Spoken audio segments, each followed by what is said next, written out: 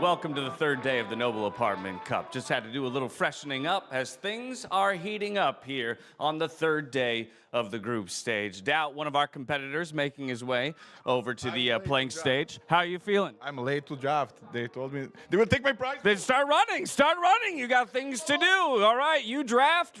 Myself and T-West are going to talk about the state of the tournament and how things have broken down so far.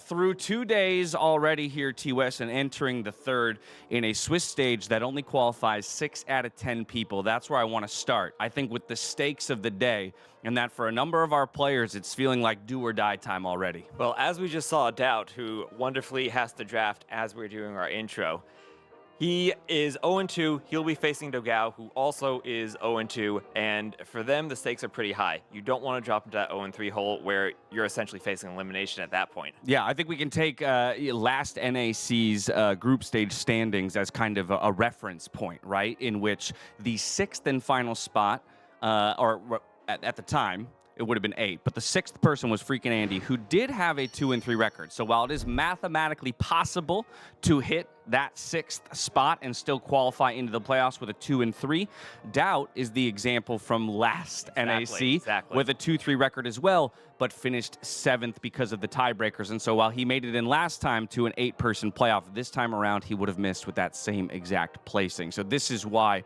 the pressure is beginning to mount, especially for the players who are still winless here in the tournament. And of course, that's our first matchup of the day. So I'll kind of turn the question on you. When you consider the performance of DauT and Dogao so far in the tournament, how do you feel about that first set? Well, Dogao's been pretty disappointed, I think, so far. He has not won a single game yet, and he's really going to look to turn things around against DauT.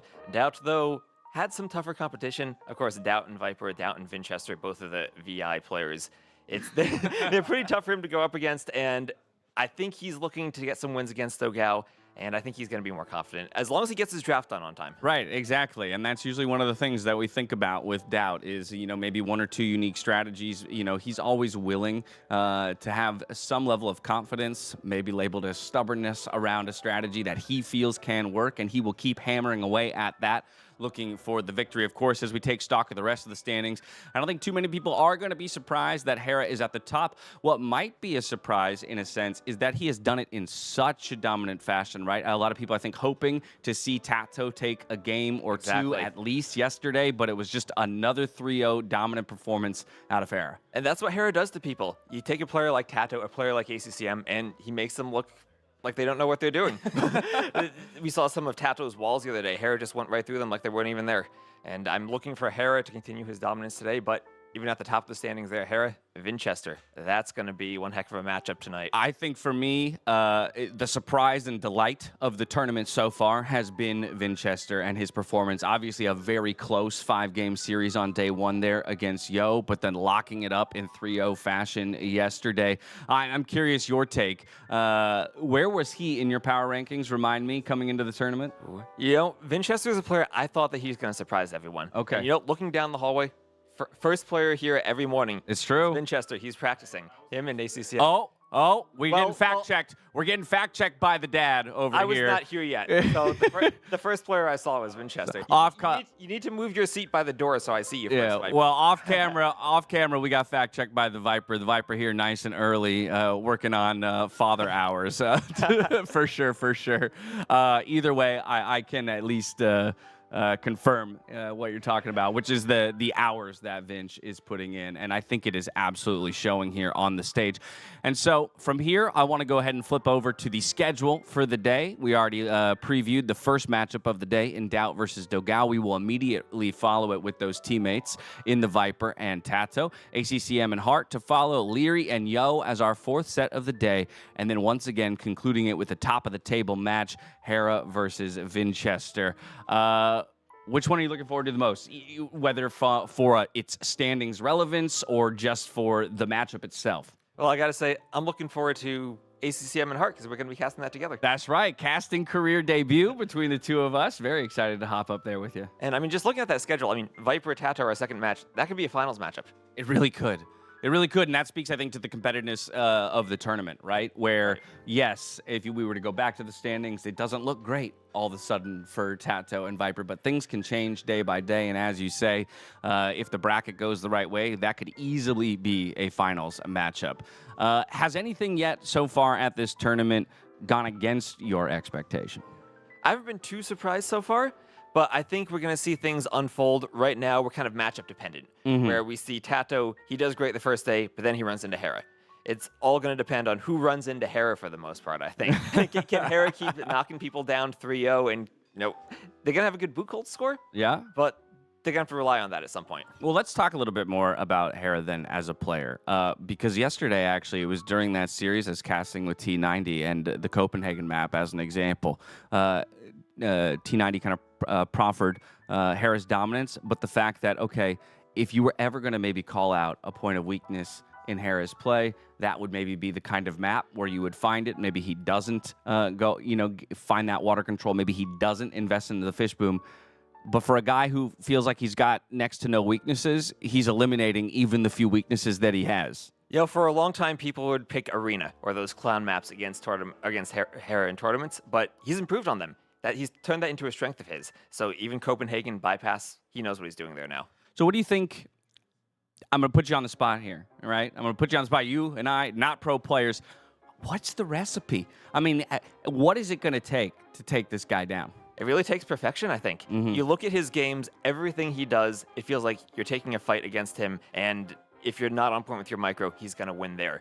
Or you're paying too much attention to your army, and all of a sudden, his eco just shoots ahead of yours. Everything he does is just so well practiced and so efficient. And it really takes maybe surprising him with a strategy he hasn't seen and making him react to it in a way he hasn't practiced before. That could be a way, or just trying to go up and match him with your micro. Someone like Liereyy might be able to do that. I was going to say, Liereyy is definitely one I think always to consider. Vinchester, actually, funnily enough, I think is exactly the kind of player who might be able to marry those couple things you just talked about. Having his perfect day, having his best day of Age of Empires coupled with, I think, his somewhat unique perspective on the game and his approach, right? I don't think it necessarily matches that of Hera or that of Viper. And a lot of times we talk about how if you are the same style player, but just a little bit behind, you're generally going to be made to look foolish, right? Because if you're playing the exact same game, then it's a no-brainer that every time the guy who's playing it just a little bit better is going to win. As ACCM decides, Don't expose him like that. He just executed that army crawl perfectly. I tell you, and then you call him out. The snipers on the roof are going to get him. Come on. I was going to compliment him. He did that perfectly. Yesterday, Vinchester walked right into the camera, and the camera tracked him. Yeah, that was the camera guy had it out for Vinch. That's what I have to say. No, moments of hilarity all throughout the apartment here. I think that also, too, gives us an opportunity to talk about, one, the fun of this event, but also, two, the way that it has kind of developed and shifted from NACs of old to the Noble Apartment Cup, getting those Noble level ups. I think that this space kind of holds like a really sweet spot, at least in my heart, right? And I adore the feeling of being in this apartment and like the closeness and the camaraderie that it provides for both us as casters and players. Look at how quickly ACCM just transitioned into from a game. Ninja crawl right into a game. That's what I'm saying. Man on a mission right there. And then, of course, Vinch sporting that gorgeous purple hoodie, by the way. I am obsessed with the purple it is a wonderful sweatwear. color. It's fantastic. He has the entire outfit. He has the hoodie, he has the sweatpants, and even the slippers have just like that right hint of purple. I got to get my hands on some of that merch. I got to get my hands on some of the GamerLegion merch as well, and that's a good opportunity. Hey, actually, maybe we got Dave coming over. Perfect timing to model off this incredible GamerLegion sweatshirt. I am a fan of like minimalism personally, and so this clean black hoodie, it's comfy as hell. Make sure you guys go check out all of the merch here at GamerLegion and NAC to support the cause. A good reminder as well, up in the top corner, I always get that wrong when I'm on camera. I always point the wrong direction. Up in that corner over there, you can see the live prize pool updating as you guys send in donations. 100% of donations go directly into that prize pool and make the pot all that much sweeter to ultimately win. Who do you think is the favorite today? Why don't we go look at that schedule again? It's right here. Yeah, what right do you... there. Starting with DauT and Dogao. I mean, I'm still going to favor DauT in this one. I think a lot of that comes down to the fact that I just don't see DauT as a guy who can be shaken, right? You know, no matter how dire the circumstances are for him, I don't think the pressure is going to play into it in any way, shape, or form. And he's been in this very space many times before. Whereas Dogao, here for the first time, right? And I think that there's an element of jitters and comfortability that you have to get to when you're diving into a new space and kind of reinserting yourself into the conversation of top 10 players in the world. Do you agree, disagree there? I think I agree with you about DauT. I still do favor him. Dogao has looked pretty shaky in his first few games. A few just little micro things I've picked up on where I look at his scouts, and they're standing still getting hit by spears. And it feels like he's not quite on point yet with all of his micro that he needs to be at the level to win games here. All right, so there's our perspective, calling DauT maybe a slight favorite here in series number 1. I'm getting word that we're just about ready to hop into it. So with that and without further ado, I'm going to hand things over to our lovely casters, T90 and Mem, for the call. Hello guys, welcome everyone to Noble Apartment Cap. This is Mem with me, T90. Third day Tristan, and in this third day, with these two players with 0-2, the destiny in the tournament for one of them is gonna be written. Yeah, I mean the pressure's on. It's do or die, but it's also like for the player that does win, they've got to continue to do more, right? Because very likely that if you do reach 3 losses out of 5, you are going to be in the bottom 4. 2 legends of the game who've been around a long time, right? I mean, everyone here has played a long time, but DauT and Dogao have played since like the early 2000s. I think DauT all the way back to maybe 99, 2000. Dogao competitively since what I remember is like maybe 2003, 2004. Anyways, big names in our scene, and they're drafting right now, but would not have expected maybe DauT to be having such a rough run so far this tournament. He's qualified for more LAN events. He's been more active over the last 4 years in terms of the top 10, let's say. Dogao maybe fell out of that a little bit and crept back in. But what do you think? Because they're drafting right now. Like, who do you think is the favorite? With how DauT's been playing, Dogao might be a possible favorite. It hasn't been great from DauT so far. Well, I know in your voice, you're doubt about this, right? Because we don't know, because I think DauT can play a lot better than he did, even if he faced TheViper. You know, but I don't think he played his best. Then he also faced, it was Vinchester yesterday, right? Yep. Vinchester is playing really good, so we cannot blame him, but also he could show a little bit more. But now he's playing against a player that also could have played better. Dogao is definitely probably, I don't know, the underdog on this in this tournament. Yeah. But then we were talking before we come live, imagine DauT losing the first game. Then the pressure is there. I think whoever loses this first game is just going to have a real mountain to climb in terms of their emotions, because they've got to be down on themselves. They understand that even if they win this series today, it's still going to be very difficult. So yeah, it'll be interesting to see kind of the players' composure today. But to the draft here, game 1's going to be Tier Garden. We've got Arabia and Tidepool then for Dogao, and then Bypass and Copenhagen for DauT. So DauT, the more, you could say, clowny maps, more arena-style maps, which should lead to excellent entertainment. So dangerous. And I happen to know Dogao hates those types of maps. So Dogao, I mean, even unprompted, brought up about, I hate Bypass just yesterday. So I think DauT did a good job there. But I think Dogao's strengths, he's keeping it simple. Arabia, everyone here has played thousands of Arabia games, and then Tidepool's a hybrid map where Dogao tends to excel. So I think this could be a really good draft for Dogao as well. Yeah, but Dogao is prepared for those cloud maps. Look at the civilization he has here. Burgundians, well known that it can be very strong on both of them, Copenhagen or Bypass. But which one is going to be for those one? Like, Burgundians was used all the day in Copenhagen. Also in some practice game I have seen quite a lot. But if he's using there, what he's going to use for Bypass? Well, I mean, I'm kind of curious because, like, maybe you could go for something like poles. You could go tower rush or make it messy. But to me, Bypass is a big question mark. I think Copenhagen, he could go Burgundians or Berbers. So I'm not sure, but I guess I asked Bypass because I know that you love the map. I'm obsessed with it. You know, you're obsessed. You're the opposite of Dogao. Yeah. I'm obsessed with it. We're chilling in the sofa there, And then I try to talk with Tristan about something. Bypass is always there, man. Bypass is always there. Obsess is the least. Well, we're gonna start with the how do you say the name? The map? Because my German, the first game.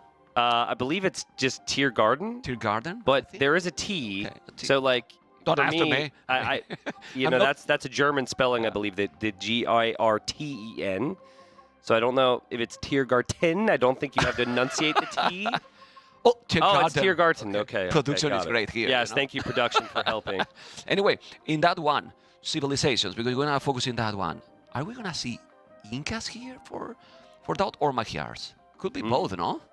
Okay, so let's think about this. Incas was played by Yo and ACCM, and I think Hera was able to beat the Eagle Pike play with a Step Lancer Civ, which looked very good. But I was saying that if Hera didn't have Step Lancers available, maybe it would have been more difficult against the Pikemen. So yeah, I think what you just said there is smart.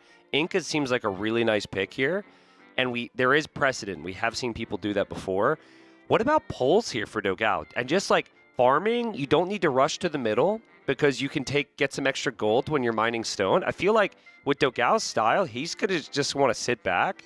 I think poles could actually be a pretty legitimate pick here. Why not? And you go 2 villages on a stone. Only you're getting gold. Yeah. Towers here and there. Yeah. To protect those farms. You can even go to the berries area to put their stone tower. And you have, when the berries are gone, you can mass farms as well in that area. So you have food no matter what. Yeah. I believe it can be a good option as well. Because Persians might be for TaToH, or even Copenhagen could be Persians as well. That's true. For how it's good, the economy and so on.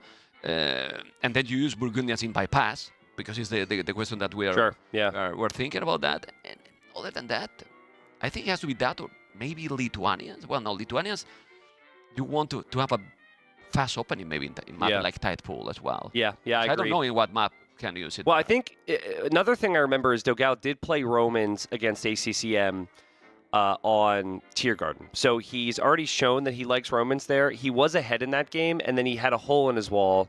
And after dropping the castle on ACCM, kind of fell apart there. So I think that's been the closest Dogao's gotten to a win. That many people felt like should have been a win for him, and it fell off. So I would say Poles or Romans there. But what's interesting about DauT's draft, excuse me, sorry, it's still early here.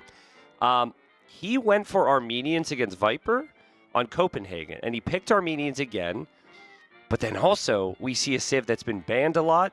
DauT has picked Bohemians. Bohemian late game on a map like Copenhagen could be really good, or even bypass. How about Bohemians bypass? Yeah, maybe Bohemians that's a in smarter bypass play. is, with all the gold and stone upgrade for free, you can, want to see, and then you do chemistry even in Castle Age to go for a fast bombard cannons, or you can, I don't know. I feel that Bohemians, for a clown approach, Yeah, it's probably pretty good. is amazing there, DauT did also play Malay on TaToH. Wow, so DauT's got a lot of these. There's a lot of stuff coming in He has good here. civilization. I was going to ask you who win the draft. For me, I like DauT draft. And that's not usually what happens when DauT is drafted, to be honest. Yeah. Because he makes some controversial pick sometimes. But Agreed. yeah, I think he's on point. Yeah, every civ that he has picked are civilizations that he's done really well with as well, which I think is a big thing.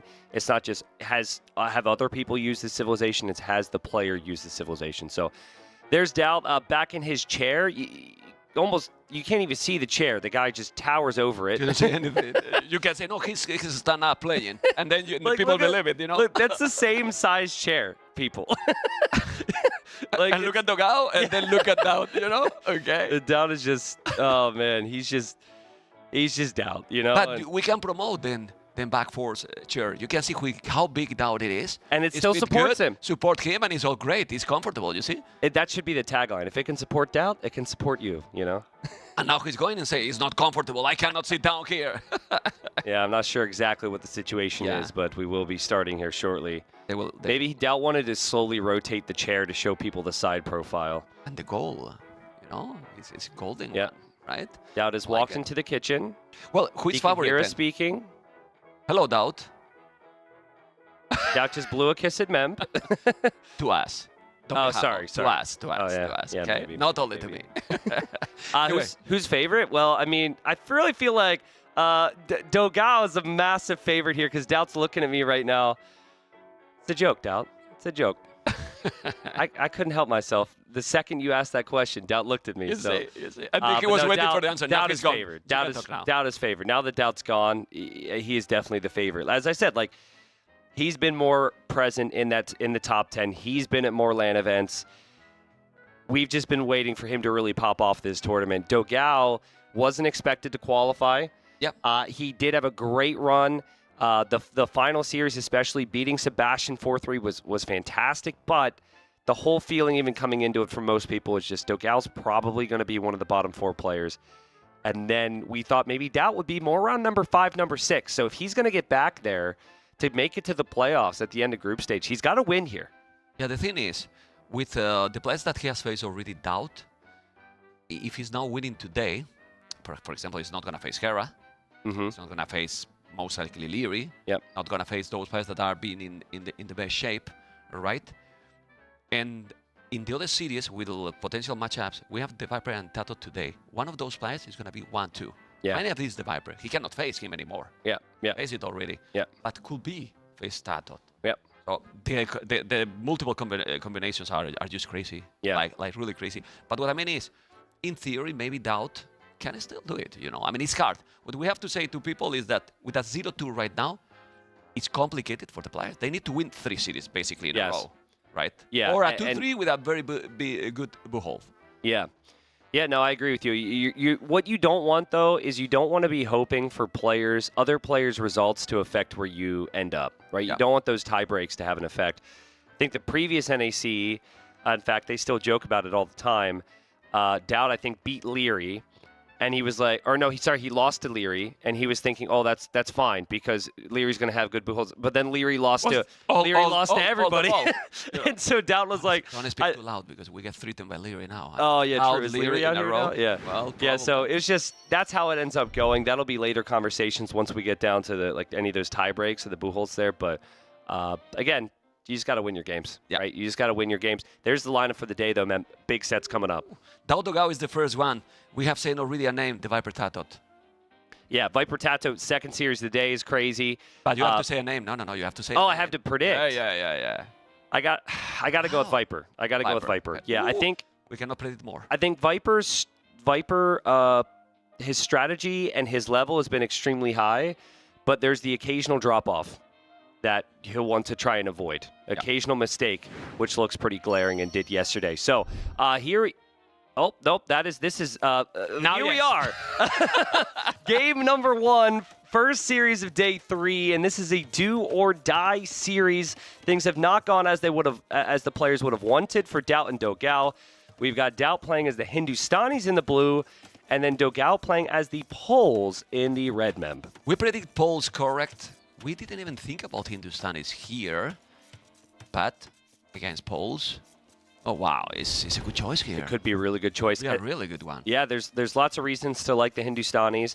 I think the biggest reason is, with any scout save these days, the worst feeling is when you make scouts and then your opponent's walled.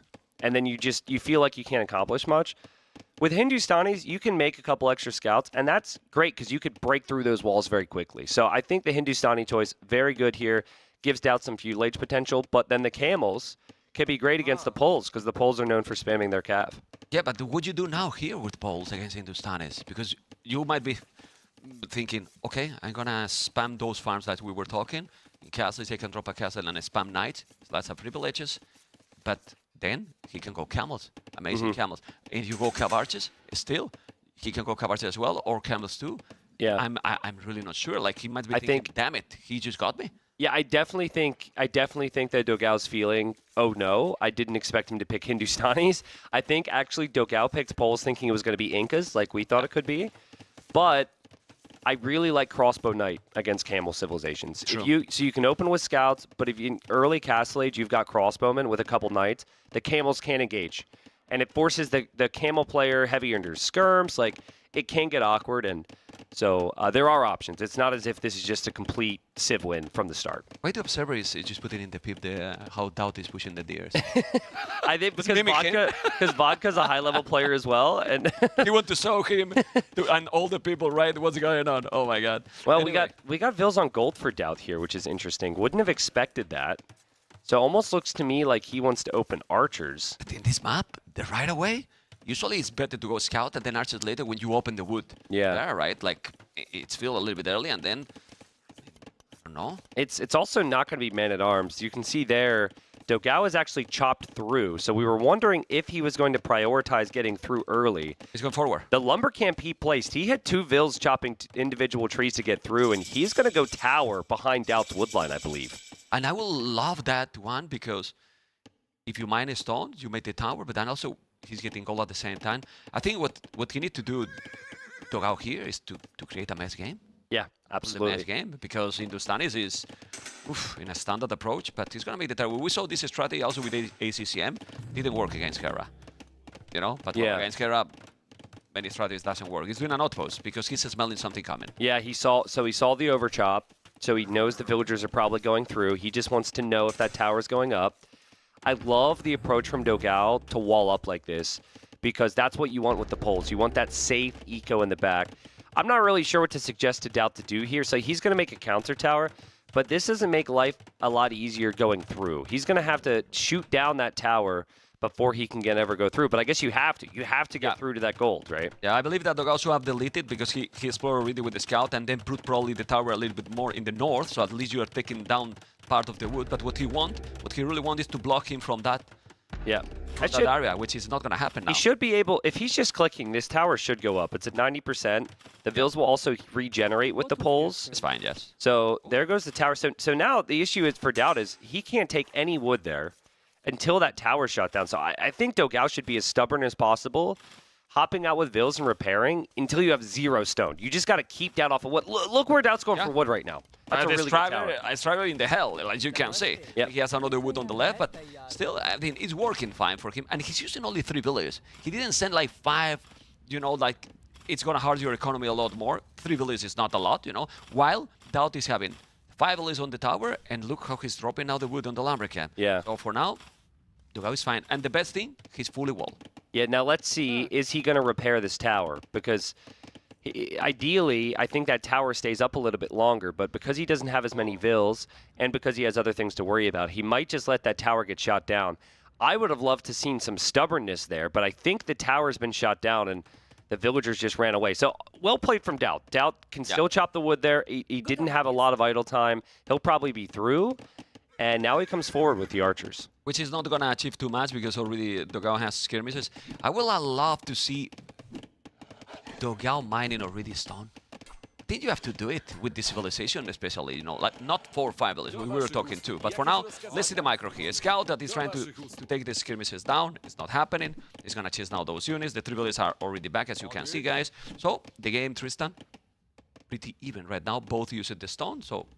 But the good thing for DauT is that he has the tower up. So he's defended at home. And the nice thing for DauT, too, is he actually keeps his archers alive. So this is where there's a bit of a guessing game on this map, because Dogao just saw the units run away, and DauT's going to cut through. Yeah. So there is no tower available for Dogao defensively. So if DauT sends his archers through, that's exactly where those archers can go next. So this is tough. I agree with you. I think a couple Vils on stone, it looks like Dogao just did this. Yes. And then he can place towers, and then he still gets the gold. It's just a no-brainer. Yeah, and also you can be active with your army. The good thing is that Dogao knows. You know, he's thinking about what you are talking, and then he keeps his army at home. So he's not going to get off ward, and he's defending for now. Yeah. You know, don't like that with poles, and the game seems that it's going to be a little bit longer in feudal, right? Well, let's see. Didn't make horse collar. Very important also with this civilization. The army is finally coming, but I believe that at home is going to be ready. Can we see where's the army from Dogao? Go on. I think Dogao's got to expect this, right? Like, he's checking with his scout. What? He's going forward? Move in. Well, he is towering, I believe. He's towering now because there is no stone. If Can the we tower's see? on the way up. It's fine. Then it's fine. Yeah, Just because in it got awfully silent here, didn't he? He's not seeing the army anymore. Yeah. He should know he's exposed. Oh. DauT's going forward. Now, DauT could sit underneath that tower, but Dogao should be skilled enough to push that away. And now he's fine. And right away, just make a palisade. Another one here is good. I don't think he should go. I don't think he should go here. Might take a village. Okay, he's taking a village. It's something. He has the fletching now. Ooh, it's gonna deny it. It's being aggressive. DauT taking the second village really down. well played from DauT. Nice. And now he's not losing anything. He's doing a really good job there. I don't know what he's gonna achieve now, Dogao, with his army, but DauT for now take the first 2 villages. And that was immediate decision making from DauT. You can't hesitate in those moments because you'll lose your archers. So there will be some skirms coming over. DauT on the other side is going to have some units to deal with, but it is also just skirmishers. So I think the best thing that Dogao could accomplish is idling all these farms. But beyond that, I mean, you're kind of liking DauT's position. He's got the cheaper vills with the Hindustanis, which we didn't mention. He's now killed a couple villagers too, and he's also idled a lot of the eco at home. Look at the micro from DauT underneath the tower. He didn't receive a single shot there, and he killed 2 skirmishers. That's sick. It's still alive. Now he's taking some damage from the tower. Not anymore. He might try to use the villages, but those villages are idle all the time. Yeah. Which is huge here. And now Dogao is idling the town center a little bit more. DauT has the advantage. Population is almost the same. But check the economy. DauT already with almost 400 resources collected more. This is working for the Lord, Tristan. Yeah, it is. It is. It's a really clean game. Now, Dogao's got an interesting position here because he is getting 2 resources for the price of 1. He is getting the gold income while mining the stone. That's not something that DauT has, so that Poles can catch up. Also, when you get Horse Collar and drop those farms around full works, that's another way that they could potentially come back. But I'm a little worried for Dogao because DauT's had the perfect opening here. If that Spearman gets sniped, these skirms are all going to get chased down by scouts.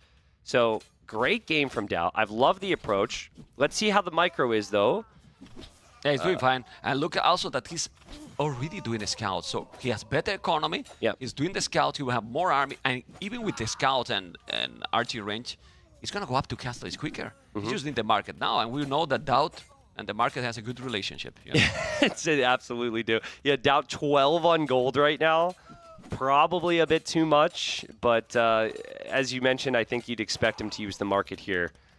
So this actually turns into quite a nice game for the Hindustanis as well, because now the opponent's on skirms, so you want to make stable units, which is what you want, right? You want to be making camels and light cav, so that's not bad.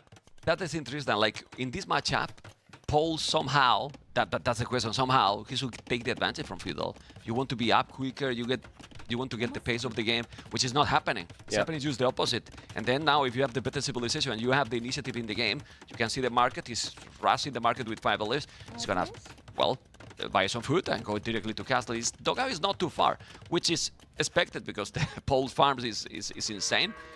But DauT has advantage here. Yeah, he's played very smooth. He's played very smooth. I also like the fact that DauT is continuing to make archers here. It's weird, but you almost do this so you can't get overwhelmed by the opponent's crossbows. If you match their crossbows, then you feel comfortable going camels. But if you were to just try and go double stable camels right now, and maybe Dogao does go crossbows, could maybe have some problems. There's the army from DauT. Dogao's going to be fully walled, though. So I don't think we're going to see DauT really do too much here with this army. Yeah, but he keeps the control. He's here with the army. He's at home is open, but he knows that he's not sending anything. He forced him to make another tower. It's fine because he's still mining a stone with 3 villages. But at this point, DauT is going to be probably booming and sending army. Yeah. Right? Like, keep booming. It was his love, you know, to have his economy set up. He's going to keep booming and then send army and try to keep this map control. Do you think DauT goes cav archers here?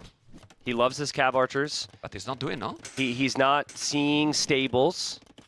He could consider cav archers with the Hindustanis. Yeah. See a range there for Dogao, so it's going to be cav archers for him at least. But no second range there from DauT. So maybe DauT's just going to play crossbow for now. Yeah, Camus Corvus is going to be. Yeah. Camus Corvus is going to be. He's not going to expect the cav archers from Poles probably. Another tower. Well, I mean, no shame on doing towers. You need it. You need those towers. And then this area is completely safe. He has trees in the north, 2 towers covering this area, another tower in the wood. He's going to be in the middle soon. Another point, maybe get in the middle with a castle or something, you know, create other kind of game. I would love to see DauT's wood line, just to see how much he's chopped there. Ooh. Okay, so he's pretty far from going through, actually. And Dogao's going to get some snipes here on the archers. Nice snipes there for Dogao. So odds are Dogao's going to be into the middle where that area of gold is faster with the town center here. Much quicker, actually. You know, it's going to be much quicker there. The farming from Dogao looks really smooth. It's amazing. But he's not going to go through there. I mean, houses, market, everything. He's in castles already. His economy looks good as well. It's only 500 resources collected more. Bloodlines and, yeah, it's cav archers. So now what? Extra TC right away. He's doing now DauT, but about the poles. Extra TC, or you go here Ballistic, because we have seen during the tournament that when Ballistic kick in, oh man, what a difference. Yeah, I mean, both these players are such boomers, right? Like, not because they've been around for 20 years, but just like how they prefer to play. They prefer to get their town centers up. So, I mean, ideally, you don't want to lose army control here, which is the issue for Dogao. But everywhere he looks, he's got towers to protect him. So I feel like in some ways, he's feeling like he can get away with it. Wow, he's actually going to drop a tower there. And he should have enough army to defend from DauT underneath his tower. I actually love this approach from Dogao. This is way better than the initial tower. DauT's not prepared to make a counter tower yet, and DauT is not going to get away with tossing army underneath the tower a second time. And losing all that army, he's now doing more military, but he's not going to cut there.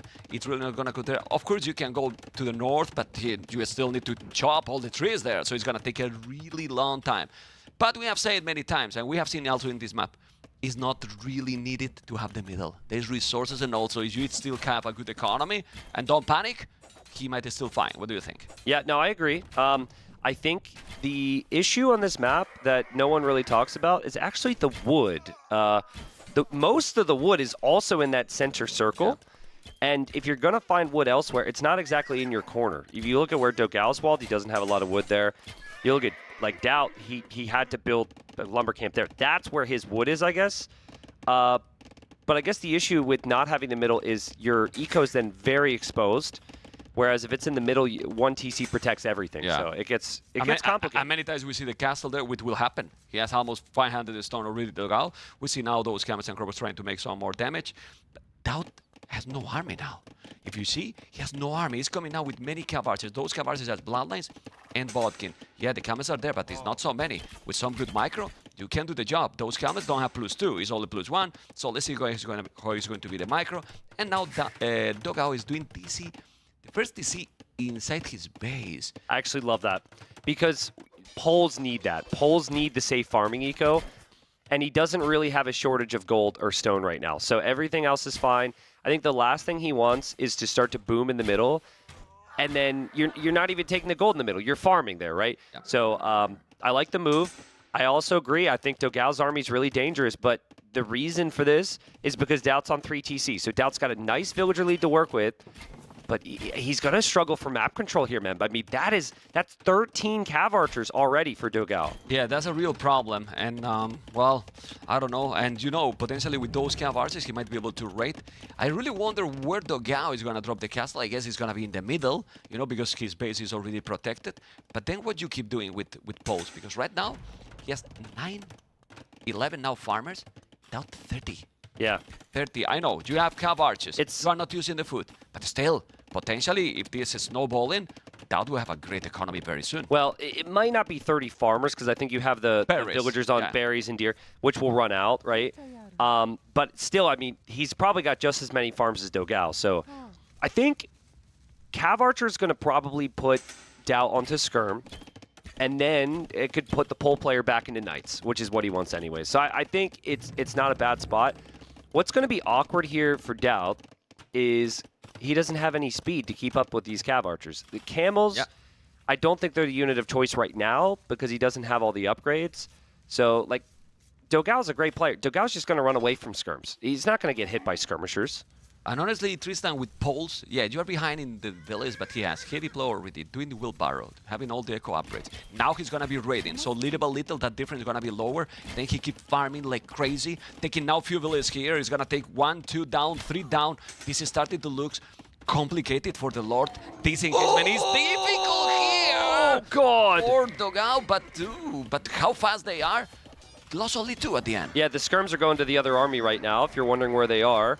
They're not next to the ranges because they're chasing down the other army. Dogao's done the right thing to just run away there. This is a good value attack here for Dogao. He kills the Vils. He gains that momentum.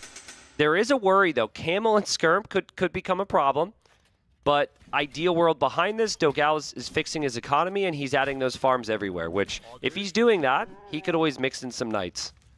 Well, the conclusion we can get for these 29 minutes is that this should be a close series. Yes, you know, agreed. This should be a close series. I know that the difference in village is now big here, but the map is also big. You know, so not gonna be easy. Even if you have that advantage to make damage now on Dogao. Fact is that Dogao is still ahead with the score. He got a better KD. The economy is definitely not better. DauT has more resources collected, but 1k resources collected more when you have 20 villages more, it's not a lot. And this is all happening because Paul's farms are insane. Yep. And as soon as he get 30, you see, he's gonna make the castle, he's gonna always kill by the armor. Maybe he's gonna spam knights. I'm wondering if Vodka could maybe just show us the gold situation long term here for DauT. So he's got the gold there on that TC. He's got 4 tiles, 2 tiles. I think I see another 2 tiles somewhere else. I don't even know if he can scout that. Yes, bro, those. Can we see his POV? Fog of War from DauT? Yeah, I mean, look at this, for you example. could see some of them. It's also a pain, right? To have to go to different 2-tile gold is a pain. Whereas in the middle, you just place 2 mining camps and you can have 30 villagers there. So that's the worry right now, I'd say, long-term for DauT, because he still can't chop to the middle. He prioritized the castle to protect the wood instead of going for the gold, you know? He's coming with that army and he was thinking, I cannot stop, but well, I like it. That's actually really good. I like it, because now he can move with his army. Yeah, he can yeah. raid and he's fine at home. Yeah, because the only way DauT's getting to the middle is through that section. DauT is not chopping through elsewhere, so... Look at the upgrade he's doing. DauT has crazy amount of food right now. He could sell some food and go up to Imperial, but Dogao can now go full cavarches and full knights. We were talking about knights and crossbows, but full cavarches and full knights is lots of privileges. It's gonna be dangerous. Do you think it's a node, or maybe this commitment in Castle is this late? It's not a node. No, I like it because you don't actually get good imp grades on your cav anyways if you're Poles, right? It's not like you get final armor. You don't get final armor, so just stay in Castle Age. You'll obviously benefit with your cav archer upgrades, but the cav archers are going to be fine for now. I think Dogao knows he's ahead in army, he's ahead in map control, but he's behind in vills. I like this pressure, and DauT is going to click imp, but for the next couple minutes, he could have knights raiding his eco all over the place. There's the +2 armor now for Dogao. How many stable he has? Can we check it? How many stable? He's doing a lot. He's doing already 4. 5. 5. Yeah. 5 is stable, so he's gonna try to spam knights non-stop. And this is what you have to do. And remember the day when we were talking about the gods strategy that you need to spam with the huge cast. Yes. He has to do this now. Yes. You need to spam. Yes. You cannot be greedy now and say, no, let's go up to Imperial. Why you did the upgrade, And you right? don't... Even Ballistic Tristan is doing absolutely all the upgrades. And you don't have to look at this like any other civ. If you lose knights, whatever, they were cheap, right? It's not a big deal. It's all about map control and putting your opponent under pressure. But well played from DauT. That castle's very good defensively on the side, so the raids won't accomplish much there. And then DauT does have his army waiting in the north near that TC where the cav archers are as well. In the north here, he was getting, as you mentioned before, so many on food. So if you denied all this, he doesn't have yet DauT that many amount of farms. So if you go now with those cav archers and many more knights, you can take the job or not. You can do the job or not. It's still camels there. Those camels are not yet +2, but it's gonna be in a moment. The skirmishes fully upgraded. It's still a dangerous army, and when he's in Imperial, he need to commit now, Dogao. Yeah. You need to commit now, because if you get heavy camels and +3 for those skirmishes, oh boy. The thing is DauT's not going to be able to afford to get heavy camel and all the skirm upgrades, right? He's only going to be able to choose one. So we're going to see how the fights are going to go and how much army DauT's going to have remaining. +2 armor for those camels are great, but the cav archers can still slice them. The skirms have completely disappeared, Mem. There were 30 skirms there for DauT. They're mostly gone now, but the camels are holding. The camels are holding, but check the queue here for Dogao. 17 knights on the field, 13 in the queue. He's spamming like it was skirmishers. Yeah. He's spamming the knight like crazy, and now he's gonna keep going. The cav archers are there. He's gonna be able to clean all those camels. Only 9 camels. The camels will be in Imperial, but he doesn't have the resources. DauT need a castle here to stop this push. Yeah, you have the I stone. think so. Yeah, because you're thinking right now that maybe you held, and if you get heavy camel, you could push back the knights in the CA. But this is not the time you want to get overwhelmed if you're DauT. Feels like DauT maybe has just enough here. It's so close. He doesn't have army. No, he doesn't have army. It's only 9 army from DauT. 7 now. It's little one monk. He doesn't have the military. 24 for Dogao. What Dogao should do, for example, is to send 2-3 knights other spot. Yeah. Now that he's busy, he could raid and pick villages from I DauT, agree. because right now DauT keep his economy safe. Yeah, I agree. DauT's going to get that castle up. He's going to have heavy camel in 50 seconds. He's already an imp. He's still up by 8 or so vills. DauT's got 3 relics, and DauT has gold for now. So maybe that engagement is But look, pretty Tristan, good, and maybe he's okay. he's in Imperial and still doesn't have a single upgrade from him. That camel upgrade takes forever. Takes forever. Yep. You know, doesn't have any upgrade yet. Not +3 also. That's why he doesn't have any skirmishes. Here's where now Dogao, that is still with the score lead, he's already a little bit. You have to create the chaos because there is also where DauT suffer. I want to see DauT cut to the middle with the trep. Oh, well. I'm serious. Like, now that he's got heavy camel, he's going to completely dominate. Just use the treb, take 2 trees, and you can actually go to the middle here. It might. Yeah. It's like a caster thing to say, but maybe that's the legitimate play here instead of chopping. Because if you try and chop, he could use cav archers to kill your lumberjacks. Okay, what other unit we could see? I mean, he's going to make another castle with those cavalry. He's trying to stop the camels. It's Hindustani's camels, They're but they so attack good. faster. They are really so good. And they don't even have the +4. Yeah. You know, they don't even have the +4. But honestly, for the situation, ooh, this is what he needed to do. I think Dogao is still doing a great job, honestly. With this situation, look at the population, both with the same population. 57 Poles farmers. Yeah. And those are farms. And he's Pure got gold farms. in the middle. And he's got gold in the middle. It's all farms, you know, has gold in the middle. If he's going up to Imperial, what will be now the combination? Or he doesn't need to go. I think doing army. So in a normal circumstance where you're not under immense pressure, when you make it to Imp, as that treb is going to go down. The last second, man, that treb which was going to cut the trees as you mentioned, Yeah. not anymore. And now he's raiding. Now he's raiding in the north. He's there with the cav archers. DauT has 125 villas. He still have no economy. And Dogao is on the way to Imperial, and he will be in Imperial with almost 2,000 foot. Yeah, he's going to be crazy eco. Mem, I think a Hussars? key thing here Raiden. is will DauT research chemistry? Because normally you do, and then you can add hand cannons against infantry. I would love to see Dogao consider Obuk here. I know they're slow, but against the camels, if you mix in those Obuk, which shred the armor, the camels do not do well, and then it opens up the opportunity for the knights and the cav archers to run around the map. Yeah, again. they have a lot of HP. The problem is what you say, the mobility. You know that the mobility is always tricky. These cav archers, if I'm not mistaken, can be heavy cav archers. They have also arbalists. You don't want to go arbalists against Hindustani. They can go gulams and they melt them. But if it's denied, he's going to see or not. We need to see those Doesn't see knights. it. I think he saw it. No, he passed away and didn't see that one. Would be a DauT castle, but no, it's not happening. He's doing now the +2. Check that food, man. It's crazy. Check that food. Yeah. He's going to go. And the Hussars from Poles, they are crazy. Yes. They are crazy. You can raid all over, and you don't need gold. And I you can think- spam. I mean, if you Obviously, are against the before, camels. you couldn't have Hussar because you were Castle Age, so we wanted to see Slasher Privilege, we wanted to see Knights.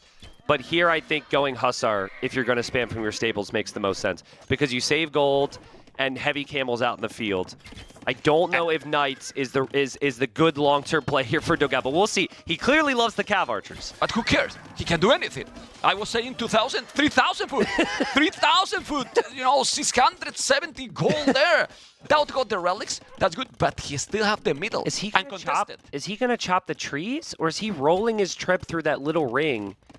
He's going to go for the tower. He's two Don't trees worry. away. He's gonna cut. He's gonna cut the I don't tree, think he's going to worry. cut the trees. No, okay. I mean, I want him to. I think it's a good play, but it's hard to think about in the moment. You're just thinking about... Look at this economy. He's doing Cavalier, heavy cav archers, +3 chemistry. He's pop limit already because he needs houses. I mean... There we go. Did he just click a tree? Lego, Tristan! Okay, he got one. There we go. DauT's going to be in. DauT's onto it. He's going to be in a second. And Dogao might not expect this because it isn't something you see all the time. There we go. DauT chops the trees with the trebs. But the good thing, Tristan, is that he still have mobility units. He's going to be able to go there with all his units. Whoa. Obviously, the camels are there. Imperial camels already. Imperial You camels. need Obuk against that. Ooh, you need something else than what he's doing. Heavy cav archers are good. Cavaliers are good. +4 attack, but those camels... Oh, God. The camels are in the right position, and the cav archers are completely out of position. There is a chop there from Dogao. Maybe he could run through, but this could be problematic for Dogao. He needs army here, man. He needs something else than this. Where's the Cavaliers, actually? He got 5 only. Well, a lot of cav archers. A lot of cav archers. Remember that this civilization also got bomber cannons. You will need probably bomber cannons to stop those. He need to take the traps. There's gonna be DauT gonna make a castle in the middle. This is only the first game of the day. And I can tell you, Tristan, third day of the day is gonna be a lot more epic than the first and the second because now a lot of things matters. This is so important. It's like an elimination game, basically, Yeah. this series. So, let's see those. Cav archers. Camels are coming. 3 And Camels Trevises. in. Oh, man. The Cavalist is trying to snipe those Trevises. He's going to be able to do it. I think he won't do it. Those are Imperial Camels, and the Imperial upgrade, Tristan, is not that long as the heavy camels. And look at this. Good micro. How many camels is still alive? A lot, Tristan. Yeah, and DauT can make more because he's going to have access to the gold. It was so well played from DauT to have the Trebs ready, build his own castle here, and just send everything to the middle. Right now, I think Dogao might be questioning making more Cavalier. Like, does it not make more sense to mix in Obuk in front? You need something that's not on a horse in front of him. Yeah, well, it's true that the Khazars will die, but the thing with Khazars is that you only need food once you make the upgrade, so you can't expand them forever. Of course, you will need more farmers. I don't know why he has 40 farmers when he's not getting raided. He's have more, well, those farms here in the middle, right? Yeah, it is such a dumb question to myself. Okay, Cav is going back. You have to be careful.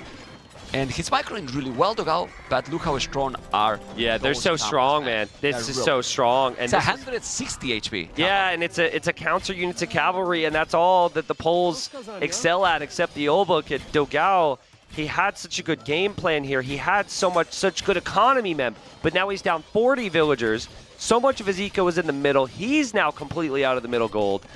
And before we thought DauT was maybe going to lose this game because he didn't have the gold. Now he's got the gold, and it's coming in faster after the unique tech. Well, you know what? I mean, he probably didn't think about that. He just needed to wall the woodland with the stone walls. Yeah, that's interesting. You know, might be weird, but you have to wall, and then he can't access here kinda ever because you need to cut the trees, you need to take down the walls, and it's not gonna happen. That now with this battle, look at DauT. 200 population, Dogao is struggling a lot. Almost 50 villages behind. Military numbers is similar, but the value of that army is a lot better for DauT. Yeah, and you can sit there in that choke point and try and be cute, but the second DauT actually clicks his army through, DauT needs to click his army through. DauT, click your army through. Okay, well, if DauT clicks his army through, he can get on the other side of those Cav archers, and those Cav archers are just going to die anyways, right? So this is amazing for DauT. He can trap down the gate. He can push this back. Dogao seems to realize he's got no answer. Look at his face. And DauT, so happy, I think, to start off with the first win of the day. I would say relief.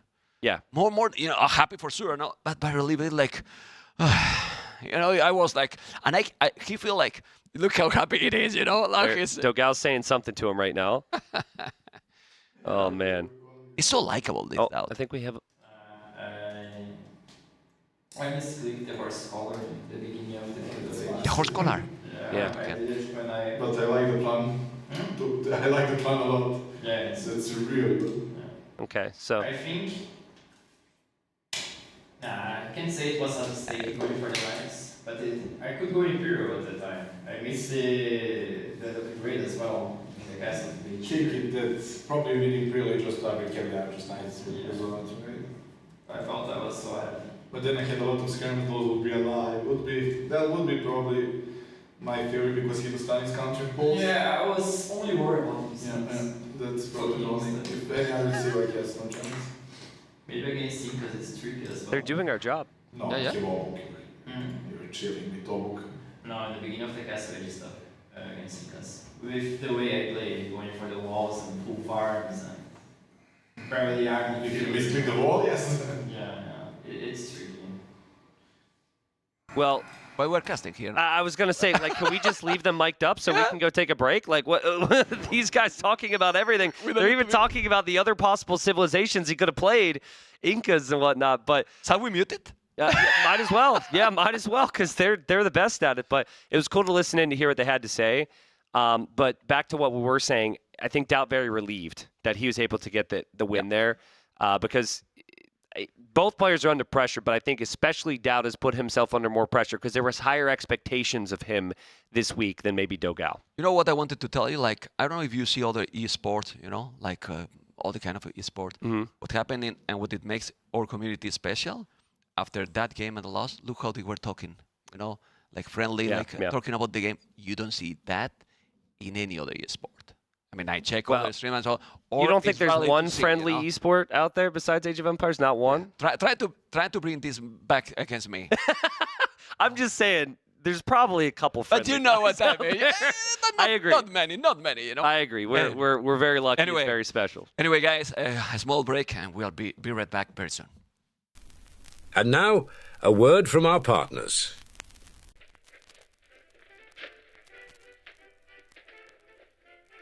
A mouse! A mouse! What is it, dear? Why you rage? Oh, honey. That's no ordinary mouse. It's the Reaper 250. With this mouse in your household, you never have to be scared again.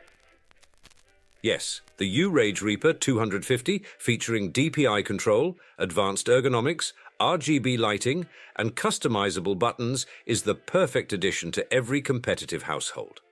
Why U-Rage? It's all good. Get yours on Mueller.de.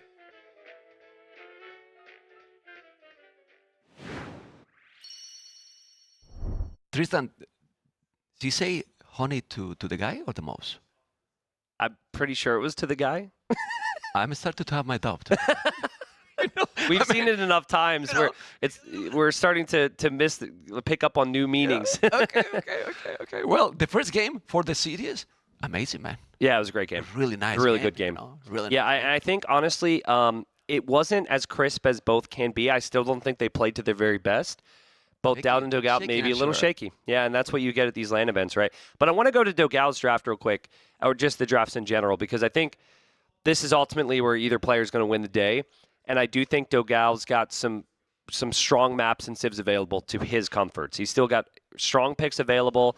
I know he has Tidepool available, and I believe he's also got Arabia there. So I would expect him to go to one of those maps. Now, you have to remember... It's Arabia. It's confirmed. The It next is map. Arabia? Okay, so if it's Arabia, does he go Persians here? Or does he say Persians for Tidepool? It's going to play Romans. Romans on Arabia, okay. Like, you think about the others. Don't think it's going to be Copenhagen. You want bomber cannons in that map. You know? Mm-hmm. Bypass, I see Burgundians. I see Copenhagen Berbers. Unique units are great. Yep. You know? And then Tidepool, Persians or Lithuanians. Okay. But then if you pick Romans, you are not going to use one of those, Persians or Lithuanians. Something is missing to me now. Yeah, So yeah, maybe... The thing with Arabia is you can pick anything, actually. What? And except Burgundians, the other civs are all okay on They're all Arabia. good. Yeah, Right? You're right. Arabia offers... It comes down to gameplay a lot at the end of the day. I think... And what the other pick? What Scout maybe DauT go didn't pick. Magyars on Arabia? No. Seems he didn't pick Incas then in the first one. He's going to go Incas. Oh. Do you think? Yeah, I could see it. DauT loves The his Eagles. Eagles. Because if not, where's going to use Incas? Yeah. I don't feel it. Incas is going to be in bypass. Yeah, and I know? think maybe DauT would maybe do Bohemians or Malay for Copenhagen, Bohemians, Malay for bypass. Here we are in Arabia, and we have our answer. It is going to be the Incas for DauT, and it is going to be the Lithuanians here for Dogao. So Dogao has had a rough start so far here at NAC. DauT also down 0-2, but he got the first win. What do you think Dogao needs to try and do here to get a win on the board? You need to go very aggressive. Like very, very aggressive. If DauT get the initiative with Incas, you're not going to make it. The good thing with the Lithuanians, skirmishes, spears, faster. He need to go really quick up and try to put the pressure. Don't let DauT get the initiative. Yep. And from there, need to have the pace of the game. Otherwise, we'll know how good DauT is with these civilizations. He's going to use the market for sure. Yeah. You know, and we'll try to go Eagles. He's going to try to go Eagles. This is going to be... Dogao's going to be dropping town centers to try and add eco, and we're going to see DauT sell that stone. I think DauT is not going to want the second and third TC type of game. He can do it, but I think against Dogao, he's going to feel like he needs to get the aggression in. And I remember that's what he did in the past, like when he played up against Viper on Arabia with the Gurjaras. He was all in 1 TC in Castle Age. But that's what's unique about DauT. He still plays Feudal Age rather aggressively, but he tries to get just enough aggression so he can sell his soul at the market and then really force the issue in Castle Age. Do you know what I see here right now without checking the map from DauT? And we didn't check close yet. Back gold. Paradise map. No, all the important things. 2 woolens at the back, gold at the back. Yeah. The birds are in front, doesn't matter. He's going to go with the barrack, probably covering that area that is in front on that one. then one archer range will be needed for sure, or maybe not. Who knows? He's going full eagles, double barrack in feudal would be cool, but I like his map a lot. While if we check Dogao map, that I have to say something, like Harry's forward, goal forward, the goal in the hell, the stone is at the back, wood is at the back, but the most important here is forward. Yeah, I mean, I agree with you there, but I think the buildings he's going to build right out in front of that. Yeah. I think I've seen worse ones, so I think he should be able to protect that. Maybe build on the little hill in front of the berries. Look how there. far he's going. Yeah. To, he's to, going to try walk. to protect that area, right? Okay. But what is DauT's opening going to be here? See, Incas have cheap spears and skirms, but that's not really DauT's play style. DauT's more of a man-at-armor eagle style player, so I think he might be considering. Yeah, I see militia now. He's going to try man-at-arms. It seems. Yeah. It's a DauT gameplay. He's going to try to be aggressive, and I like it. I think it's really important to be aggressive here. As you can see, he's going up very quick, Dogao. He's going up as fast as he should. Right, Tristan? 17 villagers. With Lithuanians, you get 100 extra fruit in the start, so you can afford it. And he's already the barrack DauT, so he knows where his opponent is. Yeah, and if Dogao spots that eagle, he can turn around, come home, and go kill that. But I think his scout is forward right now. The scouting for Dogao here is critical because the militia are already on the way. So if he doesn't know it's man-at-arms, a lot of players are just going to assume things these days on Arabia. Yeah, this could be painful. And this is the thing. Like, when you're up against DauT, you have to respect this possibility. Most other pros, they're just so against certain strats, you just know. But with DauT, well, maybe DauT's such a man-at-arm player that you should know this as well. But, okay, he sees the vills on golds. I think that should tell... Well, especially with the barracks, he should know men-at-arms are coming right now. Yeah, but you kind of need gold, because if not, he's going to have full skins. You really want to go full skins against a civilization like Lithuanians, that you know that you can go scout, but also you can go skirmishes quite early. So he didn't see the militias, that's good, but these 4 militias. These 4 militias, and look at the resources for DauT. Yeah. He can do men-at-arm after 4 militias, double attacks, all the upgrade. It's amazing. It's amazing, but he need to get all together, and now it's going to be very dangerous. I like a lot that he's doing the spear right away just to counter there, and he's doing an archery range. He's walling the wood. Look at the archery range he's doing. He cannot even make farms on the TC. Yeah, hate it, right? But that's a panic range right there. Yeah, exactly. He just feels he needs a couple skirms out or archers out quickly. But I think for Dogao, I understand there is a lot happening here, but I can't help but feel like I've seen him not panic like that many times, right? He's got the walls down. He's not going to immediately lose a villager. That archer range is just painful to me. Yeah, it's really not needed. It's really not needed. Okay, still open at home. Let's see what is he cooking now at home, Vodka. Archer range expected, and he's doing his archers. He's walling. I love these walls. Efficient walls. You are not spending a lot of resources, but you need to wall in time. The spear is going to be there. 4 scouts are coming. I think with the spear is going to be a way. He should commit. No, because that's really well done there from Dogao. Yeah. Because if he waited an extra second, it's 2 spears, and he can never snipe the first. Then he can snipe the second one. And he's going to force now DauT to do another. He has already there. As you can see, the men-at-arms, they're dangerous, but the men-at-arms didn't do any damage to Tristan. Yeah, so I've seen this so many times with DauT. DauT just wants that army to force big feudal age investment from Dogao so he can go castle age. This is not about getting kills. This is all about making Dogao make 5 or 6 scouts, 7 scouts, 10 skirms, get fletching, all these things. So this comes down to how quickly Dogao can kill this. Because if Dogao can push this back fast enough and then start to threaten DauT, then DauT can't rush to castle age. Then DauT has to stay in feudal age. So, because people need to know that even if you think that DauT has invested quite a lot, these units are cheaper for Incas, you know, while Dogao is investing in the scouts, skirmishes, there's no discount for him. Exactly. So, as you mentioned, he's going to just make the market and will try to rise the castle. It's at least that Dogao is going crazy. Maybe, I don't know, forward tower or something. But it's kind of hard to see that because he saw all the resources at the back. It's such a crazy thing how much army DauT makes. He just makes so many different types of units.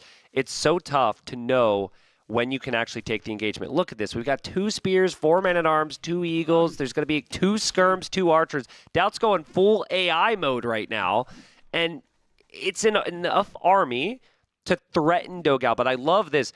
If this wasn't Lithuanians, Dogao would have much bigger problems, but he's able to hit and run with these skirms and he's been very patient here. And look how many villages on goal he has already, DauT. Yeah. He's preparing, man. He has already 8 villages on goal when he's not producing anything. So the production is already stopped completely. He's just going with this army. Does have a lot of farms, but he's gonna still trying to get that hill, keep it there, and he's working his way to go up. This is so DauT. Like, everything about this game is so DauT. I can list 5 separate games where DauT has done the exact same thing. Yeah. Trying to go extended army and feudalage, all the buy time so we can get the castle. But I love Dogao's play so far. With the exception of that archer range, he is whittling down this army. And I don't know if DauT's going to have time to get to Castle Age. All his army's disappearing here. Yeah, and also what I like a lot for Dogao, he didn't overinvest on the scouts. He keep them alive. Yeah. He's not losing them. He's doing more skirmishes. He's coming now with fletching. He's going to chase those units. DauT need to go back because that army, as you mentioned, is in danger. He's going back. So many scouts and skirmishes. He's going to take everything. He has fletching while DauT don't have any upgrade. Now he switch and put 4 villages on goal. He's doing another building that I don't know what it is. DauT. It's a second barrack? Yeah, it's a second barracks, but Memp, he hasn't clicked up. It's nowhere close. The KD right now is going to be 14-2 for Dogao. And it's not like these skirmishers can't chip away at villagers as well. So even though DauT's got the walls, he didn't fully protect his gold. He's got to drop the tower now. Then the market is not going to work like we thought. Not anymore.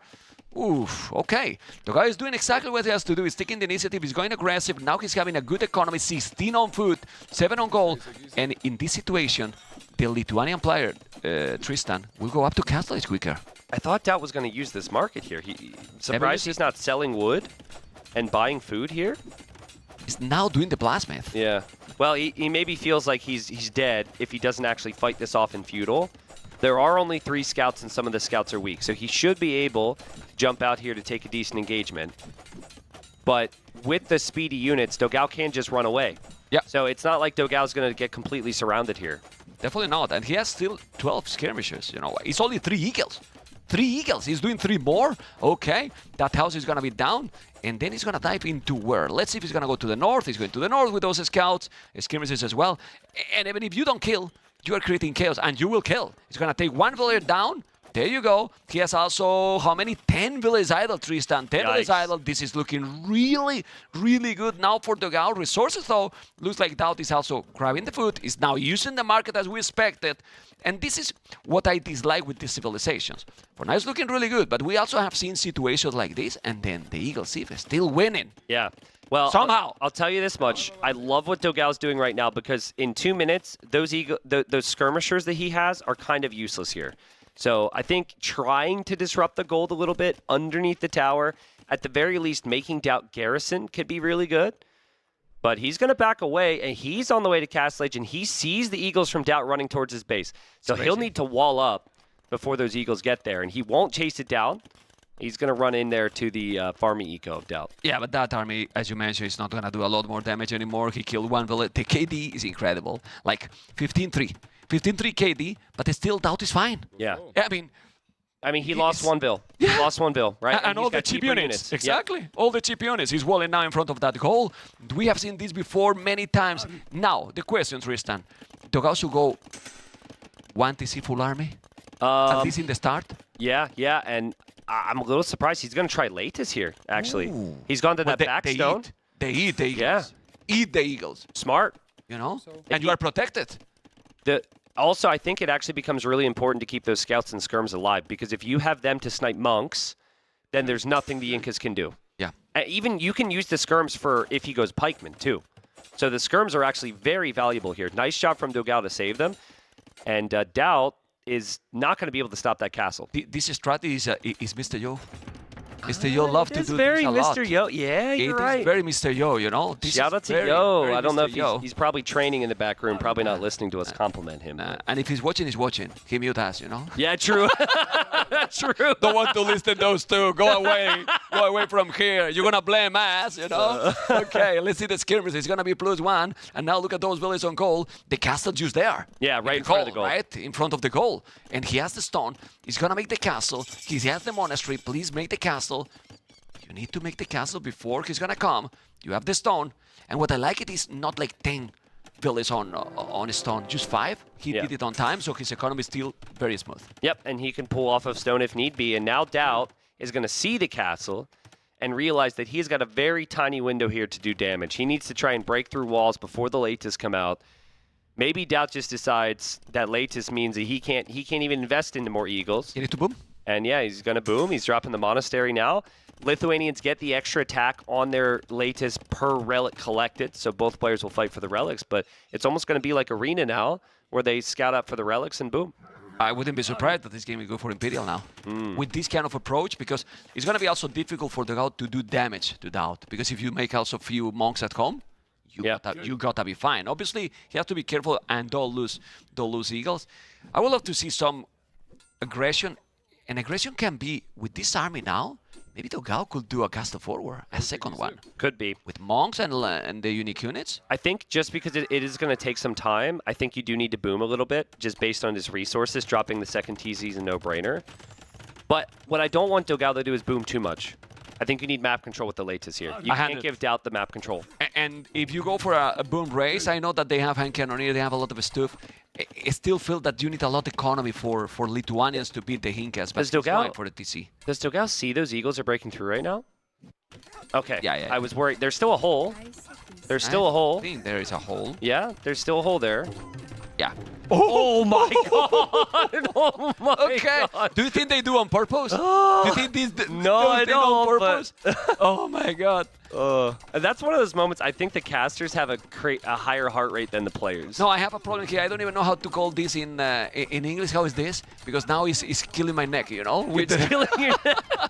See a doctor, man. Oh! Oh man, that's why the players mute that, because we scream when these things happen. How is possible that in this situation he let the Eagles go in, Tristan? He had all the time in the world, man. All the time in the world. He's so good. Like, this is just not something you see at DauT. Would love this because he actually gets some value from the Eagles. He's also going to snipe the Monk. Like, the Monk could have been in the TC, and Dogao's just not able to keep up with DauT today. And DauT's situation's fantastic, if you ask me. But look at the Echo KD. Yeah, true. That's true. One Vil. That's true. That's true. Only, and those unique units are really holding with few of them. That's true. Few of them. So it could be a disaster. It's more or less okay. But now he's 4 villas ahead. We just grow very used to that not happening, right? And I agree with you. He's still making Latest. He's still in a position to kill off the Eagles. And he's a Lithuanian, so he could still compete with the boom. Only 5 Vils behind. And there are the Latest now. How strong they are that he's dealing with them without a single upgrade. Use Bloodlines. Yeah, that's He doesn't have any upgrade. He has, and economically talking, Wheelbarrow, Horse Collar, Bozo. While DauT totally taxed. DauT economy not the best. He's floating 800 wood. A lot of wood. But look at those unique units. Still doing the job. Yep. He's going back a little bit, and he's going to clean absolutely everything here. He's fine. He's stabilized. And now he's going to keep booming. Ooh, he did some raid here. Still, DauT is doing the job. He's taking the most he can with those Eagles, and now he keep doing boom and more TCs. So DauT drops TC number 3. That has not happened yet for Dogao.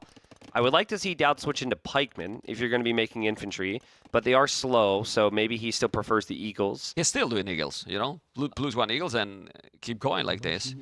Also, I like it a lot.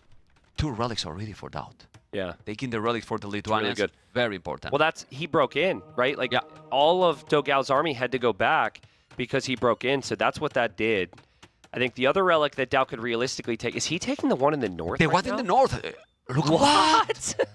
Look at that. That's so far away. And he doesn't see any other. Yeah. And look what he's doing. He's coming with the Mon to the right side to explore the rest of the map that he didn't. But Dogao knew that relic was there. Okay. Dogao was scouting with skirms earlier, so he noticed. That's a great pickup there from Dogao.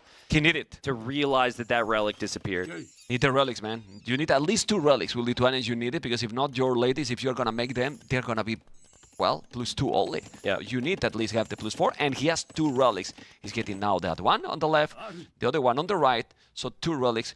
The one on the right completely at 3 o'clock, I don't think they see it. It's quite too far. He's trying to make some damage here. Now light gaps, and village number, again, DauT with 12 villages more, so DauT need to attack, and I think, Dogao need to attack, and I think he knows. Yeah, DauT's got most of his army in the north right now, so he won't be able to do too much about those Latest. He's gonna deny that TC. There's a TC that's been going up for a while there from Dogao. Oh my. That TC could be denied. It's 90%. He drops the houses. But he's open still But here. now he's open. Yeah, so now the Eagles are going to get into his base again. And so he's going to have to bring the latest back home. DauT, again, has got to be thinking, man, if I keep this up, I'm going to find quite a few villager kills this game. Look at the monks here close. So if he's going also with the unique units, he's going to take it. But he's raiding. He's raiding now some villages. He's taking another one. That feature here with the production is amazing. We see the both spot at the same time. And the still 4 TC DauT boom is crazy. Yeah, it's really good. It's kind of tough right now for Dogao to decide on if he wants to engage, but he just got devotion. So I think he's going to try and take the fight against the monks here. He can't let DauT keep doing this. We've been waiting for that big clear And up. no pikes. So he's got to clear this up. I think we're about to see it. He did get light cav, and I think he's going to wait for 1 or 2 light cav to hop out before he takes the engagement, just to see if he can avoid getting any units converted. I mean, these units are great. They should clean all, but why he's not doing some upgrade, like some armor as well? Yeah. Like, he's going to be a lot more efficient. Now he's coming with these. He's not rewalling. Why he's not rewalling? Taking another village here. Well, he's on the front. He is on the front here, and he's going to kill this off. That should be an easy clear up for Dogao. And remember, they're doing a million different things at once. Yeah. So he went forward first. Still really doesn't want to engage against that army in his base. But remember, at this point, you just got to go back and clear that up. Just get rid of it. Yeah, need to kill it. Need to kill it. And I feel that Dogao is going to make the second castle at home, probably in this area where that TC is getting raid. Light cav. You know, Light cav. are there. He's Light going to cav. take the monks. He's going to kill those monks. 1 monk down, second monk down. Where is the ladies? They need to come, the unique units. And now you can clean all. You can clean all of them. They are +1 armor, but I don't see the other units. Where they are? Now they are coming into the screen, and he's going to clean everything. The boon difference is a node advantage here for DauT.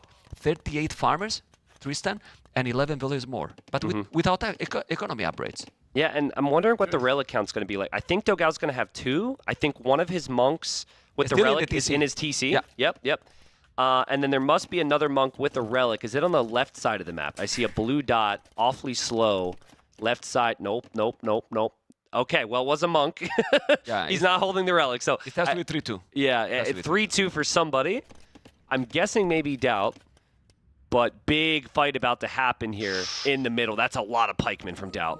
Yeah, you don't want to go. But the biggest problem is the monks, because you convert the 3 of those units, and then it's a big deal. Look how many pikemen he's made already. It's so cheap. And DauT's economy, even though maybe his upgrades are a little bit off, DauT's economy's been insane behind this, with 45 on food. Yeah, it's absolutely amazing. Look at those likes coming. I mean, we can zoom out a little bit to show the viewers the boom, the full boom here for DauT. This is crazy. Yeah, and you know with what's all impressive? these battles, you know that is happening. What I loved here from DauT is he hasn't actually relied on being fully walled, right? Like It's open. Dogao was counting on being walled, and then the walls got broken down, and then he had problems. Yeah, Dogao's just playing, DauT rather, is playing open. He's got outposts everywhere for vision. He's just simply reacting with army here. Well, it's true that they've been attacking a lot. Yep. So he's been getting the initiative. There's a lot of unique units, and now Dogao need a forward castle. Now with those units that we have here, he need a forward castle. He can't wait for Imperial. Is DauT is ignoring- about to go up. Tell me. Sorry, man. Is ignoring armor enough against this, though? That's a lot of pikemen, and that's a lot of monks. Yeah, the castle is forward, but not the castle that I was thinking, you know? I think Dogao looked at that army from DauT and said, I can't place a forward castle. Yeah. And now his monks are going to get sniped. So the monks go down so he can't heal, and his castle is going to be placed somewhere else. Yeah, but those unique units are +3 already. He got forging. He has 2 monks. It's true that if Dogao just stop doing villas, he's going Imperial as well. Yeah. He's going up to Imperial. He's going to convert. Now, why do you need to take this battle? Come on, go back, man. You need to go back. This is crazy amount of pikes. I mean, even if you have those units that ignore the armor and you have the relics, doesn't matter. You're going to lose everything. You need to wait.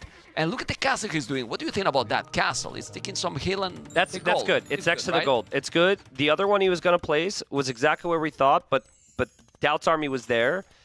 I think Dogao's going to try and force a fight before Imp here, though. You do not want those pikemen to become Halbs. If you can kill those before it's Halb, you've got a really good chance. Well, but the truth is, if you are having good economy and then you go now hand cannoneers and keep those unique units alive, you're fine as well. That's true. You don't need to rush, maybe. Just don't lose your castles. Keep it there. Do hand cannoneers.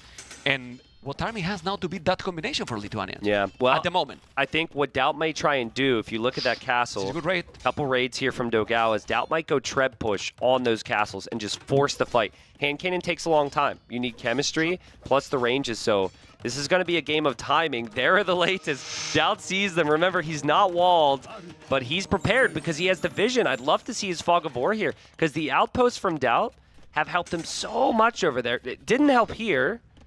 It still needs to kill those like have. Seriously, Tristan, it's ridiculous how strong Incas are. The KD is 81-30. Yeah, 81-30 in favor to Dogao with 11 village kill. And then you check population, and DauT has 180 population at the moment with 60 military, 50 pikes. 50 pikes, man, and he keep losing them. Well, the trade is always good because you are trading expensive units. Trash units those. against, yeah, exactly. So also, I think the third relic is still in Dogao's TC. Can we get a check on that? Yep, there's his third relic. Ooh. The monk is holding the relic inside of the TC. He has forgotten. He could have extra attack with that, but he is going to win this fight anyways. But is that the fight that you necessarily want there, Mem? You still lose a lot of Latas. Yeah, but now look at the numbers. It was 61 minutes ago.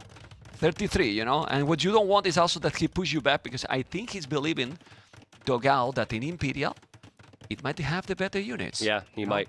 Might have the better units, but it's a lot more expensive units. So 118 villas is not a difference with villas anymore. If he catch up those villas on the right, it's going to be great, but those villas doesn't appear yet. The pikes are going to be down, or maybe not. Ha! Or maybe not. Aye, aye, aye. Yeah, I think Pikeman will get the job done there in the end. DauT, that's super cheap to make his units. He's got Halb now, and he's making those trebs. He's going to push right through the middle. He knows as well that hand cannons could become a problem for him, and he does not want to give Dogao the time.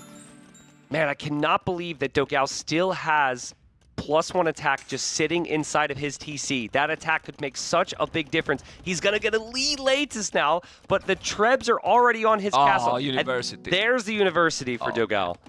Yeah, and as you mentioned, the problem is that you need a lot of time. He doesn't have even the university, no resources right now to make chemistry. That castle has a small advantage with that hill, but it still is 2 trebuchets, right? Well, 4 trebuchets already taking that one. No! Stop raiding! Don't be a sneaky boy! Don't be a sneaky boy! DauT. The score is still the same. The games are being fantastic. Yeah, they've been really very good. Very close, and as we expected, Elite Eagle Warrior, Tristan. But the theme so far in this series has been that DauT is out-booming Dogao. Right? Both. And Dogao, Dogao's trying to be aggressive, but he's not quite able to keep up with DauT. At least in this game, it felt like DauT was the one doing the raiding, and Dogao, even though he had the strong units, it took a lot of time to get going here. So chemistry's still 50 seconds away. That castle's going to go down, and then what are you doing? Dogao won't be able to take that gold. Yeah. Yeah, still have 2 relics, still have 16 bullets on gold. Chemistry, as you mentioned before, take long to be there. Still killing units. This unit is insane. Yeah, they are very strong. And the good thing is that he's catching up them without being all together. You see, it's not even microing. Yeah. He's killing them all and now gonna kill villages. He's gonna take a lot. Oh man, but DauT says take my base. Go ahead, take my base, because I'll take yours. Take my base. I'm not sure if DauT notices, but he certainly sees this. He's gonna drop a forward castle there. The Latus are still destroying here for Dogao. Dogao's Latus have like 70 kills here, but DauT still pushes forward. This is crazy. DauTville is number dropping like crazy. Now you need hand cannoneers. Hand cannoneers are on the queue, but how many hand cannoneers you need? Well, the Latus will eat the Eagles. What you need to stop. Oh my God. Traps. But he's killing a lot. This is he's crazy. killing a lot. How many villas, man? Well, how many? We can see 50 villas, 212 KD for Dogao. Is he taking the game? Look at the score. Well, it's 170 population. This is game. No. It's not game. Okay, not look game at the Halberdiers. Okay. DauT's just like, I will not defend myself. I'm okay with losing villas. I can always add more. He is just pushing in, and now Dogao's got 1 castle for Latas. He can't make any more Latas. Yeah, the relics are there, but to be honest, is this an oath? This is the beauty of these civs. He has killed right now 64 villages. He has 50 villages more than his opponent. Is this an oath or not? Well, I don't know. The hand cannon is gonna stop those. And if he kill those trebuchets, but the relics you need to push it back, because those ladies gonna lose 3 attack. They lost already. There is a monk as well. You need to kill the trebuchet, otherwise it's gonna be a problem. DauT 60 army without economy. Let's go. 60 army, but now he wants a tech switch. When he sees the hand cannons, he is going to so badly want to tech switch out of them, Mem. And I'm not sure, as he's using his Trebs to counter the hand cannons, that DauT's economy is actually in a state to switch into anything else. Well, He's going Eagles? he has a balanced economy. Zero, everything. He doesn't have anything, yo. It's a balance, you know, as you can see. He got nothing. And with those ladies, he's killing the threats. He needs to stop this. If he stops this, it's Dogao game. Yeah. It's wild that it could be Dogao's game because he did just lose 2 castles and he doesn't have access to one of his golds and he just lost his relics. But he should be able to get his relics back. He is probably going to take down these Trebs. And he is 60 on food. I mean, that's crazy that he's at 60 on food still. Well, because he's losing the forward buildings, but no rate. Yeah. He's not getting rate, you know? Yeah. But I will go light cash. Light cash Hussars. Yeah. With the hand cannoneers, you cannot make the unique units. Okay, I have only 1 castle. I go Hussars here. So here's what's fun, Mem. So I know it looks really bad for DauT, but what Dogao can't do is he can't actually push DauT's castles. And if we could just get an overview of the base of DauT, like the middle of the map, everything, you just see the main base is open, but like the middle of the map, there's castles all through it. Boom, castle there, castle there, castle there. You've got a castle over to the right as well. So if he gets 1 more castle in his base, it's actually very difficult for Dogao to push him until he gets traps. But that's the mistake for DauT. Like, why he doesn't have any building at home. Yeah, true. That's why he got that much raid, because he didn't have any protection. And then he has 4 castles in the same area, basically. With no echo at all, except those mining, those villages mining the gold. And what the barrack is there. Okay, hand cannoneers, you need to micro probably. Wind Hussar is doing the Wind Hussar, and those Hussars are going to be... I like a lot this option, honestly. Now you can raid with those Hussars. They're very strong, only food. There's not a lot of gold in the map. And I know that DauT is loved by everyone, but we want a 1-1 in this series. And Dogao kind of deserved for how he's playing now against the Incas. I don't know what you think. He's playing good. He's going to clear up those Eagles. The lates is completely shred. Oh, my goodness. Yeah, Eagles was maybe not the play for DauT. And keep raiding. And DauT is still open at home. Yes, 5 on gold for Dogao. 5 on gold. That's it. Well, DauT died only. Yeah, that's okay. That's fair. And 3 rallies for Dogao. So at the end, I don't mind Dogao's situation. He's doing the castles you were mentioning, asking, demanding, I will say. And he's there now. DauT will be a little bit more protected. And DauT keep growing and growing his population. Castle in the south as well. Like, I think DauT foresees that one. DauT foresees that he's going to lose. Working as a TC, man. I think DauT knows he's probably going to lose this castle. Yeah. But he knows he's exposed for raids. So he's going to drop that castle there. I mean, these Zinkas we're talking about, if DauT can get good enough eco to go just pure Halb Skirm, this could still be really good for him. But it feels like Dogao's got to raid him big time. But if he's going for a Trans Units war, I prefer Lithuanians still. Skirmish with Lithuanians, you may Tower Shield as well. Yeah. Plus 6 and these Hussars. You know, like in the super late game, when Incas cannot really raid, I go for Lithuanians. Yeah.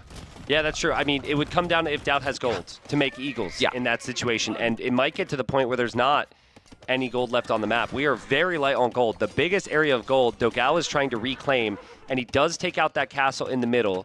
So Dogao should be able to get that again. He's getting the, and he can push down all the other castles because they're all right next to them. And he's being patient, right, Tristan? He's being patient. He's not rushing now. He has all those stables on the left. I think he's sending the units because they have the mobility, and he has all the trebuchets, the hand cannoneers. He's doing a good job. The Eagles are coming, and those are quite a lot of Eagles. I think he can see. The Eagles has +4 right now. I don't know if he made the +6. The castle tech, I don't think he has those Eagles, right? Fabric Shields is called. I'm also really surprised that DauT hasn't tried to add ranges here. He's just still going pure infantry when he's seen hand cannons. I mean, I said before I didn't think he had the position to tech switch, but he's up to 140 villas. He has more villas more now. Yeah. He was 50 behind. He was 50 behind. Such a boomer, man. Such a boomer. Well, he has 1, 2, 3, 4, 5, 6, 7 tone centers. Yep. 76 DauT. Okay. And he's got more vills, right? He's got fully upgraded infantry now. He could maybe mix in skirms. Maybe there's a chance, but I think it's going to be extremely difficult if he loses all these castles. He's lost 2 of his 5 castles. It's about to be 3 of his castles. But look what he's doing, Dogao. 2 gates here to protect, and he's going to probably make a castle. He has also 1,000 stone. This is an amazing game by the Brazilian. For sure, the best game he has played till now in the tournament. DauT is playing also very good, but this is a great game. He can't fight that. Yeah. Unfortunately for DauT, even though he's fully popped, he just can't fight whatever's coming his way. And I agree with you. I mean, Dogao's just been so patient. It was such a good raid before. He now finds the sneaky TC from DauT on the side. He's going to go over there and try and castle that, which is maybe a little ambitious. I would prefer, I'd say build that in the middle of your base or something, but... Or in front. It's still a good raid. Yeah. There was 4 castles, Tristan in the middle. Only one left. Yeah, and they're He still took 3 going out down. of those 4, you know. But now this is dangerous. He's coming with millions of halberdiers again. But there's millions of ladies now here from only one castle. He's gonna raid more and more. Look at the village number for both players, dropping and dropping. It was 140 for both 2 minutes ago. Now they are around 118. You can see Architect, all the upgrades for Dogao, trying to defend on the left, but attacking in the middle, going with the castle on the right. And right now, Dogao is all over the map, while DauT is trying to push on the left. Yeah, I mean, it's just the same old story for DauT. He can't defend these latest raids. The halbs are not in position, and he can't get anywhere near the hand cannons, so he just goes to try and kill his opponent at the same time. But pretty soon, DauT's not going to have an eco left. I guess he really needs the Treb push to work. Yeah. And maybe deny that castle. He denies that castle. Tristan, That was ambitious. I've just said the economy for Dogao now. It's not good. Oh my God. Also, he's going to lose his corner because he doesn't have hand cannons there. So I mean, you say not good in serious or sarcastic? Check out the gold in the bank. well, I mean, I agree, but like losing 40 bills isn't ideal. And now there's skirms from DauT, which he didn't have before. So now the skirms, which are really cheap, can come in. And maybe the Trebs go DauT. The castle. One villager. With one villager finishing the castle in the corner. What is happening? I don't know. It's losing everything, everyone. You know, right now there was 200 population for both not long time ago, and now 160. He won the villager doing the castle on the beep, you know, and then the castle is gonna be up. He's gonna take all those halberdiers. Well, he's trying, but look at the army numbers. But the other, I want to see what's happening with the other castle. There's so much happening right now. 3 important castles that need to survive. There's actually hand cannons for Dogao, so maybe he can keep his castle alive. And This if he is the spot. chews that He's gonna up, clean. and if He's he cleaning. takes out those Trebs, DauT has no gold. DauT can't make more Trebs again. Yeah, he still have 1,300 stone. What you do in that situation? They say forward for Dogao. What you do with that stone from DauT? You use the castles or sell it? I At mean, this point, considering how many castles he's lost, I would sell. You know, because I don't Destiny is trust gonna him. be I lost. don't trust him to keep his castles You know? up at this point. But Look at the raid, and I don't know who is winning anymore, but if we check the mini-map, map control is start to look very good for Dogao. I agree. He hold it on the left. He still and have it's a crazy 1,000 raid in the again. goal. The raid is crazy. 140 population now, dropping and dropping. DauT has no resources at all. He's doing a castle at the back completely, but he's losing all the map. yikes! All DauT the just map. didn't see that. He didn't see that. And the latest, ignore that villager armor. You don't see Inked villagers and Imp get killed off that quickly. It's gonna happen again here. DauT building another castle. It'll probably go up. No, But it's not Dogao- DauT castle. He's denying completely, Tristan. No Look at way. those ladies. He's denying the hand cannons are in time. He's taking everything. No way. So 200 villagers killed from Dogao in this game. But can we take vodka the middle? Exactly. Look at the middle now. Choosing bases. The halberdiers on the screen. Dude. Killing all the farmers. Okay, so the castle in the corner from Dogao looks cool, but he really just needed a castle there. Where he's getting raided right now, like, that's his farming eco. Can they both be dead at the same time? Well, I mean, DauT has 73 army, 50 villagers. Yeah. You know, and then more army than Dogao's. But it's keep raiding. Can we check now Dogao's base, please, vodka? Look at this. He's gonna lose all the unique units. Yeah. And this is a lot of halves. Well, but eventually he will lose those halves, I guess. No, I mean, oh my God, DauT is 48 villagers. DauT has lost 250. Are they gonna restart the game now? I don't- Starting from Dark Age? I You don't know if I've ever seen someone build 8 castles in a game and then lose 220 builds before the hour mark. Oh man. I mean, what a great No. job raiding from Dogao this game. It's been so good. Rating 700 kills, 300. 400 units killed more. Wow. And he's still fighting here. I mean, this KD is one of the most lopsided KDs we've seen. incredible, man. Yeah. Incredible is 400 units. And against Incas as well, right? Like, it's not easy to do. Is DauT going to play He's on here? I mean, calling the GG, I believe. he He's just- calling the Okay. GG incredible game. Yeah, you better stretch because it's incredible. I this want to game. hear what they're saying here. Yeah. I want to hear what Please, they're saying. let's listen to them. Look at the guy. It's such a massive lead. I thought about going Carvajal, I was like, nah, that's what it is. These are made. But I thought I would throw when you enter in the top, you know? And the counter attack, like those don't die to counter. If I don't have a huge group to run you, I lose every fight. That counter The attack. moment you got to the Imperium and they killed like 30, 40 pyramids with the ladies. And I was like, okay, I was thinking, should I fight it? And I was like, they're cheap. Like, why not? I think I won the game there. That's probably because of that you go raid. Yeah, exactly. That's and great. I was free to kill a lot of villagers. Yeah, that was probably a mistake. I was thinking, should I continue? Like, it's a cheap item. And it's a counter unit. The amount of times I see DauT taking a bad fight and then saying, "Oh, I've got a counter unit," is just so funny. It's amazing. But do you see, for some reason, in Arabia, these kind of games happen often. Yeah, well, Crazy games, you know? I agree Like with you crazy there. games. But also these two, like anytime you have DauT in Arabia, it's a crazy game because he's going crazy. He takes the fights like he does. DauT is just so fun on those types of maps. But is that the first win for Dogao or the second win? The first. It's the first, I think. First win. The first win. Okay, because he got 3-0'd the first 2 days. Yeah. So I mean that's big for Dogao. And maybe a bit of confidence. Maybe he's starting to feel like his old self because sometimes you might be able to know how good you can be, but if you feel like you're not able to bring your best to the table, it can affect your decision making. You can maybe be a little bit more hesitant to attack or maybe less aggressive. So that was good for him. DauT seems in good spirits. He doesn't seem disappointed. They're having fun there, clearly. They go way back. But I'd expect DauT to be favored on his home maps. His home maps are really good for him. But you can see how these are supposed to be the two worst players because they are right now the 9 and the 10. And look at the two games that we have watched. Because I might be thinking, okay, this is DauT and Dogao. They are right now fighting to survive in the tournament. Yeah, we want to see these kind of survivors.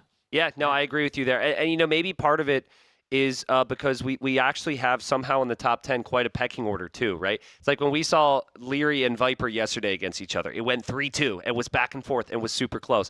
So maybe DauT, Dogao still, maybe they're still going to fall into the 6 to 10 range of this week. Hopefully not for many of them, but they seem very close. Yeah. They seem very close in their style. So we're going to send you on to a quick ad break before game number 3. And now, a word from our partners.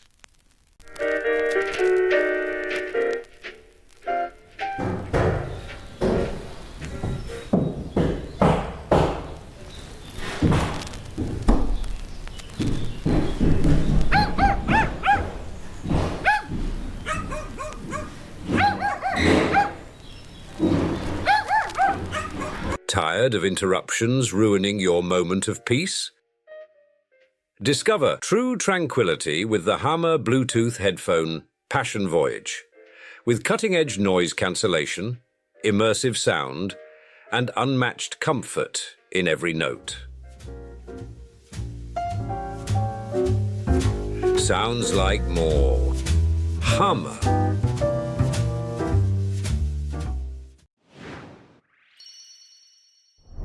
Well, guys, hopefully you are enjoying a lot as much as we are enjoying. Remember, I'm reminded that there is a way to support the tournament, and it's going to be 100% of your support for the players, you know, for the prize pool, right, Tristan? And if you are doing a support over 50, I think it is, we can even write your name in a board that we have there. I don't know if the position can show it, and then they might see some of the nicknames that are in the chat right now.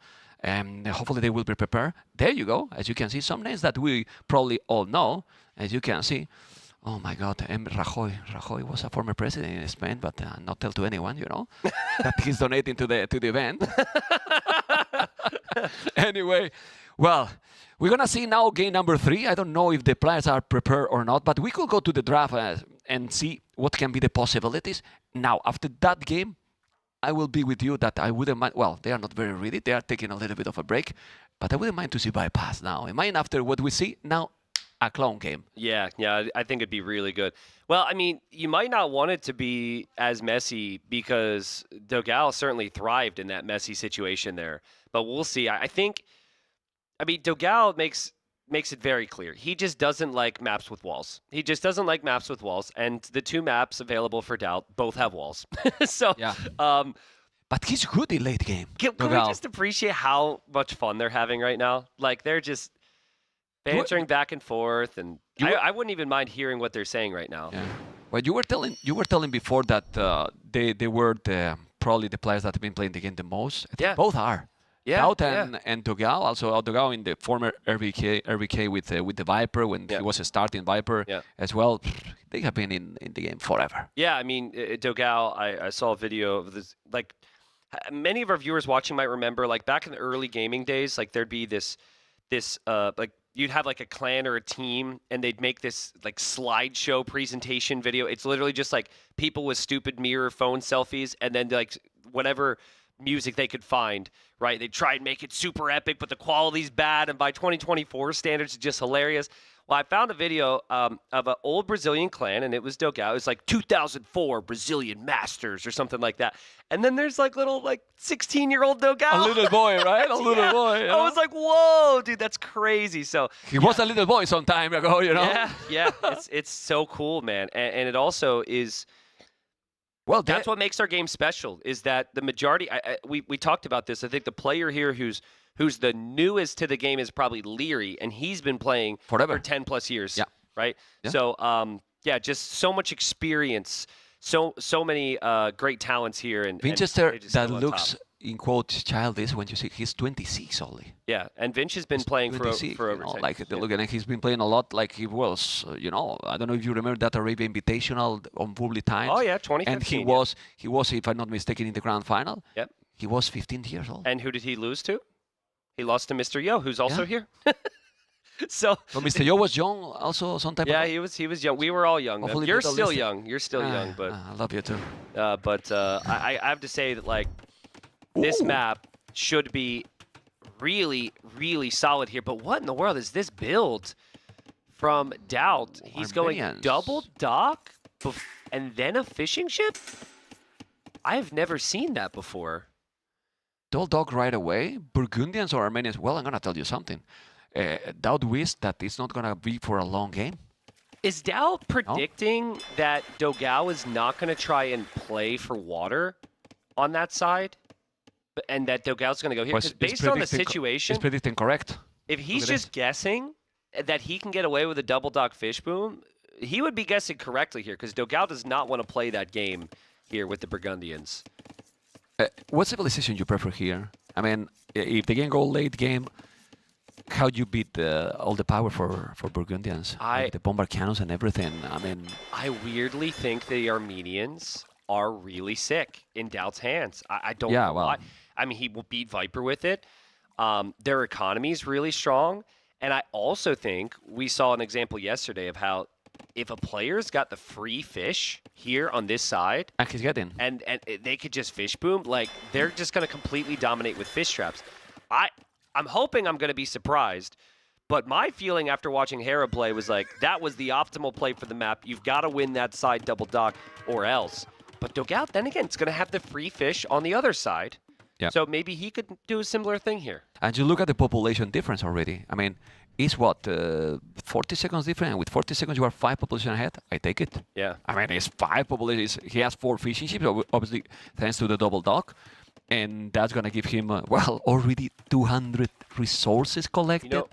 Sorry to interrupt, Mem. No problem. I'm just excited. You know what's really important here is that DauT scouts that dock from Dogao. If DauT scouts that dock from Dogao before he makes ships, he should know not to make a bunch of galleys and rush fletching. Yeah. Because he could otherwise just assume... Need to see it. He needs to see this dock. Okay, so now that he sees the dock, he could assume this is a new dock that was just placed, but this will probably change his game plan. I think he'll make some navy in the north, and then once he realizes Dogao is not there, he'll probably stop producing. Yeah, I guess he will do the standard two galleys, and that's it. Yeah. Now he's going to save that scout. It's going to take some hit, which is going to be not a big problem because you can go and take that in your castle. No problem. It's going to make maybe a second dock. Okay. Interesting. Going to be similar. He want to fish boom here. Yeah, well. I mean, it's more risky because it's not as easy to block off other docks. It's much easier for land units to come over and range that. So make a couple of galleys yourself. Yeah. It's not that expensive. And you might, with Burgundians, you might use Fistboon there, and then you make guild nets early as well. You can do all the upgrades with Burgundians. I would just be worried that composite bowmen are going to come over and shoot the fish traps. True. Which doesn't happen if you fish trap in your walls on the other side. Yeah. Dave actually had an excellent idea. I'm going to give him credit. I don't think it'll happen. But you can make a dock there. You could also... You can make a dock where the relics. You can Yeah, transport true, there because true, you true. eventually you're gonna go there for the relics. Yeah, You will make a true. transport. You make a dock there, and you fish there. So remember yesterday when TaToH Hera played, Hera went for the fish traps, and TaToH had all those ratons. Yeah. I know what happened. Dave was like, what if you siege tower and just run to the shoreline? You could kill all the fish traps. I kill it. So there goes DauT. But he's still making galleys. See, DauT doesn't know yet if there's a dock here. Let's see if he can get the timing right to cancel those galleys. You really don't. Yeah, he canceled them. He canceled. Perfect. Yeah, smart. Perfect. You don't want to have 4. It's not needed. You know, you want to invest now everything there. He's doing already the second wood upgrade, which is what you want with Burgundians. Remember, guys, that this map is gonna be a boom game for, well, it's gonna go to Imperial almost in every, well, in all the games it's gonna go Imperial. It's gonna be Imperial fight. Yeah. You need to see what you're gonna do during Castle Age. In this one, are we gonna see Custelier? I think so. I think that's got to be the unit. That's also so good for Dogao. Dogao loves to go for, well, as we just saw, the mounted unique units. So that should They're be good for powerful. him. They're really powerful, you know. So obviously you will have to be careful with the monk, but there's gonna be a third dog. It's just, Memb, right now you have 1 TC each. The best way to enhance your eco is to add fishing ships. And there's one player who stopped, and the other player just won't stop, and that's DauT. And I think this is just such a good play.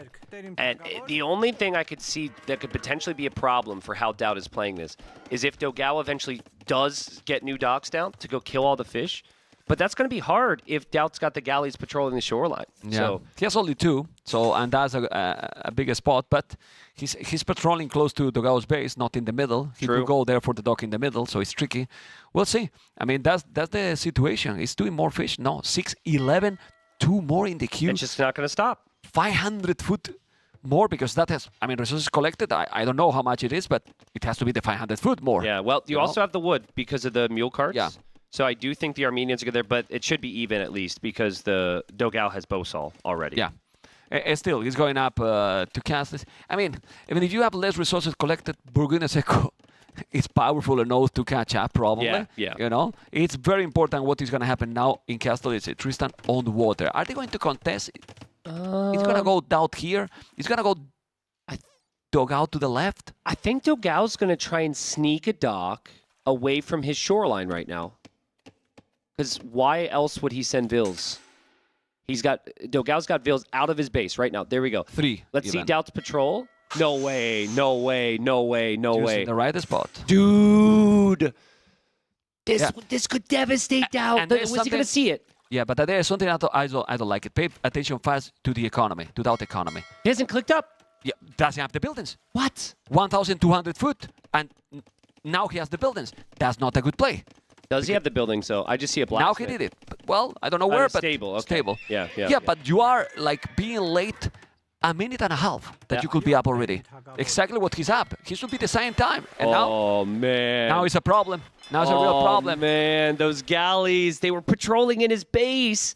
They weren't able to stop that. And now Dogao can make fires. He can get the war galley upgrade a minute and a half faster than DauT.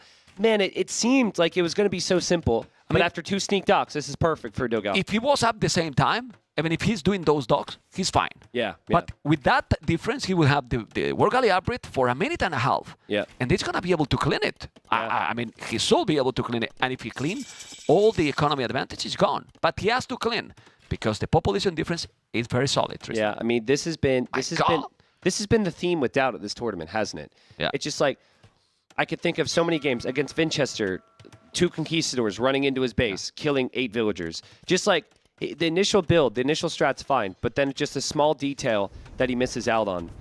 Let's see how Dogao's actually able to do here. I think, Mem, the best thing you can do is you just send your first 2 fires past the fires of DauT. You don't try and kill his ships.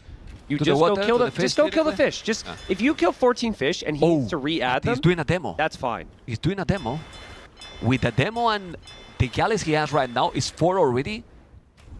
He clean it. Yeah, if you could, I mean, if you can also clear the ships and then also get the fish, that's great. Oh, well, then it's incredible, Yeah. right? He lost here. Ooh, Nice 2 find there from villages. DauT. 2 villages with the scout. Okay, now we're gonna focus. Where's the demo? He's gonna go with the galleys. He doesn't have the upgrade yet, but if the demo is going to be there Go in kill time, the fish. yeah, he's gonna kill. No, I think he did already a hit with the demo, but it's in Dude, time. it's a traffic jam. It's a traffic jam. What are we doing, people? So many units What are there. we doing? But he's gonna kill a lot of fish. He's killing quite some fish. He's gonna have those galleys. There's a demo coming. You need to split the units. He didn't split. He has to be. What? Why he didn't hit? Now he's gonna hit. Got it. And he's gonna take this one. Is this a no damage without economy? I think so. 100%. Because DauT's down to 6 fish. So, and if DauT wants to win water and re-add fish now, Dogao's more than fine with Look this. at the echo now. Yep. Ahead already. Yep. Ahead this is already. crazy. It's crazy. It's really crazy. Still, resources collected is still there, more, but all that investment now, it's kind of gone. He's 3 villages ahead, and he has 2 town centers. Well, DauT is still on 1 TC. Yeah. So now, Dogao is in a good position. And you can't justify adding 10 more fish because it delays your town centers, it delays your monasteries. So you're kind of back to square one here. Lost 11. Yeah, crazy. 11. That was really well played from Dogao. That was really smart. Now look what else is happening. Church in DauT the added middle. scouts on the map. He built his church in the middle. He's going to grab relic number 2, so he might get all the relics here too. Oh, beautiful demo there from Dogao. But honestly, maybe Dogao still wants to continue to pressure here, but I think you just drop the 3rd TC. I don't even think you need to fight for water now. You've just done so much damage to DauT. Yeah, I agree with you. I think it's just not needed to keep going. Like, he got almost all the fish already. He did it all. What else you want to achieve now? To kill the dogs? Okay. Yep. Kill them. But, as you mentioned, 30C need to happen. We have Wheelbarrow on the way. Economy upgrades Tristan. Again, better for Dogao. He has 4 villages more, 5 even. Fletching, he's investing a lot more now, the DauT, Tristan. Yeah. He has the composite bombing, while Dogao right now, it's pure booming, basically. Can we see Dogao scouting here? I just want to see. There's been a lot happening. So he doesn't know about the monastery in the middle. He might lose this. He does know there's scouts because he lost the 2 vills earlier. But it was smart from him to not go out with his 3rd TC because DauT's trying to deny that, and now the monastery's been spotted. Okay. Now he see it. Yeah, well, I mean, we are in minute 18. 8 on foot for DauT. That's his economy so bad. It's so really bad now. It's so Yeah, bad. resources collected are already there, the difference, but he has lost a lot of that resources advantage Yeah. in the investment. Yeah, the You know? food can't really see it actually, the difference there because We of don't the see overlay. for the overlay, yes. But we can imagine. We can imagine that it has it's to be a definitely lot. more. It has to be really, really a lot. Oh, man.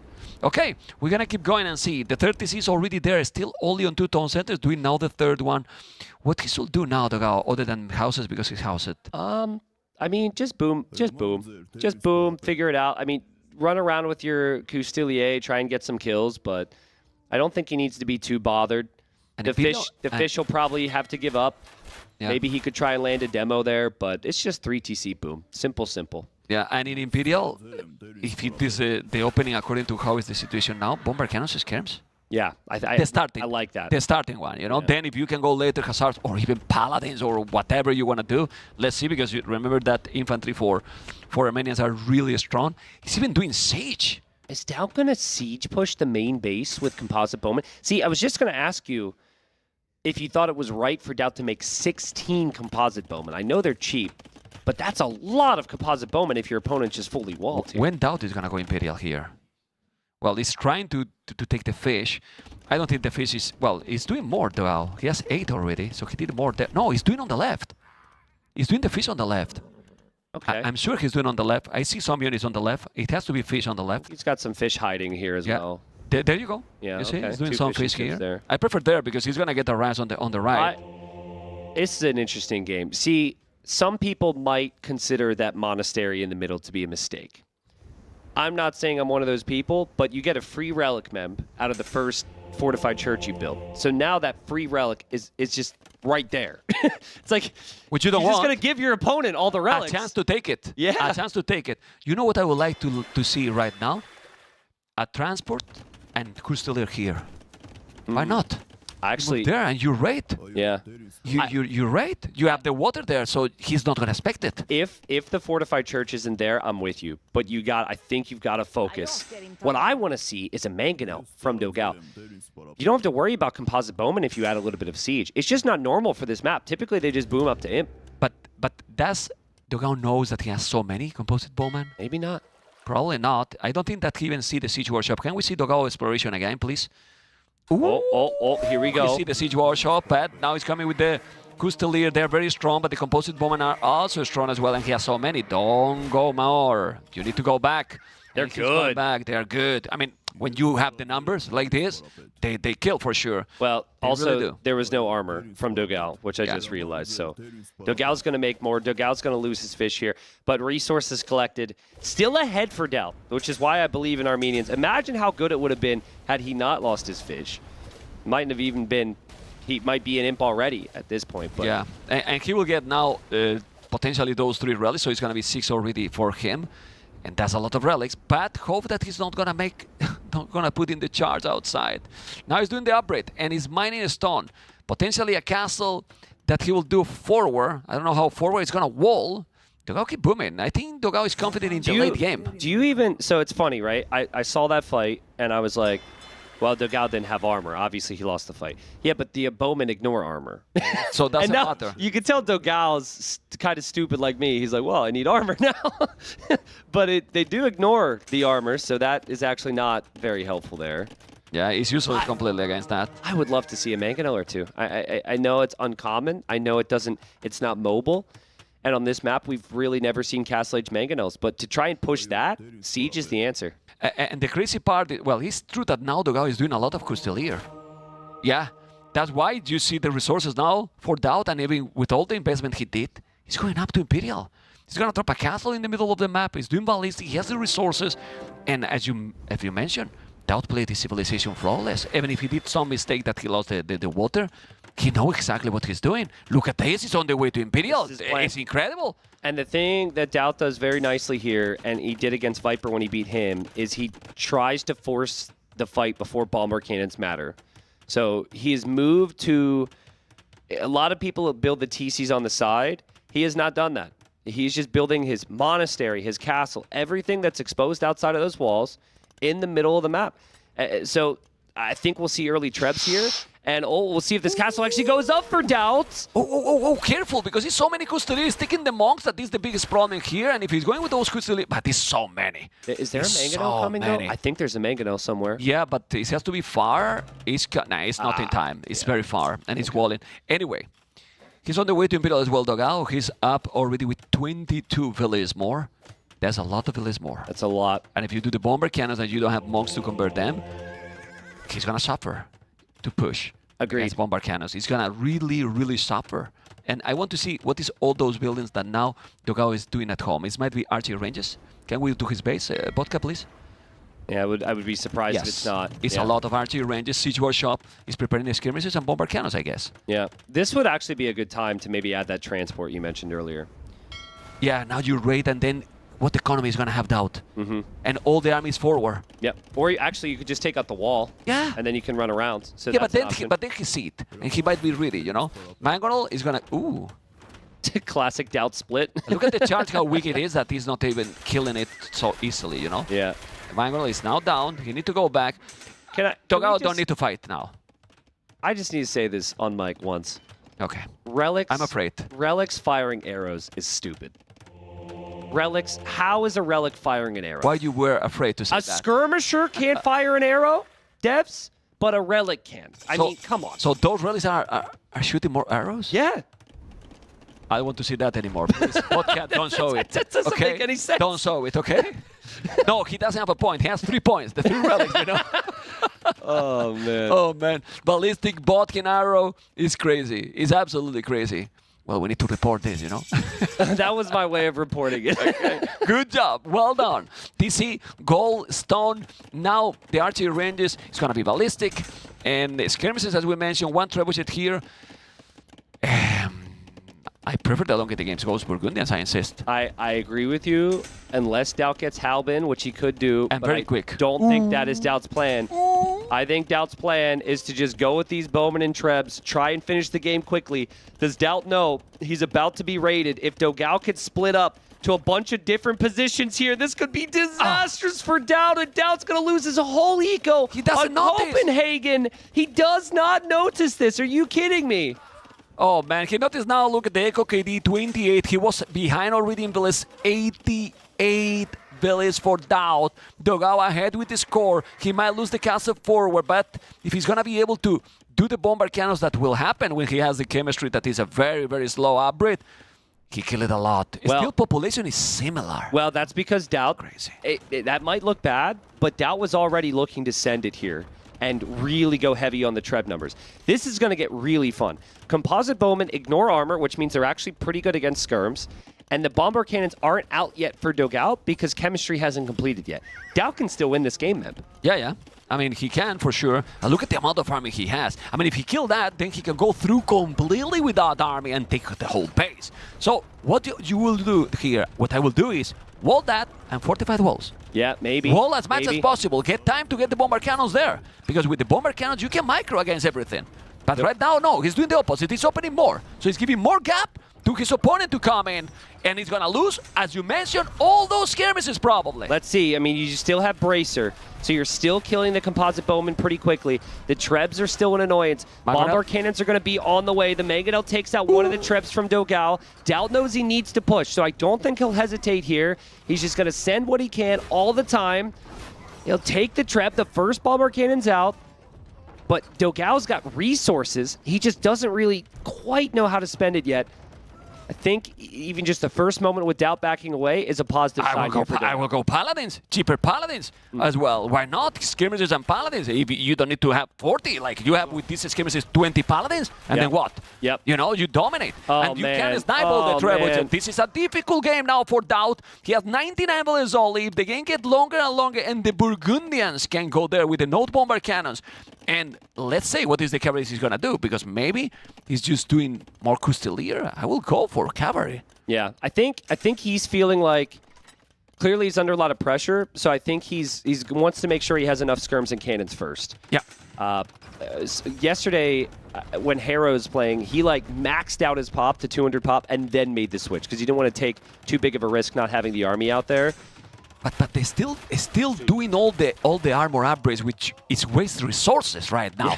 Make the attack, and just make more units. I know. It just feels so unnatural to not get armor here. I mean, it would be good against the castle arrows. Okay. Yeah. That's also true. So at the end, you will get something positive. But is now Micro and he's trying to kill the Trebs. Remember that those bomber cannons get 50 attack, more than any other bomber cannons. You know, bomber cannons are 40. These ones for Burgundians 50, which is 10 more. Is sticking the Treb, which is in kind of two-shot when you have two bombers. I feel like the arrows from the relics are stronger than the arrows from the composite bowman. Tristan is still, you know, thinking, what's happening with those relics, you know, but there's more raiding with no most Custelier. Look at the population. DauT is in a big problem, and that's the castle. Dude, I'm shocked right now with this game. Imagine Dogao misclicking the revolution right there. Like, can you imagine? I actually freaked out thinking maybe he had done that. He's just going for vineyards now. So he's going to have the gold trickle from some of his farms. I kind of felt like DauT needed to have the relics safe. Now the relics are gone. I felt like DauT had to push. He hasn't been able to get the push going. Like, what can he do now? Oh, there's those relics. Okay.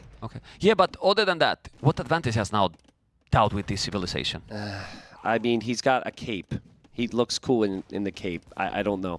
There's really no advantages. This is the problem with the strat. For me, this strategy of this civilization are one-trick pony. If it doesn't work, then you're stuck. Yep. It feels like this, you know? It really feels like this. I agree with you. And also, we got to say, this is Civilization that gets good halberdier, right? You could have had halb much earlier. DauT doesn't had that. And how you He do also, now? does he even have elite composite bowmen with 60 of them? I don't think he has. He doesn't even have elite. Now, it doesn't add a lot compared to maybe other elite upgrades, but if you're going to go for a unit, you got to max out. Well, you got to get every upgrade you can. Tristan, DauT is booming now. Like, it means he never got a good economy. Yeah. He went up, you know, he went faster, but he was rated 72 villages on wood, 25 farmers. Yeah, he's just 72 struggling. Villages on wood. We might say, okay, a lot of wood also for Dogao. Yes, but look at his foot and his goal. And right now he's doing plate guard and armor. He has so many bomber cannons, the trebuchets as well, skirmishes. I mean, if you lose the skirms, you are not using gold. You keep doing them. So it's still fine. And look at those relics for DauT that is not moving to the north. That's pretty awesome, though. Man, look how that he was killed pretty cool. those. The skirms did Crazy. go down pretty quickly. The problem is the composite bowmen just struggle killing everything else. Look at DauT take the relics. Yeah. DauT saw him take the relics. And he was trying to snipe with the bomber cannons. You know, he couldn't do it. But he's doing them again. I don't know. He did Cavalier upgrade, and I see 0 Cavaliers on the field. I mean, Like, what's going on? it's been an interesting game. It's like the composite bowmen look great, and then they look awful, and then they look great, and then they look awful. But DauT's hanging in. DauT's currently trebbing down a castle from Dogao. DauT's going to have 6 relics back at home. He may lose his castles in the middle. What a crazy game. I'm with you. I really wish, even just Hussar from Dogao, just something more than the skirmishers he has right now surely would help him. Yeah, because they kill a lot more. Like, skirms are weak. They're dying quick, and yeah, they have the bonus against those units, but still, it's like the previous game. Oh my god, Tristan Hussars, and it's happening. Let's go. Yeah, he's got no gold, actually. Yeah. He's nothing on gold. So it has to be Hussar. And that would mean that DauT would want to somehow get into Halb, but even DauT's thinking about skirmishers now, and DauT's trebuchets are exposed, and DauT's going to lose another treb, and he's just got one more. He's losing them all. He's losing them all. And this is a big problem now, because when DauT is switching into skirmishes, and then Dogao has the Hussars, what you going to do now with the skirms? 0 villages on gold, 0 villages on storm for Dogao, but he's going to drop a castle forward. There's going to get map control, then he will have that gold that we see on the screen. And Dogao, believe it or not, is going to be close to have the 2-1 lead in this series. Yeah, it's absolutely. looking like, and another goal on the left. He's getting the map control. Now 8 villages on goal. Ladies and gentlemen, as you can see, Dogao want to keep it the tournament. Yeah, I really don't see what DauT can do now. Composite bowmen were kind of working all right. Now he's going skirm where there's no unique bonuses for his civ. The opponent's skirms are going to match that just fine. There's going to be Hussars on the map. But yes, DauT has the relics, but Dogao could take all that gold in the middle. He could push all these production buildings. Surely this game is Dogao's. Yeah, 200 population. 200 population. And well, the king is still kind of forward. He should try to move from there because can be scary soon. I mean, he's taking all the map control. And now look at the amount of army. Like, It's so much. It's so much. I mean, well, now it's a skirmish versus skirmish. Then the other player is doing Hussars, bomber cannons, trebuchet. Yeah. Armenians right now has nothing. Yep. Yeah, exactly. DauT hasn't even clicked pikemen this game. He hasn't seen a lot of Hussars yet. I'm sure he's a little frustrated with the situation because he knows how this is one of his home maps. This maybe was an opportunity for him earlier on in the game with the fish boom. That's what he wanted to do. But he's going to lose his army here. He's going to get splatted by the bombard cannons, and he's just going to be completely rated to get by Dogao. Earlier in the day, someone said, DauT versus Dogao? What is this, 2020? What is this, 2021? And yeah, it's almost 2025, and Dogao's going to be beating DauT here. He's somehow beating him on a closed map. At least in the third game, yes. In the second and in the third, in a whole map, this is a break point if we are talking like tennis. And look at this. King is under... Where's the king? The king is in the castle. DauT puts his kings in castles, which I wouldn't suggest to people at home because you might accidentally send your king forward. Look at the score difference. His game. Oh, there he's going back. Okay, so... no, but it's just started to look really impossible. We see that the population difference is not that big, but look how DauT is calling the game. GG has been called, and 2-1 for Dogao. And they're chatting. God,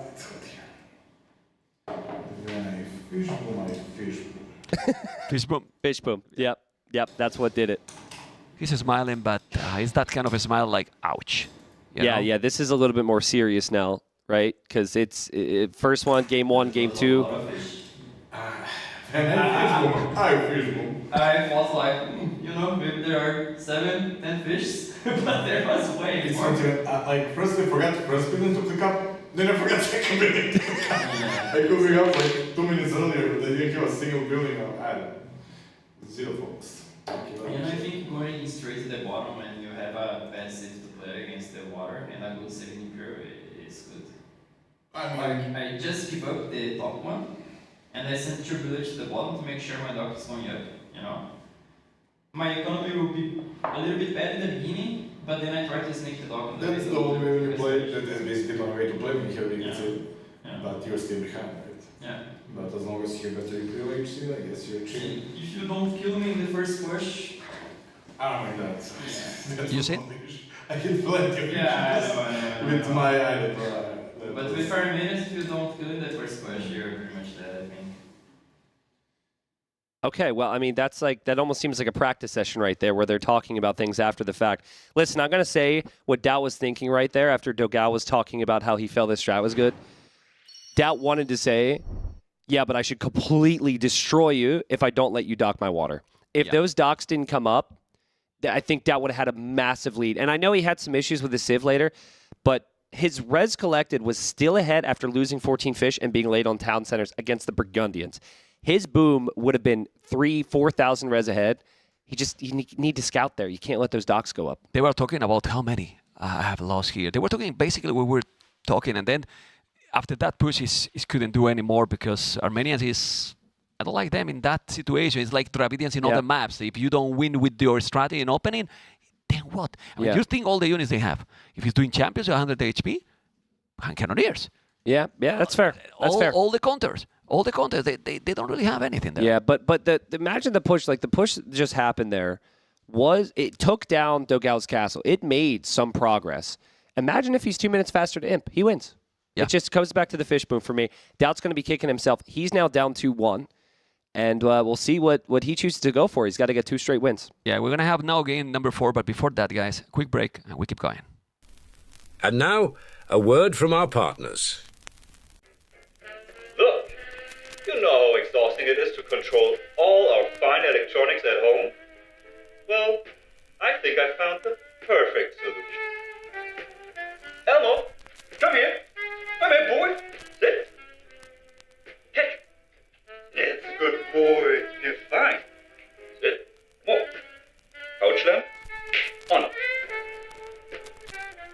It's a good boy. Come here. Sit. You're fine. Elmo. Couch light 2. On. Good boy. Elmo. Couch light 1. Off. Couch light 1. Off.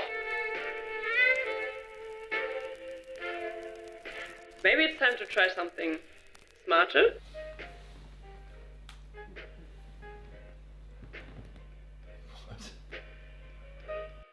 Say hello to smarter lighting.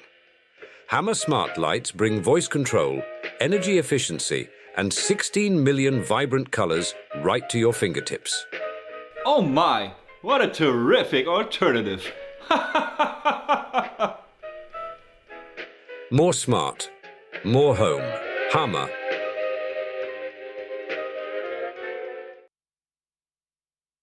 We keep going. We were talking in the break because we're still discussing all about the cities and so on. And then we are discussing what is going to be the next map. That is probably going to be the bypass because the players need to secure the games. But in this situation, DauT need to secure the cities.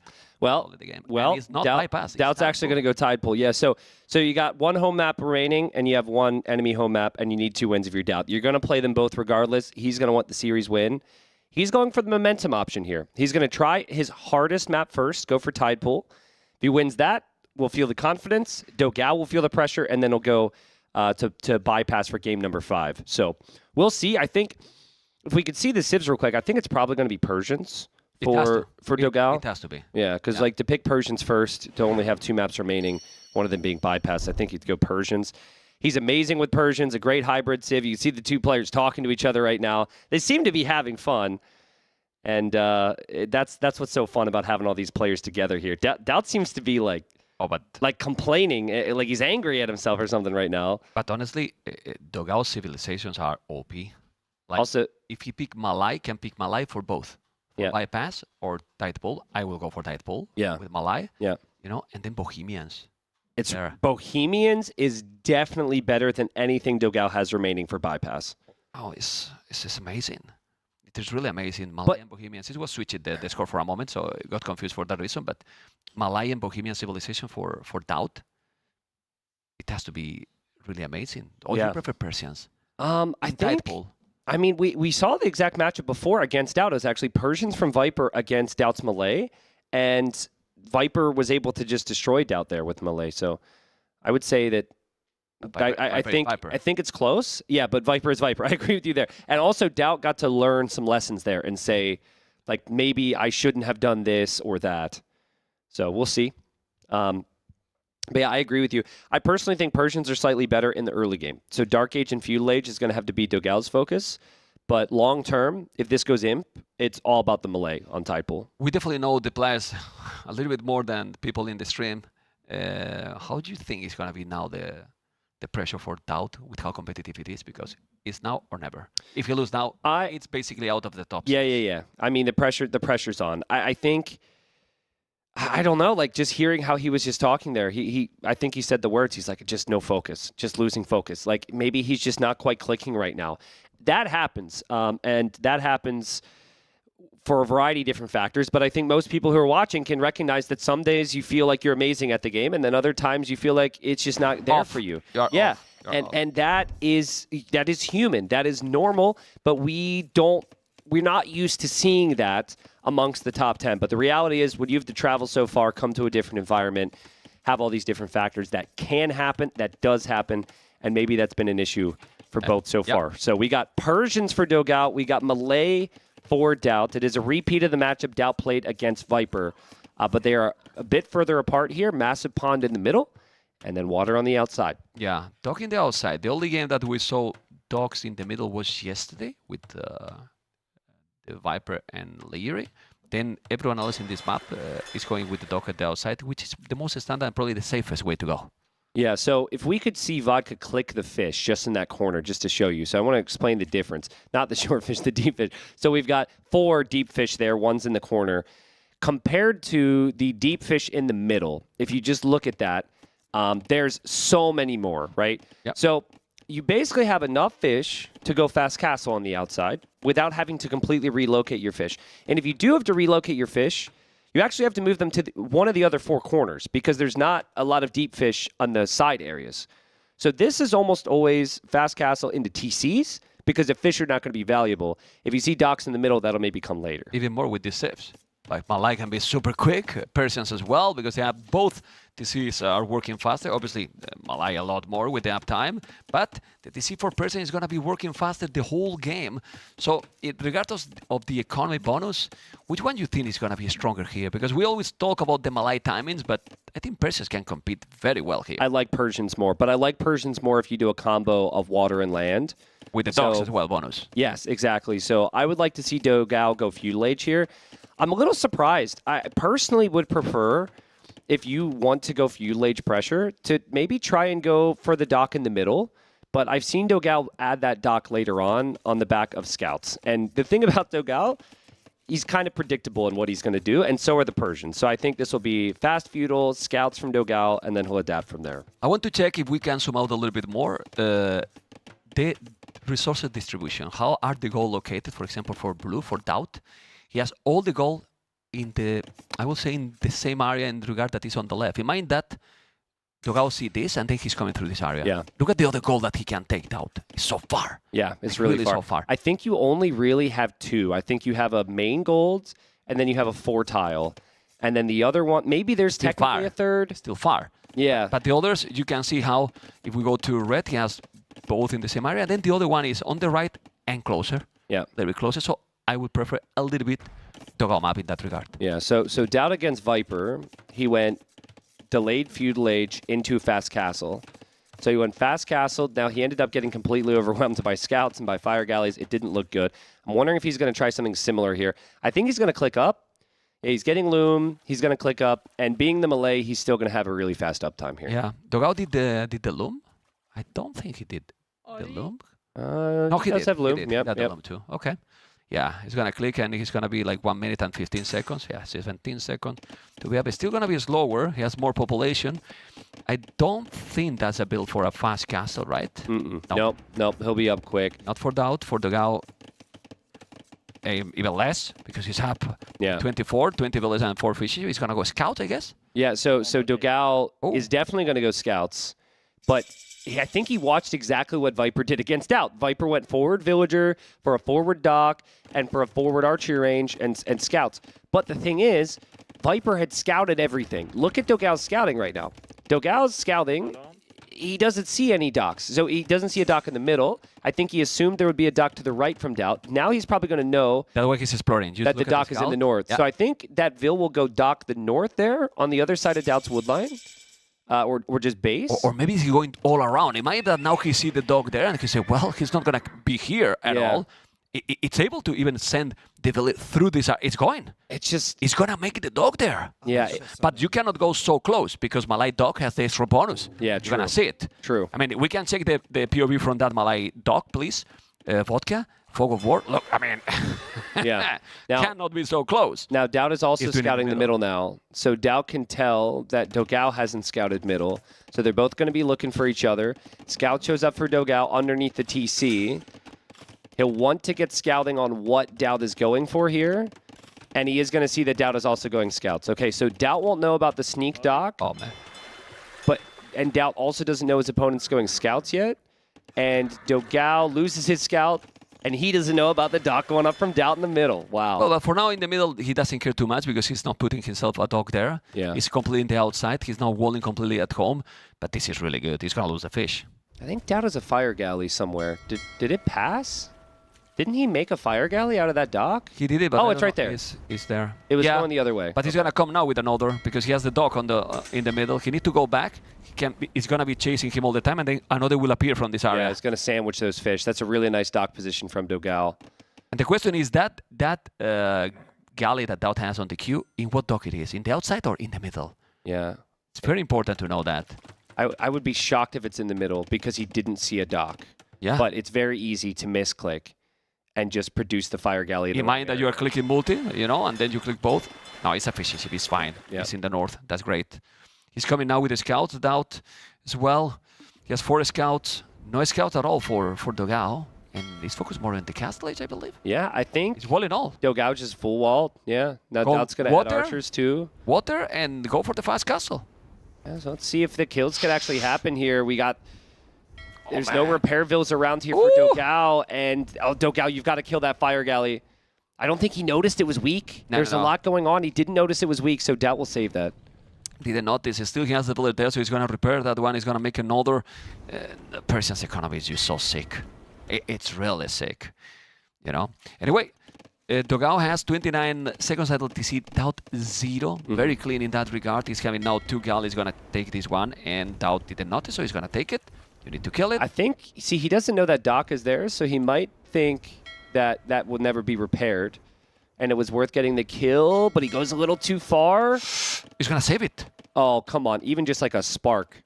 Oh, no, he's not saving because of himself. He's taking it down. My goodness. Now, don't block yourself, man. Just go to the top. Oh, man, I want to cry when I see things like this. Seriously.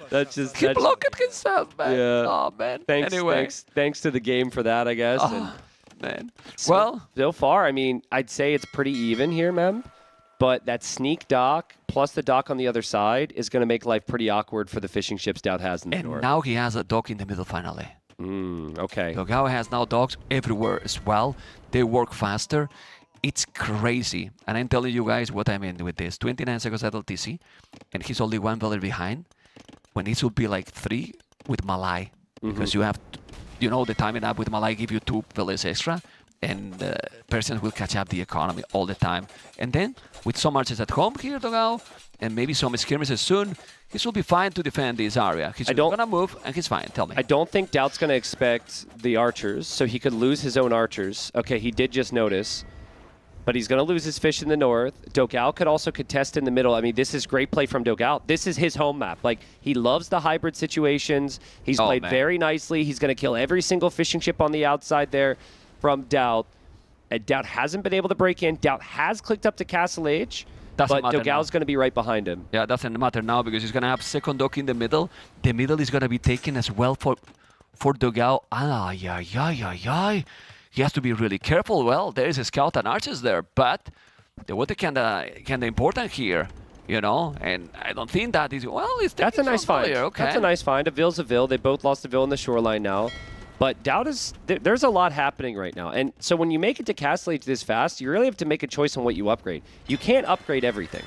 So I think War Galley is probably the best idea. That way he doesn't lose the middle water, but. If he wants to go crossbow, he's only gonna have 4 archers. But with Malay, it's needed to go that quick if you don't have an old army. It's not needed. It's better to invest more in Navy. Maybe. You know, because you're gonna be up still also in a very competitive time because of Malay. You know, and the bonus they get. Anyway, Scout, Archers, Skirmishes are coming. It's gonna be with Botkin Arrow. That's great. Economy obviously is suffering. Why is suffering? Because the Echo KD is 8-1. He's going to be able to wall here, Dogao. He has to wall. Yeah. He's struggling. Yeah, I mean... And look at the gold now. It's a problem. The gold could be a big problem. Yeah. So this could be good for DauT. DauT is losing water in a lot of areas. He doesn't have a single fishing ship, but he's dropping the second TC faster. He could potentially still kill fish from Dogao or stop Dogao in the middle. And now Dogao kind of has some gold issues here. Yeah, well, it's going to be in Castle in 20 seconds. The problem is the botkin, but look how the shape of that gold is helping him. He's not even going to reach that one with Botkin. He's going to wait with those galleys. He will upgrade what? War Galley upgrade and Botkin as well, I believe, Dogao, no? I hope the viewers realize how hard this map is. Like, it's very... I mean, I'm sure people, if they've ever played a hybrid map, realize just how difficult it is. But it's just constantly back and forth, back and forth, back and forth. You really can't have a perfect hybrid game. And even though you see similar things every time, like archers and fire galleys and TCs, it's just every game's slightly different because it's all about how things play out.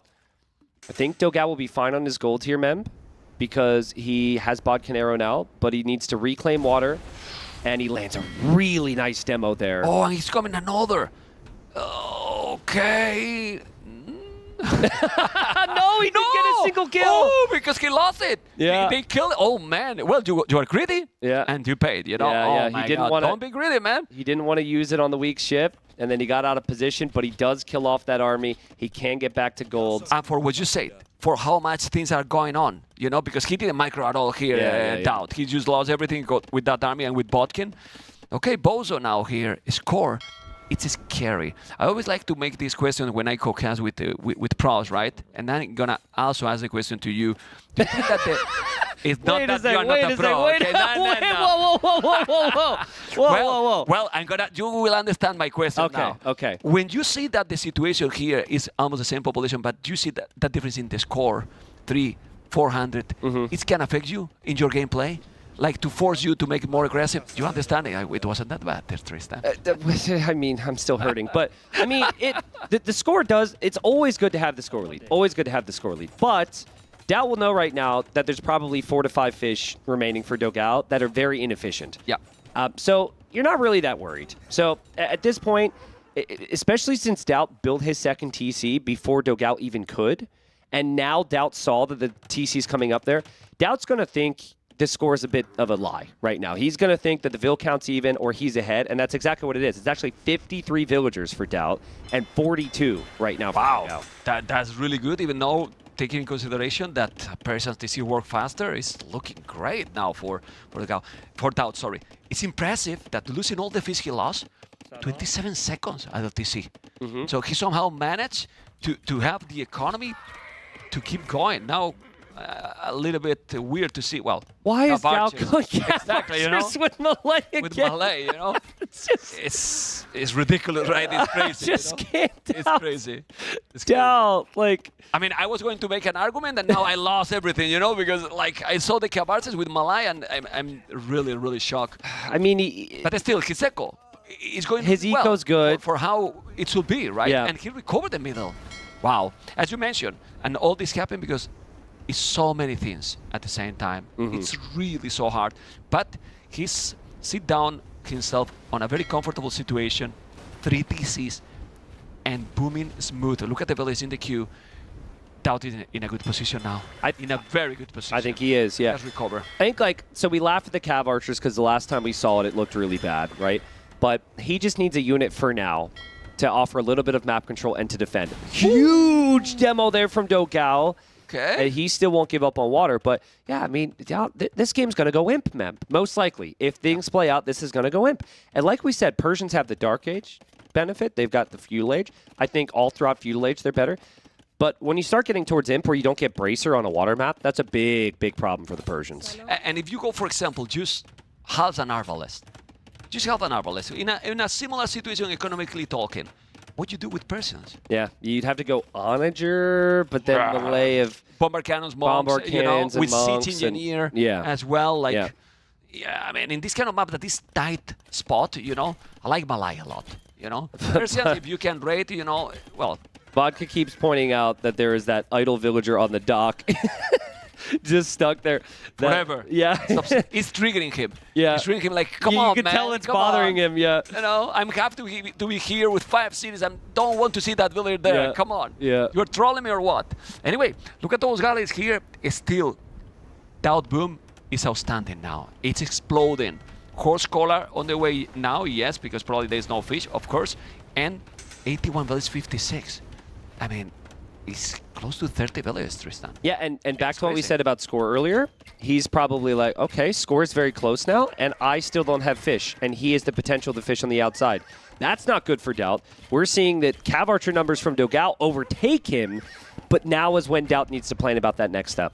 A castle, siege, just anything to protect the map, to protect this eco before imp. I think that's a siege workshop, what we see there on the left of the map. Yeah, there you go. A siege workshop, and do skirmishes. I like that. Skirmishes. Don't go more Cav Archers, please. Yeah. Not with Malay. Yeah. Because the transition is gonna be awful. Really. Yeah. You don't have armor with them, and well. I'm worried about the siege workshop location. To lose map control against Cav Archers and then say, let's build the siege workshop that forward. Oh, it's a little surprising, but the outpost is going to buy him some time, and he will be able to complete that, I think. And then maybe Dogao will have to think twice. I love this from DauT, by the way. You remember the game from Liereyy Viper yesterday? Yeah. And how it looked like Liereyy had a lead, and then he lost an area of the map similar to that, and then he had to keep guessing because he was being pressured. This is a GL thing, then. Yeah, it's a map control thing that DauT's going for here, but he's losing map control here, though. The siege workshop doesn't produce anything right away, and he doesn't have a lead skirmisher yet either. Yeah, but what we're gonna have there is scorpions and elephants. I want to see the elephants there coming. It's coming with 1. Remember, they don't have a lot of upgrades. No, all they can make also +1, but they still have really a lot of HP. That DC is lovely and needed because this is where the goal has been suffering during all the game. Yeah. And DauT with 111 population, 20 population more, and soon build a castle. That I want to ask you where to build a castle. On the left, on the right, forward, and safe. Tell me, because it's complicated. I'll tell you right after I watch that villager just stand there with his little basket. I mean, I think the castle on the left makes sense.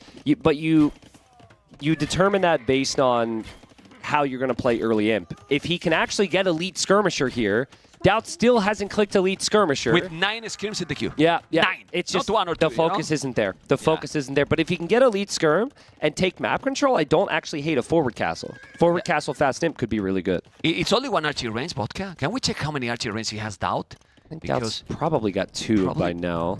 It is 2, okay. Yeah. That's okay then, because you might then all those skirms in only 1 archery range will be. It's just. So far in this tournament, and we passed our favorite villager, so far in this tournament, there's the castle from DauT. Ooh. It has not been as advertised for Dogao and for DauT. It has been quite sloppy at times. I'm still seeing that for both of them here, but the difference is they're matching each other, right? The level seems very close. It's been a very competitive series. Remember, folks, this is do or die. Whoever loses this is most likely out. They will still play 2 more rounds. It's virtual. But it's like really tough to get top 6 if you lose 3 sets in a row. Yeah, we have to remind to the viewers. I mean, if you have seen previous editions when this was Nils' apartment cap and all the tournament, right? from these 10 players, 8 was going through the playoffs. Not this time. Only 6. Yep. Only 6, and that makes everything harder. 2 players will go directly to the semifinals, that are the first and the second. The other 4 will fight for the rest 2 spots. And this is why this game, to keep chances to be in the top 6, is crucial. Really crucial. That being said, on the way to Imperial for DauT, it's going to go up to Imperial Dogao as well. But the timing, the momentum, and the economy belong to the Lord. It does. Yeah, Dogao was really late to that 3rd TC. DauT was really fast on those TCs.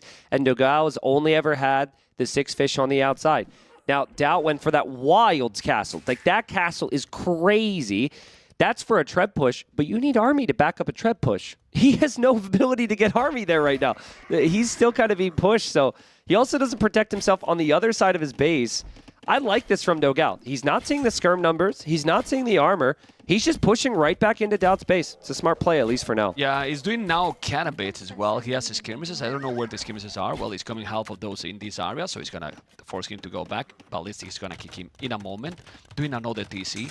95 ballistic, 109. It's still a strong difference, but we need to go to the south because the castle, the second one is coming. And that one is quite crazy. Yeah, well, we're out because there's not a lot of army, but if you check about Dogao, Dogao doesn't have a lot either, you're right. I so mean, it's just there. It's out of position now, Tristan. So that castle should be up. Well, knowing DauT, maybe this castle is not going to be up. It's just so DauT. You never know. That is just so DauT. Like, everything about this, to sneak down there with the Vils, to be late on the skirms, to have this be so messy, but to just go for the castle position and the early imp push is so good. And if that castle completes, he can sit his Treb right underneath that castle. So he could start to win the Treb war immediately. Yeah. Hey, it's only 20 seconds. The thing is that he sent too few villages. He should send more because he should have trebuchet here already. And then he's not getting that big advantage that he could have with the timing. Just look, the castle is still not up. So, I mean, I don't know. Let's see. Dogao will do trebuchets right away. It's still the castle not up. Well, it's coming with another because he has the other castle behind this. So he's going to have 1 Treb now, faster. Chemistry right away. Chemistry as well for DauT. And those are still Cav Archers. Those Cav Archers, Tristan, are doing a massive damage. Yeah. So annoying to DauT economy. Yeah, I agree. I mean, but the thing is, they don't get much better here, man. They really don't. It's not a unit that scales well in this matchup. You don't get Bracer. It's hard to use mobility on this map. And DauT still has a 20 villager lead. DauT's got these 2 castles versus 1 in the Treb war. And I think Dogao's going to try and make a switch into Knights. He doesn't have armor yet. He's so far removed from being able to commit to Knights. I think with the presence DauT has in the south, he's just going to be able to take the north here soon. This is all part of his plan. And if it works, we get our game 5. Okay, let's see if it's going to work because I'm going to be honest with you guys. Well, we have been honest all the time. We won game 5. Yeah. And you want, especially you want to see bypass. No, but the game 5 in this situation is so excited, really. Let's see. We need to focus on the south because we need to see if that castles are going to go down. Repairing the castle, but not repairing the castle, DauT. Why not? I don't know. There's only 1 Treb. You should delete that house because look at the Treb. It's going all around because there was no space there to put that Treb, which delete the house. Oh, man. The castles... time counts here. The castles are protecting the stones and the golds long-term for Dogao. It's possible for DauT to get all those resources back at his base as well. So we see the skirms there. We see the Scorpion. The Cav Archers are maybe taking a decent fight. But the castle for Dogao is going to fall. And if DauT can just use his Trebs against the Trebs from Dogao, this could be it for Dogao. Now when he has to do cannabis, the cannabis has +4 for free. Why am I telling the cannabis? Because there's no army and you want to take down those bomber cannons, please. Don't lose those trebuchets with the bomber cannons. You don't have the castle. He's going to lose the castle. Repair the castle! Tristan! He has no stone! He has no stone! But why? But now Dogao has nothing to defend! Yeah! His bomber cannon! He's going to repair with villas. There's nothing also to hold this. There's not even villas on the TC, so they're still going. You can see. Kill the cannabis with the villas. Oh, it's such a messy series, man. It's such a messy series. He's going to convert with the monk. The bomber cannon is still alive. Man, those cannabis are crap. I mean, what's better, sorry to say, but a hammer so bad, or man. a karambit? You know? Oh, well, there's hand cannons now. DauT's Trebs are exposed. DauT's going to lose his Trebs. The Trebs are missing the bomber cannons. He's Treb down. Is DauT losing the game? No way. No, I mean, there's no way he could lose this. He's got all map control. There's no way, right? Well, he's doing a good effort to lose it because, my goodness, what is this? Look at those bomber cannons. I think he's he taking is. out the traps. Hand cannoneers are there, and I don't see army to counter this. Well, I With think this seven army, with army I think DauT also is losing some stuff in the north right now. Like, I think we missed him losing some things there to the Cav Archers.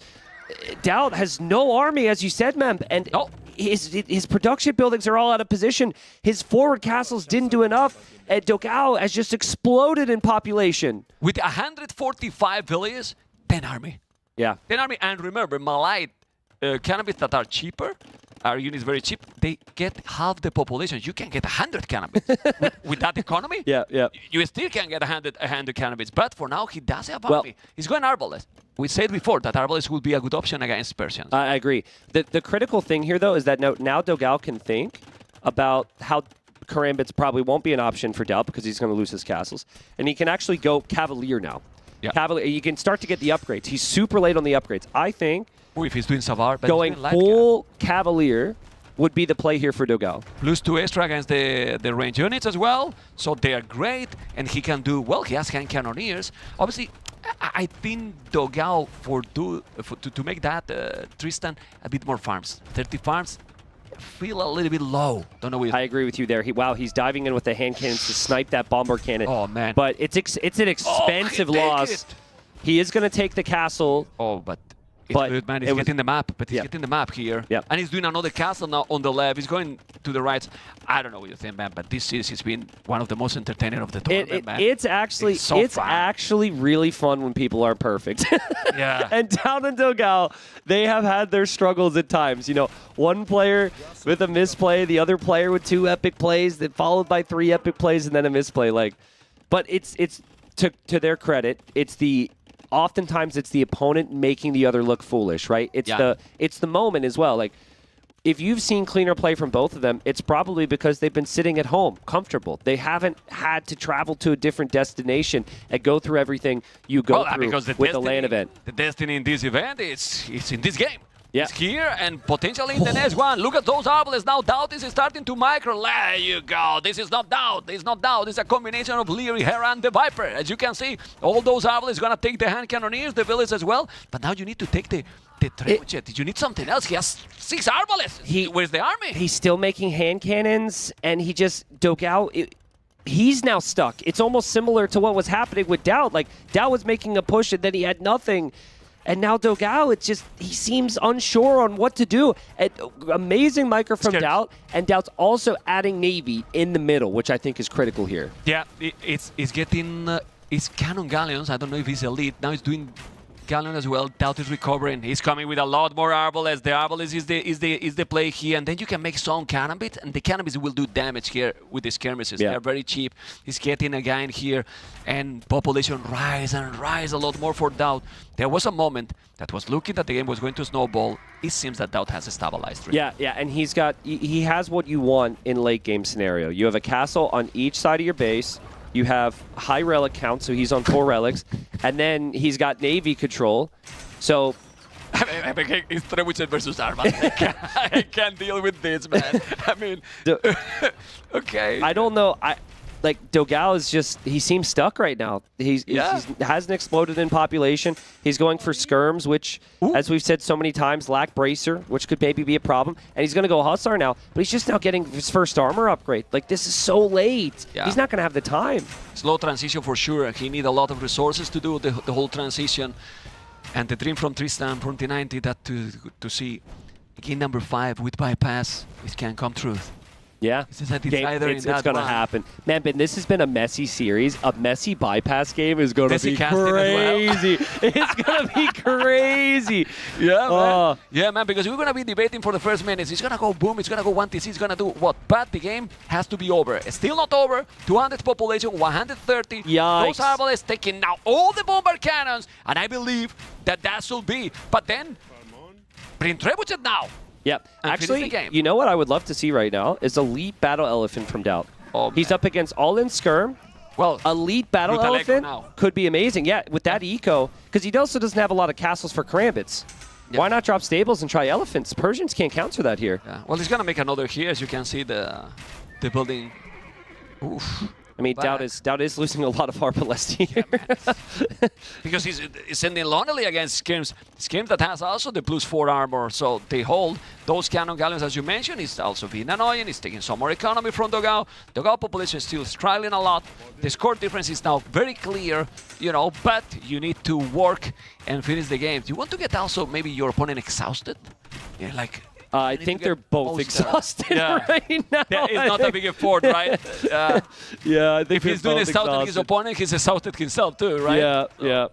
Okay. Well, DauT might have lost some arbs, but he's got the relics. We have Dogao fighting cannon galleons with villagers, so that's the situation he's in now. And Elite Karambit does complete. I'm not seeing an easy way back for Dogao. I think he's also getting trebbed on the other side right now. Oh, and DauT 4 relics. We didn't mention. Yeah, yeah. 4 relics. It's a problem. Yeah. Well, yeah, I think now DauT has a big advantage. I will. Let's see his reaction if he win the game. As like, oh man, he's gonna put his hands up right behind his head, you know, on his chair. That's the prediction. What I'm doing here, but the hazards are coming. Mobility, you know, mobility always dangerous here, and his killing field is still probably not an oath here to suffer, and see his position threatened by his opponent. Against the castle there. Well, go halves. Look at the resources he has. Yeah, he could do anything. There's 0 on gold for Dogao. He's obviously fighting until he's absolutely sure he's dead. He's getting some raids in, too, so when you're killing your opponent's vills, you're feeling like at least you're doing damage. But it feels like the damage is going to be short-lived. We even have harbors from DauT. Whoa. He got Thalassocracy, so those docks are even firing arrows now. Beautiful upgrade here, and beautiful building. You know, after the upgrade, you can see now the Arbalest. He's going to try to take that one. Still not easy to kill those skirmishes. Cannabis keep going. There's with the cannon galleons, he's taking also everything from water. Yeah. Everything from water. As you could see it there for a moment. Population is still increasing. The score is 4K. And remember the rule. You only resign with 5 score difference. 5,000 score difference. Well, this is the ACCM difference. Yeah, but they copy. But I think Dogao's been training a lot with ACCM, so it would make sense that he's learned. He has learned for sure. Okay, castle. He's gonna lose it. I can't believe he's gonna lose this castle, DauT. Come on, with the advantage you have, you can't lose it. Yeah. Okay, galleons there. Take that one. Why no elephants? 2,000 foot, man. Yeah, I mean, he's just, it might not look pretty, but he's just going to go for full water dominance. He's adding more cannon galleons. DauT's going to have 13 cannon galleons. And, I mean, you can range a lot from the shoreline. Do they have elite, the Malay? I think they should. I think they should, yeah. Anyway, he's not doing the upgrade of that one. It's P15 range, probably. Yeah. 2 range more. Yeah. Trebuchet there, 70 army now, and ladies and gentlemen, he's gonna call the GG in a moment. He did it! He called the GG, as you can see. Ho! Game number 5 will happen. Let's hear it. Oh, Dogao, why like this? Why this has to be us?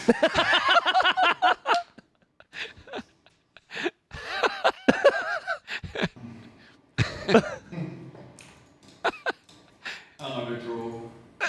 What did he say the last? Oh my god. I think he said he threw. I thought he threw. Now I'm fucked. So far you manage. So far you manage all this. Now I'm beep. You don't know, I'm beep.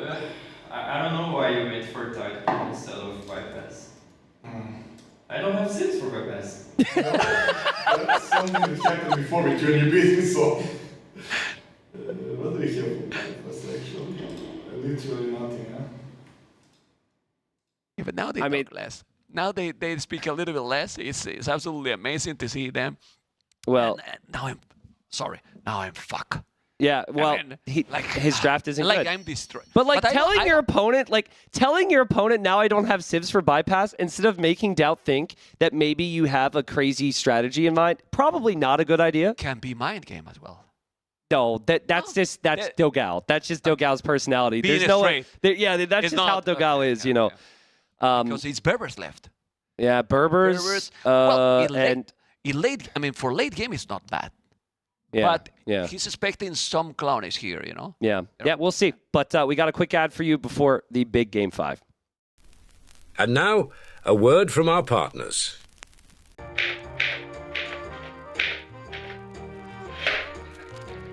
Have you heard of the 21st century?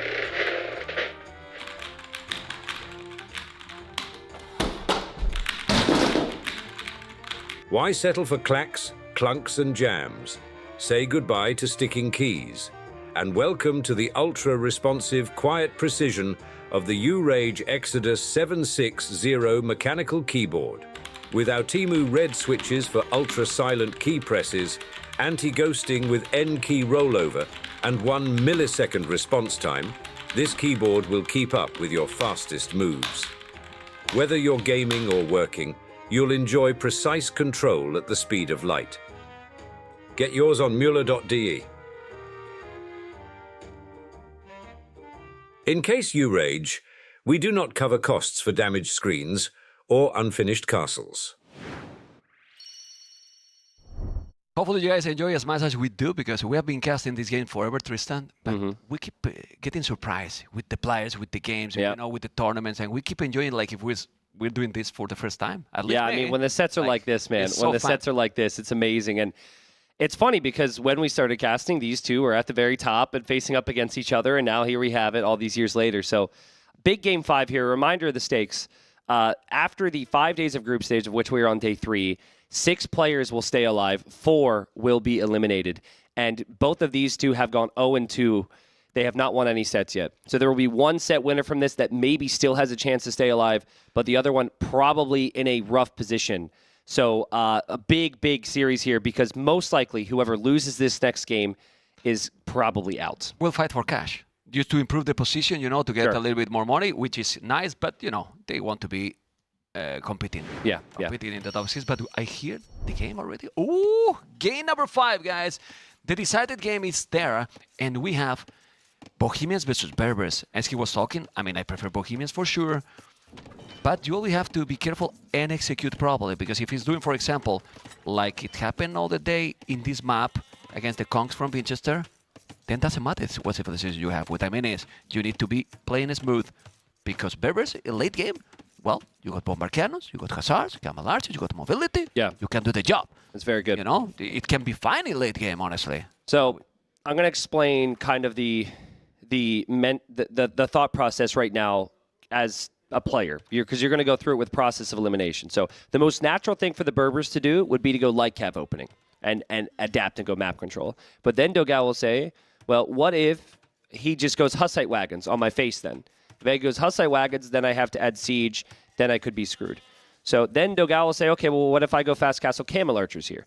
Well, then you think through the possibilities, and then you're still kind of like, oh, what if he goes Hussite Wagons there? Yeah. It's still tough. Because so I think if DauT's thinking like that, I kind of like Hussite Wagons and just the pressure. Berbers don't have Redemption, if I'm not mistaken. I think they do, but they don't get Sanctity? It's a weird one. No Sanctity, and they don't know if they don't have a Tournament either. Actually, I think they might get Atonement, but they don't get Redemption. Well, maybe Vodka could hover over the Civ icon, and maybe Jack could tell us. If the icon can appear here, but the thing is, with this civilization, if you don't have Redemption against that, then you are screwed, really.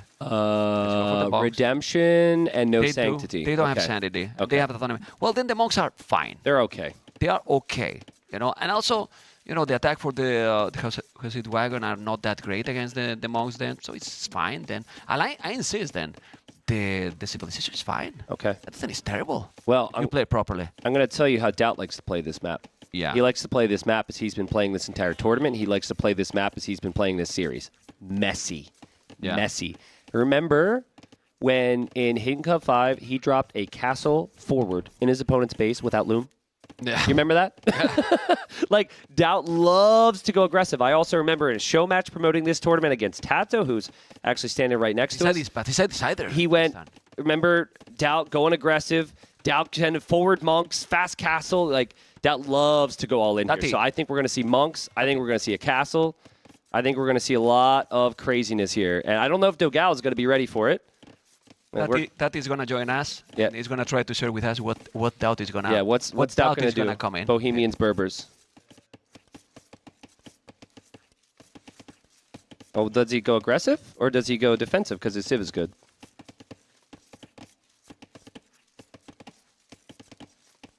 Okay, so wait to scout and see what Dogao's going, or can you go based on the uptime? Like if he goes late feudal, you just assume one thing.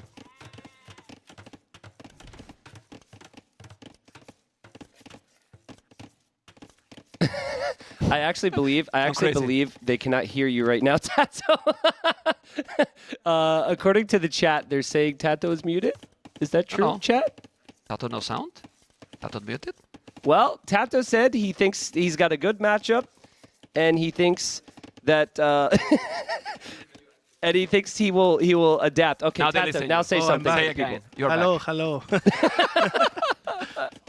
So I basically said that it depends on the DauT will explore and see what Dogao is doing, because he probably feels that he has the advantage on the Civ, and if he goes to late game, he should be the favorite. Okay.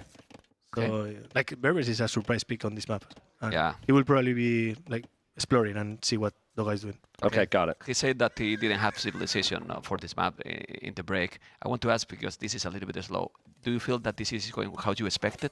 That close? Do you feel that one of the players playing worse than you guys thought, or how you seen this series till now? No, I think Dogao probably has less pressure now, and he has more experience because it's day 3, and DauT probably feels more pressure because if he loses, he's almost out.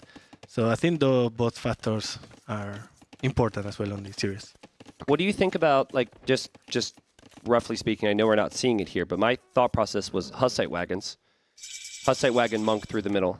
Is that a play here potentially, or is it maybe too risky if you have such a good civ as Bohemian? He's going on a stomp, by the way. So I think it's a play, but at the same time, it's easy to stop if Dogao builds a castle there as well, right? And obviously that means that Dogao has to mine a stone, and he needs to expect that. And but at the same time, it can work if DauT follows up with a fast Imperial after that. I would say, my impression of Dogao is that he will always try and find a way to go scouts and adapt, right? So I think right here, DauT is guessing correctly, because we have a stable from Dogao. He just wants to go light cap for map control. DauT's going to drop a castle. That's good. I think that's actually really good for DauT, because now he will do what you said. He will castle drop and he will add monks, and Dogao will struggle a lot when Redemption comes in to stop the push. Yep. Okay. Well, TaToH, we're not going to keep you here the whole time. You got games to play today. You play soon, right? I play soon, yeah. And the next series against the Viper? Viper is probably, now I'm here, Viper is preparing. No, Viper was here. It was here. Don't worry. But you can go. Take your time, because you're going to be playing very soon. Thank you so much. TaToH, thank you for coming, and good luck later. Thank you. Take care. Okay, guys. We keep going with the series. This was TaToH with us. We should bring some more people from time to time. I feel bad. I didn't realize that he's going to play the next series. I thought he was Series 3. I feel a little bad now. But thanks to TaToH for joining, giving us some insights. But, man, to what TaToH said, I really think this is the way to play it. Hussite wagons are so tough to stop. And Dogao is only going to be able to find out that his opponent's going Hussite wagons when the first one shows up next to his base. Stonewalls. Why you don't Stonewall there?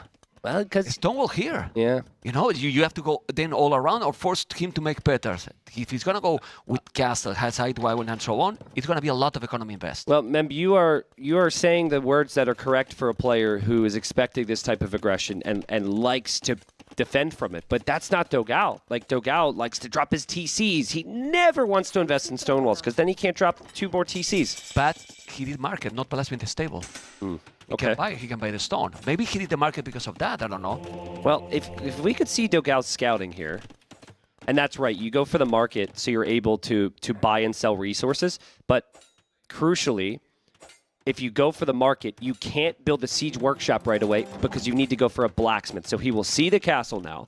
He knows it's coming up. I think key for Dogao is don't get trapped here on 3 TCs without a siege workshop. You need to at least have some siege against the initial Hussite wagons. Yeah, so let's see what he's going to do, because he can do now what I said. You can make TC, you can make another stone center, you can even buy a stone to wall in front.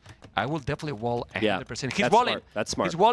He's walling. I mean, this is the option he has. Yep. You have to wall, and wall as much as you can even, You have with the market, he's going to maybe make a TC in the outside, and I will go for the TC on the foot, honestly.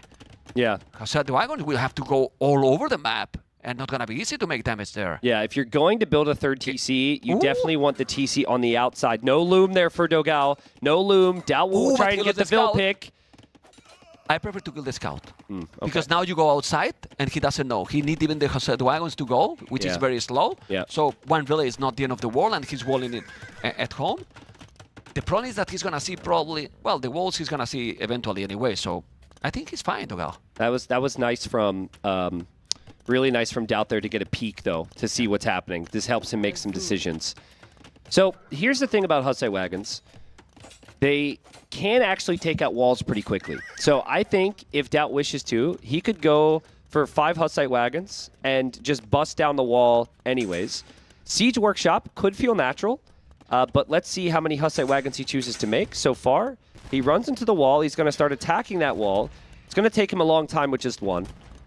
But you're doing like 5 damage a hit. It's actually not that much. No, and I think he's now doing the Blasmith. I think he's doing the Blasmith. I think he's going to make the Siege Workshop and maybe not the second TCS trap. This is Blasmith. Yeah, he's mining a stone as well. You know, he's sending fuel village to the middle. Maybe he's going to make just a Siege Workshop. Can you add 1 petard? Like, attack with a couple, with like 2 to 3 Hussite wagons, add 1 petard, you're through that wall. Yeah. But that wall will go down so fast. But the thing here is that DauT is going 1 TC. Yeah. He's going imp. He's going 1 tone. He's going 1 tone center. Smart. You know, and try to go from there. But the problem here, and we have seen this, if you go 1 TC, you can expand here a lot, you know. What is that villager doing for Dogao? Gonna counter-attack? Does Dogao know where the golds and stones are in there? He doesn't, right? Oh, he has to explore everything. This is Dogao. Is he gonna siege push the outside? Maybe. Why not? I mean, I like it. It's kind of crazy, but this TC is also good, man. That's also really good. It's really good. Well, I like it. Obviously, DauT is about to go up to Imperial, and he's doing what we expected. Some kind of aggression. He's coming with the Mango, and this is only 1 Hussite wagon. Isn't it amazing, though, what 1 Hussite wagon can force the opponent to do? Like, if you didn't Stonewall, DauT would add more Hussite wagons and kill you. If you didn't add Siege, DauT could add more Hussite wagons and kill you. So when that 1 wagon comes out, we have Stonewalls, which delays the 3rd town center, Blacksmith and a Siege Workshop, and a Mangonel added, all because of that. And DauT just like, actually, I'm just kidding. Yeah, we're going up to Imp. But Dogao knows that his opponent is going up to Imperial. The score dropped dramatically. You can see how he's already 500 score behind. He has now the Siege Workshop at the back of his base, so he's going to attack. He's going to go with the light caps, and then he's going to have big problem with the economy. Well, not really. Where's the goal from DauT? It's close to the castle? It's actually at a really nice spot. That is fine. So he can raid here, but what he wants now, DauT, is does DauT have Loom? No, Loom. I don't know why you smile, you know, why you loud, right? It's just, I've seen this before. Yeah, man. I know exactly what could happen here. Sanity is give some HP to the villager. Oh, that's true. Okay. That's true. He's doing Sanity. Still no Loom is going to get destroyed, so, but it's Sanity, he's, you know? He's getting Sanctity, and I'm losing my Sanity. It's perfect. Yeah, my goodness. You know what well, it's too much now, because fortified walls will help, you know, there. But still, University to the average is at the limit with their resources. I would love to see now the Mangle at the back. Is he doing even stables, Dogao? No, he's doing houses. He has the light caps. 2 Mangols. How? It's crazy. Like, Dogao has to stop a push into his base and also push on the outside. It's not going to be easy. But again, in this scenario, if you stop the first wave of monks, typically you're in a really good spot, even if you're in Castle Age, because the economy lead for Dogao is going to be ridiculous here. I know. I'm thinking, what about he should do Dogao? Light cav. Heresy. I will do Heresy with the economy difference he has. He stop him. If he's not going hand cannoniers and he's going just monks, you go Heresy. Yeah. You go Heresy. Maybe. What he has? Maybe. He has 5 monks. If I saw 1,200 gold in the bank right now, I'd immediately agree. If he can sell the stone. Yeah. You know, he can sell the stone. And I know it's expensive, but you want Camel Archers so bad. It's so tough. But not now. You can do it later. And with the boom you have 60 villas, 38 is the way. He has 0 food. He's going inside now with those light gas. Now he has 0 villas on food for DauT. He's going to go full clown in this game. And I insist, Heresy should be the way to go for Dogao if he's going to go massive amount of monks. And he's also with blood printing. If he's not doing Heresy, you cannot stop traps and monks. It's impossible. Heresy is not a tech I would expect from Dogao, though, right? Just like the Camel Archer play, any of the typical arena style. Dogao prefers the more standard approach. This counter-attack is going to make the push for DauT more difficult. Yeah, and it's slower as well. Yep. But also, he doesn't have army to defend his own base. Correct. Mangonel gets converted. DauT. Monks are down. No, he's killing 1. The Mangle is converted, as you mentioned. The light gas is coming. He's going to take it down. Population difference is definitely a lot better for Dogao. But 0 villas on gold now for Dogao. He's gonna move now all his economy. There's a ram taking the town center. That's the main TC. Okay. Don't worry, it's not going to impede or anything. He's going out with Villis, but it's only one trap. I don't know. Wagons. Like, the light cap, like 3 wagons can kill light cap without bloodlines. I think Megano gets converted. Light cap counterattack won't accomplish a lot more from here. Now the main base, can Dogao can he defend his own eco right now? Or is the push from DauT going to get out of hand? There's a Treb now. Well, he has 8 light cats, 1 knight, 71 villas, 30 villas more. He has 2 TCs in a free area. Devotion? You know, Devotion. It's Devotion and Heresy. I mean, you know, I actually love the patience from Dogao. Yeah. Usually when you're losing your TCs, you freak out. So I like the fact that he's waiting. Look his face now. He's full focus mode right now. You know, DauT as well. And I also love how active he's being there, because DauT is just constantly having to react. And look his resources. Look at DauT resources. Like, this has to work. Yeah. You know, it really has to work. Hussite wagons, they're going to kill no bloodlines, no armored cap. Dogao needs some upgrades here. Dogao needs to spend all those resources. He's evacuating them. He's evacuating his main base here. Game number 5. Thankfully, there's all that food out there for him to run to, because he's not going to have the farms anymore. Castle there. Do you like that castle there? He's so close to his base, he can go at Treb and lose it. I will make the castle on the middle on the foot there for now. I have no clue. I have no clue. There's no rhyme or reason to bypass at this stage. You just got to go with whatever feels natural. And for DauT... And at some point, sorry, all those villages, exactly that. Kill the wagons. Oh, the light are coming. This is so many light guys. He has to block. He's going to block those. Oh, man, if you lose the monks, he's going with the villages. Dogao is doing a great job here. And now he has Devotion. How many is going to convert? He's going to convert some, but he's still killing so many monks. And DauT has left 3 monks. He's got nothing. 3 monks. Like 1 wagon. Taking everything. Oh, I mean, he did convert some light cav, and they both have villagers around, so it's not clean or crisp. But it feels like this is better for Dogao. It's better. He's still 30 villages ahead, so if he's using those, he's still with the other villages working. Yep. You know? And now, well, 3 monks, 4 light calves, is still having some economy. The castle is going to be... I still don't understand this castle. Because it can lose easily, you know? I love it, because... You love anything about this map. Yeah, but like now DauT might think he needs to send his Trebs back. Or any future Trebs have to go deal with that. So for that reason, I don't necessarily mind it. But Membit is still an issue. You lose your main base, you lose access to your buildings, your houses could get trapped down, all the farming eco's there. The food eco that Dogao has, that's all on hunts and berries right now. But it's good, because there's no threat there. Yeah, exactly. There's not any threat there, you know, and he keep booming. He still has 33. He's doing now camel arches, as you were mentioning. You love them, you got them.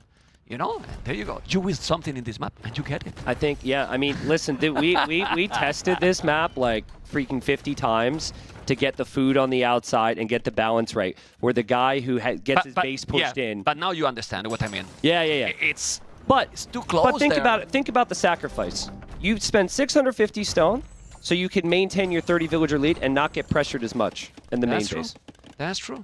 So, yeah, but it wasn't even needed there. You go in another spot and then you can mass. Yeah. You know, or going to the other middle as well. And then you don't let that DauT is ever there. Yeah. You know, yeah. It's like there is. I think DauT would have loved to be able to build his own castle directly in the middle by now. Like his second castle. That's what you typically see is a forward castle. If that would be available, he'd be in a good spot. And hold on, man. Look at this from Dogao. He's getting Bodkin. There's a TC now from DauT. He's going to pop out with camel archers. He's going to have light cap. Those Trebs might go down. Yeah, no, he's going to kill the Trebs. He doesn't have a node to defend. He's now holding with those. He's walling with those villages. Block him, Pat. Mangle is going to be there. Goldmine and Abri is doing all the upgrades. In these kind of games, the boomer should probably win. Should. But yes. Let's see. There's so many units now. He's going to clean it. He's going to take the traps. He's going to kill that one. He can also go now with the barrel and kill the TC. There's no other town center. The Trebuchet is going to be down. The traps are down. The castle needs to survive. He's going to take the castle. No, he's not taking the castle. The Trebuchet is down. The monks are not going to survive either. And now with those camel arches, he's going to take absolutely everything. No, this is sick for Dogao. He's still got the 30 mil lead. He doesn't have his own base anymore, but he's still held on here, Memb. And now, like, DauT's probably thinking, this can't be it for me. I had the better civilization this whole time. Dogao even said he wasn't comfortable with the Civ that he had left, but Dogao is playing amazing here. Yes, what happened on the left? We need to see now on the left. So many blue... Trebuchet are coming! So now you need to go there with the army. Lighters are coming as well or not? You need to go. There's a second TC. DauT slowly is booming more. He has 2 TCs, 60 villas, so it's not like he's 30 villas and no echo. He's trying to do something. And now, I mean, Dogao's going to be on 1 TC because he's getting the outside Trebbed, and this is where all his eco is. He has to kill this.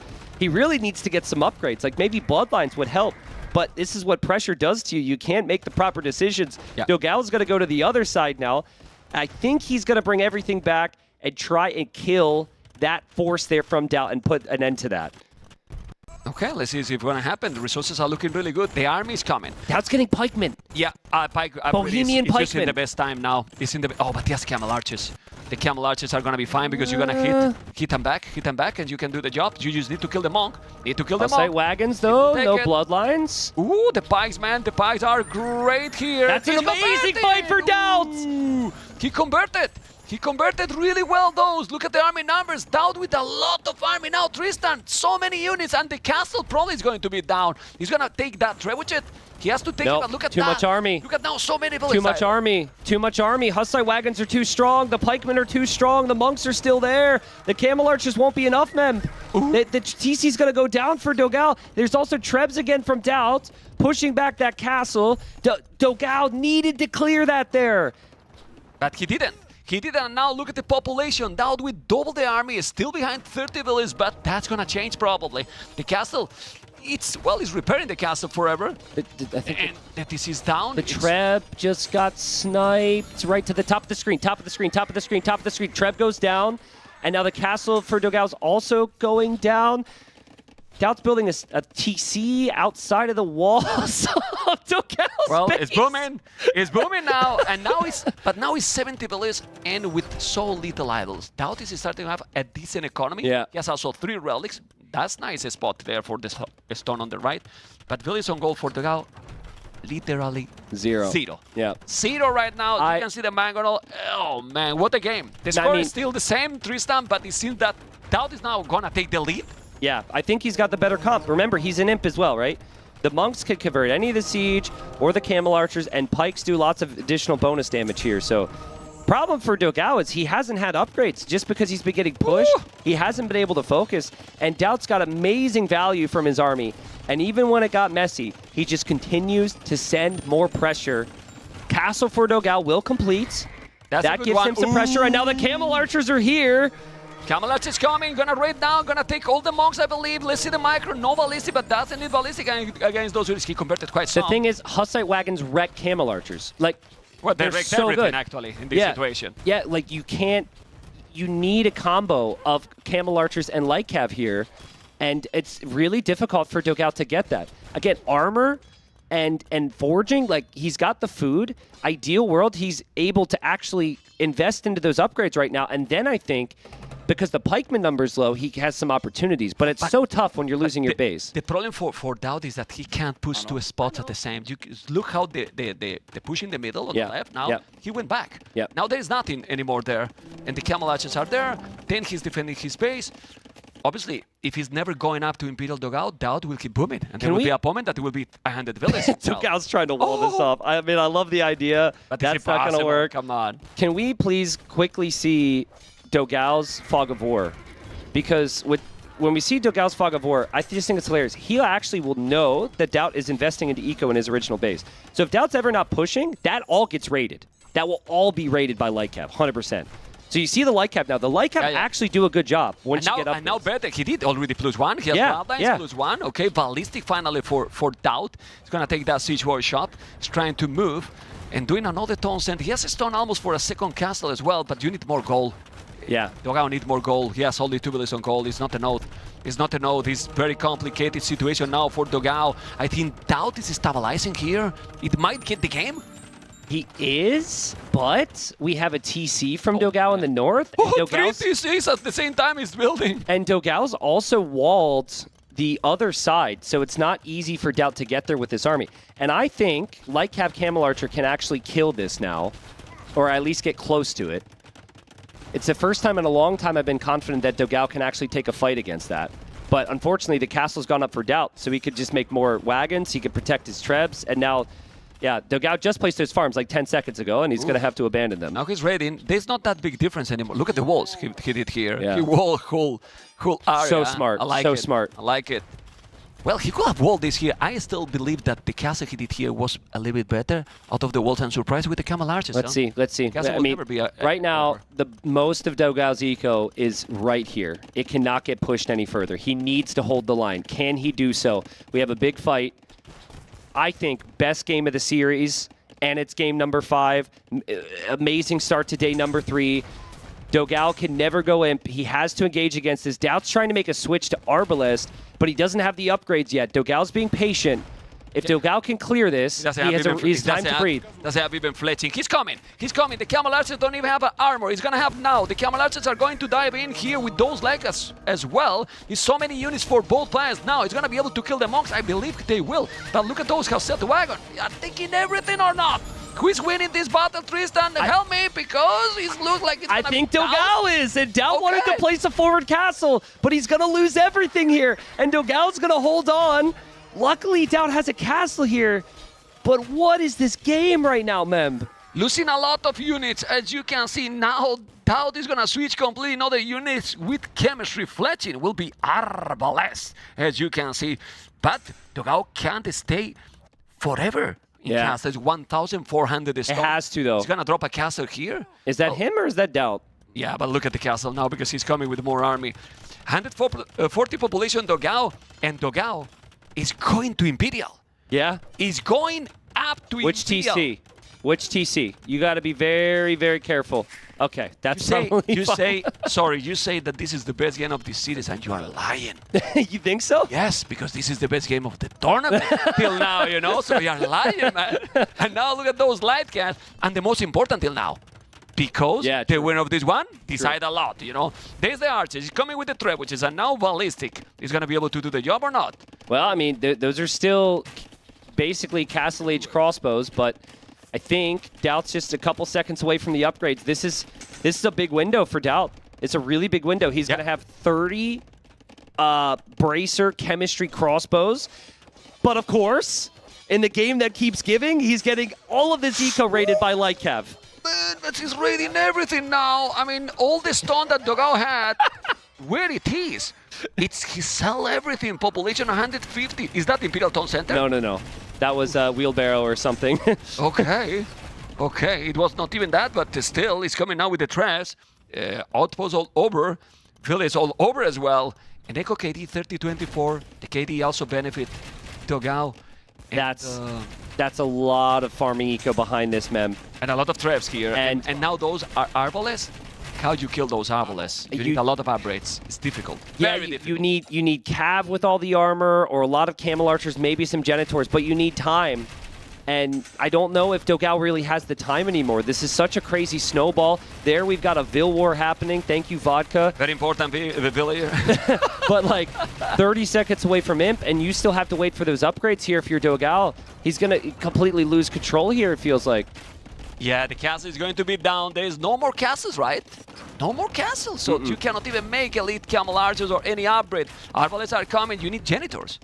Yeah, but how you made the transition? Don't have time. No time. Don't have time. Still raiding here. More and more raid. Going with the Rams. The score difference is starting to explode. He's coming with the Trebuchet and the Arbalests. And ladies and gentlemen, it's going to be DauT. They still have chances in the tournament. He's taking the game. Tristan, it seems that it's the time for DauT now. Yeah, I think so. I mean, Dogao's economy is insanely bad here. He didn't even get an Imp Blacksmith upgrade. Like, he got a Castle Age Blacksmith upgrade first. Now Bracer's on the way. Like, he's still seconds behind. The TCs are melting. DauT's army counts at 50 Arbalests now. Nothing can stop 50 Arbalests for Dogao. Yeah, very, very complicated. He's now doing the elite skirmishes, doing some Genitors, still missing upgrades. On the right, he has 3 TCs that are not being attacked, but it's only now 9 village difference. 9 is not like 30 it was before, and if he's not stopping this, it's gonna be a very, very fast cleanup. And it's gonna be a disaster. This is unfortunately for Dogao the end. I mean, he could maybe add a couple Genitors, but Genitors really aren't tanky enough to deal with the number difference here. And then DauT can always mix in a couple wagons because he's actually got castles on the map. This is the only relic that he has, Dogao. He's gonna lose as well. The score is exploding now for the Lord, and the Lord is still going aggressive. Those Camel Arts is still missing the +4 armor. Maybe that army with the hill advantage. Yeah. It's starting to be a lot of Janitors. Oh my God! He's gonna be able to do it, but now look at the villas. Yeah, I mean, I would expect in this instance that DauT just mixes in a couple more wagons. Because the wagons tank a lot of these shots, and he has the castles. So he might add his own skirms. Let's see. Dogao has to win this fight. If Dogao doesn't win this fight, he's dead. He's got so much eco behind this. It's still a lot of arbalest. It's 103 population, 152. I think DauT got this. For those that are DauT fans, that is many, I think you're going to be happy today because he's going to keep some chances in the tournament. And, well, it can be a brutal comeback in the event for the Lord. Maybe. It's maybe possible, right? Yeah, I mean, 10 Janitors on the hill there for Dogao. That's maybe best case scenario.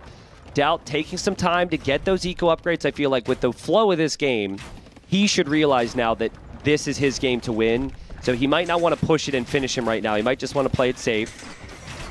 Still no Hussite wagons being sent into the group, which is really surprising to me. Well, he feels confident with this army, and he has reasons to be because he's having a lot of units. He's taking them all. He's taking the Lumbercamp. Now the next step should be that monastery that is one relic down, as you're going to see in the next shot.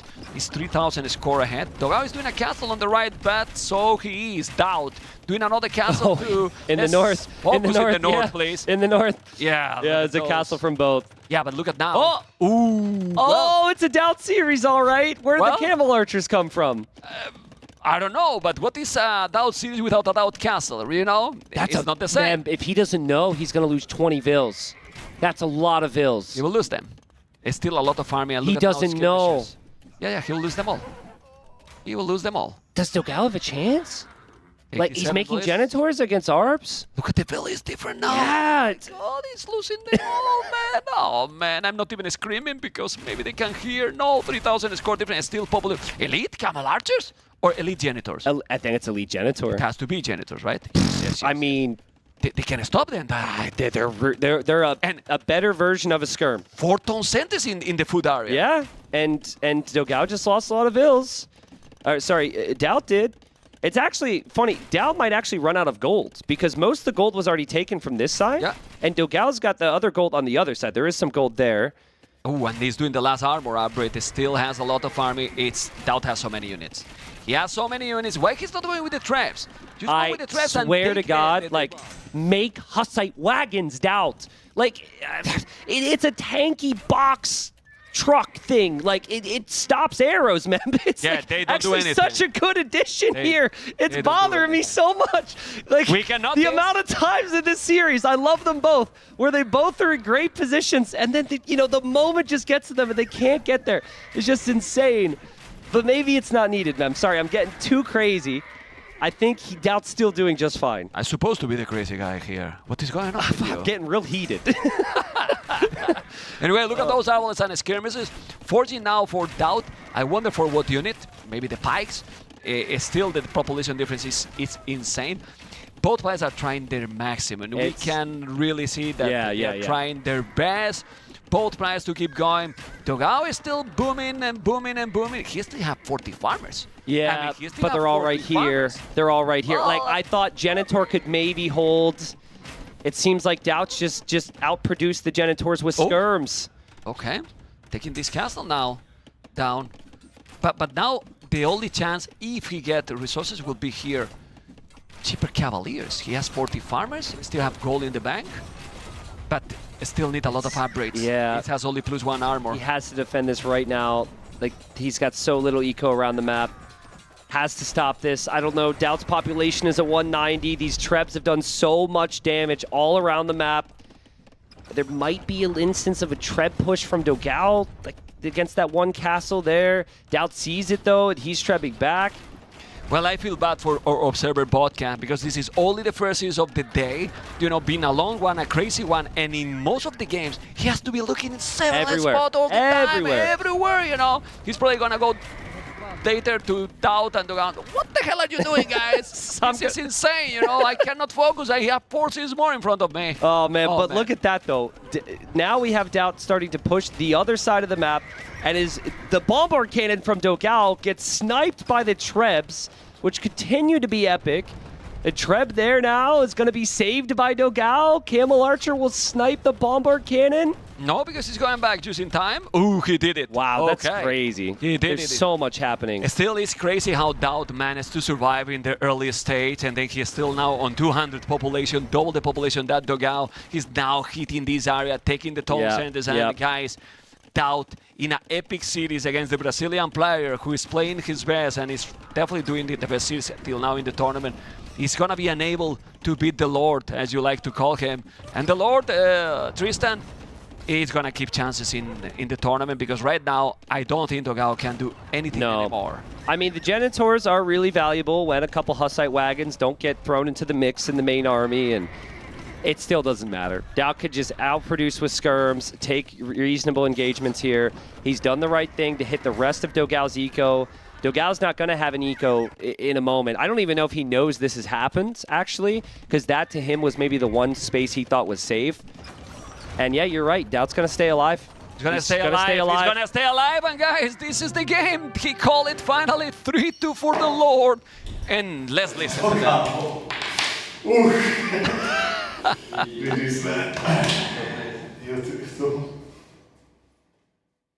What a series! What a series! You could just tell by the way they both said that there how meaningful that was to both of them. Do you have to cast next? Yeah, I do. So I'm sorry for you.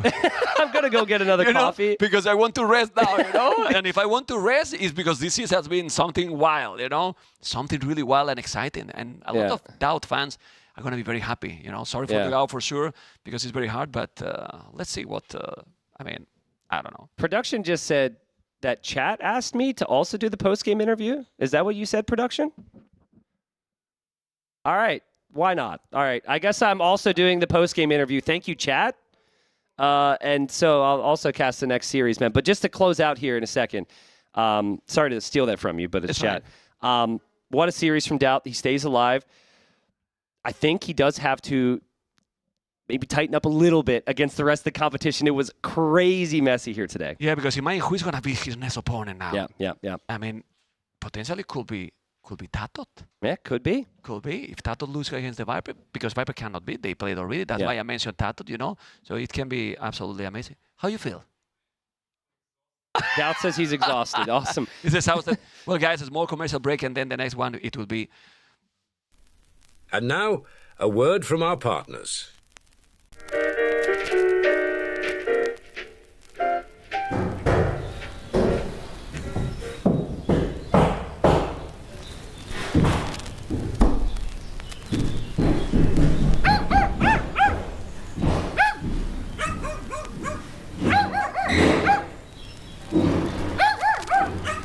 Tired of interruptions ruining your moment of peace? Discover true tranquility with the Hammer Bluetooth headphone Passion Voyage. With cutting-edge noise cancellation, immersive sound, and unmatched comfort in every note. Sounds like more Hammer. The rise of modern technology takes its toll on all of us.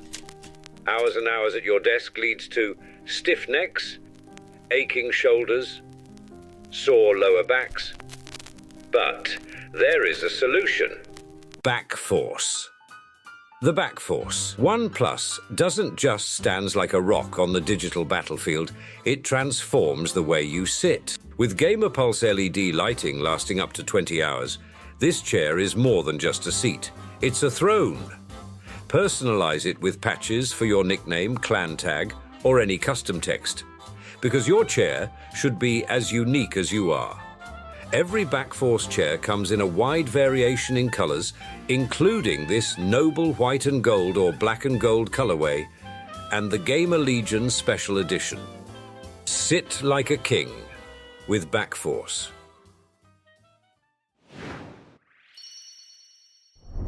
All right, so here we are. We are back with the Lord DauT. DauT, it was a crazy series. How are you feeling right now? How I look? Exhausted. Exhausted. But when I see how you look, I feel a bit better. Yeah, seriously. I mean, if you had 4 layers on playing that series, I think you'd be dripping in pools of sweat right now. So hot. Maybe because Dogao put me in the hot spot, but I was sweating. Oh, man, I actually don't remember game number 1. Can you help me? I don't even remember the last game. I know it started with monks. I'm not sure how it even ended. Game number 1 wasn't Arabia. It wasn't Tide Pool. Tier Garden. Yes. Tier Garden. Okay, so cool. So as we all remember, game number 1. This was an interesting one. I wanted to ask if you expected him to possibly go polls here because I think you also had Incas. And he might have been scared of that. Yes, I predicted polls. That's why I went Hindustanis as a counter pick. But his build order there is really good. Yeah. That's something I want to copy. That chop out fast. Poles want to go on stone anyway. Make towers. Be safe with the farms and see you in Castle Age. That was really, really good play. Well, like that right there. You dive underneath that tower. Tell me why. I cannot. I wish I can. 9 out of 10 times it's a mistake. This time it worked. I thought there was some brilliant reason behind it. But I mean, from our point of view, it felt like if you didn't do damage there, you would have never done damage. So it worked out for that reason. Would rather release the army than walk around the walls. Were you concerned in mid-game? Because like you had the TCs, but you lost all your early archers. So you didn't have a ton of map control until this stage, maybe. I was trading them for villagers, but against Poles, they don't need a lot of villagers because their farming is insane. Got it. I'm not sure how it was resources collected the whole game. He was ahead at this point. Yeah, he was ahead. But I guess fortunately for you, he was going directly into camel, and your camels in the end ended up being good. Treb cut here. Was that your plan the whole time, or did you just have like a light bulb moment of Treb cutting through? Well, did not plan that. I was actually planning Mangonel. I made a siege of Mangonel, and I was like, Treb can do the same and it's cheap. It's just cheap to woodlines, right? So Yep. It was way easier than the Mangonel. Well, I mean, I think if he had a little bit more time, he might have been able to settle down, maybe go old book or mix it in. So it felt like perfect timing there. Yeah, if Paul settled down, I mean, he was controlling the middle as well, so I was definitely on the timer. So you win the first game, you go into Arabia, and go for the most DauT opening I've ever seen with the 4 man-at-arms, 2 skirmisher, 2 archer, 2 spearmen follow-up. But all that aside, I thought it was going to be brutal for you when the castle ended up going up. My whole army is dying to skirms. I made one of each and I'm dying to skirms. I didn't kill a single one. No, you didn't. So I assume you felt you're in a pretty bad spot when the KD was 14-2? No, I felt amazing tonight. I was like, I'm winning now. I didn't kill anything, but I'm winning. Okay. Yes, I didn't feel good. Okay, I do want to ask about this, though, right? So you saw Latest coming to your base. I actually think it was the correct decision to just keep YOLO pushing forward. Explain the thought process, because obviously you lost a lot of ills, which the viewers see, but what would have happened maybe if you went defensive? Well, I was hoping the vodka would show this screen and not my villagers dying, but this is what we want to see. I was thinking I will have reinforcements, like I have cheap half with Incas, and it will be enough, but if you don't have the critical mass, Light is just like killing before you even get a hit. Yeah, got it. And I mean, that's exactly what ended up happening. He's also going to show you now that I didn't see. Okay. So and just in case you missed it. Thank you, vodka. Yep, you're going to see. Do you have a guess how many vills you lost this game? 150. Okay, well, it was actually over 200 at a certain point, but obviously you end up losing this game. I think in one point. So like you end up losing this game. Both the games went to Imp, so they were pretty intense with Imp comps and whatnot. But like, how are you feeling when it's 1-1? You've still got 2 home maps, or yeah, 2 home maps remaining. Just well, it's not about like. This is awkward thing to say when you're doing winner interview, but I didn't feel like I played clean. Yeah, so I was scared. Like yeah. No, that's kind of what I was asking for, because I felt like it kind of was both sides this tournament. I hate to do it. Obviously, you won the series, so we got to ask. But you want to do it. You had the masterpiece plan. How are you feeling when you saw those 2 docks go up? I was feeling. First, I saw my fish chips. I was like, maybe I overproduced. Yeah, I didn't play clean. I overproduced everything. Then I overproduced, like. But focus on the map, I'm all in there, like that's it. I only see that. I fish bomb, I make 20. Fire Galaxy, I make 20. 20 crossbowmen or composite bowman. Yeah. They do nothing. Like he's walled. There was no point making that. I'm not even sure how we got to the late stage of the game. So I think it's fair to say that your whole game plan depended on the fish. And once the fish didn't work out, it just kind of fell apart from there. Yeah, that's I didn't have that. Like I didn't have the farms or anything. It was very, very poor play there. The strategy's 1-1. This Armenian strategy. Well, now you think it's good? Against Viper is good. Against Viper is good. I can confirm you that. Overall, I think it's decent, but you need to hit your timing. If you don't hit your timing, they're not good too. Okay. What do you think about the matchup coming into this, Persians Malay? Because it was #1 pick for both. Were you confident with Malay? Yeah. Were you scared of the Persians? What I think Malay is a win here, right? If he economy is, let's say, similar, but as the game progresses, I have better texture, right? Better water, Arbalest. Well, he got bomber cannons as well. I got harbor. I got so many good things, right? Talk to me about like the flow of this game. There's obviously a lot of moments, but you just mentioned before how you were worried because you didn't feel like things were super sharp. Honestly, I kind of felt a little bit both sides. Like it was just a sloppy day, right? Did you get concerned in this moment when these two castles go down and you're losing map control? I knew. I mean, like the worst scenario, I'm building 10 docks in the middle and hold until the end of time. I have relics. I have the middle. I cannot lose. Okay. So I was fine this game. Okay. Although it doesn't feel like that, but I was not panicking at any moment here. Okay, got it. Yeah, and I mean that's a pretty big one as well. Obviously, it was a must-win. Oh, what I wanted to ask: why did you go to his home map when you were down 2-1? When you could have gone for your own home map? I felt it would be cleaner here, like because Malay, you control the water. Like I'm not having a perfect day, and this is easy to play. Everything in the middle, you have Malay, you win. Okay. Let's take this win, and then Monk Rush, everything in the middle, and win. It didn't work out as planned, but in the end, worked out. Game 5. Yes. You were down 30 villagers. You were getting pushed nonstop. Is there even any like logic to this, or is it all instinct at this point? Like. He messed up the draft, he told me, right? He didn't have the civilization for this map. He told you before the game? Mm-hmm. Okay. And I made that draft work for him. I made it work for him. I took unnecessary risks, and let's say it paid off in the end, but I don't think it was good. So you don't think your opening was actually a good idea here? No. What would you have done in hindsight? I mean, it is kind of arena, but no, this is a very good version of close maps from Hidden Cup, obviously. And it's not only about the middle. Like if it was arena, he's dead on spot. But here he can go outside. There are a lot of resources. Even berries help to the bomb, stone gold, whatever. So this was not a very good opening. Okay. I mean, in the end, you end up getting the job done, clawing your way back into the game. I do need to mention that if the opponent ever shows up with Genitors, can you please just make a couple wagons again? They're slow until they come there. Like. Okay, I will do it. Thank you. Thank you. Okay, thank I will do you. it. Thank you. Since it's been that type of interview, I felt like I could say that.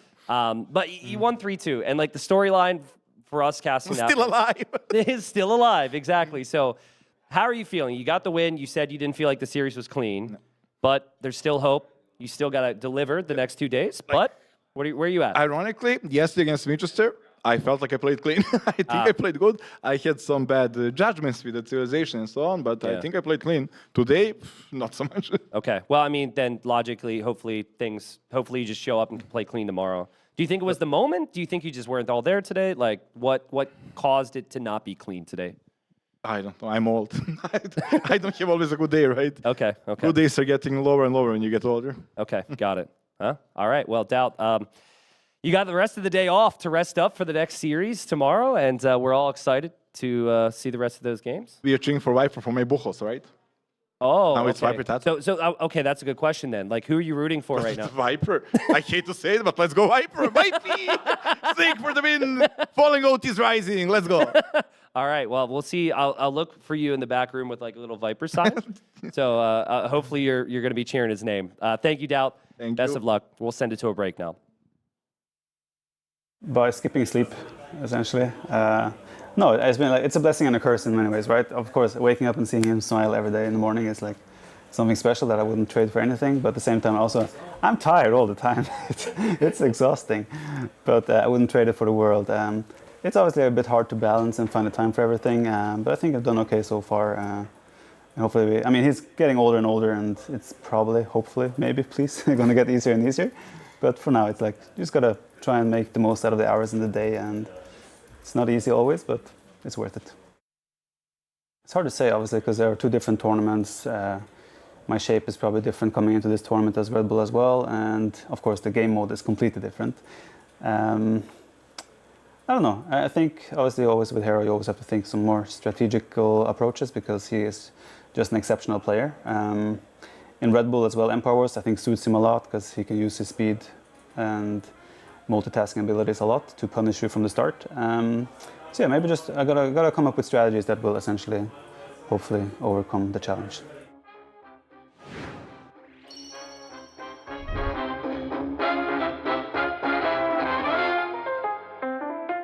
Quick shout out before I write his name on the board to AOE2 Minis. The camera's supposed to be there. A student of T9, you're looking clean, just scooted on by. AOE2 Minis, fantastic community member. He makes these, let me see if I can get a quick zoom on these amazing chess pieces. He's going to be actually in charge of sponsoring and providing the trophy for the event. And take a look at, DauT, don't come. Don't do it, DauT. Don't pass by. Do not pass by. I wouldn't, but you said AOE2 Minis, fantastic chess pieces. That's a knight. You have also a rook here. It's the form of a keep. Such clean detail, amazing quality, super precise. And I'm pretty sure he has other designs as well. You can basically just ask him for what he has, and he's got a ton of options. You can check him out at aoe2minis.com and support him. And he's also supporting this event, not just with the trophy, but also with his name written on the NAC plaque. So we're gonna go ahead and do that. And I think he deserves a really nice spot here. So I'm gonna put him, where are we gonna put him? We're gonna put him right here in the center. AOE2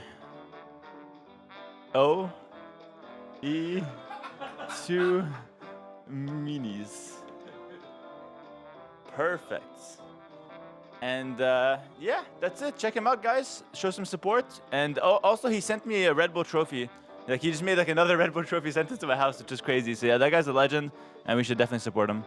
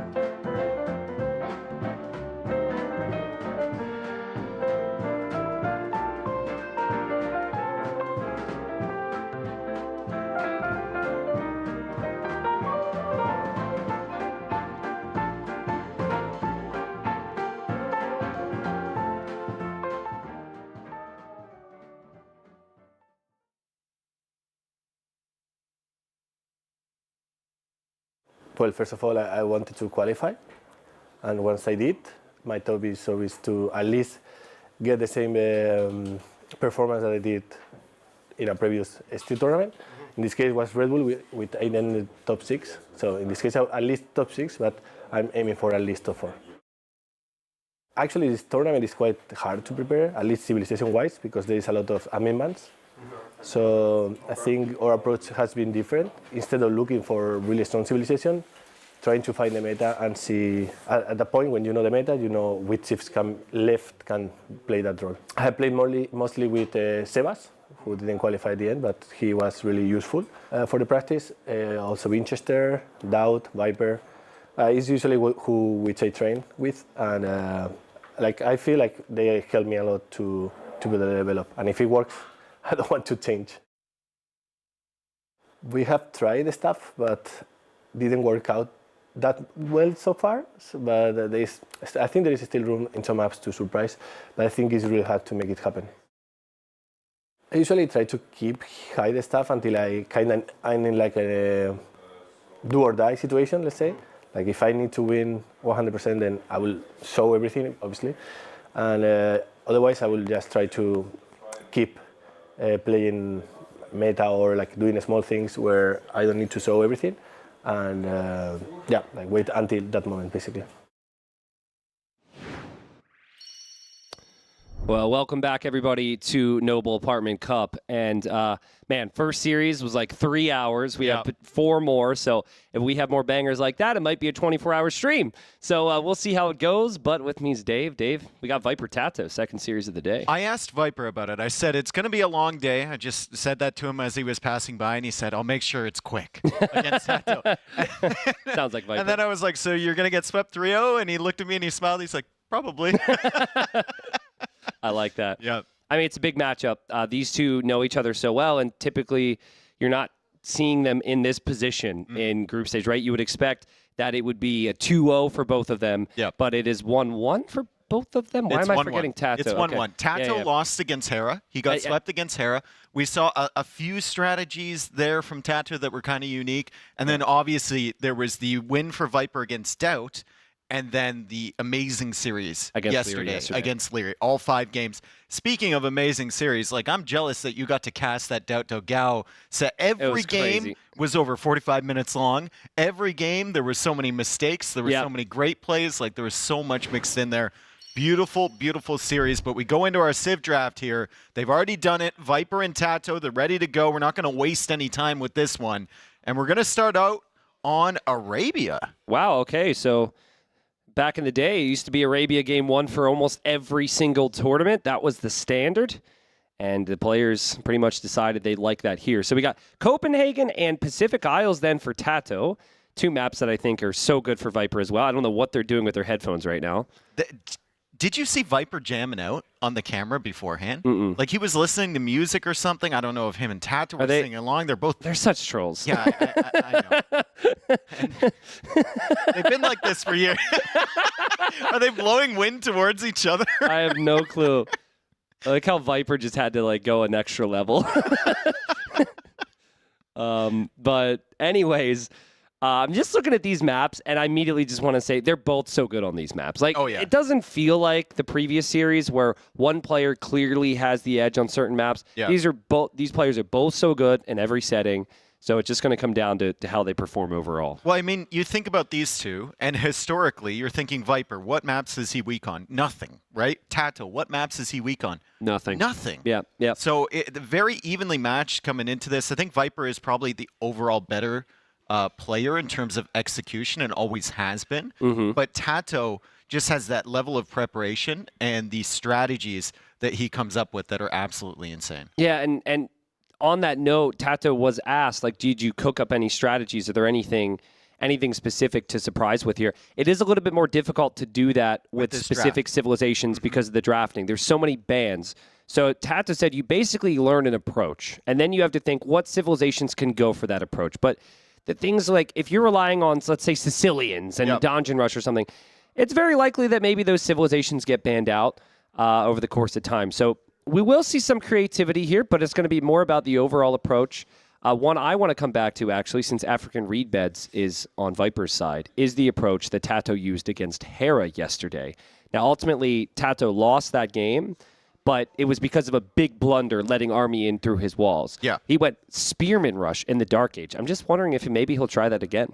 I mean, it could be a play, right? I also brought up the possibility last night, and he was kind of nodding his head a little bit, that you can show that strategy and then play Armenians on that map and not go Spearman Rush. Your score is going to be the same if you go for the fish boom and scout a little bit. Yeah. Your opponent might not even go for a dock at all because they're scared of that. Yeah. They might overcommit. You never know. You could force them to do things with creative strategies like that. Either way, we're going to see amazing series here between TaToH and the Viper. It's only series number 2. I think we're 4 hours deep into the broadcast day number 3 at Noble Apartment Cup. And game number 1 is going to be Arabia. All right, so on Arabia, we've got Viper playing as the Malians, and then TaToH opting for the Romans here. 2 very solid civs. The Malians are going to be the more flexible civilization here. They can cut some corners. They can forge so much more because their buildings are cheaper. They're probably the better long-term Knight civ. They have camels. They have great range units. Romans really struggle with the range units. Typically, it's going to be about their good eco, their cavalry, and then their infantry.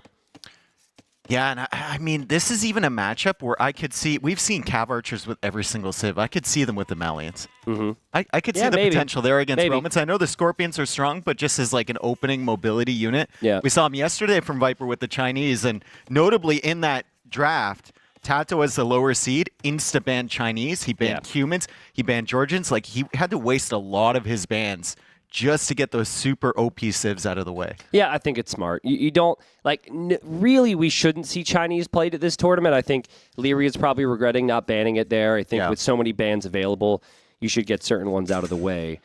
TaToH moving forward with his scout here. A little uncertain about things. Yeah, he sees the house now, sees the straggler, and knows there's Viper's Gold and there's Viper's TC. And they're both going to be going up here, but I would expect a scout opening and adapt from both. Yeah, I mean, it's a decent map from both, and Viper actually has that back gold. He's got like 2 wood lines. He's kind of got the corner as well. He's really close. He could wall himself in. But the front gold is going to be his focus for now, and he needs to go military to just kind of secure that before he shifts onto something like the archers. The barracks coming up now. Scout is going to spot that. There's a hill there if TaToH wants to try and snipe that villager, but there is the scout from Viper that he has to be careful about as well. Yeah, so the big thing here, Viper's map is actually insane for gold, but the stone is forward. So if he wants to get Gibetto, he's going to have to go forward to both of those stones. That could be a difficult task. The Romans, if they receive no damage, they're typically slightly ahead because of that extra efficiency here. So a little bit more pressure on Viper right now to get some damage done here in the feudal age. It's kind of funny how our perspective on Romans since they were released has changed, right? When they were first released, everyone thought 5%, it's not that big. It's not that big of a bonus to your eco, whatever. They're just going to play into infantry every single game. Remember the games with like DauT, where he would just send 3 barracks forward in feudal age and long swords. Nothing changed. TaToH used to do that as well, right? And then we saw the evolution of the Civ where Mr. Yo would play them, and he'd just play scouts, and then he would shift into the spearman with the extra armor if he needed it. And now it's just a kind of Civ where you can't let them sit. You can't let that 5% accumulate over time, and it feels like you need to do pressure. Very surprised by Viper's opening here. TaToH didn't see the range, but he just saw the mining camp, so he might double check. Yep. Viper actually opting to open for archers here. And the reason this surprises me is just for the reason that I said. I think it takes a little bit more time to get some damage done. But this should be pretty nice for TaToH, I think, to be able to mix in a range to get some skirms. Now that he knows about it, he might opt for that. And Viper's archers will take a little bit of time to mass. TaToH just walling up behind this. Very, very careful, too. I mean, he has the spearman over by the villager, so that scout isn't going to snipe the villager.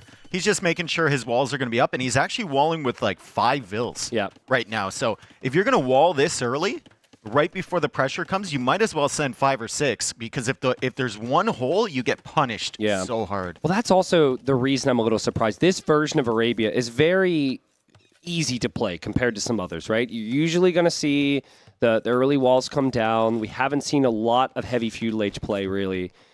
And so the scouts will have a lot more value long term.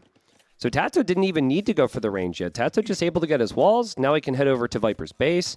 Viper can still use these archers. Like, this can add value for him later on, but it does slow down your eco a little bit when you go for the archer approach. Yeah, Viper going for more of the egg formation, the more condensed walling, and his gold still, I mean, it's still up against the wall. TaToH not really making range units yet, not much of a threat. They both should be fine. We'll see if TaToH wants to add the range, because on one hand, you might think you don't have to, and then you might just want to greed out to Castle H, go for the eco. But on the other hand, if you don't kill the archers now, that might be a really big ball of archers to deal with in the next stage. So it could be really complicated here. But usually, you're going to see players opt for the farms, and Viper just hanging around with the archers. We're hanging out game one. But if I had to pick a position, I would say TaToH's position is pretty smooth to play in right now. I think TaToH's eco is looking good. The walls are bigger, right? You have more real estate to work with. Viper's kind of constrained. However, I like the Malian tech tree just a little bit more in Castle H. Like, Malians are very difficult to deal with, just like you brought up, having that archer mass that you can go crossbows with. Then you shift into knights. Then you shift into siege. Then you go for monks if he's got siege. It's a lot. Spearman and archer going forward. And Spearman gets picked off there from TaToH. Well played. So first blood to TaToH, and very little additional investment there. Just knew Viper wasn't able to linger around that much longer. Viper can't leave now. Viper has to stay at home. Like, he lost the initial pressure. TaToH's coming forward with the scouts. I think Viper, unless he wants to go out with, like, 3 spearmen accompanying the archers, he's going to have to be really, really careful. And then the scouts might even run in at home, because in classic Viper fashion, he's left it open next to the TC. Well, that's because he believes he can go for a gate. He believes he can do it, and TaToH also believes he can do it. TaToH didn't want to go anywhere near there, man. That's the reputation right there. That's so funny. Yeah, TaToH could have easily gone through there. He just expected Viper to go for Viper something. wasn't getting that quick wall No. down. Like, the villager was on the opposite side of the farm. Well, I think if you make it through, you don't kill the Vills. Exactly. Because he'll quick wall that, and then you can't escape. Yeah. So is that a hole on the house next to the wood line? I don't believe that it is. No, I don't think so. So we've got all the houses at the back there. Vodka's trying to select the tree. I feel your pain, my friend. And yeah, that's not a hole. A lot of players would add skirms here, even though Roman skirms aren't great long term. TaToH's a Scorpion guy. Yep. This feels like the perfect situation to go into Scorpions in early Castle Age. Can you justify all-in Scorpion on the back of this? Like double Siege Workshop Scorpion, or is that too much? I think it might be too. I don't think you need it. Like, theoretically, you've got the better eco here with Romans, right? And you've got the full walls. Are you full walling yourself so that you can go all in Scorpion? Yeah. Does that make a lot of sense? It kind of feels like add a TC, add a Siege Workshop, and then see where you are. Yeah, maybe.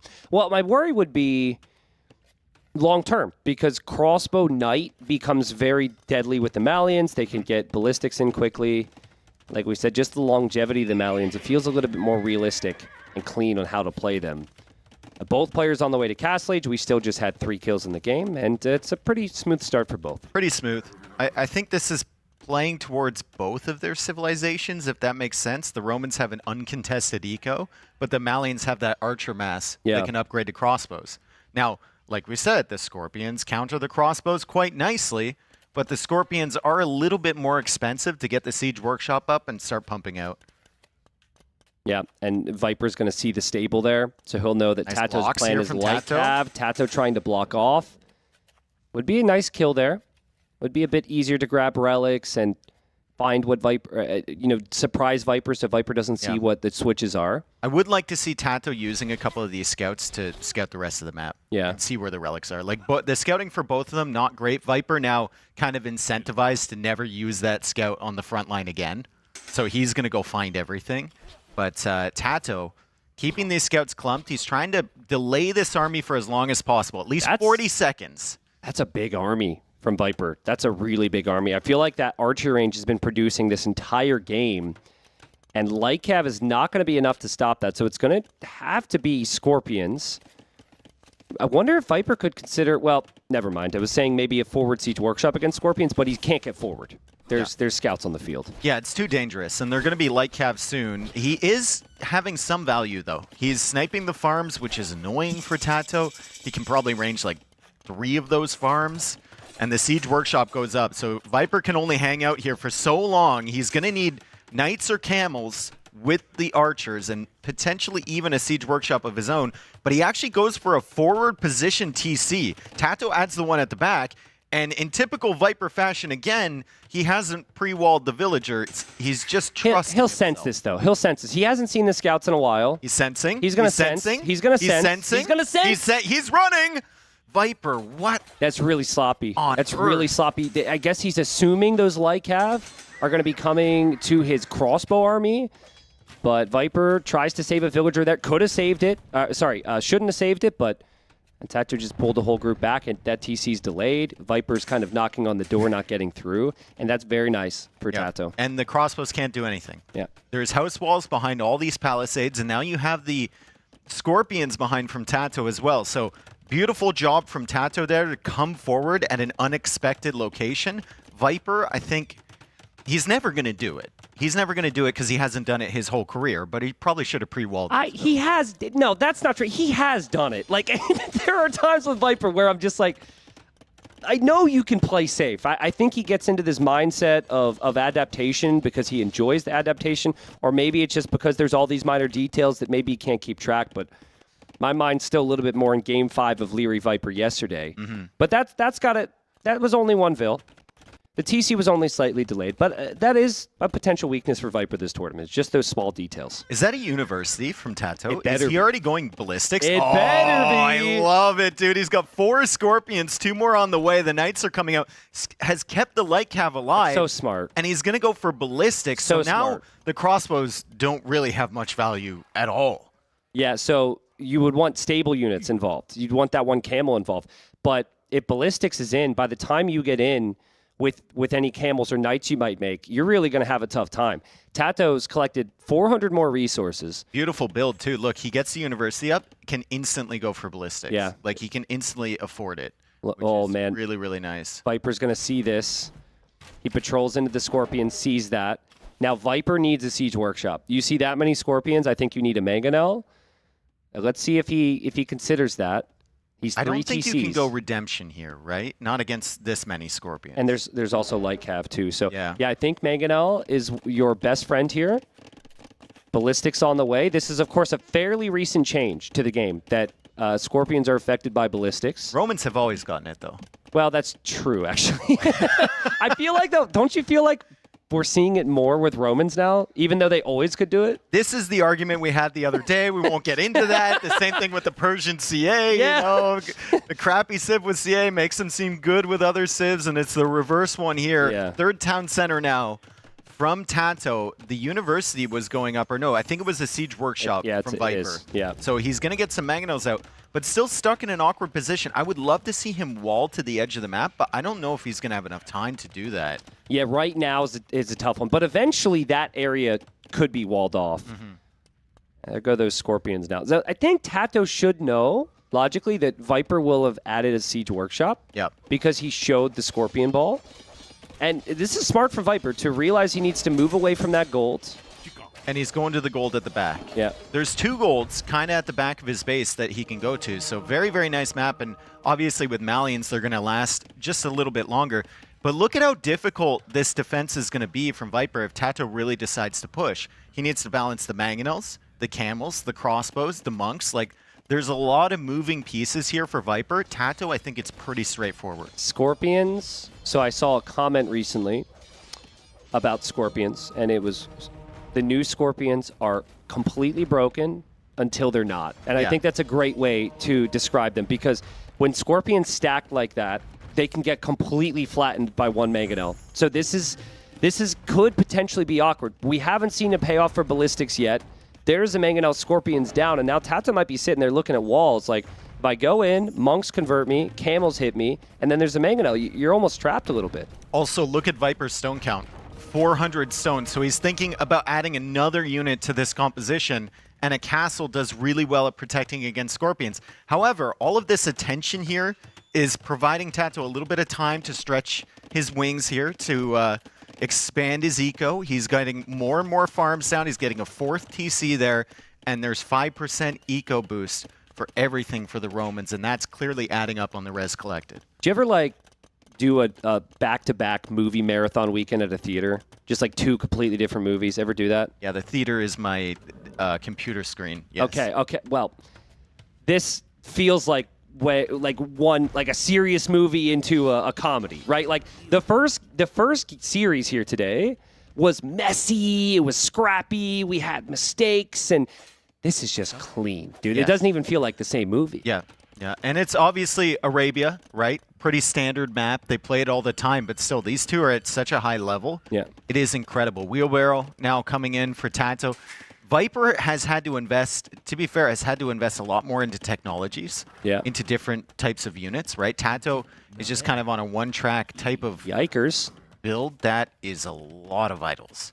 Are those like... Those are people at work right now watching the stream. They're supposed to be working. They're on the clock. I think those are the construction workers that have been working on the highway near my house for the last 5 years, actually. Well, that too. I've made that joke one too many times. I actually started to get some construction workers to get mad at me. Some people, maybe in America, construction workers are like that, but in this country, we're better. I'm the one guy with the shovel. Show some respect. Oh, man. That's a lot of Scorpions, dude. Oh, my goodness. TaToH's got 12 Scorpions. Viper gets redemption to convert 1. He does get 1 conversion, but that is still a really awkward position for Viper to defend his eco. That is an insane amount of Scorpions, and it looks intimidating, but we're approaching what you said before. Yeah. Scorpions are great until they're not. Yeah. And when they start bumping up against each other and running into mangonel shots, it gets very frustrating. You see how much respect both players give each other, though? Yeah. Like, that's a really good castle from Viper, by the way, because he knows TaToH's on this position. But neither player's willing to dive right now. It's going to build up for maybe just one big engagement. And another good one, and the Light Caver coming in for the Mangonels. That Mangonel gets some value. The other one can't be killed. The crossbows protecting the monks. Oh, God. Can the Scorpions do enough here for TaToH? Was a big investment. He doesn't have 12 anymore. Now the monks from Viper are going to get conversions, and I think the Scorpions are just going to be pushed right back. A lot of losses for Viper here, too. He's lost some cavalry. He's lost some Mangonels, but I think it's worth it at the end of the day because TaToH only has 2 Scorpions. Ballistics hasn't gotten him any value. No. And the Knights are forced to retreat. TaToH also hasn't really used this map control to grab the relics or anything. You see Viper with one of those. I think TaToH's exploration is probably still pretty bad, and Viper is now coming forward with an outpost. I would love to see Fog of War comparison. We've got TaToH here, hasn't really seen anything. Viper, if I know him, he probably has pretty good... He's got a couple monks going out for relics right now, maybe. Oh, not as good as I thought it might be. Yeah, I mean, it's been an intense game. Yeah. The thing that you have to remember about those Scorpions, they were significantly cheaper than your average Scorpion. So, considering TaToH's collected 2,000 more resources, still overall might be kind of happy with the situation. Look at the eco text coming in from TaToH. Handcart and the second gold mining tag. Look at the army count and the army type from Viper. Monks, camels, Gabetto with the 17 crossbows originally. It's crazy. Yeah, res collected still ahead for TaToH, but I mean, Viper just going for map control right now. Still, there's a lot of Scorpions now being produced, and with Ballistics, Viper needs to be careful. He does convert 1. Knights are coming in for the Mangonel. Good mobility usage there from TaToH. And Viper went a little bit too deep on this engagement, I believe, as the Knights are going to be converted, but the Monks will go down. Yeah, it's full castle leech from TaToH here, at least for the time being. Still hasn't clicked up to Imp. Viper does. Viper with the Villager lead and Imping now. I think if Viper could get a defensive castle on the right, he'll be not happy. A defensive castle. But that's an offensive castle from TaToH. TaToH's got the +2 armor. TaToH's got the +2 armor, and he's going to snipe the monks early, and the crossbows are being pushed back. The Scorpions back on that hill. There's not a single Mangonel here from Viper, and the villagers are coming forward. How many villagers? It looks like it's going to be enough. That's enough. That is That'll an go up. insane castle from TaToH if he's looking to buy himself time. Yeah, that's really good. Viper's going to have to dedicate all of his focus on trying to clear this up. He might lose the TC, and this gives TaToH potential to maybe pressure the other areas. Look at Viper's castle now. He has to place one in the back of his base because of this pressure. Yeah, it's a good pushback attempt from TaToH. It's not going to kill Viper, but if he senses that Viper's up to Imp, it'll buy him at least like 2.5 minutes to get to Imperial Age himself. Now, Viper's not really uncomfortable in these positions. He might be now that he's losing a few more villagers and the Knights are coming in. But how often have we seen Viper up against the edge of the map and he's come back? TaToH, though, now on the edge of the map and looking for a castle position. There's no way you cram a castle. No. Especially if Viper delays him here and he sees Imp come in, I think all of those will... Oh, the Scorpions hit the crossbows. The Knights are not... Viper has no upgrades on his camels. TaToH's going to drop another castle, Dave. Oh my god! It's on the edge of the map! TaToH on the Imp TC, it won't be enough to take it out, but it'll cut off more farms. Yeah. It'll force Viper away, and the Knights are still here to raid, and there's no army from Viper except the one that's forward. A lot of Gebetto, a lot of camels now raiding the eco from TaToH. I'd just like to point out that Viper has lost 4 villagers. 4 villagers. That's it. And TaToH's lost 2. And the gate walls come in from Viper to stop the Knights from raiding. That's incredible. So Viper still makes it to Imp. He could maybe push back those castles. TaToH now 90 seconds away from Imp himself, though. And the Scorpions will help with those Gebettos. He's got a better economy than Viper in terms of efficiency, I would say. And what a game we have on our hands here. This is an amazing game 1. TaToH now taking wood against the edge of the map. He's probably... resigned himself to the fact that those castles will go down, but he's going to do as much damage with that position as possible. Even has a ram forward there. These Gebetto have to be careful about the Knights because they're still in low numbers and lacking all the upgrades. Viper's lost a lot of gold units. He's lost camels. Where are those Scorpions going? Don't mind us. He's lost camels. He's lost some Gebettos. He obviously lost the crossbows. He does have 2 relics. He is Malian, so he should be able to get some gold income. But I think TaToH should be in a slightly better position resource-wise. This is now the Imperial Age, though. Viper's got 2 castles. TaToH might have 0. I worry for the Romans. I don't know what they made. Ballista's coming in. I think that answers your question. Don't tell me he goes... He's going heavy Scorp. Heavy Scorp. Oh, he's going heavy Scorp. Yeah, it's an expensive technology. Not as expensive as it used to be. Yeah. But heavy Scorpion here for TaToH would be wild. Heavy Scorpion and then, like, cavalry as well? I mean, you probably want to raid with Lycav. I would like to just see Halb Heavy Scorp. I think that's your best option. He just got Bodkin, but I'm not sure if that was just for, like, the castles and the TCs because he was afraid of raiding. I'm not certain, but good raids here from TaToH. Amazing house walls over on the left side from Viper before we switched over here. He doesn't notice this raid yet, so still really good damage coming in from TaToH, but Viper sending the camels back to deal with that. Yeah, I mean, Viper's reacting a lot right now. He's not been able to push, but he's still probably going to take out 2 castles. So TaToH's not going to have a lot of defensive castles around the map if Viper ever gets to start the raids. And so I think TaToH needs a pretty big push here. Because if this gets to Malian Lycav raiding and TaToH doesn't have castles, that's not a real win condition for TaToH. It's going to be impossible. These Scorpions, they must be so annoying for Viper, right? Every time he looks at a different side of the map, he's losing Gebetto or the crossbows or whatever he wants to make to them. He is slowly stabilizing, though, and TaToH has retreated from those 2 castles, didn't bother repairing them, going for the one in the middle and building up his Scorpions. Siege Engineers first. Yeah. Before Heavy Scorp. Yeah. I mean, if he can get 4 Trebs and Scorpions, Viper doesn't really have an answer. Did Viper get chemistry, by the way? Maybe we could see if his castle's firing. I don't believe that he did. He did not. Okay, so that means he won't be on... He won't be able to make bomb barkins. Look, he just gets it now. Okay. And it comes in quick. But I mean, there's 21 Scorpions out right now. So maybe TaToH can start to push forward. Really nice game here from TaToH. Yeah, he looks so much sharper than he did yesterday. And the Gebetto, I don't like the Gebetto versus Scorpion matchup simply because Gebetto takes so long to wind up and throw. Like, they're a melee unit. They should theoretically be good. But it feels like with the low HP, they're all going to die. And with the extended range as well. Heavy Scorpion on the way for TaToH. He's got his eco sorted behind this, Tristan. He's got 141 vills. This is stupid, dude. This looks ridiculous. These Scorpions are insane. Yeah, and he'll have siege engineers. And he has a hill to sit the Trebs on, too. And Viper needs the bomber cannons. And luckily for him, he did get chemistry now. So the siege workshop there is producing one. If Viper loses the middle of his base, he's going to be completely raided to death. Oh, and that trebuchet is exposed over on the other side. TaToH spots that. He's going to be able to snipe it. Viper's trying to find a safe place for his other Treb to sit as he loses the first one. Lots of villagers repairing this castle. He's trying to get the second armor upgrade. He can't engage against those Scorpions on the hill yet. And TaToH's just coming in. There's the Bulbar Cannon. Bulbar Cannon gets sniped by the Scorpions. Viper says, I might as well try. But Ballistics is in, and the firing speed is pretty insane for the Scorpions. The camels are gone, Dave. There's nothing left for Viper, and the Trebs from TaToH are still on the hill.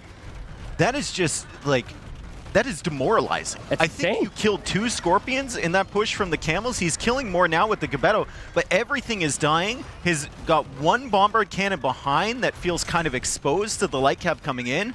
TaToH just going for more Light Cav now. He's still got Stone in the bank. He's got resources to make more Scorpions, and he sees the Bombard Cannon. And that will die. To those Scorpions, they fire that fast. That will die. TaToH will repair his Trebs. Viper's toast. Viper doesn't know what to make now. He would have assumed that Bombard Cannons would have been enough, but he's got no momentum. Dave, I know his pop is good, but it's because he has 152 vills. There's not an army that can engage against this all right now. And he's going to sink, I feel like he's going to sink all of his stone into this castle, and then he's going to sink his gold into buying stone for the castle as well. Yeah. He actually just sold stone, which he's going to need to buy back if he wants to keep this thing alive. Yeah, I think he might have assumed he bought the stone, because that's the only thing that seems reasonable to me. And he loses the castle. Wow, so TaToH can now run right through. Now, he'll run into heavy camel. So this is where I would like to see TaToH think about Halb. That it possibly isn't the greatest spot for a castle. I don't think TaToH had scouted the castle from Viper before, but maybe they're both so busy they won't notice this until it's actually up. And yeah, Viper tries for another engagement. He's got the Bombard Cannon behind, which TaToH's going after with the Light Cav.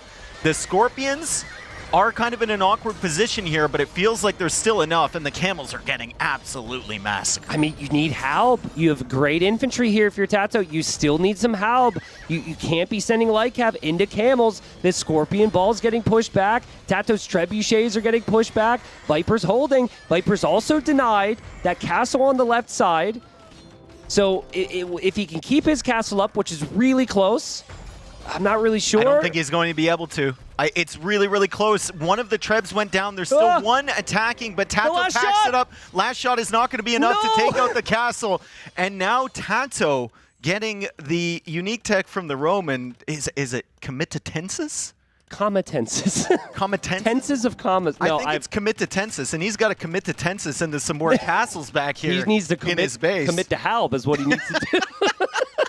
He needs to make Halb, dude. Like, TaToH needs Halb.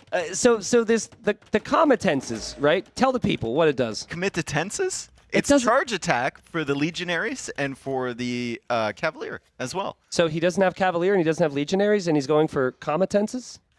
He's thinking about Comitatensis. to something else. I'm not sure about the flow of the game for TaToH. There needs to be a continuous follow-up, typically. Now, a lot of this is the Romans. Oh, good raid. But, yeah, that's a good raid. But Halb is needed big time. He's got the upgrade on the way now. Okay, so Viper now losing villagers. Some calm, relative calm in this game before the incoming storm. And I like to think of Romans as like a really good Castle Age Civ and early Imperial Age Civ, but as soon as you're matching up against Bombard Cannons, it gets really tough. So we'll see what it looks like. However, if Viper can't get his Bombard Cannons and keep them alive, it's going to be a problem. And here's another wave of Scorpions coming forward from TaToH. Yeah, the issue before was that the Cav got in close, but there weren't Halbs. So now there should be a couple Halbs coming through. And while TaToH will lose some Scorpions initially, he's still chewing up everything. And now the Halbs are there. Oh my god. And Viper's Bombard Cannons don't have protection. No. I can feel, I feel in this game why people think these Scorpions are so broken when I don't believe that they actually are. It's just if you fight a wall of Scorpions like that, it feels like there's nothing you can do. And credit to TaToH because he had such a good Castle Age. He had all the momentum, right? If he didn't have map control, there was no way he could get away with this. Look at Viper now. Farimba Lycav, 7+7 attack, sniping some vills, but he does lose that castle on the left side there. And Viper has the same problem that he's had twice before. He's managed to clear it up a couple times, but he just can't keep the Bombard Cannons alive. The Scorpions with Siege Engineers are just sniping at them from distance. Viper is like getting 1 or 2 max with every Bombard Cannon, and then he's losing everything else. TaToH is absolutely feasting on the units that Viper sends in here. Viper can't take the Trebs. His Bombard Cannons keep going down. I think Viper's dead here. He probably can't believe it. Like, how many times have we seen Viper lose to Scorpions? It's just not something you see. Single digits. Yeah, single digits. I mean, he's normally the one trying to do the Scorpions to other people in a ranked game or something, but here at Noble Apartment Cup, TaToH with the Romans just dominating Viper. Another bomber cannon going down. Viper's going to have no gold. I know it says he has 1,400 gold, but he can't lose bomber cannons like this and last very long. Huge credit to TaToH. He never let Viper get more than 2 bomber cannons at a time.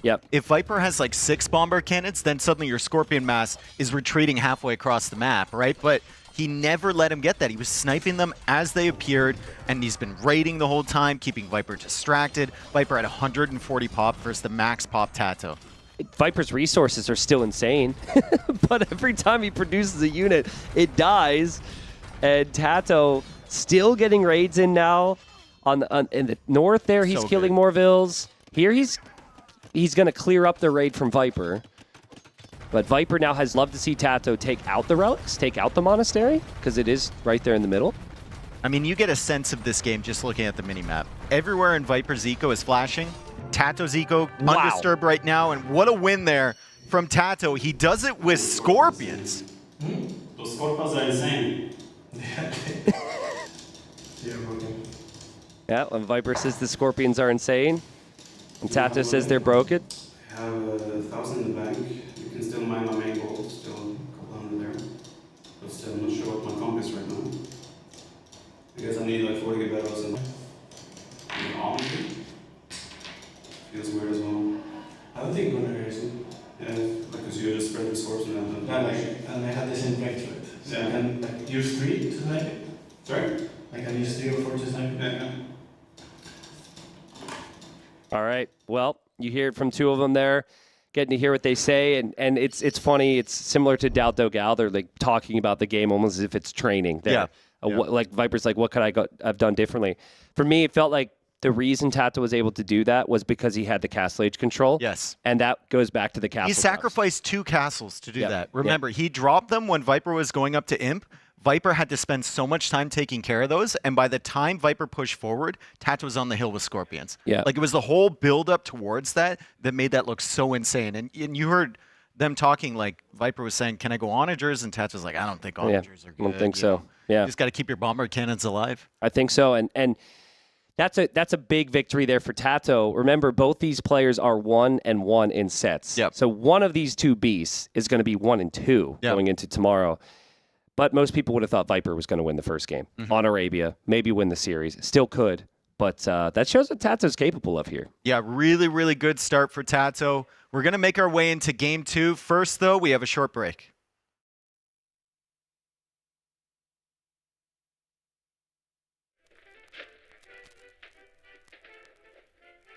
Eek! A mouse! A mouse! What is it, dear? Why you rage? Oh, honey. That's no ordinary mouse. It's the Reaper 250. With this mouse in your household, you never have to be scared again. Yes, the Reaper 250, featuring DPI control, advanced ergonomics, RGB lighting, and customizable buttons, is the perfect addition to every competitive household. Why Rage? It's all good. Get yours on Mueller.de.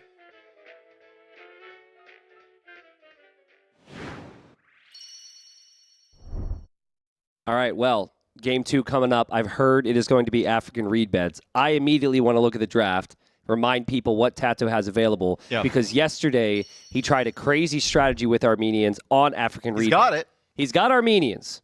He also has Japanese, and Hindustanis. I think all 3 of those civilizations could actually work out, but that's like, back to what you said before, because he did that against Hera.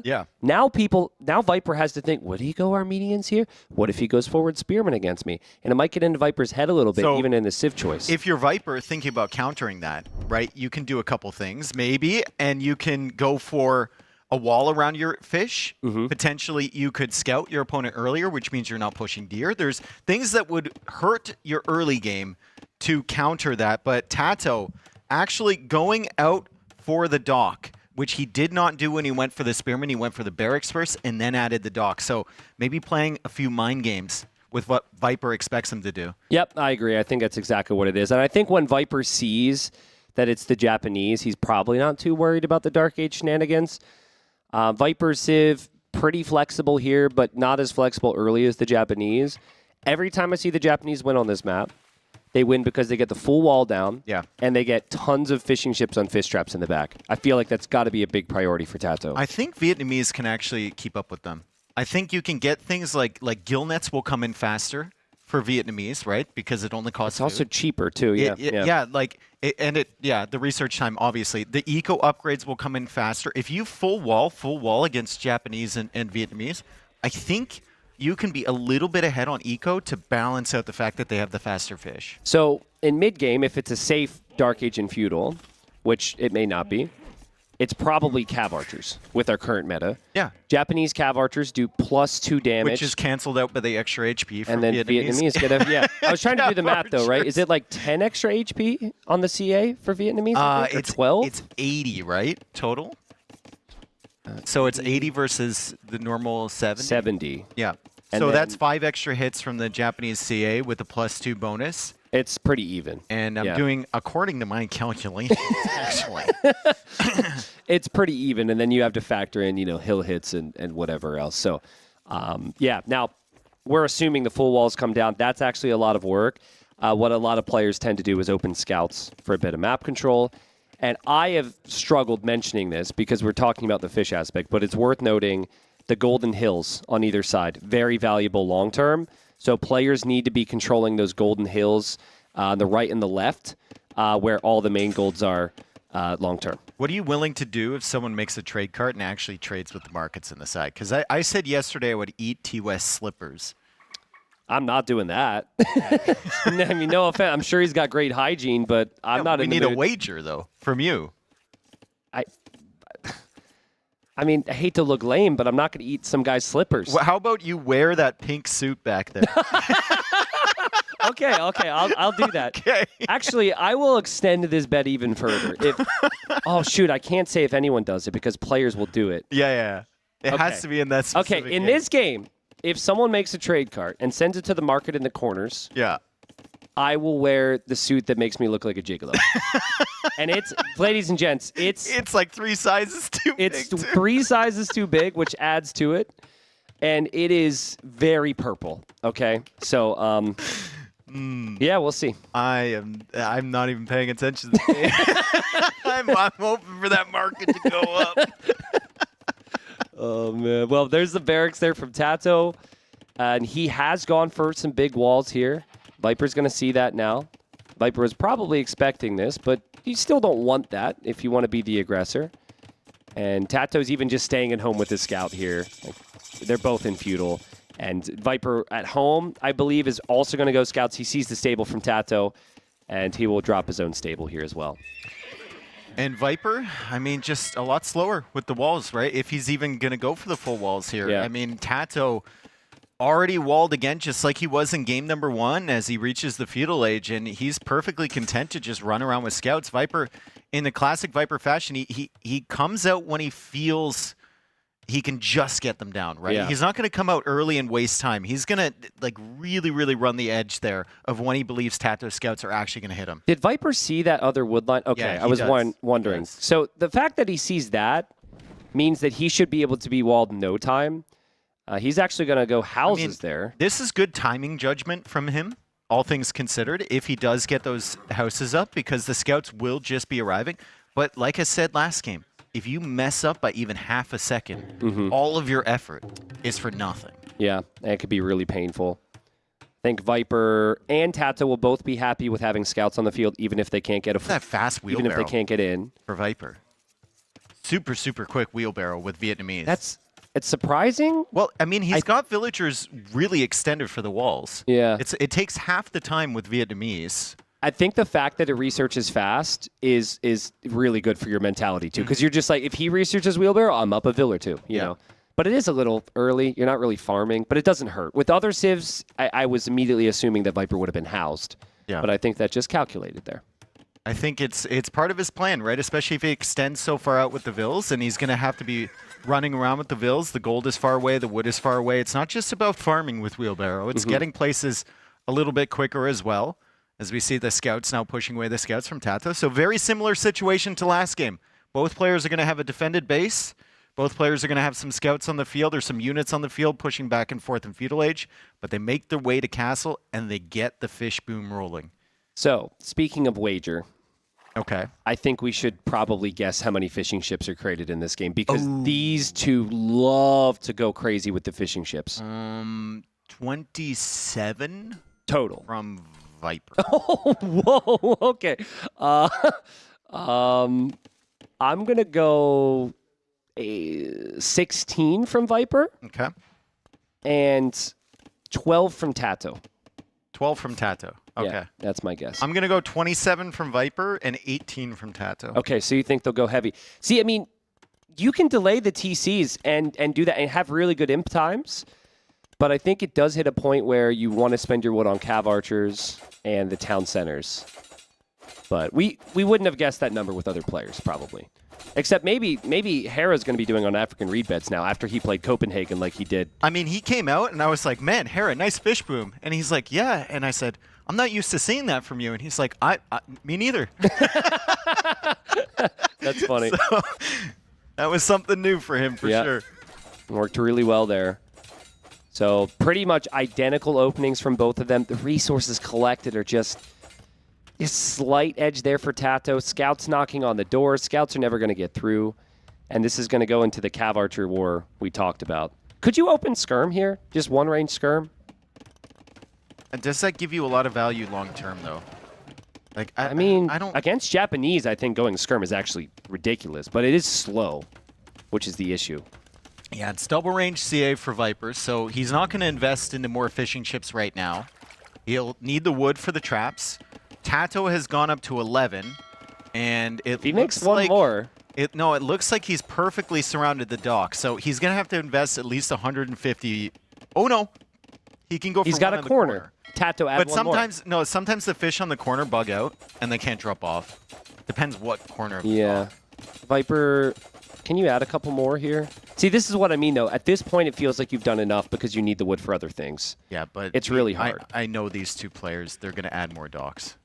Unless someone gets crazy aggressive in Castle Age and they forget about it. If it continues like this, where they're just running around, kind of poking at each other, I think they'll add more. Their range is up from TaToH now. I haven't seen that. I saw a market from him. Not sure if he actually has ranges now. Wow, Stonewall, which is a bit interesting. And now he goes for a range. Okay, so range is not late or anything. He isn't in Castle Age yet. It'll be double range at least from TaToH, I'm guessing. Yeah, resources collected, still really, really close. Japanese are a little bit ahead of the Vietnamese, but Viper is still looking very competitive here, and he's got more scouts, or higher HP rather, on the middle of the field, so kind of taking map control right now. Also has 5 on stone over there. Is that just like collecting 100 extra stone for another TC? Is he gonna go like 4 TC boom? Yeah, he might. He's not adding any more fish. I was thinking those vills would just build the TC, so that might happen. They start to walk back, and then he just builds the TC right on the stone. But let's talk about late game. We've talked about Castle Age where we think it's even. Aren't the Vietnamese just so much better? That's what I'm saying. Like I think their eco can kind of keep up with the Japanese fish, and you can see gill nets coming in super quick for Viper. Heavy plow, the second wood upgrade coming in real quick for Viper, and in the late game, their tech trees should clear the Japanese. Yeah, I think so too. And Viper actually not going for Cav Archers. He's going to go Skirms. Now TaToH scouts will see both ranges here, I believe. Maybe he just sees one. It's actually kind of critical he sees both for Viper's masterpiece. He sees both. Yeah, so that you're never assuming double range Skirms. That's always Cav Archers. So Viper should aim to just keep the flag on those ranges and not show TaToH ahead of time. Viper still hasn't made another fishing ship. I mean, it makes sense because he went double range in 2 TCs, but now... But still. He's going to be floating a little bit of wood. TaToH's adding number 12. I said 12, right? No. Dock number 2, dude. Ah. Dock number 2. No. You can't add the fish up there because then there's nowhere for the ship to go. Okay. You need an exit. So you can start working on the other dock. How much did I say for him? You said a lot for both. 19? You said 27 for Viper and 19 for TaToH, I think. Yeah. So we'll see if that happens. There's a lot to focus on right now. And Viper is adding the occasional fishing ship as well. TaToH's still probably like, why didn't you attack my scouts with Cav Archers? And there's the answer. Yep, it's going to be Skirms. He didn't have Cav Archers. And Viper's not even getting the Elite Skirm upgrade right away. He's just sitting back there. He's like, I've got the numbers. I can get the upgrades at any point. Yeah. So don't do that Cav Archer stuff to me. This might force TaToH actually into like a Siege Workshop. I think TaToH can make it to the middle to drop the Siege Workshop. That's so good. That stone is so valuable. If the Japanese player gets that stone, then he might not have to worry about rats and archers from Vietnamese. Stone is so huge in this matchup, especially if the Japanese player wants the Katapruto trebuchets. It's wild to me that Viper still only has Palisades and a yurt protecting this, right? Like, I know you have the skirms. I understand that you have the skirms, but like, all it takes is one unexpected mangonel or something like that to roll along, or the scouts to get in. Yeah. And suddenly you've got big problems. Yeah, but he just gets fletching now. He thinks he's fine. Viper's gonna get punished, maybe though. TaToH's gonna dive. And he goes right for the fish. Does he go right for the fish? Dude, he goes for the this is so good from TaToH. The scouts are actually getting nice value against the skirms as well. Viper's greed is getting punished. This is what happened to TaToH yesterday. Why do you trust a yurt? I don't understand. It's only got 500 HP. It's a nothing building, and now the Cav Archers are back here. And the armor is finally coming in for the skirms, but the Cav Archers can just run in circles. And I was wrong about the fishing ship count. TaToH going after, I believe, the traps first, which is probably the better play if you can click them. Yeah, the fishing ships on top make it difficult, but if you can click them, the traps are better. I mean, TaToH has ballistics, so he can dance with these skirms. And this is not damage that you were expecting to ever get. And Viper also didn't have Bodkin Arrow. This is disastrous for Viper. It's not the end of the world, but talk about avoidable, Dave. Like, this is something, it's just a small detail where a couple walls, you're completely fine. Okay. It's a little untypical. He's kind of constrained the damage potential of these Cav Archers now. You can see him moving those skirms over to the side. He can see the angles that TaToH wants to take, and TaToH, annoyingly, is still alive with a few of these Cav Archers. Does he go for the weak trap that he hit continues. Before? Does he remember that one fish trap is weak? I don't know if you can actually like select it unless you're on really low res.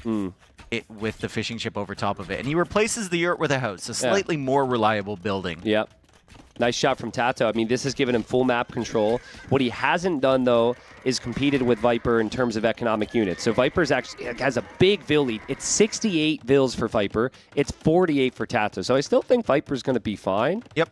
But here's the Siege Workshop from TaToH. Maybe a little late on that Siege Workshop. Yeah. Maybe that was the resources spent on the fish. I think it's late enough where it might be denied as well. I think middle Siege Workshop might be more suitable. Still map control again for TaToH. Complete map control for TaToH. Viper sits back. He gets ballistics for his 9 skirms. Still booming, right? The villager count is 73 to 49, but the +2 armor is on the way for TaToH. The Siege Workshop might be denied, but will probably still get up. Yeah. And then the mangonels will be coming out. Dude, TaToH, he's my favorite player to watch, dude. Him or DauT, honestly, just because you never know what DauT's going to do. So unpredictable.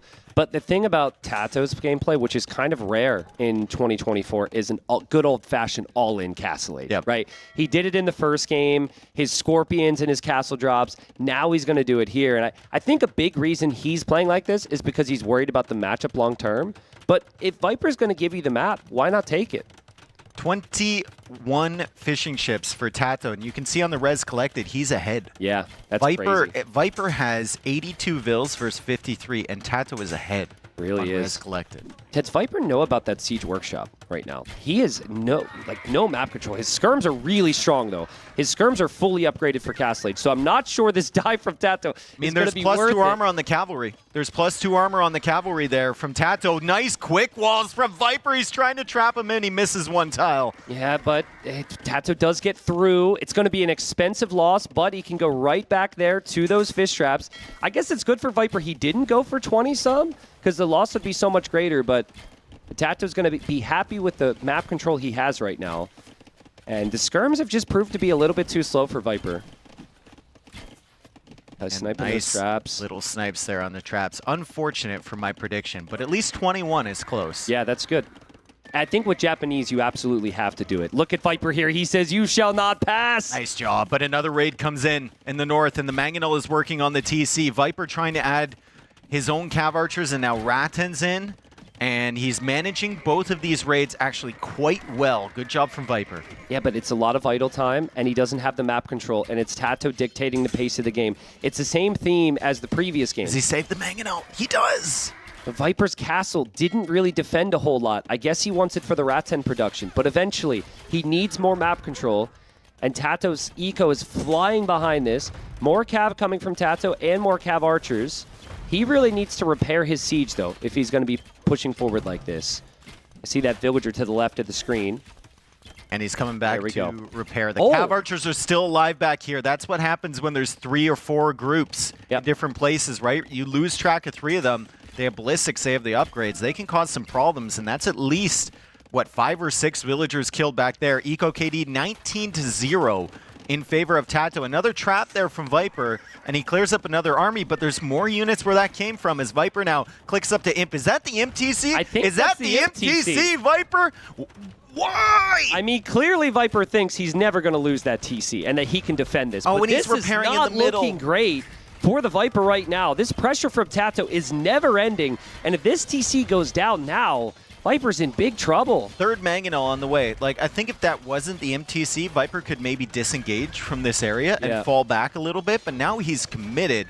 Already lost some villagers repairing that. Eco KD 23-0, and a third Mangonel is coming in, and Viper is no longer repairing. Does Viper not realize? Does Viper not know? I think he knows, but he's hoping to just back up for a moment and get some better upgrades to try and engage against this. But this aggression has just completely caught Viper off guard. It's snowballed on him, and Viper has never had an answer ever since TaToH walked The repair villagers might give TaToH a message that this is the MTC, potentially. If he suspects that Viper is up to Imperial Age, and Viper now backing away with the villagers. He removed it. He put it to the other TC in the back. Wow. Wow. Viper actually goes back on his commitment to Imperial Age on that TC. That is not common. And he just gives up about a minute and a half. And now TaToH is going to have a similar imp time. TaToH just 30 seconds off the imp time from the Viper. He's just going to grind down these ranges, move his way in. And that castle on the right side from TaToH that we just caught a glimpse of is so valuable. He's going to have time. TaToH can lose his entire army here. It's already done enough. He just wants the map control for the late game, and he's going to have it. Yeah, he's got 74 villagers. I think even with the fishing ships, I'd like to see about 20 more bills, right? The fishing ships are only bringing in food, and a lot of your composition is going to be wood gold. So I think that'd be really, really valuable. Shatra's on the way, though, from Viper. 450 HP elephants. Yep. Dude, I like those. Vietnamese late game is so much better than Japanese. Imperial Skirm, Rats and Archer, the elephants, the bombard cannons. And I don't know what the Castle Age HP is for them. 380 or it's enough. It's enough. That's a lot. That's a lot from the Viper. He's going to push right through, and I can't really see the siege anymore, but you can't kill those elephants fast enough, and Viper is going to push back and defend the area. Wow, I can't remember the last time I saw that tech come in Castle Age. I mean, Vietnamese elephants are rare anyway. He's not even in Imp yet. He can't get Elite Battle Elephant. You can see how much HP these elephants have. They're just like a bull in a china shop. They're just going right through that comp from TaToH. They are really expensive, though. I'm curious what Viper's long-term gold situation is going to be like. He's made a lot of different units here. He is going to lose his elephants in the end. TaToH's still going to have good army production. TaToH still has 31 cav archers. Viper will see the TaToH's on the gold there. Ultimately, I think Rats and Archer is the go-to unit against the Japanese, not the elephants. And Viper hits Imp. He only has 10 Rats and Archers. TaToH can actually kill that with the current Cav Archer group he has. Cav Archers now coming forward. Good micro here from Viper. And he's going to lose those Rats and Archers. But you see that he's pushing everything else back, and the elephants are coming from behind, too. He's got so many other things to look at right now. Does TaToH have a unit on that hill on the left? He has an outpost there. He could get there to deny whatever it is. I think he's a little busy right now. He is, but that's the key moment of this match now. There he goes. TaToH's getting his upgrades. Viper's trying to build a castle there. He's going to probably buy the stone. I think TaToH's going to deny that castle. Oh, TaToH's on his way. Oh, TaToH made a beeline there. What an outpost early. And now pulls the Cav Archers over. Viper's trying to kill that outpost. He's trying to be sneaky about it. But TaToH gets heavy Cav Archer, bracer, chemistry on the way. No way that goes up. This castle ain't going up anytime soon. The army will die. Viper's 11 elephants. They're really slow. And his first investment here was into the armor on the elephants. I'm not really sure that that's the play. I think you need the range units, you need skirms, you need something to actually kill those Cav Archers, not just tank. And pretty soon, TaToH will have a second castle on the gold. TaToH might even have a second win here in this series if this continues like this. Yeah, beautiful job from TaToH there. Viper's still at 95 villagers, so he's still got an economy. He's now rushing down the Siege Workshop, wants to get that out of the way.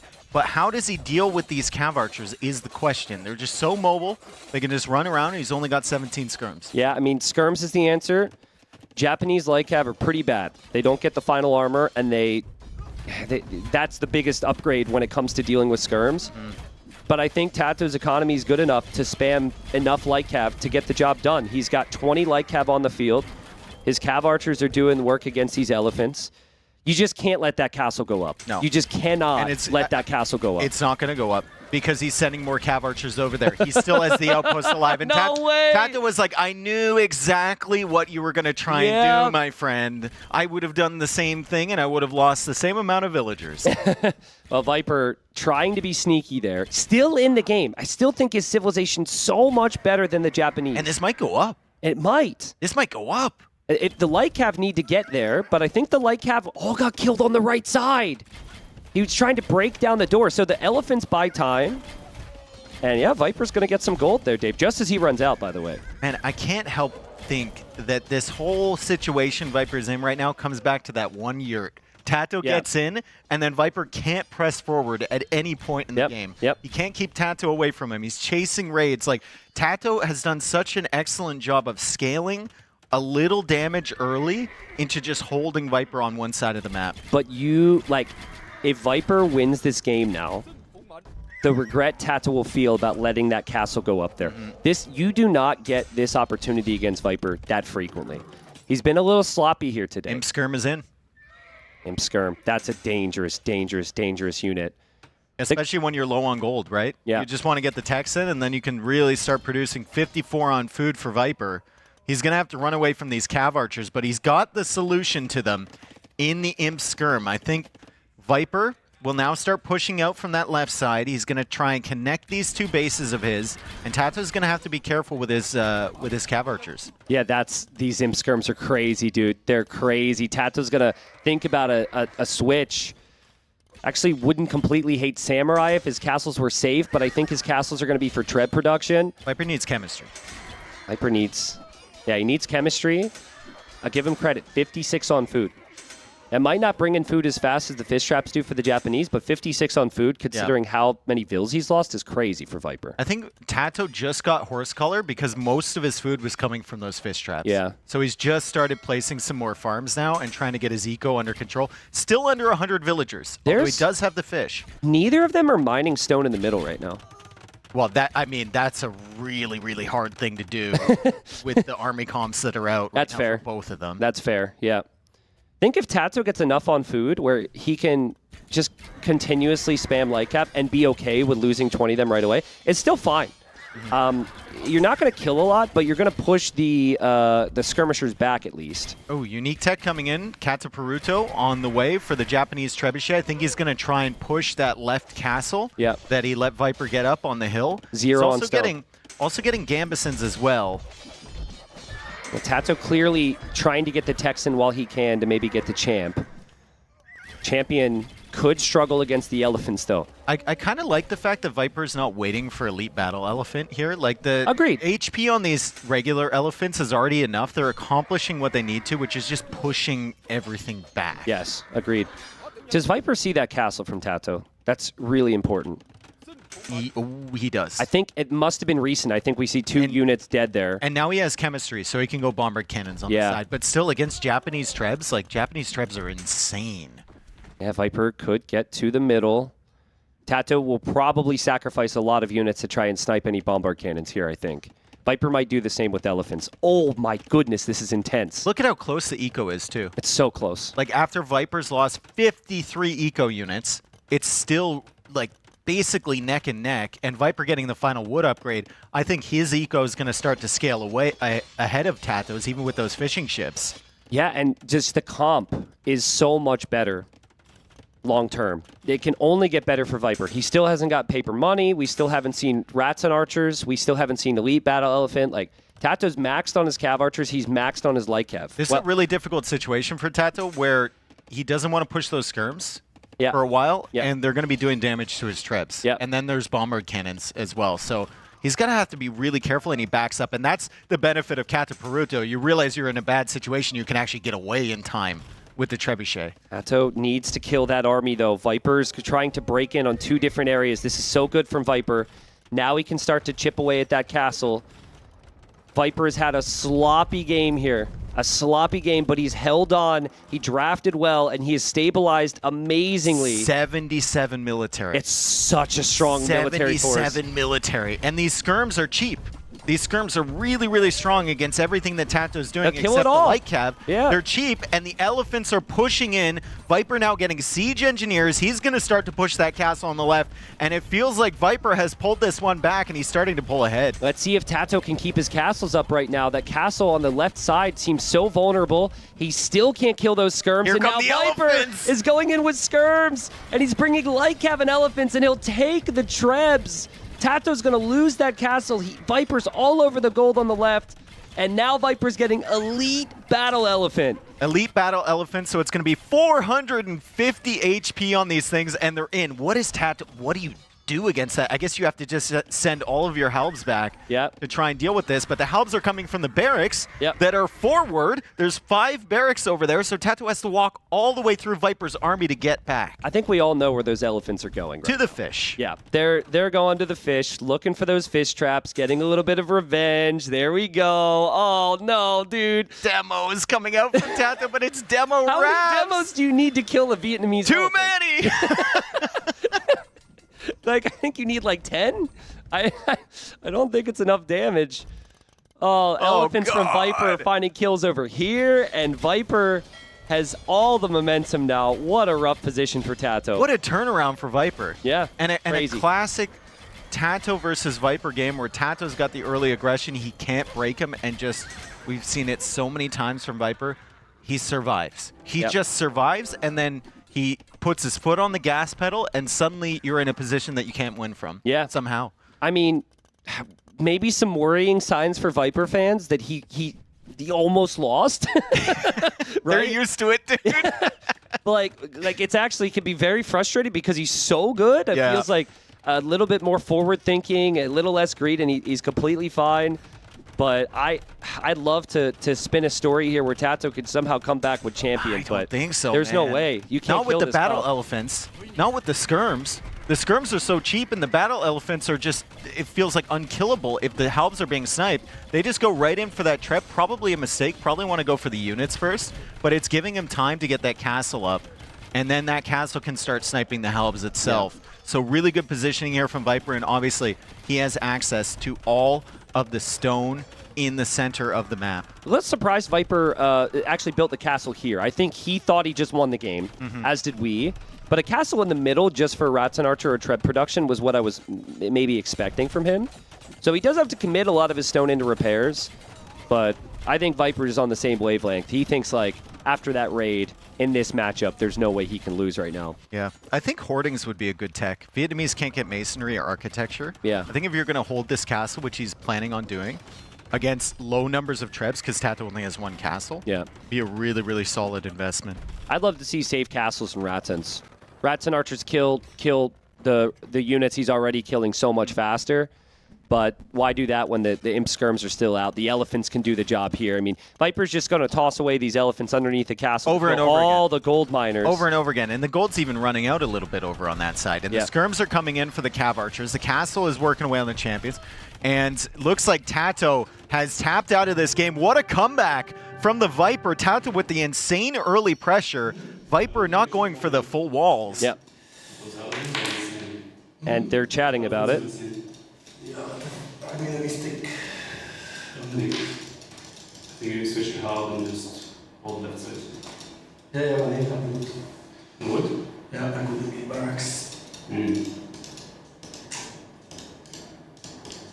Well, TaToH seems dejected, says he made a mistake there. Yeah.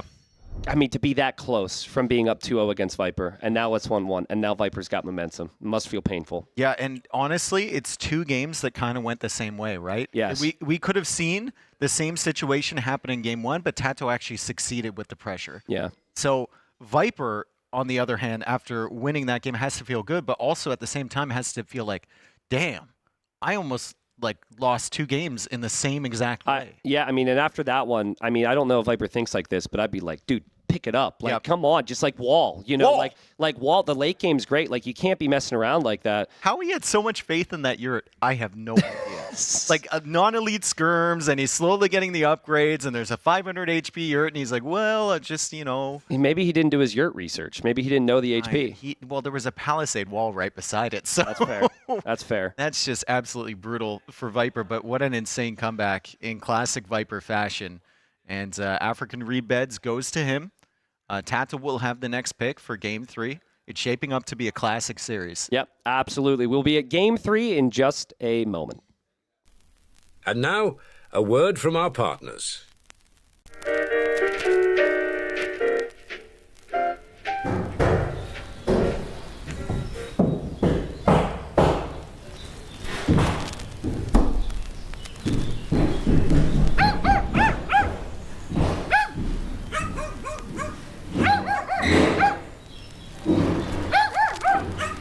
Tired of interruptions ruining your moment of peace? Discover true tranquility with the Hammer Bluetooth headphone Passion Voyage. With cutting-edge noise cancellation, immersive sound, and unmatched comfort in every note. Sounds like more Hammer.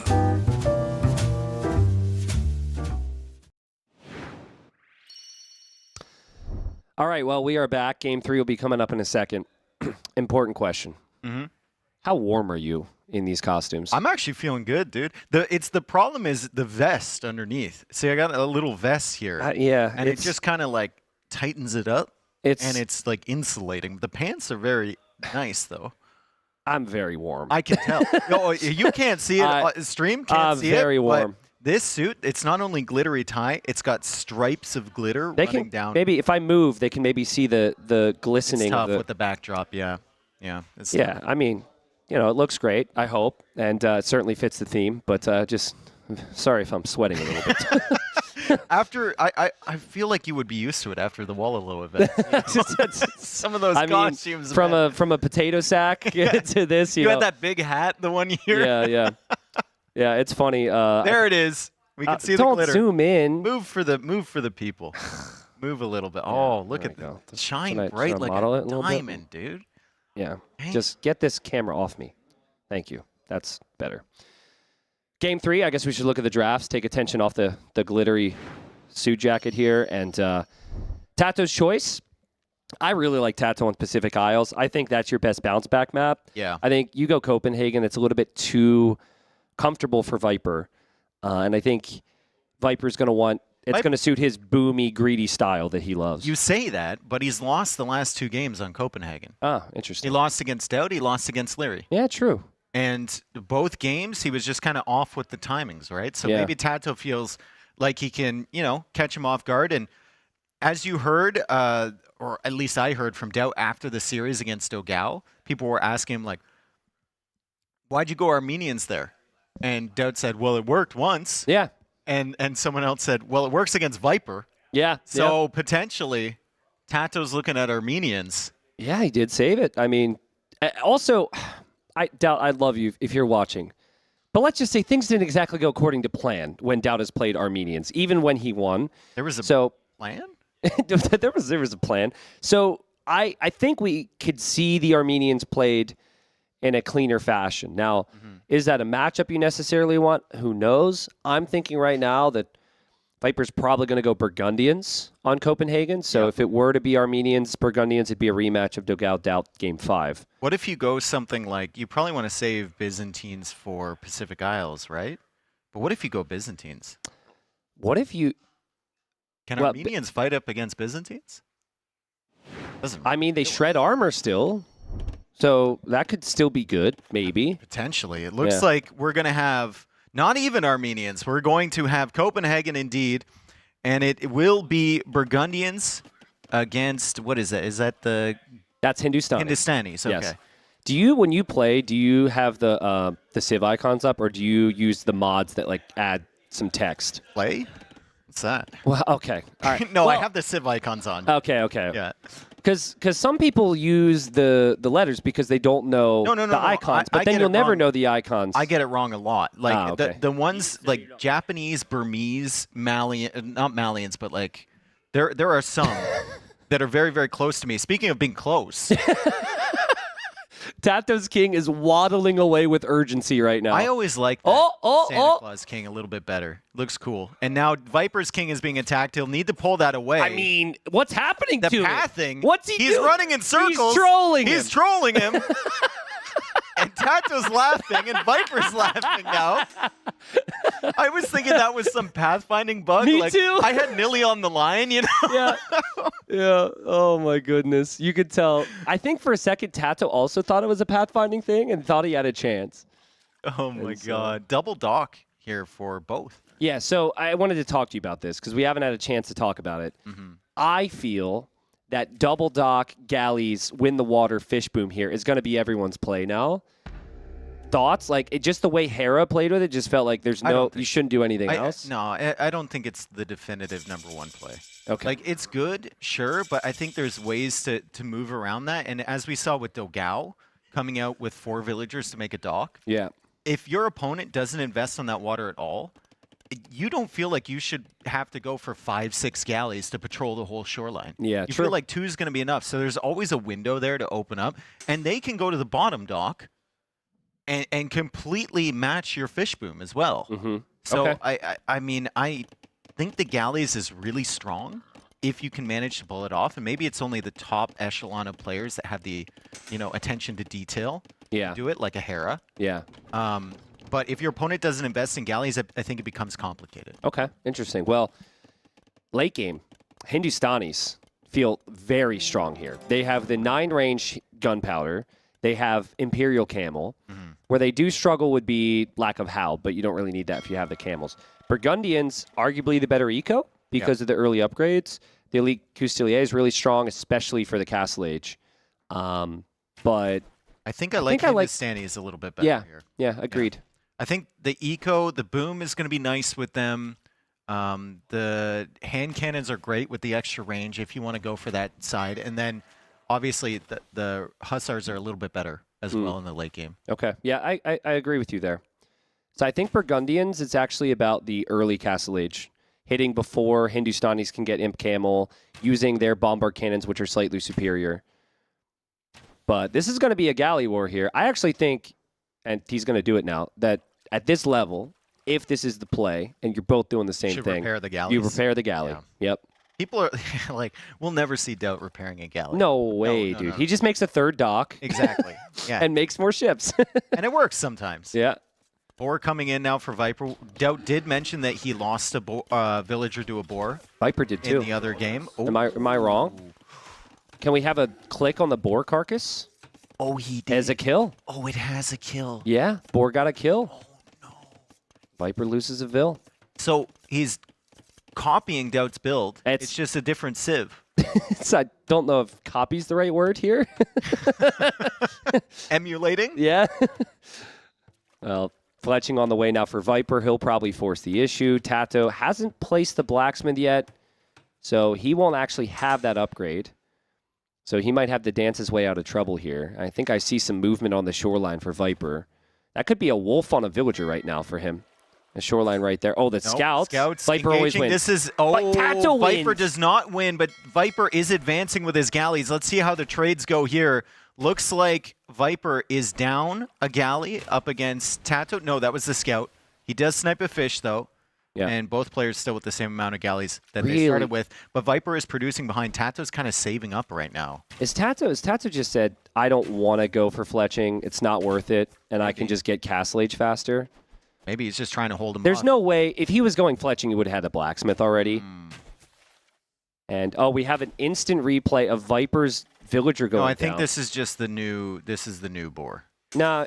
No, that was that's a old dead one. vill. That's an vodka. He's going back. We have replays. We have replays. We have so much. I didn't know we had that functionality. Let's write a list. Well, we'll see what happens here on water, I guess. But that scout from TaToH can now spot everything on the map. It can contribute against monks. I personally would like to see TaToH try and heal that up in his castle at a certain point, but for the time being, he doesn't really need to be too worried about losing it. Yeah, there's nothing to lose it to. I mean, usually players will go for like a spearman or something now to go snipe the deer because you start with the barracks. Yeah. But neither one has done that. They're kind of focused on this area. Everything about this from TaToH screams, please invest more on water. Yeah. I have no intention of doing anything, but he is making a demo. He's making a... He made a demo. That was But he is getting fletching, so he's still going to stick around on water. He just wants the faster castle age, which I'm still not in love with the demo choice personally. I think he thought Viper was going to hug the edge, and he was going to be able to sneak that Yeah, demo but okay, back if you're across. going to hit the demo, you I hit with the know. first one. The second one is never going to work. Dude, they never expect the second one. Against TaToH? True. You might expect, they never expect the 12th one. This is a really good setup for Viper. There's a lot of weak ships there for TaToH. Oh, TaToH says, go ahead, go kill my fish. And look, Viper just takes one over there. He's like, I'm going to be annoying, and I'm going to snipe your fish. Yeah, this is smart from Viper because he knows that he's going to win water, and he does not want to lose his fish. And actually, the split gives TaToH a moment to maybe go down there to snipe the fishing ships. Yeah, he's thinking about it. I mean, there's only 4 from Viper. He will give up this Navy if he goes this deep. Like, he's already basically consigned this Navy to death. Yeah, that's and Viper fine. is adding a few more galleys behind. Looks like Viper is also sniping the fish with that one galley. TaToH left with one fishing ship. And now TaToH is searching for the fish from Viper. And Viper hide is and go like, fish now. Get out of here. And now the fish are hiding behind the galleys. TaToH will get one, but he's going to lose these 3. Hide and go fish. A combination of hide and seek and go fish. How would that even would that even work? It just sounds good. Hide and go The fish. whole point of Go Fish is communicating with other people. The whole point of hide and seek is not letting them know where you are. I'll figure it out. Okay. I'll figure it out. Castle Age is in for TaToH. Cheap villagers has been the theme throughout the whole game and now gets cheaper. And the Navy advantage is going to be there for Viper, but he lost, what, 2 fishing ships? Maybe 1. Has to add a couple more. I think this will be pretty even. War Galley coming in for TaToH. He continues to invest, and he's shifting onto fires now. So I think he might be under the impression that Viper will just forget about this. He thinks, yeah, like Viper's going to expect no more investment. And like he'll see the flag, and Viper might be like, that's just TaToH with a demo. Yeah. Also, I think what TaToH needs to do, and he's the best at this, don't even engage against that. Like, just go for the fish. Just literally just yeet your fire galleys down there to try and snipe fish. Yep. Just make 3 more and then stop. Just hide and then go fish. See? That actually didn't really make sense. Or sneak these ones along the side. Hug the edge. Okay, he's not. He's just going to go in, and it's galleys versus fires. So Yeah. Viper needs to retreat, and Viper needs to think about War Galley of his own, and definitely Bodkin as well, though that's a really big investment when you're trying to go for Custilier Gold Shaft mining on the way. I know it's cheaper for Burgundians, but still. It's kind of nice here that TaToH's additional investment delays Viper's TCs, but TaToH also has delayed. Viper sending a villager forward, and the demo spotted that villager, I believe. Or maybe the demo was just coming back. Viper might be sneaky with that and add another dock forward. Look at all of this water investment here. This is crazy. The demo from TaToH continues to micro. It lands a hit. Viper's got the upgraded ships. No Bodkin, though, and some weak war galleys here. And TaToH just kind of doesn't find the value he's looking for so far. Okay, hear me out, Tristan. Forward dock from Viper with that villager. I think he's walking away now, so it's not going to happen. And He was because it spotted. seen by the demo. But if you didn't see it, forward dock from Viper into like a transport ship with the Castilier coming over. I like the energy. I think if he wins water, he could at least take out the wall from TaToH like we've seen before. Yeah. Second But- town center from Viper. 3 town centers going up from TaToH. And Castilier basically running around the entire map. It's only 1 Golem from TaToH, but I think that's just for scouting and maybe sniping a monk. Yeah, here or there. he wanted the Vil kill. The thing is, though, is that Viper should never lose a monk because Custilier should be able to protect. I think you can almost convert it if you start from max range before it can kill you as well. You're not going to convert that one. But TaToH doesn't want to. TaToH doesn't see it. Or maybe he did see the protection there. Yeah, it's got a big line of sight, actually. I didn't know their line of sight was that insane. Me either. What's the line of sight on the Custilier? What? It ain't that. You're on top of a horse. You should get more vision. That's insane, dude. Golems are a scouting unit. Huh, I didn't know that. Cool. All right, well. Learn something new every day. Yeah, absolutely. There's the ships there for Viper. I think what he wanted initially was the third dock, so he could expand his fishing eco a little bit. He did have the scout come back, and he is healing it up. So he's getting a little bit of value from that. Dock now going up in the middle from Viper, and the fish are coming out. I want to know if TaToH's going to wall off the shoreline. Like, is it worth it? Because you do have 2 TCs in there that you can kind of go back to. Yeah, I mean, he's kind of done that already with those houses.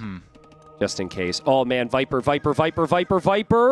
gets the kill on the monk, and they one-shot monks. That scout did not block at all. They didn't even bump up against That's that unfortunate. scout. He, like, kind of went through it, which happens sometimes, which is honestly unfortunate for TaToH, because if he could block, he did the right thing. He might have got a conversion. I mean, this is getting bad for TaToH in that Viper is going to have all those relics as Burgundians. He does get a conversion there. Viper kind of clicks that monk around, wondering whether he should try and convert or whether he should run, and he opts for running away with that relic. Castilia gets the charge damage against the scout. It looks like it's going to kill the scout before the monk goes down, and then Viper's going to try and convert this other Castilia, and it's blocked on the relic! It got stuck on the relic! TaToH's face right now is exactly how I feel. Yeah. I mean, like, come on. TaToH's like, what am I supposed to do? Like, it got blocked. He's like, I did the right thing. The game just completely screwed me there. And that's frustrating for TaToH. Now he doesn't have a unit to run around the map. Yeah, and he doesn't have the relics. Yep.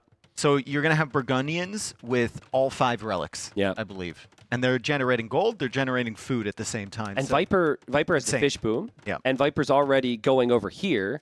And he did make a transport. I think he's actually queued it up in the wrong dock. And so he's just going to get all those relics, boom up, 15 military against TaToH's 1, which is just a lonely monk. I think the Hindustanis are still better, but Viper should have that window. He should have that advantage that the Burgundians want. Yeah. Oh, man. TaToH now with 67 villagers, Viper with 55, but the efficiency is there for Viper. We see handcart just now coming in. So second farm upgrade, second wood upgrade, handcart, second gold upgrade as well. The relics are pumping in. So Viper is behind in villagers, but ahead in eco efficiency and res collected. TaToH will have a big hill to climb here. How do you approach this with Hindustanis now that you know you're behind in relics, behind in eco, most likely with the fish being there, but you still might have the better tech tree late game? You have to, I mean, your hope here is Viper gets overconfident, stays on cavalry, and you can go camel. Yeah.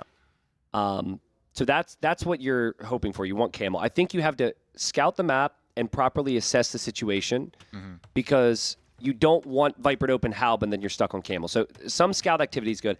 TaToH, again, I think is trying to go for map control and castle age to stop a forward castle from Viper. And Viper, as we see him getting the relics, is going to place the castle TaToH's expecting. So TaToH will be too late to being able to deny that. And Viper already bringing back those 2 relics from the south. He left 1 on the shoreline, can send another monk for that or one of those monks back.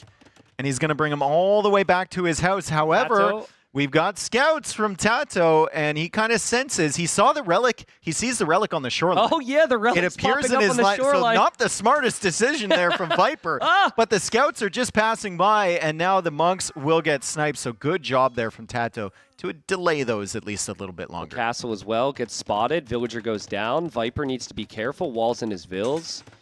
Yeah, TaToH wanted to deny that castle, because this castle allows the treb push. Great timing from the Viper. TaToH a little bit off the pace. Dave, like, what, if there's been one, what has been the weak point for Viper in the series so far, if you were to say? In the series? Yeah, in the series. I would say just not walling, which is, not an issue here. That's exactly why I asked, right? Like, it feels like such a comfortable spot for him. He's been able to have the protection, just boom and adapt. And any of the weaknesses we've seen from him haven't, but there's been no opportunity for TaToH to try and force there's the the issue. walls. Yeah. Which are big strategic walls, angling for the late game, right? He's trying to keep that gate alive. It has no armor while it's being built, so really, really difficult to keep that alive. I'm glad that we have a constant track on where the relics are as TaToH comes forward. Thank you. And the monks are trying to get through here, but Viper, the only time he walls is to deny relics from his opponent, apparently. Yeah, that sounds about right. I mean, if that gate goes down, it's not going to stop Viper from getting those relics. No. Even if Viper loses those monks again, as he builds another gap or another gate, the relics are going to Viper's base, and Viper's made the right call here. He's not continuing to mass his unique unit. He's going to go for pikemen, seeing all the camels. Has a beautiful little forward position. I would expect Viper to have a university for bombard cannons, and then probably a siege workshop in the middle as well. So there's not anything to like immediately treb other than the forward castle from TaToH. What do you think? Okay, no, I'm not even going to suggest it. You'll say no. Thinking trebs out of the starting castle into a treb. Hey, you got a relic? Well, not yet. He's giving it to Viper. Yeah, he's still stuck. It was Viper's birthdays last week. TaToH's just being a good guy. I was thinking trebs out of the starting castle in a transport ship. You show up on TaToH's shoreline. You can protect it with your navy and start killing his whole eco from that side. What whole eco? He doesn't have eco on the shoreline. There's 2 TCs there, bro. Or you just go through. Like I said, I didn't think you would be down. I just wanted to, test the waters a little bit. Yeah, I mean, Viper is in the fortunate spot where he doesn't have to be that creative. You can push right down the gut. Chemistry's on the way. And I gotta say, what Viper stonewalls really builds a lot more confidence, man. Like, previous game, he loses the game to a yurt going down, or almost loses the game to a yurt. And that's just perfect walling there from Viper. This has the same energy that Bedouin's game had against Liereyy, where he just gets his eco set up and he's like really, really confident in his setup, right? Obviously, he's not going 8 range cav archers with Chinese here, but it's the same energy. He's getting his techs in on time. Very efficient eco. He's the one providing pressure. TaToH's king is in that castle. He didn't move it to a tower. Chemistry is still 50 seconds away, so any potential snipes on those trebs are going to have to happen with the camels, which is difficult with Halberdier on the way from Viper in just 15 seconds. Yeah, I mean, you would assume that TaToH would know his king is in there and just send it to the back of his base and not have to think about it. But there is a lot of pressure happening, and he's really far behind. Heavy camel coming in. Halba's there, though. Viper is adding some more Castilier behind this. He's also adding bomber cannons. He is up to 100 villagers, so still technically behind TaToH and villagers. And TaToH with equal eco upgrades now, but Viper's still ahead in Res Collected. Big part of that is those fishing ships. Hand cannons on the way now for TaToH, so that's what he wants. He wants a unique tech. He actually just clicked the castle, so maybe he noticed the king was in there. That'll add the 2 range to the gunpowder. Camel, hand cannon. Arguably better than what Viper has. Let's hope this king pops out on the right side if Viper keeps attacking this castle. I mean, TaToH's keeping it at a reasonable HP right now, but the camels are trying to push in and so far have been unable to. But TaToH's making Viper work really hard to reposition those halbs. That's really annoying.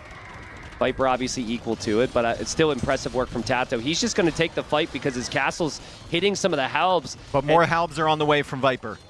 Yeah, that's true. And the trebs are still there. Viper's going to lose a bombard cannon.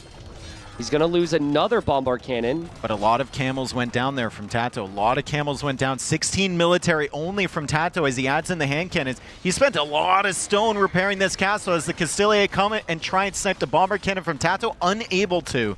The king could pop right into the halbs. Well, the trebs are packing up. Viper's going back. What? He sees a bombard cannon. And he lost his numbers, so he doesn't want to overextend. So what next then? Well, I personally think it's okay to go for, and he just attacked that wall there, so he might break through. I actually like your own hand cannons as Burgundians. I know they don't have the range, but they do more damage.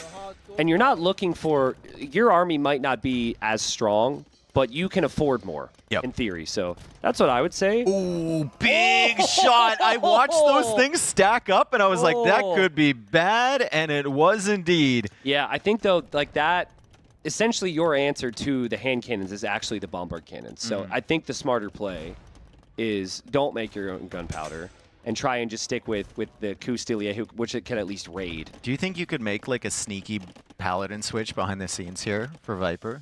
That feels like if you're really far ahead, that could be a massive throw, potentially. Yeah. I would like to see Viper add monks and go for redemption. Get some monks in the mix. It helps with healing up, and then you can convert the enemy cannons. But there's a lot that you could do right now, and a lot of focus, obviously, in Game 3. 5 relics at home for Viper, 0 for TaToH. And You could now also get that's like open. Burgundian Vineyards. I don't know if that's come in yet. I don't think it has. But that would be sick for Viper as well, and just like take all this extra gold in the middle. TaToH's going to run out eventually. You've got the 5 relics. The onus is on TaToH to push you. You don't have to do any pressure to TaToH. He's got a limited amount of gold here. But probably has enough gold to be able to get 40 hand cannons and Imp Camel. Probably. So, like, and it could snowball big time on one big fight. The question is, what do you need to survive that if you're Viper? Yeah, I think fortifications, HP upgrades. I'd actually love to see Fortified Wall if Fortified Wall is even a tech Burgundians get. And I think all the HP upgrades for the castles as well. Yeah, I would be can't. sick, right? Like architecture, you see hoardings, they get fortified wall as well. Yeah. Yeah, I think it's worth it. Viper's getting Cavalier now, so I think he will have Paladin just in case. TaToH's army is getting a little scary here for Viper. So he 9 goes range Elite hand Castilier, and then he techs into Paladin as well. It's a little strange, is it not? I agree. A little indecisive. Burgundian Vineyards is in. But I think he wants to raid with the Castilier. He's not going to use that in the main fight, and he just ran through.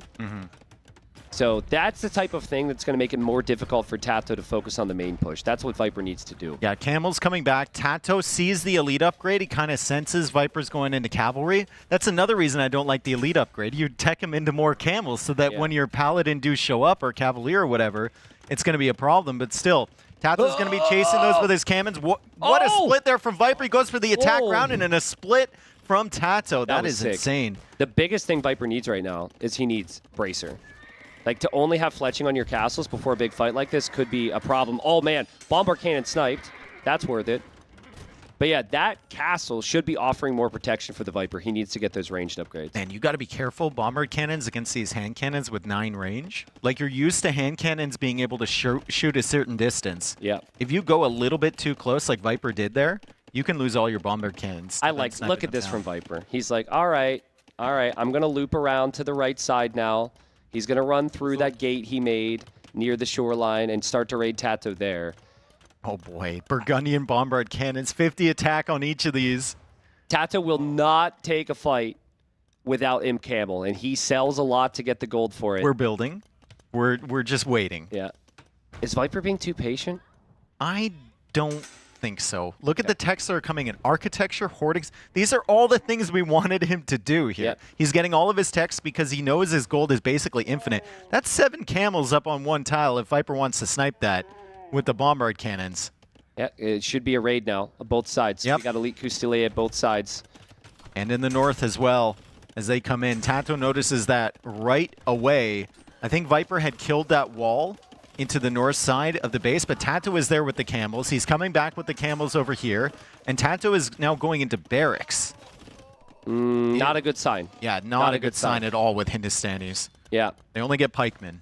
I mean, TaToH's going to run out of gold here very shortly. He has to push the middle. Bombard cannons against the hand cannons. Great split from TaToH. Viper, he's trying to anticipate the splits.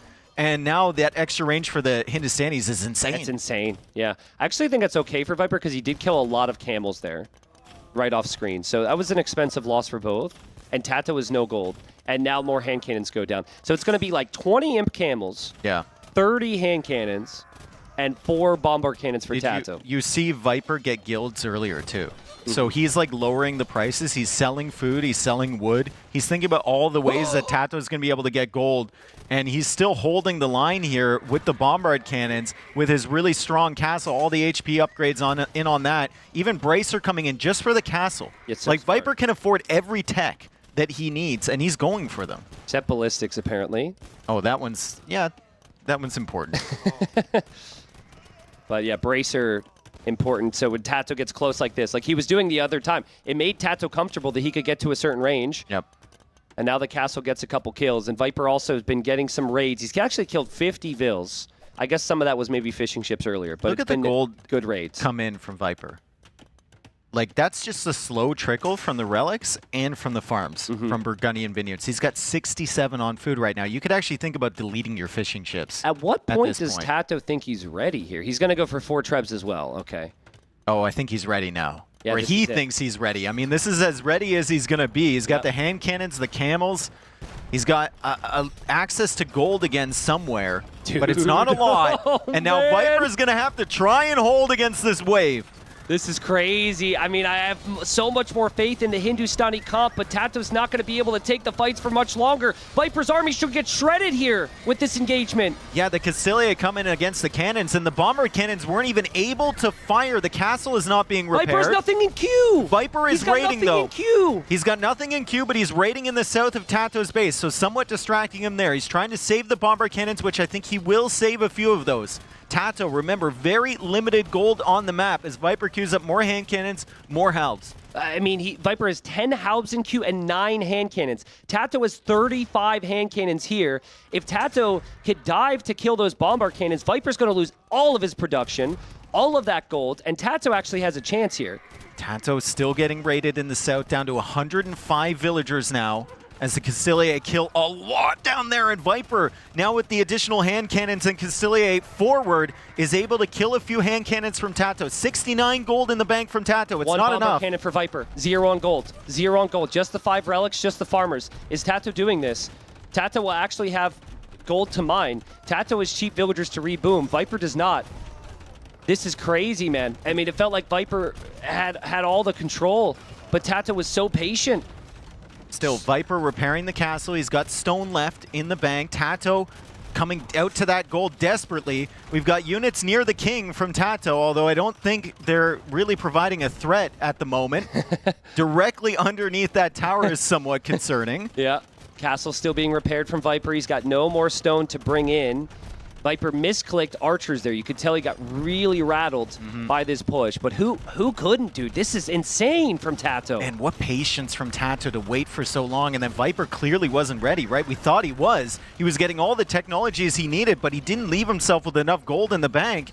And the bomber cannons going down early was so painful. And now suddenly TaToH has access to gold. Yeah, and now Viper has to go skirm. But again, the question remains, how are you going to deal with the 9-range hand cannons? How are you going to stop the Imp Camel? And Viper doesn't have his own bombard cannons now, which is my biggest worry. TaToH's bombard cannons, they're going to do crazy damage with attack rounds and take down all of Viper's production, but we have a Cassilia raid. coming in. From a surprise angle from the north, the camels now moving to intercept the Castilia as they go after the Trebs. Viper splitting off, making TaToH work so hard. The bomber cannons are in front. Can he cover all of the angles here as the Castilia come in from the left? Now they're coming from the bottom, from the front, from the side, like everywhere. This is insane from Viper. Well played. I mean, where was that? That was massing off screen. And if the same point remains, if he could kill those hand cannons and keep TaToH off of gold, TaToH shouldn't be able to get back to those numbers again. And this is it. This is it for TaToH. What we thought Viper was being pushed back. We thought TaToH had access to gold. Viper was building up the Castilia. He came in from an amazing angle. Yeah. And the way he took that fight was incredible. Was and really now he's like, okay, we can fall back again. Yeah, and he's able to, clearly he breathe. sorted out his production.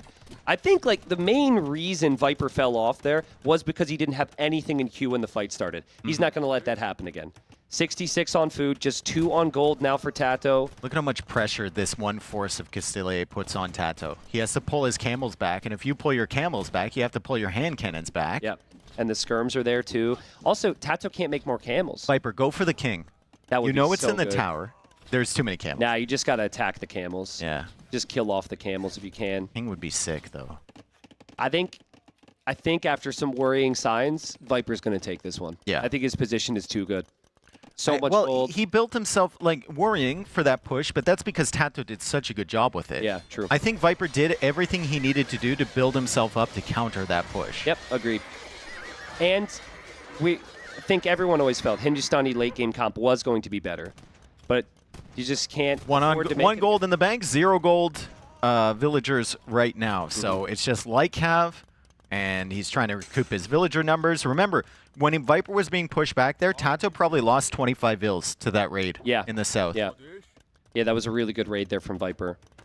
I wonder if TaToH pushed harder because of losing those vills. Would make sense. Obviously, he needed the middle anyways. But I mean, it's all open field, right? Like, Viper can do that trap with the Castilier basically anywhere in the middle here. I think Viper should buy a castle in the same position he had before, because TaToH's going to need cannons again to take fights. And he's going to need trebs as well. Which so he can't do. Really, really difficult situation here for TaToH. Suddenly, the resources for Viper look insane. Yeah, really clean. He's fully popped. He's got a nice mix of trash here. TaToH, the only unit he has in queue is Hussar, which will not be enough. It's really just the camels and the hand cannons, those expensive gold units that gave him any chance here. And you could just tell TaToH, he's not even pushing anymore, even though he still has some of those units.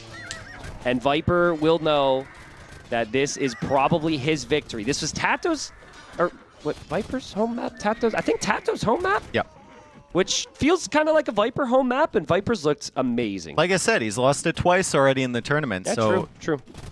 Try again, and round number 3 is looking good for Viper. The Castilier once again forcing the camels away. If the camels aren't with the hand cannons have to sit back by that castle. And TaToH isn't really going anywhere. He's got the light cav coming out now, and 63 on food, but no gold, and I think TaToH's called this one. What a great game there, and a great victory for Viper. He holds on, goes for the entire technology tree, and we'll see what they have to say about that. I think they're going to say very little here. This is the game 1 was fun, but now we're getting serious. Did you sneak one relic to your base? No. Does he not know how many relics? There's supposed to be 6. I think there's supposed to be 6. No, there's only 5. Oh, okay. Well, Viper didn't remember. Because there were different generations of that map in different tournaments where there's, I think, more relics. I see. I believe so. Okay, well, I like how Viper had 5 relics pretty much the whole game. Yeah. And then was very disturbed that he didn't get the 6th. Yeah, I know. That was the first question he asked. Did you sneak a relic back there? Just like, bro, you had like probably 5K relic you were gold. good. You were good. Even greedy after the game, I guess. But yeah, very clean there from Viper. I really liked how he played the opening. Yep. Castle Age, I think, was the key difference there between the two. You notice that a lot, where there's civilizations that are great in late game, but if they don't have a mobile unique unit in Castle Age, it's struggle. Yeah. So I think TaToH wanted to deny the castle in the middle, wasn't able to. Viper got the position and pretty much won the game with that.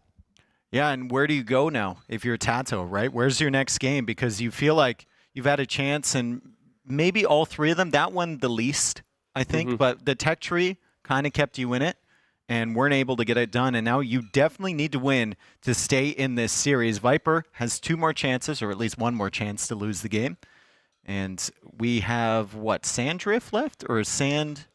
We have the Pacific map we haven't Islands. seen yet. Pacific Isles, and then the Sand one. Is that on the draft? The Sand thing. Was the that actually on the tree one, draft? I believe. No, Let's I didn't examine. think we saw that. Oh no, it's bypass. It is It has sand. It has sand. You can understand where I'm coming from with that. It does have sand. Sand? You can understand what I'm. The year. Whoa. Okay. By the way, it's day 3. Yeah. We're getting in our rhythm here. Are we doing an ad break? I thought we have an ad break here before the next game. I don't know if we are. We've got wonderful I haven't sponsors. Heard anything. I haven't heard anything. I'm ready to send it to the sponsors I here. wonder what's going on with this Civ draft. It could be possible that production is currently in the bathroom. Apparently, we've got the ad break. I was correct. And now, a word from our partners. Back then, a pocket watch told you the time, if it wasn't broken, that is. Today, the Hama smartwatches do so much more. From monitoring your health to managing your schedule, and even keeping you on time for the next Age of Empires final, everything is just a glance away. And they do it in magnificent style.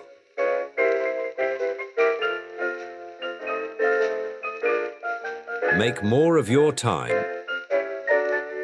Hama.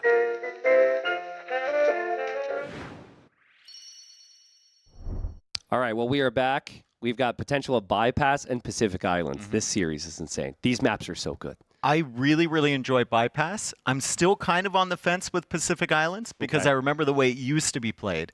but the games I've seen in the qualifiers and the games I've seen so far on it have been pretty solid, and the ones in the practice room, obviously, have been pretty crazy. So regardless, we're going to have, you know, units moving all over the place, attacks from unexpected angles, all-in strategies, I think, coming up here, especially from TaToH, who needs to get something done. Do you have any Civ preferences? Is it like Pacific Islands? Is it Malay for Viper 100%? Not 100%. Not 100%. Because he has Malay on bypass is actually really good as well. And that would be a very Viper thing. I would actually say it's more likely that Viper would maybe go Malay for bypass. He really likes that. I'd have to see the draft again.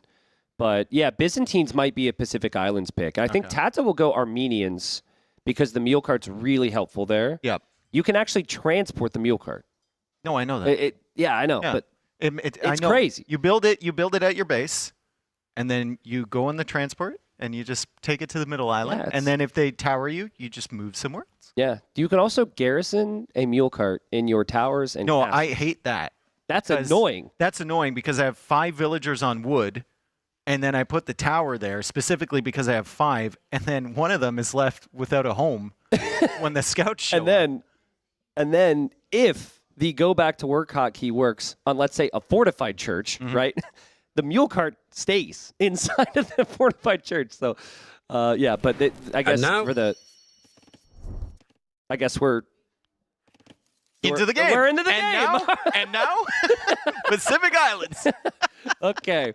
So we are not going to see the mule carts here for game number 4. We're going to see the Koreans for TaToH. So he's maybe saving something crazy for that game number 5. Look at those islands, dude. It's like a little hat. I mean, if Vinchester were to transport one of these islands, he's going to show up on the tiny Vin little should be banana. pissed. Yeah, so we've got the banana island and we've got the lump of coal. And it's island. not like it's an admin re or anything. They can transport their scouts over there. Like TaToH's getting a good look at that, and that's probably not a good sign. I mean, he has. The question is, does TaToH see enough to realize this is a tiny sliver of an island? Yeah, well, he's going to see the shoreline there. It's going to look a little weird to him. And if he goes all the way around the shoreline, he'll get a good idea how big the island is. It still has a lot of resources. It's just if you lose the water, you're going to have a big problem. Well, both of them have lumber camped their starting islands for now, so they have a lot of scouting time. Okay, he'll get a really good look at what this little banana looks like. I would say if you could think logically about this after seeing, is that what we're sticking with, the banana? Hat, banana. What else does it strike you as? Banana hat. Kind of looks like your mustache as well. Maybe in a couple days if I don't trim it, but yeah, okay, so both are going to scout this. So I would say, logically, they both might not want to go there, and they might encounter each other on the big island. I mean, yeah, it makes sense. And it's consistent to just scout it. Let's see where the transport ship goes from TaToH. He's actually going to pick up the scout, and he's going to go over the other one. He doesn't like the looks of this. So that might actually force them to go into some feudal pressure or something like that on land. Yeah, potentially. I mean, I think Viper's finding out about the Croissant Island now. And he should realize, one island is very big and spacious. This is a very small island. Now, big brain. Let's say you don't want to fight in feudal. Yeah. It's better for you to go Castle Age. Do you then take the tiny island? That way they're not there to kill you in feudal? If you really wanted to go fast castle, though, you could just go fast castle on your home island. Yeah. You need to go across, right? Yeah, I guess that's true. And with these two civs, I think if there's one that's going to go past castle, I would say Koreans, but it's actually Koreans that are going up to feudal age. Viper is staying in Dark Age for a little bit longer. He's actually taking the hunt there. He'll probably add a lumber camp and drop off all of that food. Meanwhile, TaToH comes forward, and Koreans can be really, really dangerous here if the Byzantine player is still on the way to feudal age. They show up with those archers with the armor immediately on them. That could be a problem. Let's see TaToH scouting here, because you have the transport ship that it can essentially be a scout right now. Yeah. Oh, is he going to find Viper? Viper's right there. Viper's right there. He's right there. He's right there. He sees him. Amazing and Viper knows he's been spotted. Oh, that's so good for TaToH. And Viper goes to the lumber camp to drop off the resources, but he still hasn't clicked up. I think it might be within Viper's best interest to hang out here for a couple more minutes, but then just leave. Yeah. Look at that dock from TaToH. Fishing is actually really inefficient on this map. It's really rough. So if you can build a dock right next to a deep fish like that, that's really going to help. Viper's probably paranoid now because he sees his opponents up to feudal. He's expecting this to be land pressure maybe, but it's going to be galleys. Yeah, from TaToH built up towards water instead. No loom. He's coming in with No the scout. loom. He saw no loom, but loom pops in at the perfect moment. Perfectly timed there, and Feudal Age will follow. So Viper is going for a fast castle build. The question is, fast castle into what? And Viper has now stretched out to the northern island because he knows the scout from TaToH is in the south, but TaToH is also up here. Yeah, well, that's true. TaToH is just docking, though, so I don't know if he'll move around too much. But there are barracks. I think eventually TaToH might wonder if Viper's going to do anything on land as well. Yep. And I would have loved to see the archery range from TaToH to just pressure that area, but maybe he thinks it's too big of an investment. I think you're really worried about losing water to Byzantines long term. Okay. But I'm not... Still, it's only 2 galleys. Yeah, I'm not really convinced he's all in here with this. So fun generation here, completely different openings. This has been the norm on Pacific Island so far. And Viper's scout being active now, moving out. He's going to find those villagers on wood from TaToH. The galley from TaToH has located a dock on the shoreline from the Viper in the north. That's a crazy find. There's also a tiger there. So the Viper is being attacked by the tiger. And does Viper know about this? Life gets complicated. Viper can handle this. No, he can't. Well, TaToH gets the kill, and that is just good fortune there. That explains it. Oh, he got attacked by both galleys. Wow. Yeah, so he probably didn't notice that right away because the initial attack notification came in the south. Yeah. Probably. Also, I wonder, I guess you should hear the wild animal noise at the same time. But there was like 3 different attacks. 2 galleys and the tiger. I think you get the notification, but I don't think you hear the noise. I don't know. Because there's a cooldown time on when you hear the attack noise. Yeah, if it happened, he just got attacked by another tiger there. See, he would have heard that one. Well, just 2 galleys from TaToH. And those galleys are going to be hunting for Viper's fishing ships. And, ooh, the fishing ships have been spotted. This has been a really nice start for TaToH. Yeah, TaToH's got to be careful with that galley, but he does snipe the fish, and Viper's on the way up to Castle Age. However, look at the resources from TaToH. He's not far behind at all. Yeah, I wonder if TaToH will go to stone and start to think about some towers here. It could be really good. HP on Viper's scout. Does he have full HP on that thing? Yeah, he hasn't taken any fights. He sees where the lumber camp is from TaToH. He goes for another dock over there. And I know that Koreans have turtle ships that they can make, but Byzantine fires are still so good. Agreed. I also love how TaToH, after seeing that one Vil that then died near the tiger, he now brought his scout over, scouted where Viper is. This is Pacific Islands. It is a more complex version of migration. There's a little bit more variance, and there's less importance on the fish. Both players have had a great game so far, but it has been better for TaToH, at least with the KD. But I just think Byzantines are so good if they're not far behind early Castle Age here, and I think Viper's going to be in a really nice position. Yeah, scout HP is still lower here for TaToH. Viper a minute ahead to Castle Age, though. He's adding in the fires right now. 27 villagers, 2 fishing ships against 30 Vils, 3 fishing ships. And TaToH will hop into the transport ship. Oh, transport ship is... Oh, okay. That I was thought the the scout. transport ship was weak. I did too for a second. I was like, how? Oh, man. Well, nice defense there from Viper. Yeah, he's going to be happy with the Byzantine fires, but I think if TaToH could afford 2 turtle ships, he could win water against what Viper currently has. I just don't know if it's worth the investment. Galley kind of going to the corner there as the stable is now up from TaToH. Stable with the Koreans, so just wants maybe a couple knights to clear that area. And Viper going for a monastery in the center. But he's dropping the monastery on the island opposite that side. doesn't have the stable. Yeah. Which is good for him. And he doesn't even know there's been a barracks at any point from TaToH because TaToH placed it on his initial island. So, yeah, Viper could lose those villagers in the north. Love the TC. Monastery is obviously still very helpful on this island, too. And Viper's going to be town centering what we consider to be the better area. So, could be strong. And there are the scouts now from TaToH. Now, do you want to show... Okay, he's just going to show the weak one. So nothing feels out of the ordinary here. He's taking a look. He didn't want to let Viper know that he was coming in. He just glimpsed that mill just to, you know, confirm the villagers are still there. And he builds up his knights behind. So he's going to show up with the knights, snipe a few villagers. Viper might have to run away. And Viper's actually sending his transport here. Viper might just plan on running away from this. Yeah. Or maybe that's like the emergency evac plan, because he had town watch and town patrol, so he knew that scout came in there. He's going to see these coming in from a long way away. Wow, and this is the emergency evacuation plan for Viper. That is actually sick that he brought that over. I mean, she still had a chance. She wasn't well liked anyway. He just left. She wasn't well liked anyways. You guys just don't know. But I'll tell you this, in case it's not already clear. These two are insane. This has been ridiculous. We've had the transport being utilized for both the middle islands. We've had perfect scouting. We've had great adaptations. Score 2-1 for the Viper, so he's in the better spot of the series, but these two are so evenly matched. So Viper has one relic already. The other relics are on that top island, and there's actually one on TaToH's island, which I don't know if that's normal or not. It's right on the shoreline. I think they're supposed to be spread out. But I don't know. I think it's hard to do the. Oh, you mean the starting island? Yeah. Yeah. I mean, it's not going to be easy to get. No. But yeah, relic generation maybe a little bit awkward here. Resources are not really that great for TaToH. He has lost his fishing ships. Viper still has 3, and TaToH is on. I mean, he had to decide between Light Cav and Bosal there, so he's unsure of himself. Does Viper actually see that relic on TaToH's island? Because he's heading over there with the oh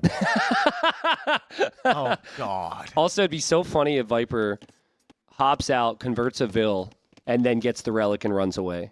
That's the only ship there for TaToH, so TaToH can't deny that relic from being taken. This is Viper we're talking about. And you here drop off here 2 he comes monks to be a pain. Yep. And then you get the might relic. Snipe the relic with the other monk. Yeah. And TaToH has to transport the light cav, which is tough to do because Viper has fire ships around. Yeah, Ooh, TaToH nice sees spot there from TaToH. He sees that right away.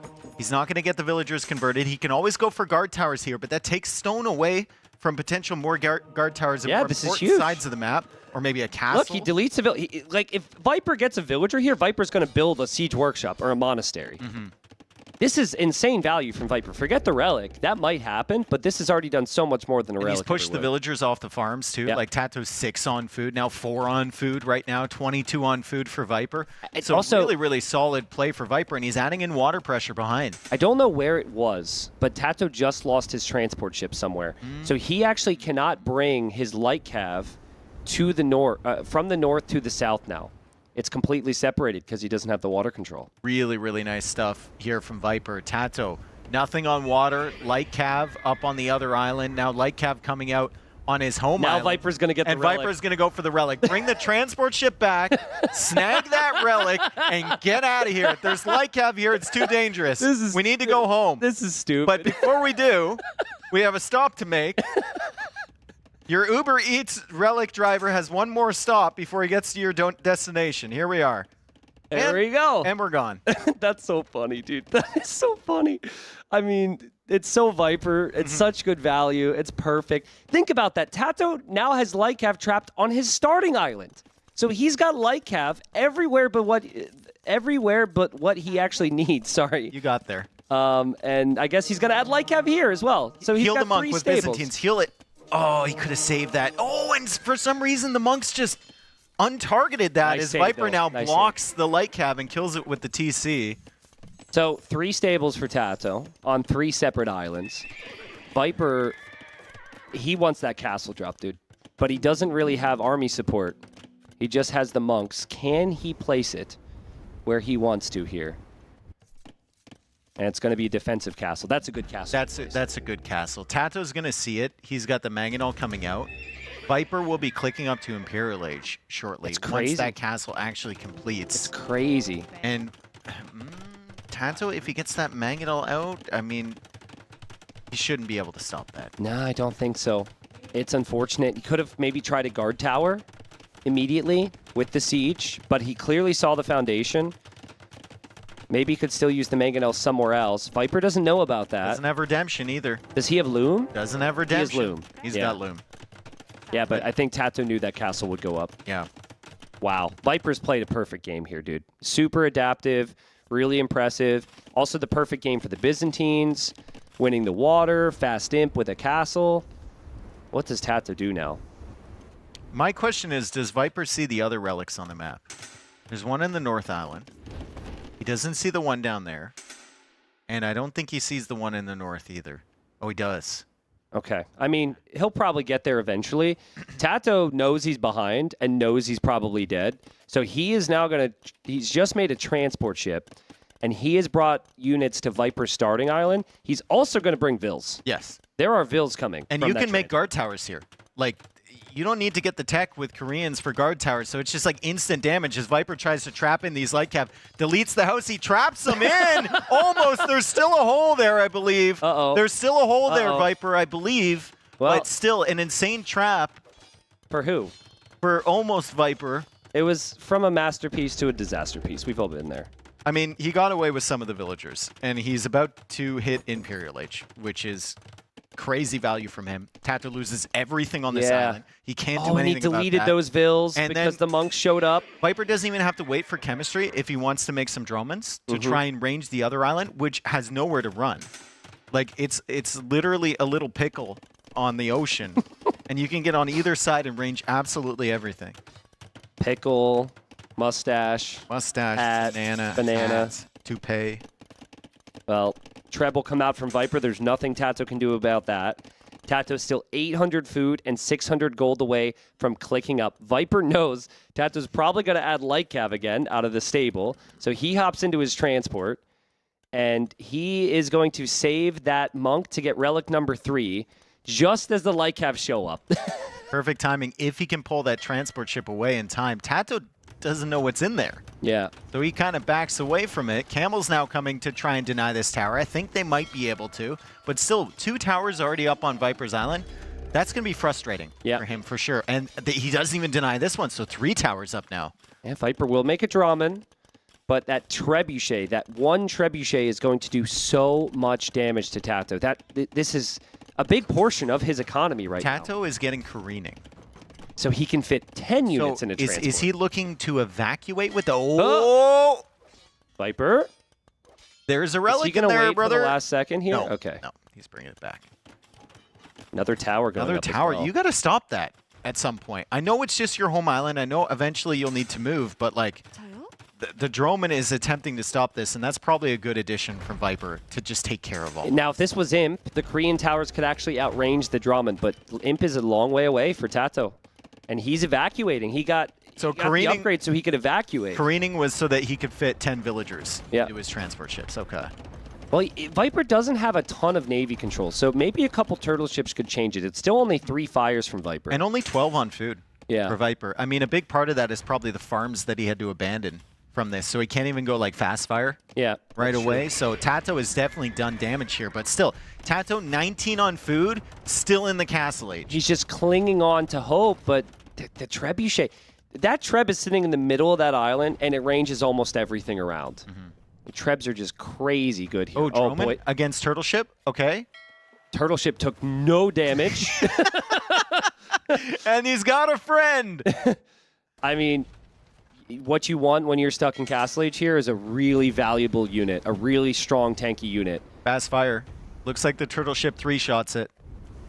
Byzantine fast fire but is the really, really shots are strong. So slow. Yeah, they're so slow, and now both of those are weak. It feels like a fire ship can come in and kill maybe both of those as the monks and the Trebs push forward here. Droman's now on the other side. As Viper has a dock over there, and he's got a cataphract as well. TaToH needs to abandon with everything, and we pointed it out before. The top island doesn't have enough space for the late game. You can't set up there if your opponent has water control. Greek fire now from Viper out of the castle. That will add some extra range for the fire ships. That should be super good against turtles, because they move really, really slow. Oh, Where is that man walking to? He was like walking against the water trying to get in, and TaToH arrives with the transport. Okay. And he's gone. Viper could convert that transport if you're too close. Imperial Age on the way from TaToH. He did it. Wow. He got up. How? How does he still have 83 Vils? He bought 500 food. That's how. Okay, but and he still sold 83 900 Vils. wood. Yeah. That's actually incredible. I don't know for how long he's going to be surviving here. Yeah. I'm unclear because TaToH has lost his turtles, and Viper is now getting careening himself. He's got 9 fast fires, and he's not afraid to make the drones either. So TaToH will need to get back on water, or will need to make keeps all the way around the Which one is island. the imp TC? We need to know this. Ooh, I think it's the one at home. Okay, well, we'll see where Viper chooses to go here. But Viper does have monks and trebs ready to transport across. So TaToH's not going to have as much time as he was hoping for. What if you put the trebs on the shoreline and the fires just protect so Vils can't attack? I mean, that'd be good. Yeah. Oh, they was hiding behind the rock. Oh, he was hiding behind the rock. Viper didn't expect it. The light cap come out of nowhere. I was really confused for a second. And it's a castle from Viper. Yeah. It's a castle, and he goes to the wall there. TaToH getting converted, or Viper targeting him from the other side. Doesn't have block printing. And it's going to be really hard to stop this one, but TaToH will go for a keep of his own. Okay, so a keep. If it stays up. Yeah, if it stays up. It needs to be walled in. It does get walled in. Greek fires are going to defend. This is one of the dumbest standoffs I've seen. We've got enough villagers to repair the damage from a trebuchet, and 1 keep to try and then the deny monk a to castle, heal? but the monk is healing, so he has to snipe the monk first, and then go after the villagers, but continue to repair the treb, and now Viper has to try and quickle off those light cav, which he's not doing, but he's got Greek fire for the fire ship, castle so he will can go range up. the light cav, and the castle's going to go up. Yeah, castle's going to go up. TaToH's done a good job to try and hold here. He's going to try and come back on water, but that castle will go up. And so villagers will die for TaToH. Viper is now coming to the northern island, and Viper's still got more space to work with. He does have more eco to work with and all the momentum, and the Viper plays the perfect Pacific Islands game and wins 3-1. I mean, incredible, right? I'm not sure about this strat of yours. The islands are weird, no? I was so confused when I was scouting. Because I only saw the thin island on my side, and it was so long and thin. It was just weird. There's so much, like the island on the bottom is so much bigger, right? Yeah. It's weird. Well, as we come back from that, listening to those two talk about it, this is a big deal here. Viper's now 2-1, which of course is maybe expected, but we weren't expecting TaToH to have 1 series win and 2 losses after 3 days. You look at who he's played. It makes sense. He's played Hera, he's played Viper. And TaToH, I think today looked quite good as well. Agreed. But Viper just found that next level that he has, right? And he played the slow games. This is exactly the type of set that I would expect from Viper TaToH. Yeah. Where we have aggression from TaToH, Viper survives, Viper dies 1 game, and then we have 2 games in a row where Viper just grabs the relics. Yeah. He builds towards the late game. Yep. He has the faster uptime, and he's just looking a little bit further ahead in the tech tree. Yeah, no, I agree with you there. I think promising signs for TaToH. I don't think there's got to be too many alarm bells going off, but still, pressure's on to win, right? Yep. If this becomes 1-3 tomorrow, because everyone's good here, then maybe TaToH will end up in the top 6. Yep. Which is the goal? Do you want to end up being top 6 to move into the playoffs? The bottom 4 don't get to play after the group stage ends. So fun series, though, dude. I mean, casting those two so strategic, amazing. so fun. Yeah. Just think TaToH's going to be regretting the African Reed Bids game. Yes. Because he actually had a really nice position there, could have won that. And then game 5, I think he had some good plans there, too. So Well, you heard we'll them see. talk, and Viper was like, I'm not sure about your strategy. Yeah. And then he was talking about how small that island was, and TaToH wasn't saying anything, so I don't know if he was interested in that conversation at the moment. But, yeah, amazing set. Again, classic Viper versus TaToH. And we've got Viper getting ready over there. I think I can go talk to him. Yep, you want that to works take a out. break? You've had 2 long series in a row. Yeah, absolutely. We'll do that. But before the interview with Viper, we'll send you to T-West to talk about some map scripting things. So if you have ever wondered why sometimes we need admin restarts because maps are bugged or resources don't spawn correctly, here's a bit of an explanation. Here we'll have a queen on the chessboard. It's an example of what we call a constraint satisfaction problem, where every time we place a queen on a chessboard, we're going to establish some constraints that now all of the other squares that the queen can move to are illegal. Now, there's a problem called n queens, where on an 8x8 chessboard, we attempt to place 8 queens on the chessboard. So obviously I can't place another queen here because those are blocked, but I could place one here. And every time I place another queen on the chessboard, that's going to add more constraints. And this is essentially how random map scripting works. Every time we place a resource on the map, or every time there's a forest that's generated on the map, we add more constraints to the map that we want our resources to avoid. We might not want our gold mines to be directly next to the forest or directly next to another mine. But the problem is we start adding too many constraints and I run out of places where the rest of the resources can spawn. So that's going to mean it gets harder and harder to continue placing more resources on the map as I keep placing more and more of them. How do we solve that in map scripting? This is where we have, I'll use the black pieces for this, some invisible objects that when the map starts, I can tell pieces to avoid spawning next to these objects. So if you ever noticed on Arabia, there typically are 4 invisible objects surrounding your TC that other map pieces like gold mines or berries cannot spawn directly next to them.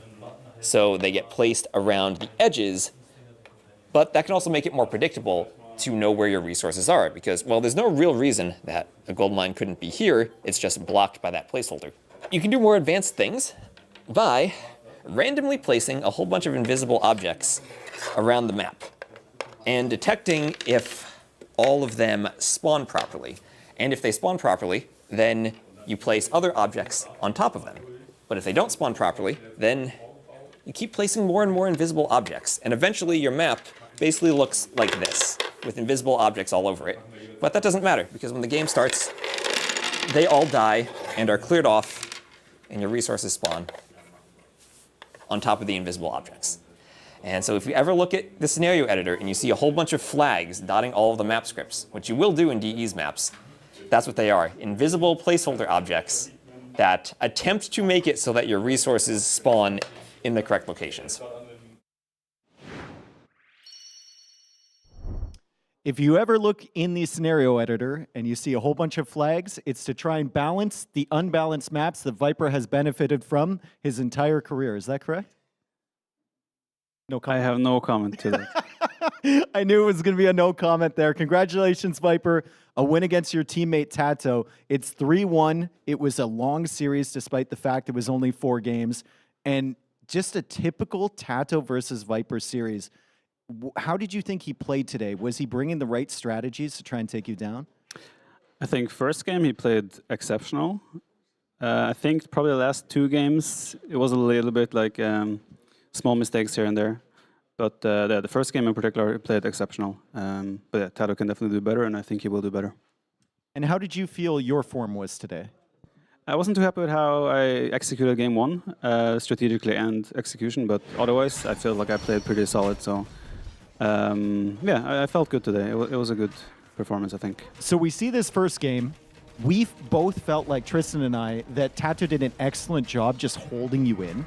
And then when he finally showed up with the Scorpions, like you were clearly trying to go into the bombard cannons the entire time. As we see this first fight happen here, you took a really, really good one and pushed him back. But he was so tenacious. He was just sniping all of your important units, and it felt like you couldn't get momentum at all. Yeah, I mean, like, if you consider the gold cost, a Scorpion of Romans compared to a Bomber Cannon as well, once we're in the situation where it's like he'll gladly trade 5-6 Scorpions for 1 Bomber Cannon at that point.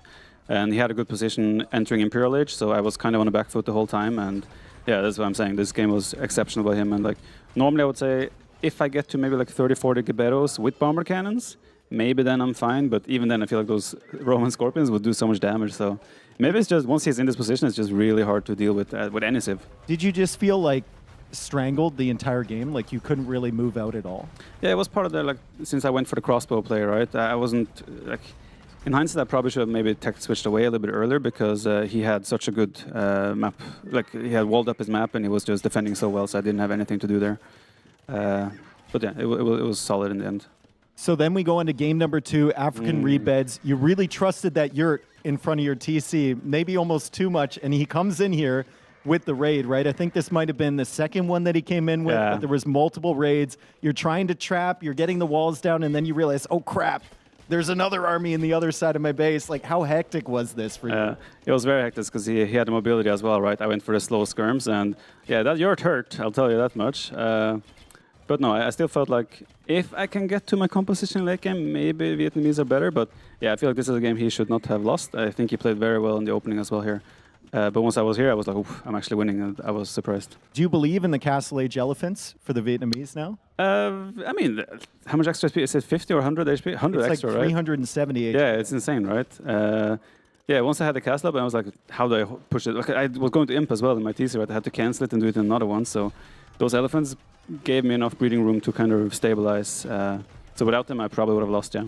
After 2 games where he's pushing you and you're almost dead, are you thinking like, oh God, it's going to be one of these series heading into Copenhagen, which you've lost twice already in this tournament, by the way? Thanks for the reminder. You're welcome. No, I mean, like, Copenhagen is also very civ dependent, very opening dependent. And I think, like, yesterday against Liereyy, I think in the end my opening was just wrong. So outcomes often are depending on the openings. And in this one, I realized fairly quickly that he was not going to commit full on the galleys. So I felt like, okay, I'm going to win water. Then I just got to get to late game, and I was surprised. I was expecting him to actually take the 3 relics on the bottom, like that he, since he was giving up the top water a little bit, he would go and sneak the 3 relics on the bottom. But yeah, once I realized that they were up for grabs as well, it was like, oh boy, going to be Burgundians with that many relics. We saw you holding this position for so long, and you were getting the entire tech tree, essentially. This is an insane fight, by the way, the way you split this into 3 different sides. Take us through your mindset when you know that Hindustanis have a really strong comp coming forward, and you're just sitting back. What are you trying to do there? Well, this was essentially a situation where I cannot push him because I don't have a better army than him. So I just have to play the long game with gold, right? I knew eventually he'll be out of gold. I have the center gold, I have the relic, so he has to come forward. And I mean, he almost broke me, right? With that one big push he had earlier before this. So he did a really good push there, but yeah, in the end I just had the gold. And then this one, a kind of interesting map generation for Pacific Islands. We were joking around, it's like a banana or a toupee or something, a T90's mustache, you know, on the island in the north. How does that impact your strategy once you scout these 2 islands? It was very confusing when I was like scouting, like the middle one. I was like, what is going on here? Because the middle one felt so big, and then the top one, or the bottom one, and the top one was like so thin on the sides. I was like, where do I actually want to commit here? I was actually planning to go to the top initially, but then like, this is too risky because if I lose water, he can hit me from everywhere. So I went to the big one, and yeah, I think I had enough scouting to kind of see what was coming. And once he made galleys, I was okay. There's not going to be feudal age pressure anytime soon. So I felt like it was a quite comfortable game for me. I really, really like the way you utilize your transport ship as well. And I knew as soon as we saw your line of sight with the relic inside of it, I'm like, that one is coming home. Yeah, for sure. I mean, like, is it normal that a relic spawns on the main island? I don't think so on his island. Yeah, it was weird, right? Well, I had to get it, you know. No, the transport usage was really efficient here in this game. I think I got really good value from it. So, and also I was able to snipe his transport 2 or 3 times. He made a new one to try and bring the knights across, but yeah, I found that one as well. So yeah, in the end, this game just worked out for me. I know that your new cop-out answer to everything is just play good age. Were you playing good age today? I was playing good age most of today. Are you satisfied? How to not be? I beat TaToH. He's a beast. You heard it there, folks. Viper, congratulations. 2-1 now. And you got some Buchholz for your buddy DauT, so that's an extra win going forward. Yeah, right now I'm playing for both TaToH and DauT as well, so it's like extra motivation to give my teammates Buchholz. So yeah, we just got to keep going. Okay, thank you very much. Congratulations, Viper, again. And we are going to go to a short break before our third set of the day. My message to the event is like, before I perform is not really well in the past NSC, so this time I want to prove myself. I want to reach top 4 minimum. So I have to focus on one ring on Warriors Cup, and I didn't play too much. And for now, I think I just play 1 or 2 sets before the event. I will try to get more practice today for sure to get a good form for tomorrow. I believe in myself, and I think my strategy is really good, because when you can believe in yourself, you are really strong, right? That's why I just like, okay, my strategy is perfect, so I have to just play good, and it's really good for me. Not really, but like I think the map is different, but I think it's give me a little bit confidence, a little bit confidence to be like you can beat everyone. I'll just keep it up.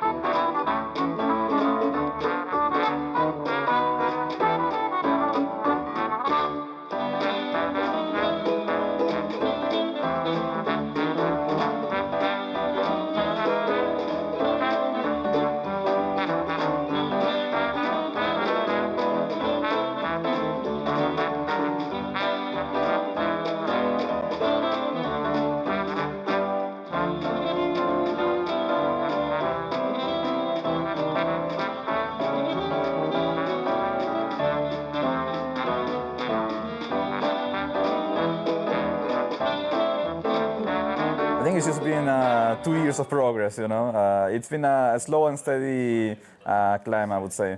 The results are definitely getting better on average, but I still feel like I'm not consistent enough when it comes to that.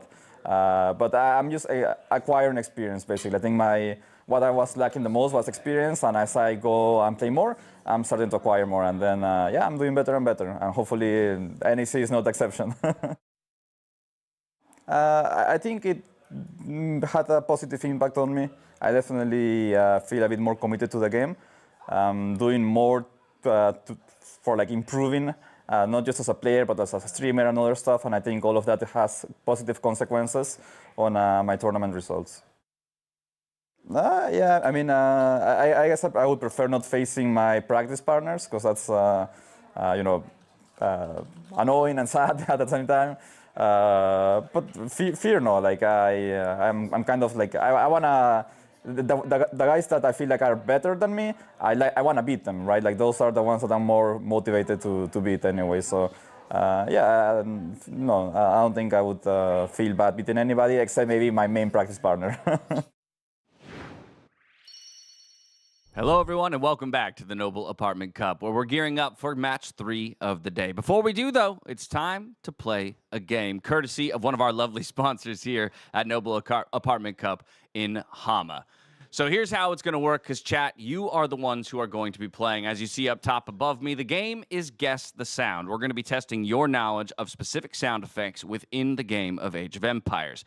Now, right off the top, I want to note to everybody that during this, we will be putting the chat on slow mode, because we need to register your answers during the time allotted. So I highly recommend not to be spamming chat and end up locking yourself out of securing your answer and a chance at one of our many lovely prize packages. There will be 3 rounds, and each round will give you an opportunity to be entered into the raffle to win one of our bundles. Our bundles consist of the items that you see here in front of me. First and foremost, at the bottom here in the big box, we have the Hama digital radio. Right up top, we've got those noise-canceling wireless headphones with a 24-hour battery life. And then, of course, the Bluetooth speaker. This is probably my favorite of all of the devices because it's perfect for travel, and I'm a music fiend. I live and die by music, so this will always be what I'm hunting for. Oh, Mem's already trying to steal. Mem's already trying to get away with it. Well, if you dive into the chat, Mem, and you get some of these answers right, maybe you'd be lucky enough to walk away with it. So again, the bundle will be awarded to one person per round who gets selected out of the raffle of correct answers. Here's how the game will work, okay? It's pretty simple. When I say go, you'll hear a sound, much like this. Okay? And then you will see a list of 4 multiple choice answers. And if you recognize that as the sound of a sheep from Age of Empires, you will go ahead and submit your answer into chat. An exclamation point followed by the letter of the answer that you believe it is. You'll have 30 seconds to get your guess in. The round will close. Anyone who got the correct answer will then immediately be put into the raffle for one of these bundles. We move on to the next round. So 3 rounds, 3 opportunities to get entered. I see T90's already sweating. I don't know if he knows all of his Age of Empires audio cues, but without further ado, let's go ahead and dive into round number 1 of our Villager Quest, Guess the Sound, presented by Hama. Hit me. So there you have it. The sound has been played. Your answers over here right to my side. Is it A, building research complete sound? B, monk conversion sound? Is it C, the wonder completion sound? Or D, the relic pickup sound? So make sure you think about it. Get that answer submitted. Remember, exclamation point followed by the letter, and one of these lovely prizes could be yours. I'll wait until I know that voting is closed to reveal the correct answer. Okay, we're going to play the sound again just in case anybody didn't hear it. T90 is struggling to load his chat, so that's one less competitor that you guys have to compete against. Okay, and it does sound like the voting is closed. So, Mem, would you like to reveal? I know you know the answer to that. What was the sound, my friend? The relic. D. The relic pickup sound. So congratulations to anybody who entered D in the chat. Your name is going directly into the first raffle and drawing for this entire bundle of digital goods. That's going to bring us to the second round of our Guess the Sound Villager Quest. When production's ready, we're going to go ahead and hit you with that sound. Remember, once you hear the sound, we'll open up the voting, and you'll have 30 seconds to lock in your guess. Of course, wait to know what the letters will be. It's getting a little tougher. Even T90 over here. Oh, that's a tough one. We'll see. We'll see. We're going to get the options up on top.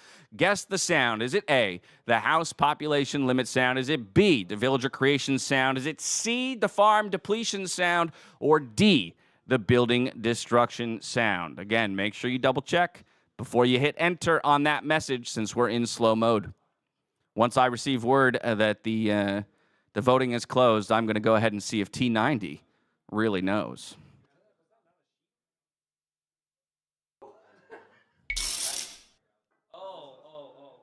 He heard it this time. He heard it this time. You typed the wrong one? Well, that's all right. You can redeem yourself when I come to you for the reveal. Are we ready for the reveal? I need to make sure that voting's closed. Okay, voting is closed. T90, you help me out here? That's definitely A. That is A, the house population limit sound. If you hear that in a game, you're panicking a little bit. We've seen a number of people hitting house population in this tournament. So once again, congratulations to those who submitted A. You have been entered into the second raffle for these fabulous Hama prizes, which brings us to our third and final round. This is your last opportunity to get a point on the board and take home some lovely prizes. Let's go ahead and hear the sound. Let's open up the multiple choices, and let's see what we got.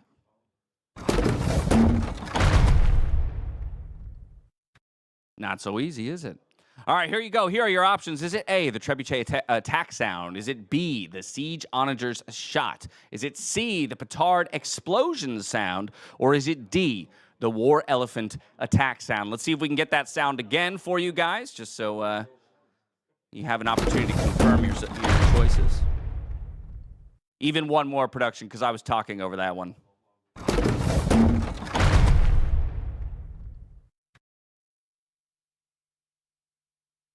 Ooh, I can even see these two debating over here on the side. Are either of you confident in your answer? Initially, I was confident on B, but then I heard it again. Okay, so CT90 said he was initially confident on B, the onager shot. He thought maybe it could be A, the trebuchet. I am happy to reveal that you should have gone with your gut. It was B, the siege onager shot. So if you hit the exclamation point and the B, once again, you've been entered into the third and final raffle here for our fabulous prizes. I'll go through them once again. Of course, we have the Hama digital radio down here on the bottom in the big box. We've got the wireless noise canceling 24-hour battery life headphones here, and then of course the travel size Bluetooth speaker. This is the one that I'd be really happy to come home with, though all of them are fabulous prizes. And again, you get all three if you end up winning that raffle. Thank you so much again to Hama for being an incredible sponsor here at our tournament, Noble Apartment Cup. We're going to hear from them again in a couple of days, but we really do appreciate their support. With that, it's time for us to gear up for our third match of the day. I'm going to be joining T West actually over there at the caster desk. So while I throw it over to him, I'm going to do some running, and I'll see you guys in just a bit. All right, well, we're really going to test Dash's ability to dash on over to the desk here from over on the couches. And I know personally, I love listening to the Civ jingles, and it's a lot of difficulty to determine what civilization you are when you load into the game and you hear that Civ jingle if you're going random Civ.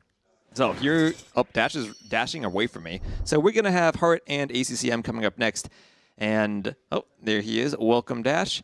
And here we have the Civ draft in front of us. So Game 1 will be on and closed. Then ACCM's home maps will be a Better Winds and Tide Pool, and Heartt's maps will be a Bypass and a Dry River. And here he is. Woo! Catching my breath. Did you have a good dash? Oh, I had a lovely dash. Now I've got the blood flowing. I'm energized. I'm ready for another great series. I think the two series we've had so far today have absolutely delivered, and I'm hoping the same here for ACCM versus Hearttt. And you know, this is going to be ACCM's really first chance to show what he's brought to this tournament. I think the first matchup against Hera, kind of lopsided, but Hera does that to people. Second matchup, then Dogao. ACCM pretty heavy favorite there, and he showed why. I think particularly considering ACCM's most recent tournament performance, right? A lot of people have been hoping and expecting to see a little bit more out of him. This would be the moment for him to turn things on, keep himself very much alive in the standings, and working towards that playoff positioning for Hearttt. as well. The triple T heart. I love it. Yeah, the more T's, the better. The more T's, the better. Although you know I how have it to has say, be. I have to say, we have our slippers in the studio. T90 labeled his with a T, and it was very confusing for me. Yeah, I also labeled mine with that's a big blunder. There's a huge error on his part. Either way, what do you make of this this draft, if anything? I'm very surprised that Georgians made it through, because Georgians have been an insane civ pick that have constantly been banned, and I'm honestly waiting to see what ACCM's going to use them for. Yeah, that's a very good question. Of course, the first pick on the other side, the Malay, that has been quite a constant in this tournament, I would say, especially anytime you see a map like Tide Pool could easily go that direction. I'm happy to see Dry River, though, in the pool as well. A map we haven't seen a ton of at this tournament. I like to see that diversity overall. Yeah, and I'm a bit surprised maybe to see both Malay and Dravidians as the first 2 picks from Hearttt. If he's really prioritizing that water map in Tide Pool, maybe using Dravidians there and thinking Malay could belong on Bypass or maybe on some other map.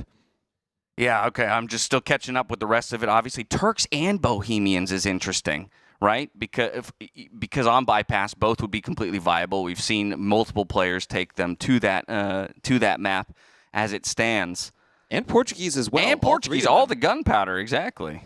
I guess he doesn't want to face gunpowder. Maybe some of those are defensive picks deciding, you know what, I don't want to see Hearttt play these civs on this map. I'll just take him for myself. Yeah, fair enough. Now, with all that said, we are going to kick things off on Enclosed. An interesting map because obviously provides a lot of safety to your primary eco, right? We're thinking your wood and your farming economy, usually a lot of focus around those rarer resources, moving out towards the berries, the stone, and the gold. So any predictions here as to what we'll see, what might suit these players' styles going particularly into that map? This could be a good map to use Georgians for ACCM or even Romans. That late game cav-focused civ composition can be a really strong one on this map with how wide open it is.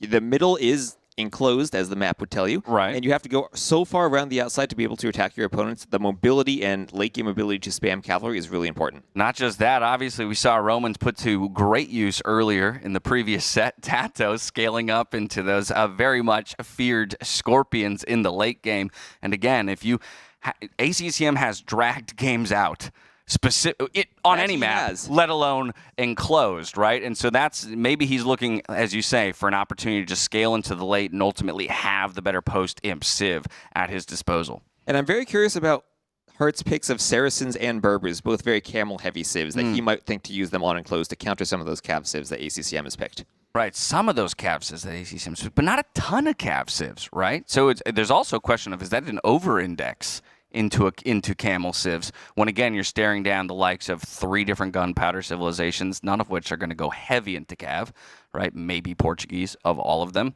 But yeah, Georgians, Romans, maybe a little bit. Malians, of course, can also go for camels themselves. Right, they can always go for Farimba, for camels and cavalier, do a lot of raiding around the outsides. And also Malians, a good water civ for the early game. And could be an option for Tide Pool as well, although they do fall off a bit in the late game, lacking both a Galleon upgrade and Bracer. But still, maybe something with Cabeto Warriors could be viable on that map. Yeah, I'll be curious to see something like Italians on Tide Pool, Dravidians maybe on Bedouins. I'm trying to figure out what's going over to Bedouins there. Yeah, Bedouins, that nomad start. Right. So Italians would be great, I think, if it were more of a traditional nomad map where they could do the dock. And same thing with Dravidians, where you really want to build that dock to get the pop space. I feel like that Dravidians pick pretty much has to be used on Tide Pool now. Has to be used on Tide Pool. So then Malay gets pushed elsewhere. Malay might be interesting for Bedouins.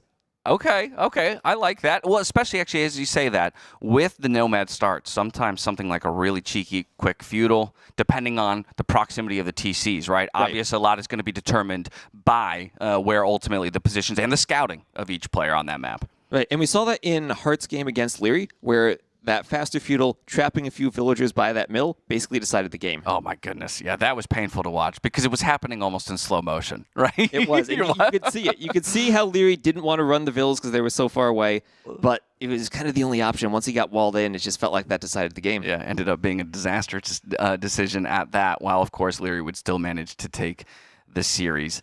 Stylistically, how do you feel about how these players match up? Do you feel like either one has the edge necessarily? Stylistically, I feel like they're very different. ACCM, I call him the chef. He always cooks up new strategies, and I'm excited to see if he has anything saved for this round. Hearttt, as we saw against Liereyy, a very meta type of player who can excel there, but maybe isn't quite at the same level as Hera and Liereyy are. So execution based for him, right? Very Because much yeah, so. there's going to be less surprise in terms of his approaches and strategies. But then, of course, I don't know. If you're going up against the chef, somebody who can start throwing in some funky ingredients, right? Whipping up different spices, playing with different combinations. Sometimes then I really worry about someone who gets almost too locked into an idea, right? Becomes rigid in their approach to the game. Right. You can see some of ACCM's creativity expressed in that sweater he's wearing. We just have the sleeve on this image behind That's his actually monitor, such a but great point. He is such an amazing Christmas sweater he's wearing right now. He's in the holiday spirit, and we're ready to get into this game. Gotta love it. A happy-go-lucky guy. We'll see if he can keep up the cheer as we dive into game number 1 here between Hearttt and ACCM. Of course, we already know that we're going to enclose. When it comes to the civilizations, I see Berbers versus Portuguese. Ooh. All right, so Camel Archers versus Organ Guns as the unique units. Much more mobility for the Berbers here, but when you get to the late game, remember the Portuguese do have that gold savings on their Cavalier, so they can get a lot of Cavaliers out to different parts of the map. Yeah, immediately I'm thinking about how ACCM wants to drag this out, maybe wall up one side and concentrate all of the military, engagements to another side, making great use of that unique unit, right? Massing the organ guns and absolutely murking waves of cheap knights that are flooding forward. Now, of course, Hearttt is going to have a lot of options, I think, in the Castle Age, making use not just of the mobility, but the cheapness of those stable units. And maybe if he gets enough of an edge there, he can end the game before the organ guns become too much of a problem. Right, and I'm really interested in seeing how Hearttt plays with Camel Archers on this map. The gunpowder usually has a weakness to those archer units, and Camel Archers, we've seen them so many times over the years, just such a powerful, unique unit that once you get a good mass of them, you can keep them alive. Maybe earlier in the day, we saw that matchup on Bypass where Dogao kind of ran into the Hussite wagons. We're not going to see that same block against the Camel Archers that we saw in that matchup. Alrighty, already on the way up to the Feudal Age is Hearttt. We've got Loom on the way here for ACCM and a Feudal Age click to follow. Obviously, you have the ability to push in all of these deer for both players because of the generation of the map. There's no surprise as to where your opponent's TC is going to be and even where their resources will be. You largely know at the end of the day that the gold, the stone, and the berries are going to be concentrated just outside that stone ring, which is a reminder to viewers you cannot build on, and so does create a little bit of difficulty when it comes to full walling. You can get these house walls up and at least protect that main eco, but it becomes all about dancing around those more rare resources. Exactly. Your starting houses on this 9-villager start do begin on the outside of your base, so you can start to build a wall using them, but can't go directly from the forest in the middle all the way to the edge of the map because you can't build directly on top of that rock. All right, both players take different paths for their scouts to get to the other side and begin the snooping process. What is my opponent up to? And we can go ahead and see the barracks as well coming down for each player just in time for the Feudal Age to arrive. And pretty common for both these saves to go for a scouts opening. I don't see either player moving out to gold yet, so that's probably what they're going to go for. So scouts and spears.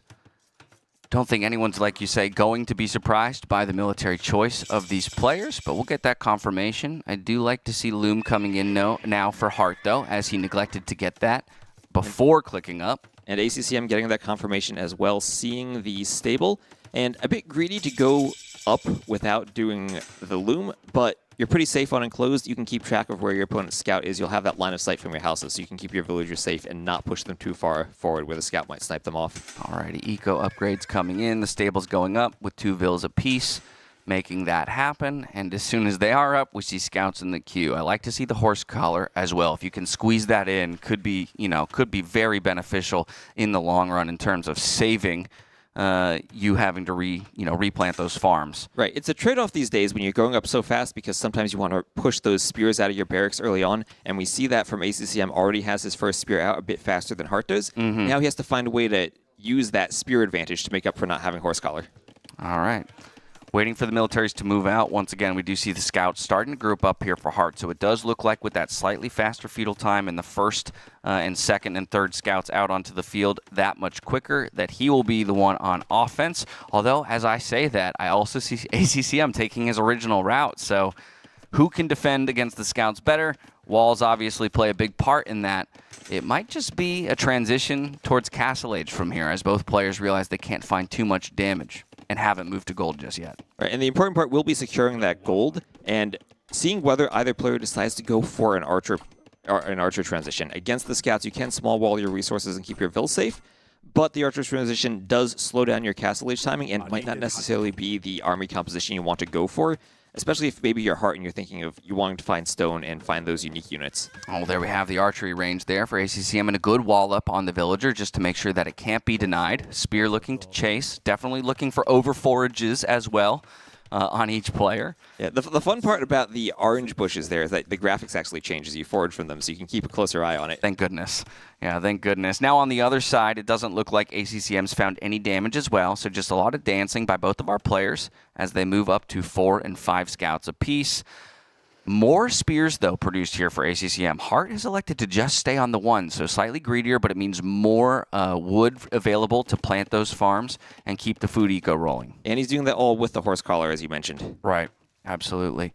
And so walls up around the berry bushes for both players. Still, oh, here we go. Love that vodka. Thank you so much for showing us that ACCM is moving on to gold first between these two players, and the first kill of the game has gone through. All right, he picks off that spear. It's always a big decision of whether or not you want to jump those spears because you're sacrificing so much scout HP. And here we see ACCM scouts really dancing around there, trying to avoid taking any pokes. Yep, successfully doing so. Again, no one's worse for the wear. It's 1-1 in the KD. I'd say the big thing right now is just that ACCM has already moved on to gold and is beginning to produce archers. Yeah, and we see the archery range from Hearttt, but he's just going to go skirmishers. So different compositions here, Scout Archer versus Scout Skirmisher. In the long run, usually you think that Scout Archer can scale a bit better. The archers can be used to kill villagers, will be more effective at damaging the scouts. But if you're just going to go for a small number of units and then try to transition, you can just try to aggressively jump on the archers with the skirmishers. Or if you're going to play very defensive, you don't have to move your skirmishers out into the open where the scouts are going to be able to surround them and get the jump on them. Especially in low numbers, like you said, right? It's very, or much easier, rather, for a few archers and a spearman, per se, to defend against scouts than it would be for a few skirmishers and a spearman. And so ACCM, with those two archers in tow, is going to start to move forward. Also getting bloodlines, but does take a couple of hits there. Not going to be too happy about that, to lose the HP while not losing any scout lives. Yeah, and you always want to try to time your fight so that you're just getting bloodlines as you're engaging, so your opponent isn't going to check the upgrade before the fight. But here, Heartt's just going to run back and not going to give that fight to ACCM. Yeah, I'm waiting to see if he's managed to squeeze Fletching in. Obviously needs a little bit more food to make that happen. Does have the gold necessary to do so, but Fletching is really what's going to make those archers a threat against villagers especially. Especially, right? Because Loom does give them a bit of pierce armor, so Fletching helps overcome that armor. Okay, one little snipe there on the scout for Hearttt. Going to be happy to have found that. Good skirmisher numbers as well, I think, in comparison to the amount of spears and archers. And immediately ACCM recognizes it and he says, I can't be here anymore. No, he can't. Oh, those archers running right into the spears, and that's exactly what Hearttt wanted. Wow. He'll jump the spears with the scouts. He didn't even need to invest into bloodlines here. He cleans everything, and that was a beautiful fight. Yeah, that's a path you didn't want to take, and an awesome find here for Hearttt. I feel like here, now he's got full permission, moves a couple villagers on to gold, feels like he's wrestled some control. He now gets to apply the pressure while sorting out the eco and making his way towards the castle age. Just a few more villagers on farms, but forging now for ACCM, so more investment into those upgrades. Already has bloodlines, I'll remind everybody. Yeah, and those skirms, Heartt's able to get those numbers because they do train faster than the archers, and once again, he just wants to jump the archers and clear the archers and spears. He's not really as concerned about taking damage from the scouts as he is about clearing the army. Okay, so the skirm's getting caught out just a little bit. It's a 1-for-1 trade, a skirm for a spear, pulling the scouts back. Hearttt is going for, focuses the spear down, which he should. Now the skirmishers are used to being microed against those archers. But the scout numbers with the upgrades, especially its forging and bloodlines, it ends up being a huge clear up here for ACCM. Yeah, Hearttt did as well as he could to focus those spears, but just didn't have the bloodlines or the HP on the scouts to win that fight. Well, now the question is, does Hearttt actually feel safe enough at home, or does he have to restart production? And no, the answer is he doesn't feel safe enough, so it's a tower at the very least. Okay, that can definitely slow down your castle age timing and slow down your TCs, since now you have to spend that stone. You're not going to be able to sell it, and you're not going to be able to spend it directly on the TCs without mining more or buying more. Yeah, and I think ACCM both smells blood in the water, but also smells his advantage, drops a market of his own back at home, so he could do what you were suggesting. He could go ahead and use the opportunity to sell that 200 stone, accelerate his castle age timing. while behind in food right now, and it looks like Hearttt is still trying to squeeze it in, is already going for a second stable. Ooh, and a second stable, looks like his resources are about, yeah, and he's able to pick up to the Castle Age. ACCM won't be too far behind. You know, it's always interesting on this map, if you go for that 2 stable investment in Feudal and really try to pump out the scouts, but both players here are going to try to go up to the Castle Age. Okay, well, that tower is going to provide great defensive cover, especially over the gold. I like the wall up. Kind of the compactness here of Heartt's base should make sure, or should rather guarantee that he doesn't take too much more damage. Good house again here by the villager, trying to get that market up. The spears are so important now for keeping those scouts away from the skirms. Heartt's doing what he probably should have been doing with the skirms early on, keeping them in his base, using the tower and just the structure of his base to keep them safe. When he moved forward, he thought, you know what, I cleaned the army, maybe I can get greedy and get some kills with the scouts and the skirms, but they just backfired and he lost everything. I mean, I get it, though. You know, logically, it makes sense. I just cleaned up 5 military units to 0. It feels like I should have that initiative, but it didn't respect the upgrades, right? Bloodlines was already in at that time. Obviously, Forging came in just as the fight began. That went bad for him on the return. But that's how small decisions can make big differences in this game. Either way, both players haven't lost a single eco unit. The overall KD is relatively similar, and the Castle Age timings are 8 seconds apart. And the res collected are only 200 resources different. This is a very close game right now. An extraordinarily close game, but we see, okay, another upgrade coming in. 15 seconds until that first armor upgrade for the scouts. Finally, Bloodlines coming in on the other side. Looking to see what the answer will be. Obviously, I expect with double stable, Berber's going to go straight into Knights. Let's see them queued up. That's 2. And ACCM decides, you know what? I'm second to the Castle Age. He's closer to his production buildings. Maybe it's time for me to back off, wait till I get a couple upgrades of my own, and then we can re-engage. And of course, the Berbers do have access to camels, so if Hearttt sees ACCM going very heavy into the Knights, he can switch to camel production. Right now, you start with the Knights because you're thinking, okay, he might be going archers. I want to have a unit that can fight the archers, and it's also a bit better at raiding if you're able to get through. Of course, you can't wall your base fully, so getting under the TCs, the Knights are a bit stronger at killing vills. Yeah, I like seeing the second armor upgrade coming in for Hearttt here, particularly considering that the crossbow upgrade was invested in. Both players also stretching out to that second TC, so it's not going to be any kind of all-in for either player. Definitely still keeping in mind that they want to expand their ecos. Monks already being thought about as well. We're going to have quite the diverse army compositions between these players. And so it looks like it's just going to be a classic Knight crossbow versus Knight skirm matchup, where again, it's can you micro the skirms to kill the crossbows? Can you keep the skirms safe from the Knights?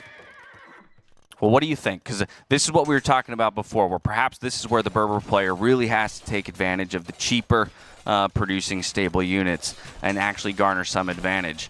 And while you're matched in TCs and you're the one whose walls are being knocked on, I'm a little concerned that it hasn't started the way that Hearttt was hoping. Oh, remember, he always does have those camels as the option if he feels like he's getting overwhelmed by the Knights. And the crossbow numbers for ACCM aren't too large yet. And the challenge for ACCM, his archery range is at home. Enclosed is such a long distance to walk around. He needs to get crossbows forward if he ever does see camels. Yeah, has about 8 of them forward at the moment, still producing out of that one archery range and sending them forward in trickles. That's where I'm concerned when I see a pack of red over there that perhaps we're going to see some reinforcements sniped. We've got the patrol from the Knights. Will ACCM recognize it? Again, just making quick work of these houses, making sure that he makes some progress with his forward position. Your Heartt's thinking about jumping. He wants to surround and maybe go for the crossbows first. They're a bit squishier than the Knights, and he's going to take a decent start to that fight. Yeah. +2 on the Knights. It almost feels like we've been here before, right? ACCM on the retreat and Hearttt trying to jump onto the ranged units. But all of that said, it's essentially an entirely Knight army against a combo of crossbows and Knights. It's all about the micro, and it's all about the focus on the proper units. It's still feudal age skirms with no upgrades that are also aiding our red player. And it looks like ACCM, keeping his crossbows alive, will ultimately push Hearttt back. I don't think that was the worst fight for Hearttt, though, because his spears were still cleaning some of the feudal age scouts there for ACCM. But it's just so important that ACCM keeps that crossbow mass alive to prevent that camel switch. I think one of the other things that Hearttt can be happy about, there is a hole. That's a hole. There is a hole. That's a hole. That is a hole. I don't know if it's going to be too relevant because, of course, you'd have to be diving underneath the TC. I think Hearttt will be very happy to bring a lot of those. From the monks right, this is an opportunity to dive, and Heartt's looking to take it. ACCM reacts quickly, though, pulls his Knights back in defense. And so not too much lost in that moment. I'm looking at that monk and how much value it's going to get from healing, though, over the course of all of this. Yep, and Hearttt, when he just jumped there, he didn't lose a single knight. He can heal them all up and just trade a bit of HP that he'll get back for some crossbows. Exactly. Now 2 monks onto the field, also investing into forging on top of all of this. So it's full investment into the knight play. We even saw a 3rd stable going off, or up rather, to the left-hand side, right-hand side rather. I know my directions. The directions are hard sometimes. Trust me, I'm T-West. I'm back here holding up my fingers in the L shape to get it right. And well, we have another jump right here. And oh, the crossbow's going forward. They're trying to snipe the monks, but that's going to let the knights jump on top of them. And they're not quite getting the monks. They get the second on that last shot. Salvaged it a little bit there by taking out 2 monks in the end. Still looking for 1 conversion is Hearttt. And look at this. It's just a knight v knight battle, but that's not the position I want to be in as the Portuguese player. Well, it's tricky because both of these civs have discounts on their knights, just the Berbers feel a bit cheaper. Yeah, exactly, right? You've got a gold discount on Portuguese, but you got an overall discount over there on the Berbers. And like you said, there's the camels. As soon as the crossbows are gone, here come the camels. Yeah, you love to see it, actually. This is the great understanding, I think, that Hearttt has around the meta, right? And right now, actually, stylistically, I don't think ACCM's thrown anything at him to really pull him out of what his civ wants to do. Right, this feels like a very meta game, and right now we see Hearttt even taking advantage of, as he's pushing ACCM's army back across the map, he can send that monk forward and start grabbing those relics. Yeah, looking to pick up relics. Now ACCM is investing into more economy. We do have a 3rd TC going up at home, and now Hearttt almost sensing it as well. It's his opportunity to reach out, expand a little bit further, get a TC on this stone over here. I also love the investment of Town Watch at this point. It's such a cheap upgrade at this point in the game to protect yourself. Yeah, and right now, resources collected almost exactly the same, 18.3 to 18.4k. Only difference here, we have about a 5 or 6 villager lead. We've had that for Hearttt, and he's just now finally doing Bowsaw. He hasn't had that upgrade for a long time, and it's something some players prioritize that, do that right away. Other players don't put as much of an emphasis on it. I feel like old school players tend to prioritize it a lot more. Yeah, I've yet to hear a convincing argument, honestly, one way or the other, because here's what I would say. Look at the resources collected. They're identical, right? Yeah. So you can't really tell me that one player benefited, from not getting it early or by getting it early, So either way, this would be a good find here. TC. An easy denial here unless the walls come up, and they won't. So Hearttt finds it, does deny it. Now, of course, it's only 1 villager life lost, and we'll delete that TC and maybe look to replace it in a safer area in just a bit's time, unless we can manage to push this back. It is good knight numbers, and we do have some crossbows to help out. So I think in the end, Hearttt is going to have to concede the space and let that TC go up. Yeah, and here we are again with that camel transition. Now that ACCM is closer to home with the crossbows, it's easier for him to deal with the camels. Husbandry coming in as well. I like to see that. Just maybe an opportunity to outmaneuver and outposition your opponent. Oh, he could get trapped there. Oh, that's a trap if I've ever seen one. Okay, Hearttt realizes it just in that moment, probably with a click and some auto-pathing, ends up saving him. Oh, the danger of 1 tree against the edge of the map. It really can. It could get you. It could get you. Okay, 4th TC for Hearttt as well, and more investment into eco upgrades. It looks like we are going to the late game. Looks like we are, and no, that's common for enclosed. You're so far apart, it's really hard, even with these large armies, to get damage. We have a 1-0 eco KD so far. Okay, but here's the thing. ACCM chasing this entire army back here on the right-hand side of the map. Take a look at the left-hand side of the map. Hearttt is going to make use of distraction tactics. He's coming in with a group of knights. What a beautiful pip-up we have here on the other side. Monks, though, in defense, looking for 1 or 2 conversions. I see 2 coming through, but the monks will go down in the end. We've got engagements on 2 parts of the map here, T-West. It feels like the same thing. Monks and knights on both sides. On the left, it feels like Hearttt has the numbers advantage, but ACCM will have the reinforcements. On the right, is Hearttt clearing this? I think Heartt's winning on both sides of the map right now. It's camels into knights and not enough crossbows in the end, and so it's an absolute cleanup back at home. He still has knights running amok in his opponent's base. This is looking very good for Hearttt all of a sudden. All of a sudden, it looks like now, look at that villager count. It's a 12 villager lead for Hearttt. Here, ACCM does have that hand credit advantage, but Heartt's eco, we can see it in the res collected. All of a sudden, he's starting to climb, starting to get closer to 1k more res collected, and that's going to be a faster imp timing, more army, and with how cheap the army is, that eco advantage is now going to start just to explode in numbers. I was going to say, eco advantage is nice. I'd say double the military count right now feels even better. Absolutely. And remember, ACCM, he doesn't have that camel option. He doesn't have that counter unit to the knights he can just make it home. He can go monks, he can maybe go pikemen, but that's about it. Yeah, you're only sitting on one barracks at the moment. He's investing into another stable, I see, which goes directly against what we're talking about right now. But maybe he just feels like he needs overwhelming numbers. Of course, still looking to produce some monks. He's got 3 in the queue, but we're diving underneath the TC. Now, this is a risky move here from Hearttt. You are throwing away a bit of your advantage by taking maybe an ill-advised trade underneath the fire of those TCs, but he does pick up a few more villager kills at 7-0 in the Eco KD. And as you mentioned those TCs, you have to pay attention to ACCM. Since he was going crossbows, he already had Balkan arrow on the TCs. So right. He's doing extra damage to the knights while they're standing under there. And just like that, we see the army counts equalize. But again, Hearttt is happy to sit in equal army count, given the advantage he's gotten himself and the fact that he's nearly clicking up to the Imperial Age. Yep, he's just now finishing handcart. He's up to Imp. He has about a 20 vil lead, and we've seen some Imp TCs not work out so far today. And now I think he's safe, regardless of which TC. that was a rough one in the Viper game. I gotta say, this game I think is playing out exactly how we expected. Berber player coming out of the Castle Age with a lead. Right now the question is that lead big enough that Hearttt can close the game before ACCM manages to defend and extend and extend? And remember, it's closing the game against ACCM, a player who's going to play on even after the game is closed. Exactly right. Exactly right. We do see Iron Casting coming in as well, though, just continuing to add power to those cavalry units, diving in onto the monks here. 1 conversion comes through, 2 conversions come through, and the monks will all go down. Now we look to see how the trade happens underneath the fire of the TC. I see more red than I see blue, and that's not a good sign when you're in the blue base. Oh, it's looking like ACCM's sweater there, more red than blue. Very much. He wore the wrong sweater today. Oh, he did. That's what we're learning. Colors. He wore the wrong sweater. All right, minute and 20 seconds away from the Imperial Age. Now ACCM is going to take his stab at a raid, diving underneath this TC. Quick reaction, though, here from Hearttt. Takes the hill. There. He has the monks. Oh, you got to love it. He doesn't get surprised by it too much. Yes, it's a little bit of idle time forced, but this is a great time, for him to be back at home defending. Trying to run off the edge of the map. Waiting for Imperial Age to come in. Lots of wood at his disposal.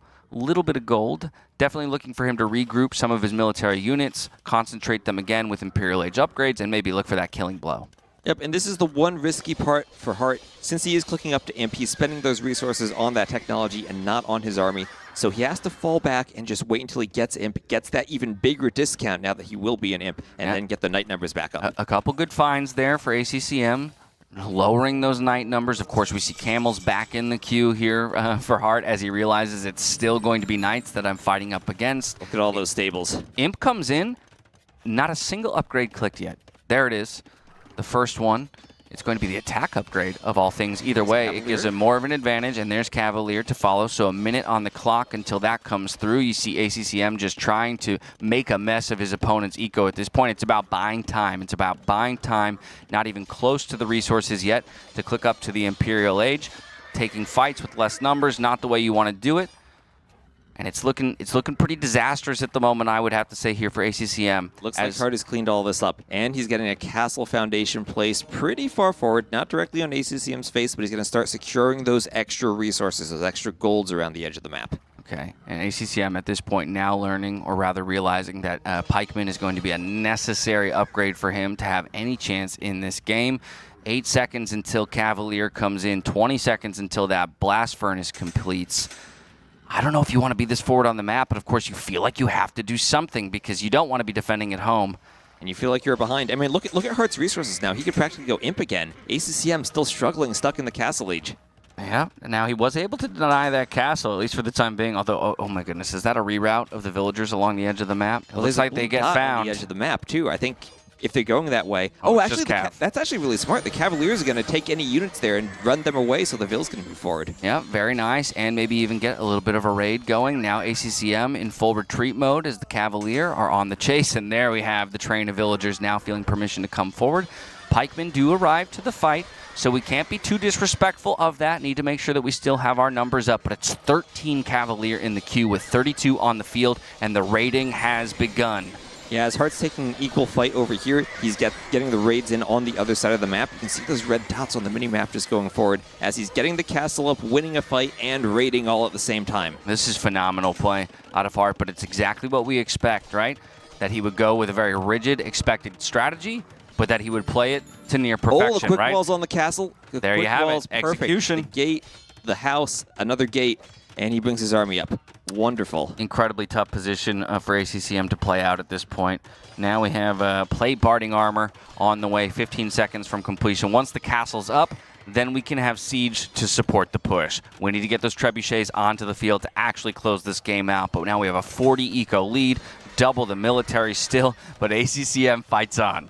Yep, and as we get that castle, we also have the option for camel archers in case we ever need to make a transition if you start seeing a lot of pikemen. Oh my goodness, one Cavalier in the wood line. One Cavalier in the wood line with 11 kills at this point. Well, this is exactly where Hearttt 22 kills between them. Well, we've seen that so many times this tournament. You get 1 or 2 Cav units into your opponent's eco, and they just don't notice it. They don't notice it, and all of a sudden, 20 vills go down, 30 vills go down. Yeah, but again, it also speaks to the pressure of the moment here for ACCM. Again, already having been felt like he was on the back foot, getting beat to the Imperial Age, and having to go for some kind of an all-out play in Castle. And with that army cleaned up, I think it makes sense that this is the point where ACCM calls it. Hearttt will move up to 1-0 in the series. And I think that went pretty much perfectly for Hearttt. Maybe the only thing that didn't work out was that one fight with the skirmishers in the Feudal Age. Yep.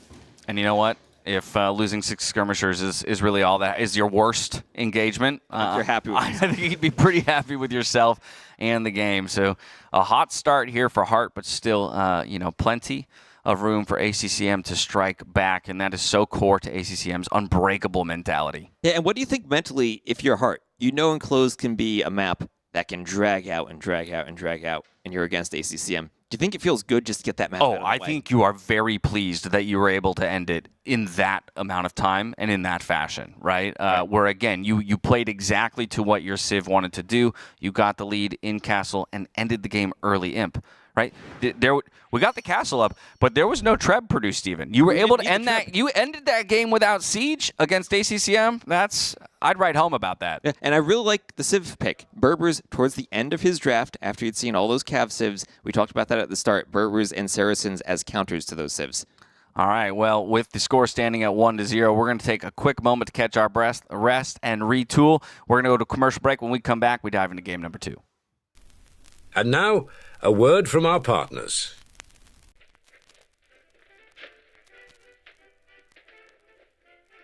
Eek! A mouse! A mouse! What is it, dear? Why you rage? Oh, honey. That's no ordinary mouse. It's the Reaper 250. With this mouse in your household, you never have to be scared again. Yes, the Reaper 250, featuring DPI control, advanced ergonomics, RGB lighting, and customizable buttons, is the perfect addition to every competitive household. Why Rage? It's all good. Get yours on Mueller.de.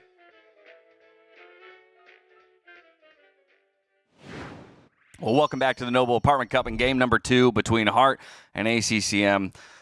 Neither one of them is raging after that, I don't think. ACCM might be disappointed to have not gotten the first map win, but I don't think it happened in a way that's necessarily frustrating. I don't think he could rage in that sweater. He's just so That's so much true. Christmas cheer. That's true. He's going to collect himself, and he's not going to give up. He is not a player who's going to give up after one game. He's going to keep fighting. All right, let's think about, though, how ACCM responds, right? What is the answer? Because I think that where you do start to worry is if you go down 0-2 and you're having to mount a reverse sweep. All of a sudden, that feels like a much more difficult mountain to climb.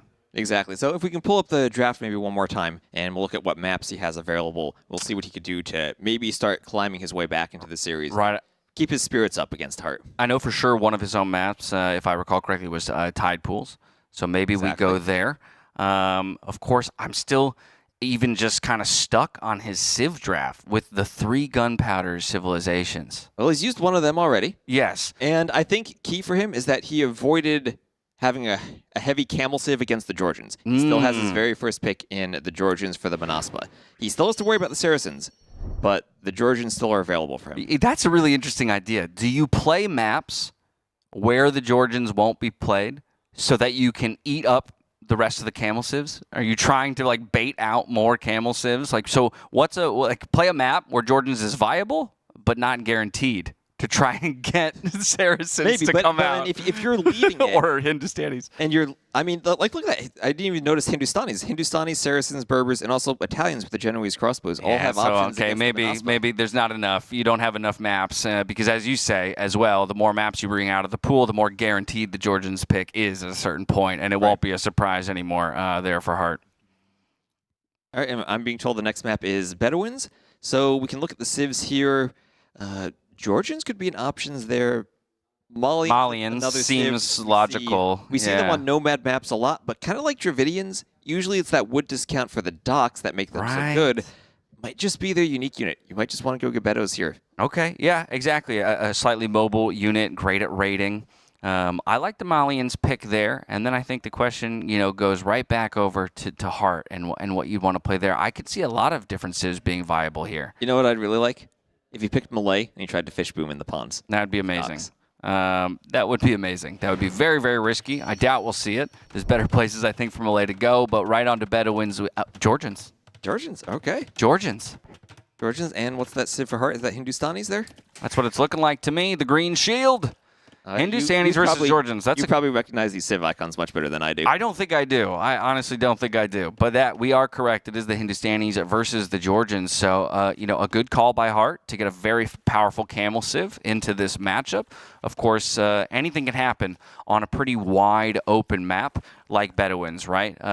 Especially when both civs are comfortable going for scout cavalry. And the great thing about the Georgians on this map is you start with that mule cart once you get your TC up. So as ACCM is doing, he can send it right to that wood line on the edge of the map. He can scout with it. He can try to find more sheep with it. You have lots of options for how you use it. I was going to say, one of the things I will be most curious about is how many sheep each player is able to find. We heard Vinchester talking about his series on Bedouins versus DauT and how important he felt the number of sheep he found to be when he took that early pressure, saying, I don't think I get away with what I got away with if I didn't have that ability to garner food in the face of a tower rush, let's say.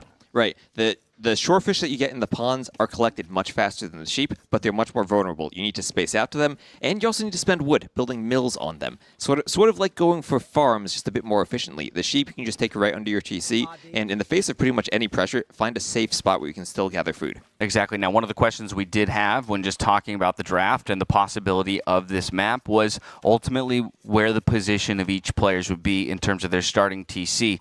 And I would say they're relatively far apart. And I think that's what you want to be if you're Hearttt, where you have the Hindustanis. Give yourself time to get to the camels, and hope that ACCM doesn't have that option for, say, something like fast castle drop, where the castle and the Banaspa come right on your doorstep. I was going to say, we saw kind of the ultimate fighting power of the Hindustanis in the TaToH versus Viper Copenhagen map. The only issue there was running out of gold and not being able to sustain the production of your camels and your hand cannons. Exactly. That matchup's a bit tricky because of that gold dependency that Hindustanis have. And Bedouins is tricky because there's a lot of gold on it, but you need to move out to secure it. And if you're able to secure a lot of the map, you have that gold to power your camels and power yourself against the Georgians. All right, well, it's a hot start for both players. We already have a feudal age timing here for Hearttt. So, true to the first game, he does have that slightly faster time, but not eclipsed by too much. ACCM clicks up just behind. Yeah, and we can see the scouting from both players. Those sheep you mentioned, important not just for the food, but for the scouting. You don't start with a horse, you don't start with a scout on this map. You have to use your sheep to find where your opponent is. Look at that scouting, though. It's so impressive how much vision these players are able to accumulate in such a short amount of time using sheep of all things. Yeah, and I think ACCM has scouted literally everywhere except for Heartt's TC, so at least he has a very good guess of where Hearttt is. Hearttt has basically scouted half the map, but still has a big black area on the left-hand side where he doesn't quite know exactly where ACCM is yet. I would expect both players, of course, to go for scouts, right? Shore up any lack of vision that you already have. Maybe finding, a cheeky Vil snipe here or there. I think the question is, did either player find each other's mill? Because those can a lot of times be the most vulnerable. We did spot the house there, and the sheep would have been converted, and we have it there as well. Okay, so I think both players are fully aware of where. Oh, and we're just confirming. That's confirmation right there if I've ever seen it. Yeah, and the mill's close to each other. Maybe we could see some Vil fighting there. It might also be a case where the players ignore each other on the mills. Absolutely. It's always tricky to keep that in mind because it's not like a standard map. You're not used to having that mill all the way across the map from your TC. Yeah, you got to have great awareness on this map with how spread out things are. Loom for both. Stables to follow, I'm certain of it, and of course matching the wood upgrades. Yeah, and that horse collar we had mentioned last time, you're not going to invest into that because of all those sheep, because of all those shorefish that you have. Right, and so players are in lockstep, but of course it's Hearttt who gets the scouts in the queue first, pops 3 into the queue plus a spear. ACCM quicker to the spears though, that's been a trend as well. Yep, and of course as the Georgians, your scouts are going to heal. So you can take a fight, pull back before your scouts die, heal them up, and then take another fight later on. In the scout versus scout war, Georgian's probably the best save there is right now. Oh, absolutely. As long as the army control is there, right? You don't commit to all-ins. You take those minor health trades, heal some back up, and then go in for the kill a little bit later. The tricky thing will be is if you get to a very heavy scout fight and then transition to the Castle Age, and then the camels come out from the Hindustanis. That's where the Georgians can run into issues. And we might need to see some type of archer or crossbow transition like we saw in the previous game too. Yeah, big walls coming up here for ACCM. Going to try and lock down the entire corner there towards the wood lines. Hearttt as well working on his walls. Not as quick, I'd say, and now we have our first scout engagement of the game. Just a little bit of health traded, but like you said, Georgians now backs away and says, okay, everything I just lost, I'll gain back. Yeah, and I like how ACCM looks like he has 2 gold mines inside of his walls. They're both kind of far away from his TC, so it's important he's able to get them secured if he can finish that wall. Yeah, what about the resource situation over here for Hearttt? It looks a bit trickier on the gold. Where is his gold? I don't think he has one in that corner. And that's his closest gold? That's what this map script can do to you. It can get your golds really far away. And the way he's walling is going to make it hard for him to access the gold if he gets trapped by scouts. And he really needs to pay attention to that. Maybe go heavy on the spears just to get some vills out there. Yeah. One of the nice things on this map is you can sneak and get a mining camp and hope it's somewhere your opponent isn't scouting. It's a little concerning. I see damage potential here for ACCM. Over on the right-hand side. Oh, he diverts the scouts. He had an opportunity to catch the Vils walling down there. There are a couple of spears there for Hearttt, though. So Hearttt, if you look at that, he has 4 spears out, 5 spears out for ACCM. They're very well aware of the need to protect their walling villagers. Oh, the Vils on top of the house, but the TC's there. Hera would have gone. Hera would have dove right in, and he would have run around the back of that base for the next 20 minutes. And he probably would have sniped about 10 or 20 sheep underneath the TC at the same time. Exactly. ACCM, though, he values his scout lives. He's going to go ahead and regroup, now up to 5, but doesn't want to contest a battle where a spear is involved. So just a lot of dancing so far between our players. It's 1-1 on the KD, and there's the gold mine. What a risky position. Well, the good thing about it is he's going for the mining camp so late, ACCM isn't scouting with the sheep anymore. He has to spot that with his scouts now. Yeah, and he actually already brought his scouts over that direction, and I do wonder if he's full. He might even think there is a gold somewhere inside of, Heartt's base. Yeah, let's see his vision. He hasn't seen the inside of Heartt's base, and he's not going to see that because of the walls. Yeah. So he might be thinking Hearttt has a safe gold just like he does. Exactly. You see gold units start to come out, and you go, oh, okay, well, he must have something behind those walls. Battering away on the military buildings. And it's really important now for Hearttt to keep the scout position of ACCM in his vision so he knows whether ACCM is going to make a move and scout his gold. Mm-hmm. Yeah, so doing a great job of tracking so far.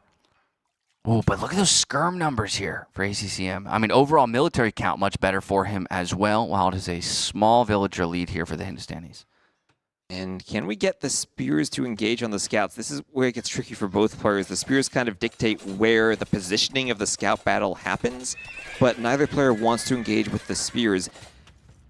And here we kind of the opposite of what you might expect. It's the scouts killing the stable for the Hindustani player. Yeah. Hindustanis who have that attack bonus. No, I really like this, though, because you're also kind of looking to force a fight, right? Exactly, you've got good numbers. You've got better spear count. Of course, we do see the flag on the barracks, so you should be a little concerned about that if the right kind of engagement comes out. But once again, it's ACCM who's going to go for the early upgrades there on the scout cavalry, opting for forging. Ooh, good wall. Needs to get the third one down, and does. He does, but Hearttt clicks up to the Castle Age. Hearttt clicks up to the Castle Age. It still has a similar military number to ACCM. Oh, can you commit to this? Upgrades. All right, turning back onto that stable. I mean, that's good damage just to get that stable down. Yeah, but this is where Hearttt just kind of, he doesn't want to commit to the fight. He just wants to dance around with the spears and try to force ACCM to idle his army and stop attacking. So he loops around, a little ring around the rosy being played.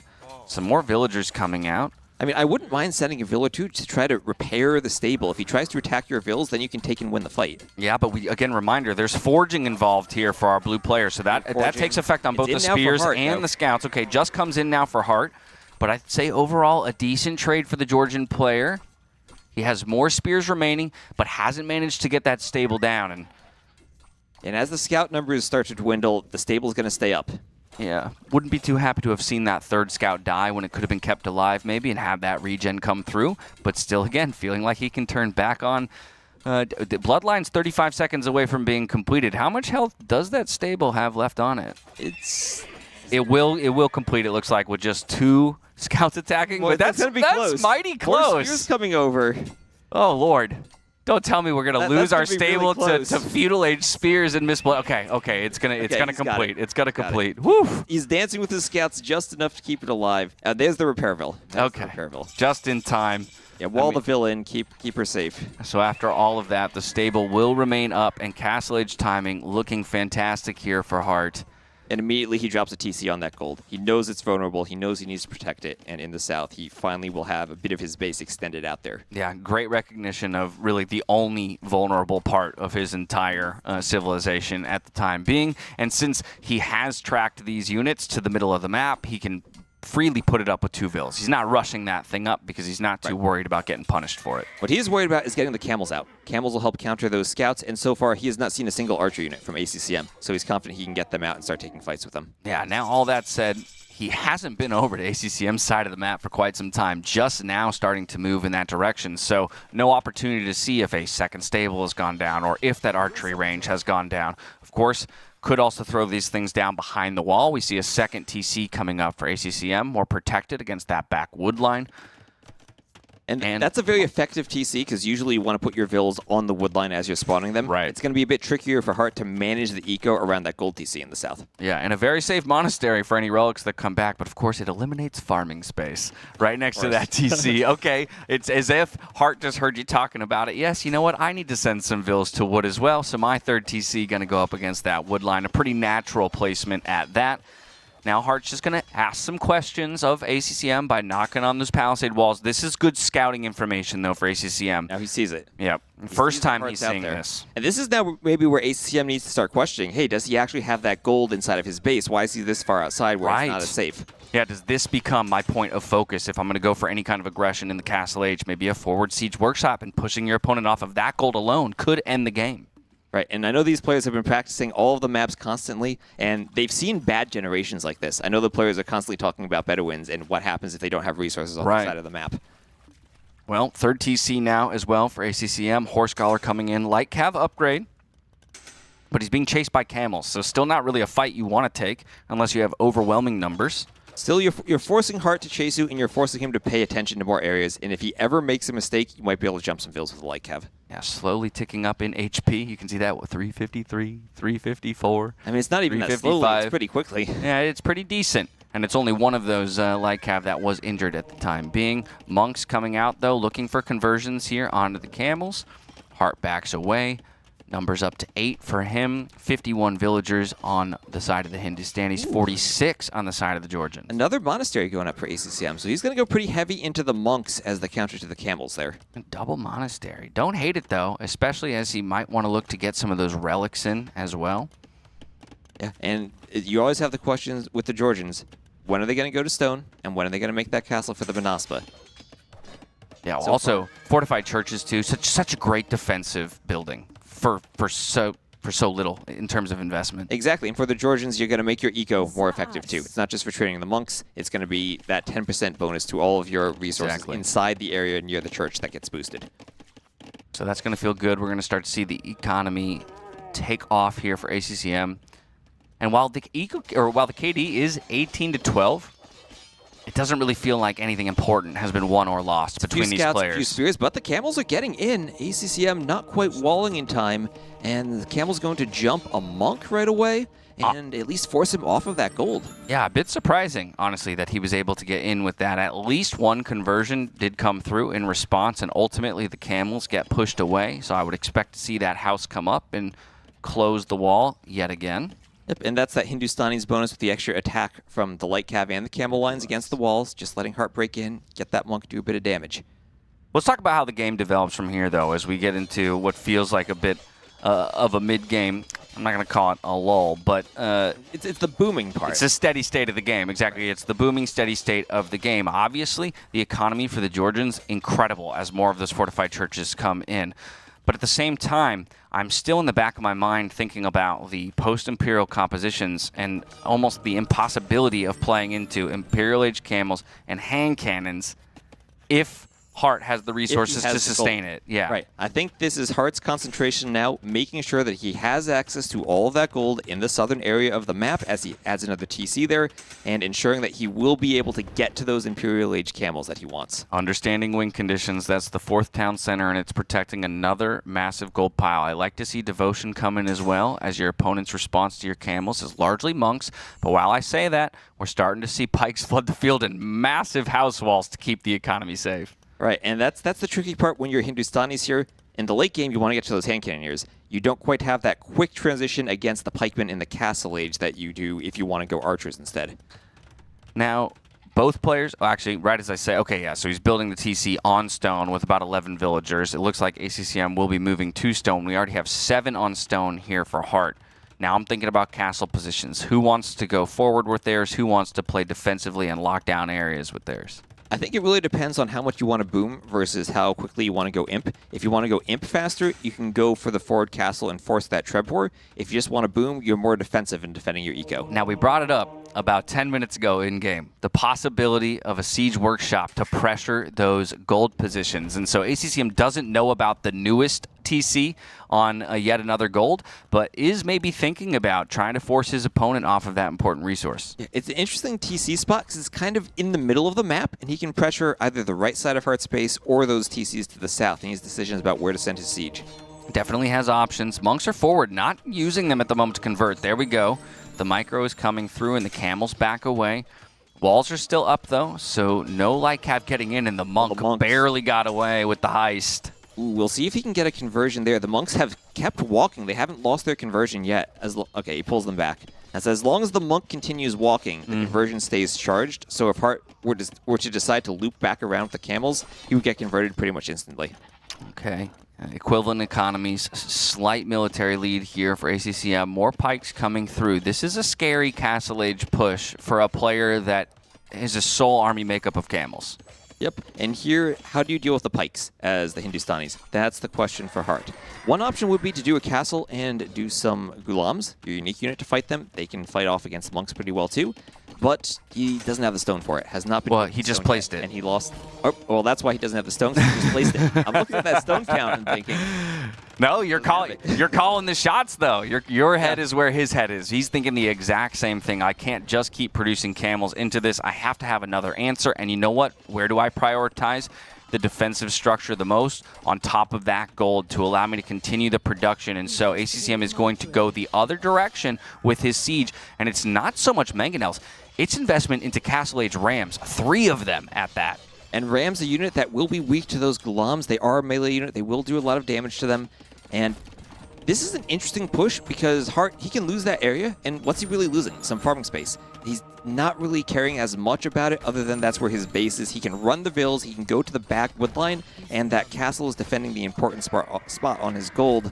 But here we have ACCM. He's going for his own castle, and he has just clicked Imp. Yeah. He's in a position for a Trebor once he does get Imp. I mean, look at that. The Georgian economy has built him a 1.5k resource collected lead over the last few minutes. And I think that's what's basically given him those Imperial Age resources. So the forward castle is looking to come down. The question is there enough military to support? These conversions will be important. Yep, conversions will be important, and he does manage to get a few of them. Any extra healing he can get through with these monks is very relevant as well. Doesn't look like the military is there for Hearttt to push this castle away, although he is going to come in with those that little group of camels to see if he can make a mess of it.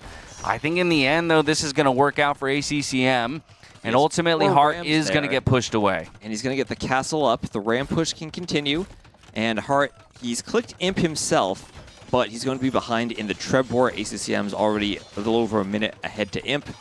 And this now, if you're Hearttt, how do you get your army numbers up? That's the question. You have the Gulams, and it feels like they counter everything ACCM is making, but you just don't have the numbers yet to take the fight. Yeah, no, if I'm ACCM in this position, I'm very happy with the game state. I'm very happy with the fact that I'm the one with agency.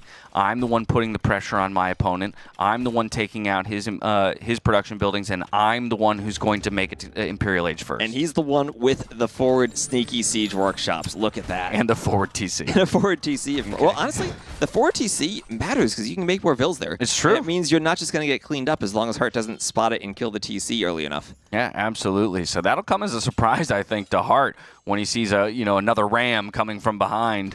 Either way, the walls are open. Heartt's exposed. The market goes down. He's trying to rush up more stables, but again, that's just to produce more camels, more light cav into units that I'm not sure they're very effective against.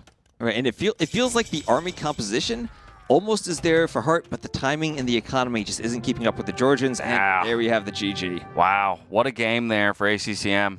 What a game. Just utilizing Georgians, of course, first pick. Right, I think that's something we have to acknowledge is that he invested the first pick in the draft to that civilization, and so not winning with it really would have been, I think, almost more detrimental than the fact that that he did. Right, and it felt like Hearttt still had a civ that probably could have been competitive against them, but still, it's Georgians. You can be as competitive against them as you want. It's going to be tricky.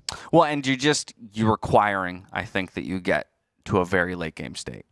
Playing Hindustanis into the Georgians specifically, and maybe there's a generation on that map and a positioning on that map where you can do as much.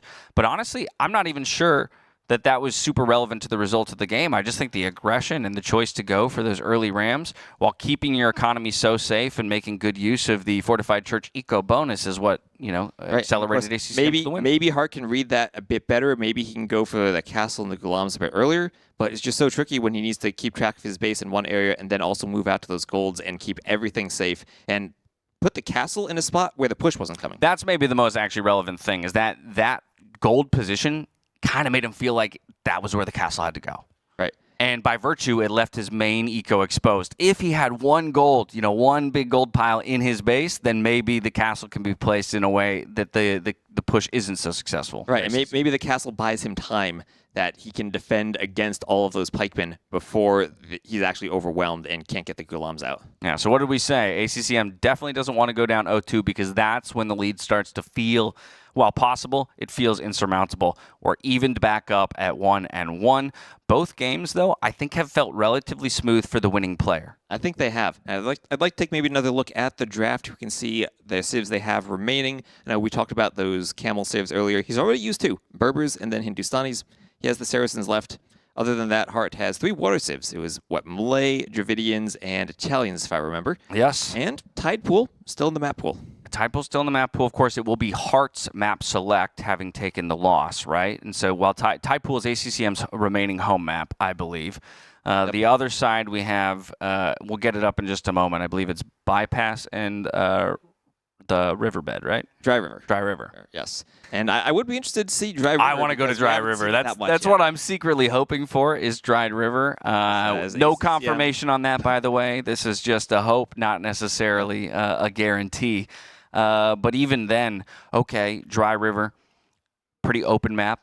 Again, it can be played, I think, in a way, scout heavy, like we've already seen so far. Yes, opportunity to wall back at home between all of those wood lines, but a very open middle of the map. Yeah, as we have both players taking a bit of a break here with their empty chairs. I wish ACCM would have maybe left some type of Christmas blanket on the back of his chair to hold the space for his sweater while he's gone. Yeah, no, that's a good call. Well, there's still plenty of days left to go in the tournament, so we can continue leveling the space up with some of the festivities. Malay Dravidians, as we mentioned, still available as the first and second pick there for Hearttt. ACCM has already played his first 2 picks, and so it's kind of moving down his board sequentially there. Yeah, and I'm thinking when I look at Tide Pool, maybe Malians are the civ he's going to use there, but again, very good in the early game on the water. They fall off late game, and that is a map we've seen a few times go through that Imperially. Yeah, okay, so while I can totally understand it from the hybrid perspective of the map, I'm going to be honest, I kind of hate it for how that map typically plays out, because it plays out in choke points on land. Right? And I don't feel like the Malians are necessarily going to excel there in the way that, let's say, the Turks or the Bohemians might. Again, a gunpowder sieve that actually just wants to group up into kind of a death ball and push down one specific lane. That's interesting. And the Turks, of course, if they get artillery, they have extra range on their cannon galleon lines. And with how narrow that map is, maybe that's what he's thinking, and he would still have Bohemians available for bypass. You called him the chef earlier. You called him the chef. Now I'm just trying to theory craft what he might be cooking up. Exactly. And so while the players make use of their remaining break, we're going to send y'all to a break so you can catch your breath before we come back here for game number 3. See you in a bit. And now, a word from our partners.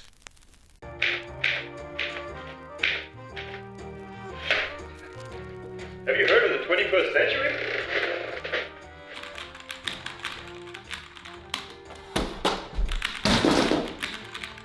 Why settle for clacks, clunks and jams? Say goodbye to sticking keys. And welcome to the ultra-responsive, quiet precision of the Liereyy Exodus 760 mechanical keyboard. With our Temu red switches for ultra-silent key presses, anti-ghosting with N-key rollover, and 1 millisecond response time, this keyboard will keep up with your fastest moves. Whether you're gaming or working, you'll enjoy precise control at the speed of light. Get yours on mueller.de. In case you rage, we do not cover costs for damaged screens or unfinished castles.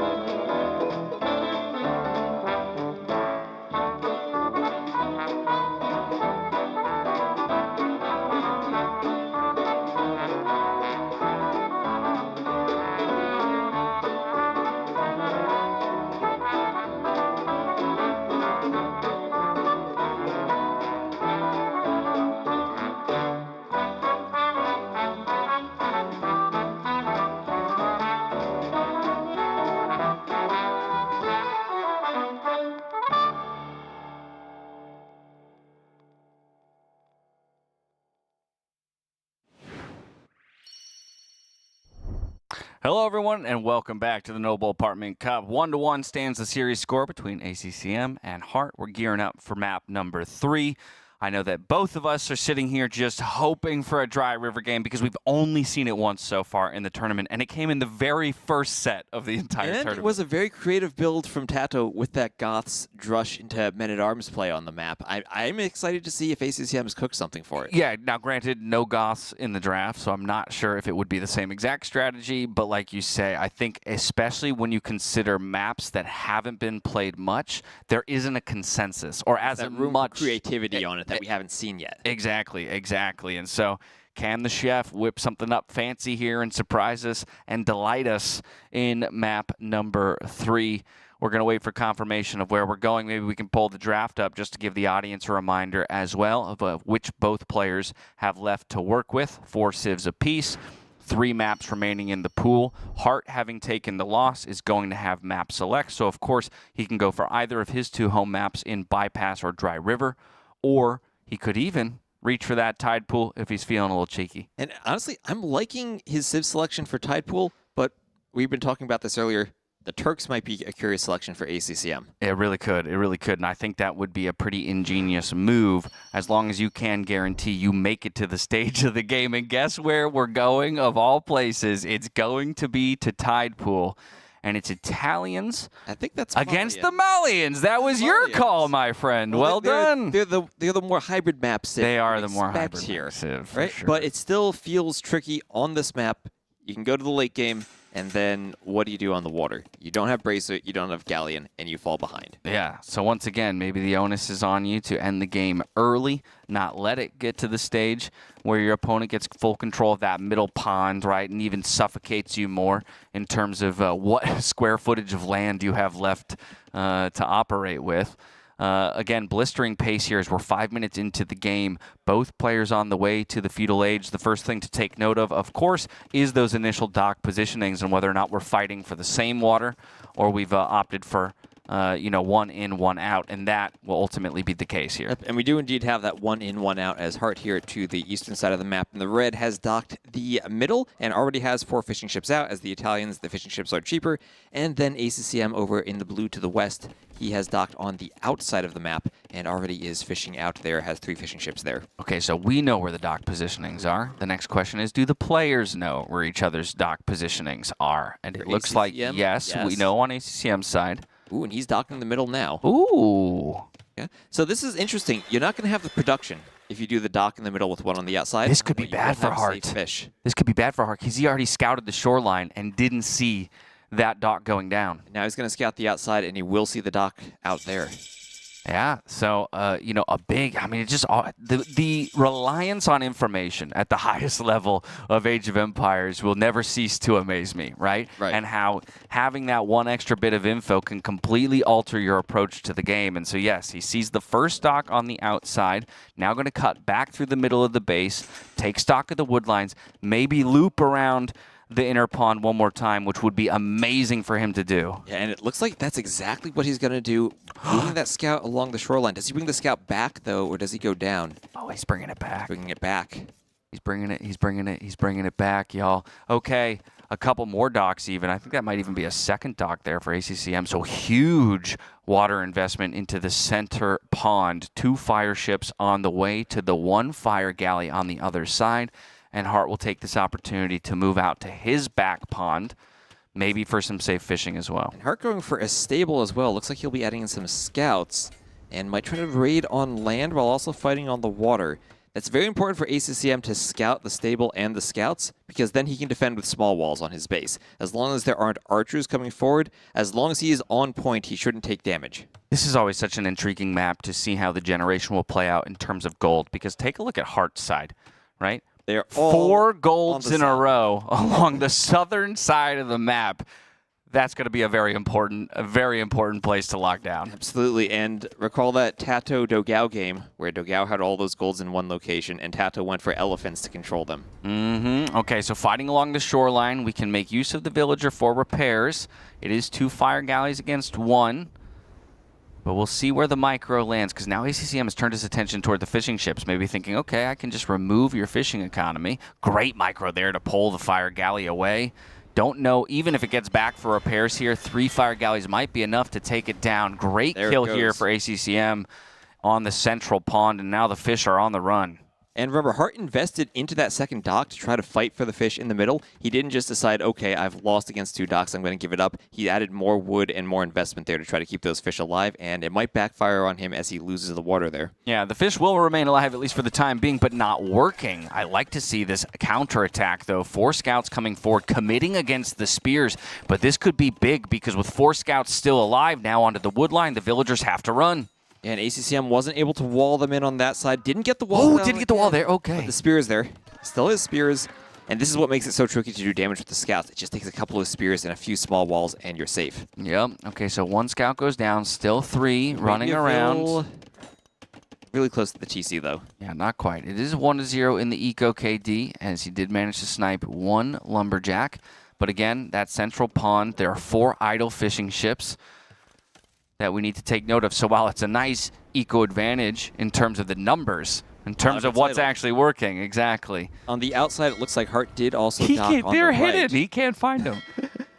Well, maybe eventually he can keep them alive and redock if he gets castle faster. And that's what we call hiding in plain sight, folks. Hiding in plain sight. It's really annoying, though, because as you're playing, you're constantly pressing your idle villager hockey, and you're just constantly jumping your camera back to your idle fishing ships, knowing you can't do anything with them. Yeah, and then you're tempted to just delete them so that you don't run into that situation again. Oh, looking to maybe dive for a villager there, finds a little bit of damage, backs away before the spear can find too much purchase.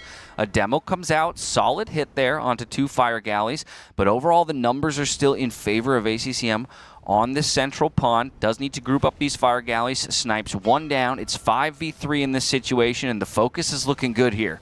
Yeah, and again, that's ACCM not giving up on the central water. He read that Hearttt was going to try to fight for it and added in more fires of his own. Now on the back throughout all of this, I don't think Hearttt has been like unperturbed, right? He's been rather unperturbed, I should say, and has built up a decent fishing ship lead. Oh, those scouts, though. Those scouts and those spears. No! Oh.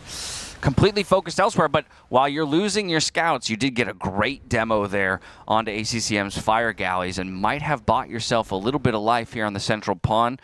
We've got now 3 scouts coming forward and a Vil snipe on the wood line, as you can see that body of the villager there. So now just kind of a similar game. Both players trying to control the middle, scouts and spears raiding and defending on the outside.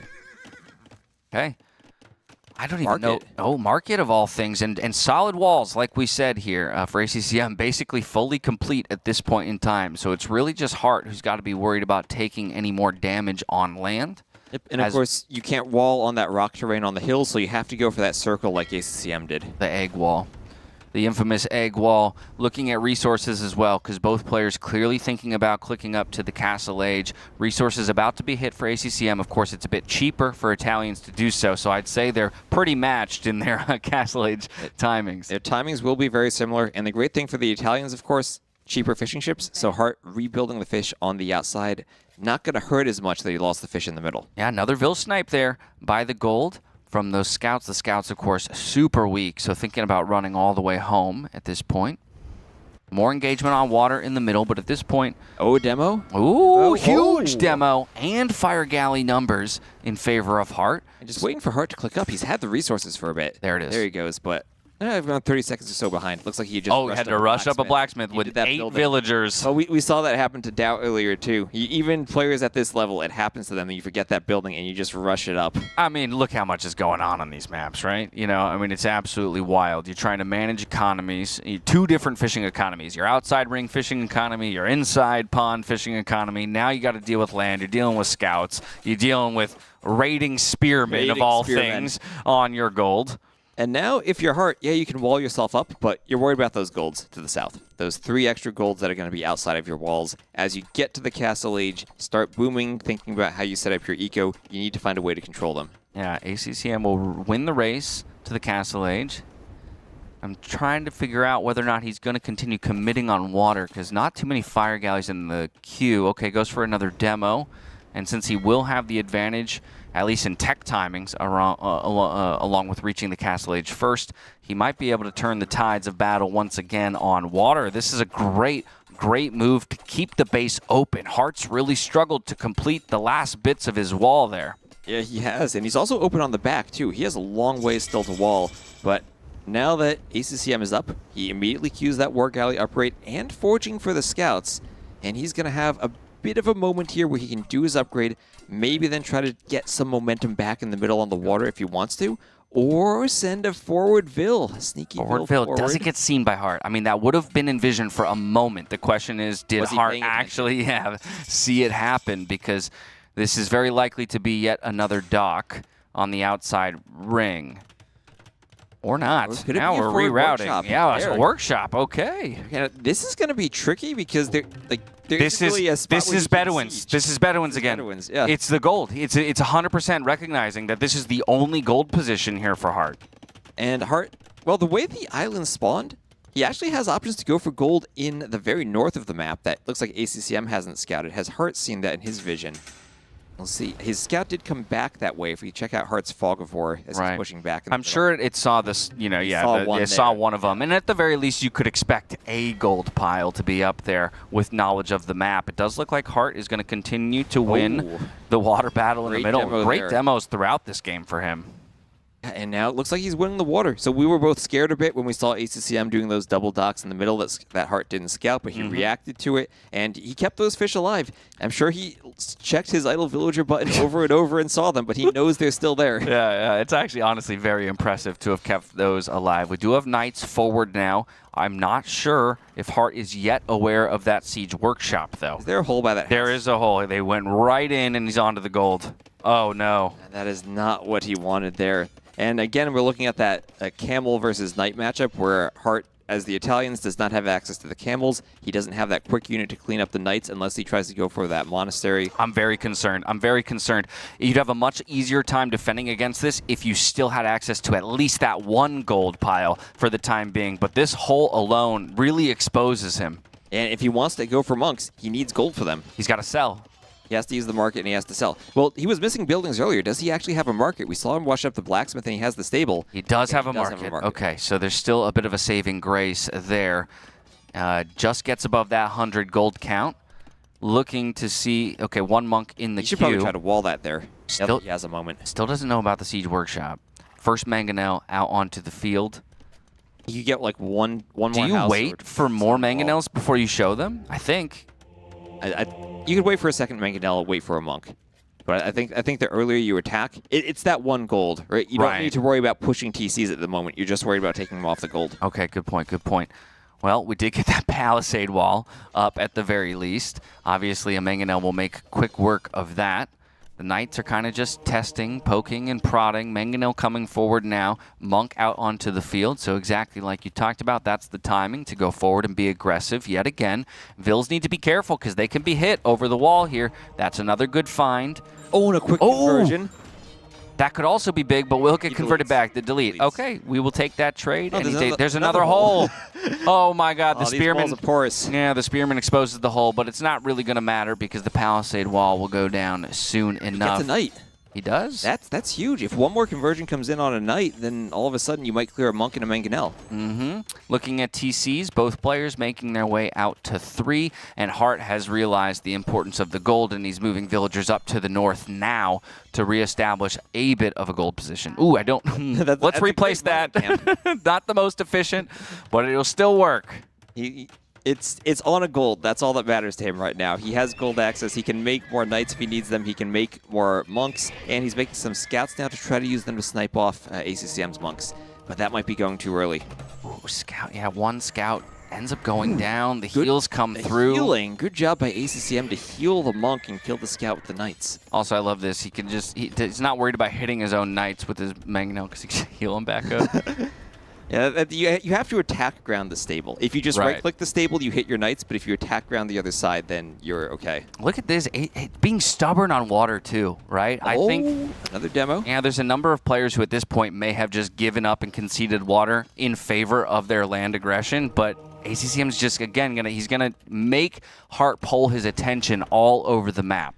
And the key is he has that War Galley upgrade, so even if he has one fire ship, he can kill a lot of fish. He just needs to get it sneaky on the other side of the map. Okay, but we're into the main economy. We have 2 mangonels now targeting the starting TC here from Hearttt. Now, through all of this, Hearttt has built a pretty solid eco advantage in terms of numbers. He's even going for a 4th TC to help protect that gold in the north. So can he weather the storm and eventually let his economy overcome his opponent? That's a castle that ACCM is very well aware of. And now the Mangonels are moving over. This is a very risky castle placement, and Hearttt, I think, realizes that in this moment. I don't think he can get that up with 2 Mangonels there. And we see ACCM just finishing Atonement. That'll let him convert the enemy monks. So it's going to be so much harder for Hearttt just to defend here. Hearttt hasn't been going for his monk techs. Oh, he's doing his own defensive Mangonel. And can he get 2 Mangonels there? He got one. Gets one. Still tricky, though, because those knights can come in to snipe that second Mangonel. But he has monks. When do you come forward with villagers again to try and replace? So he goes for the delete. Could always be replaced again. He's got plenty of stone in the bank. Gets a conversion. Does lose the Mangonel. But he can fall back. Maybe delete some farms. Do the castle farther in the back. Use the TC. There's to the protect castle. That's safer. But it doesn't protect his gold. That's a much worse spot in terms of securing the gold. Yeah, without a doubt. And actually still gives you a line to the other TC, right? So if I want to pressure something with Mangonels, I still technically can. It is quite a risky choke point to have to keep funneling through there. Thinking about contesting for a moment. You got to get out of there, though, before that castle completes, or you're going to lose at least one of your Mangonels. And finds a couple go up. Should go up, no problem. And the monks are going to be under the castle, too. Yeah, no fletching.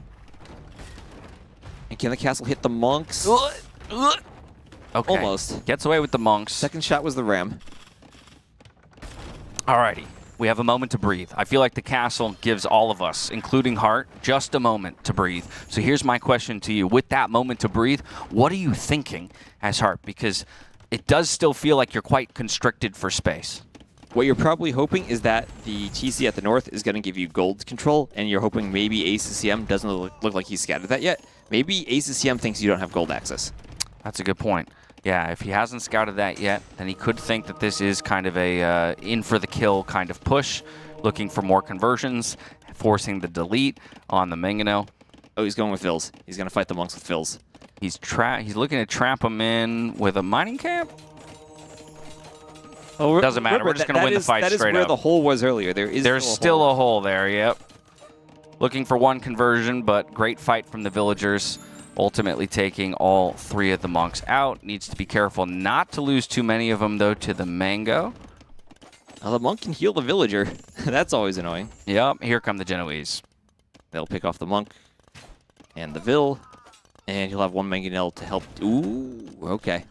I was afraid there he wasn't going to... He was just going to run right into that shot and lose the Mangonel. And here's what we were saying earlier. One fire ship takes out the fishing ship so quickly. Well, and now let's hop back to the side of the Malians. Your push is kind of stalled out. You're a little bit behind in eco. Well, actually evened up in those numbers, right, as I said that. But where do you go from here? Because we kind of talked about the difficulty in navigating the civilization in the late game, specifically on this map, where, yeah, you do love your unique unit, but it's harder to make use of their mobility when it is such a skinny map, you know? There's an outpost spotting that TC. And you're pushing the Italians. And remember, the Italians always have that easy path to go imp with how cheap it is. And we have Hearttt on his way up. ACCM with the score lead now.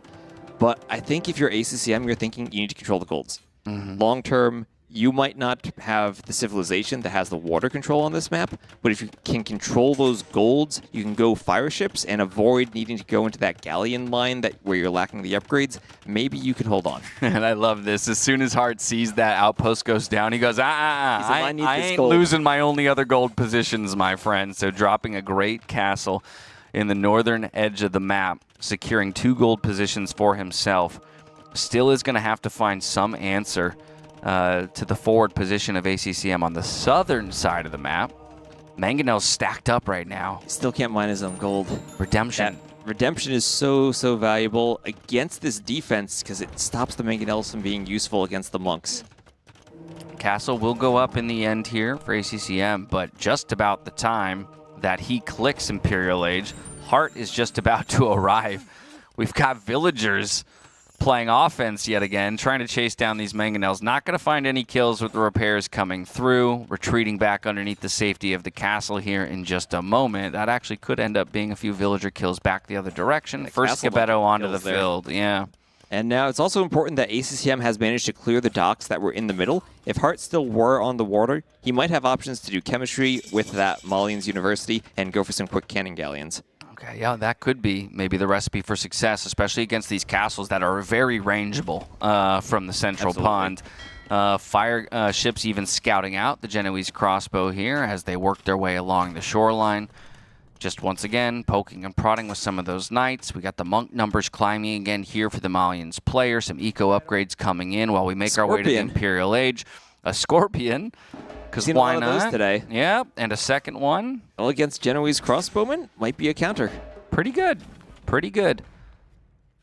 Ooh, there's another castle. So ACCM looking to get castles in position, not quite in the aggressive Trebor, but where he'll be able to fall back to and maybe just make trebuchets thinking about hitting both of the castles on each side of the map. Yeah, chemistry already on the way and almost complete here for Hearttt. Would expect to see some bombard cannons come out as long as he...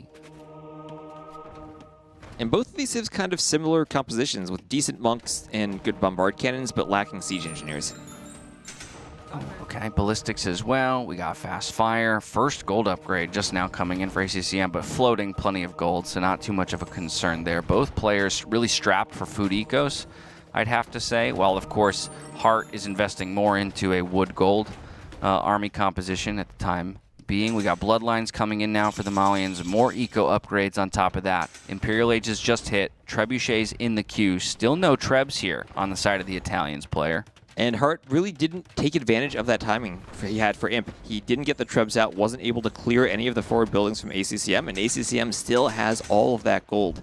And I absolutely love the way ACCM has played this considering the Civ matchup. He tried to be aggressive in the Castle Age, didn't let the Italian player get to Imp or get to that late game stage where they probably do have the tech advantage on this map. Yeah, and it feels like most of Heartt's plan with the Imperial Age was trying to get back onto water, right? We see all those docks up there in the north underneath the castle. That's where the investment of time and resources went, but ACCM caught him. He's already putting pressure onto those docks. We'll see if he can ultimately sustain it because the advantage in the upgrades right now goes the way of the Italians. Exactly, and now he's going to try to get back onto the water and maybe look for those cannon galleons, as we said earlier, having already gotten that chemistry tech. Yeah, Bodkin now to follow. Some monk upgrades coming in here for our Malians player. Conscription to boot. More castles being dropped defensively here for Hearttt. This is actually, it's so tough, though, to be placing your castles behind your first gold.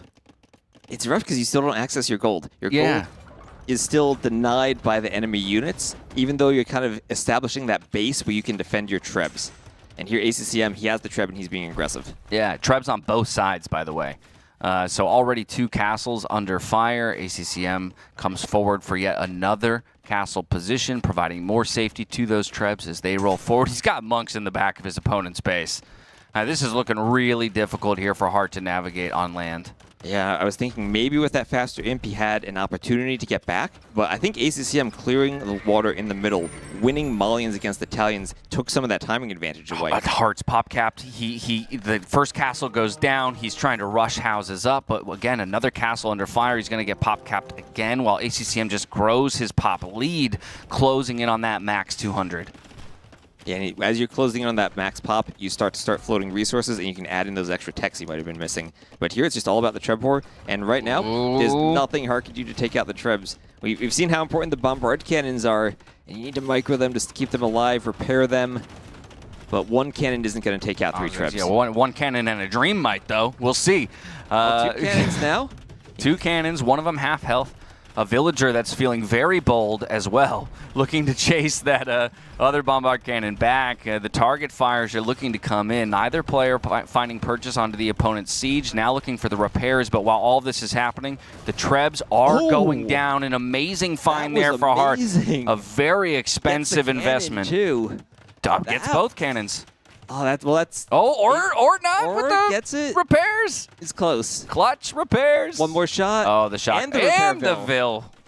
Okay, now. I did not think Hearttt was gonna hold that, but all right. Well, he holds that side, but he's losing the other side at the same time. And where are the rest of his golds? The other side that he's losing.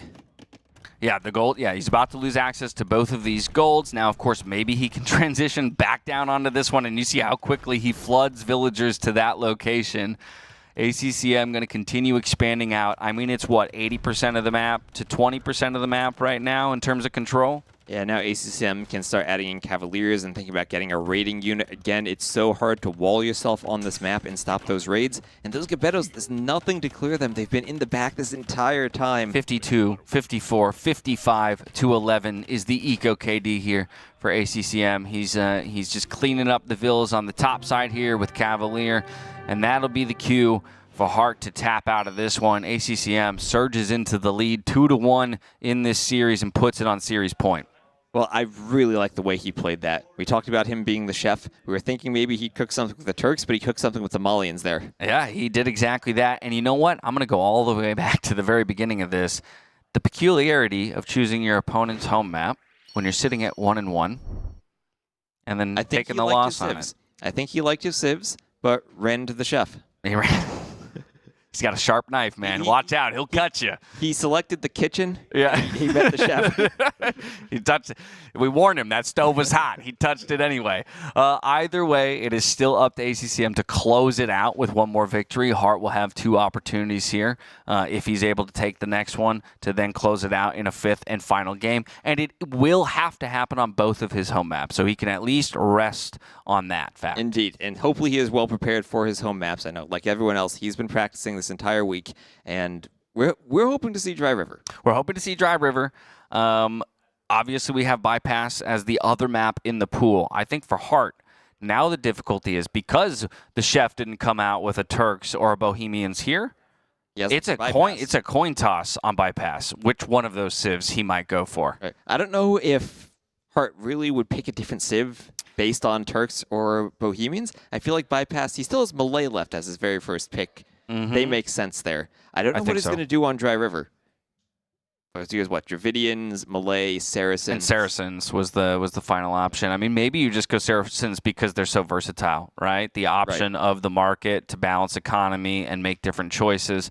So that, and they're happy to go into archers early if they need to, or play a scout war. So that could very much be the possibility. Right. And we're going to figure that out right after this break, as we have one more ad coming up, and then we'll get into the next game. And now, a word from our partners. The rise of modern technology takes its toll on all of us. Hours and hours at your desk leads to stiff necks, aching shoulders, sore lower backs. But there is a solution. Back Force. The Back Force 1 Plus doesn't just stand like a rock on the digital battlefield, it transforms the way you sit. With Gamer Pulse LED lighting lasting up to 20 hours, this chair is more than just a seat. It's a throne. Personalize it with patches for your nickname, clan tag, or any custom text. Because your chair should be as unique as you are. Every Backforce chair comes in a wide variation in colors, including this noble white and gold or black and gold colorway, and the GamerLegion Special Edition. Sit like a king with Backforce. Welcome back to the Noble Apartment Cup, where I believe, if not just the both of us, but every single person in chat manifests a Dry River game that will get it. And that's all I want today. I think we believe. Game. Okay. I know we believe. It's a matter of whether or not everybody at home believes. So do you believe? That's the question. Most importantly, it's a matter of whether Hearttt believes. Yeah, that's true, too. He did pick it, so he kept the dream alive. There's got to be something there, right? There's got to be something there. And, even if we don't get it for this game, we'll have it for Game 5, potentially. Potentially, but that's the thing. Then it puts the onus, it puts the pressure on Hearttt to get it done, even things up at 2-2, and push us to a 5th and final game in the series. And we did already lose the dream of a 25-game day with a 3-1 series just a moment ago, but we could get 24. We could get 24 in Dry River. We'll be where we're heading for game number 4. Hearttt in the red up against ACCM in the blue. It's Romans versus Dravidians. Okay, interesting civ picks here. And on this map, you have the shorefish in the middle, and it's very important to get your mills in the middle in a good spot so that you can collect that fastest food source in the game. Quickly making their way out there, and so ACCM has found his ideal position. Hearttt as well, finding a solid position between 2 pawns. No surprises so far. Scouts will come out looking for a little bit of information and pushing of those ostriches. Now, more food. I wonder if both of these civs could open militia into men-at-arms. Both of them are infantry civs. They definitely could. Romans might have a bit of a mid-feudal advantage with that blacksmith armor, applying double for them. Yeah. But early on, we're going to have the Dravidians getting all that extra wood, enabling them to get the barracks out, and potentially some type of archery range barracks composition. Right, but I guess my question would be, do you want to play into something that your opponent, as you mentioned, can quickly gain an advantage in the next, in that next stage? If we're both going to be playing men-at-arms and yours are just going to be better, it doesn't feel like a long-term solution, right? It might be maybe a transitional element here for the Dravidians player, as once again, staying true to the series, Hearttt will get just a slightly faster click up to the feudal age. One extra Vil, though, in the pocket of ACCM. Right, but the thing about this map is it can be over so quickly if you push your opponent off of those fish. You might not give the Romans time to build a blacksmith and do the armor upgrade. It's a very, very good point. More villagers coming out in the forward barracks. I actually really like this here out of ACCM. He's not even going to bother building that one at home. Going to shorten the travel time of any produced militia and men-at-arms. Yeah, he knows he's going to be fighting right on top of those shorefish. He's going to give the reinforcement distance as short of a distance as he can. Okay, is scouted out, though, by his opponent. And I do believe that the barracks on the other side is going down, pretty much mirroring it in the center of the map. Oh, now I'm actually hoping for just a giant men-at-arms clash. Actually, now I'm curious if on this map we ever see Armenians and Dark Age spears. Oh, well, let's talk to TaToH after this. Let's talk to TaToH. He already went for one crazy strategy on this map. Maybe he'll follow it up with another one, and we could get that out of him in the future. 10 seconds away from the feudal age. The barracks will finish just in time here for Hearttt, and we'll wait to see whether or not it is going to be investment into militia. No, it's not. He's going to go for an archer play with spearmen, it looks like. Or maybe skirms, because he's not on to gold yet. You can go either way. You just want that range unit to be able to fight off the militia, but here we have ACCM, 3 militia, and we'll probably see him queue that men-at-arms upgrade as soon as he has the gold for it. Yep. There he goes. Has been scared. There's the men-at-arms upgrade. We do have the spear garrison, so technically ACCM's unaware of what it is, but I think when you see that archery range coming down, you're probably thinking, okay, it's going to be spears and skirms or spears and archers. Yeah, and back at home, he does have a very safe gold mine if he ever does want to make that transition onto the archers. And it looks like ACCM, going for the men-at-arms, is already adding the Vils on the gold. He also went for a blacksmith, so he did manage to get a blacksmith up. There's that armor upgrade already. My goodness. And that's so important for fighting archers, because if Hearttt gets archers but does not have fletching yet, they're only going to do 1 damage to the men-at-arms. Yep, so Hearttt as well, going to work on getting his own blacksmith up at home. He's got 2 skirmishers out onto the field, but they're not yet involved in the engagement. Good walls, though, around his villagers there in the middle of the map. So great defense against solely melee units. It's going to be a tower on the side of ACCM, knowing that there could be some kind of ranged units coming forward.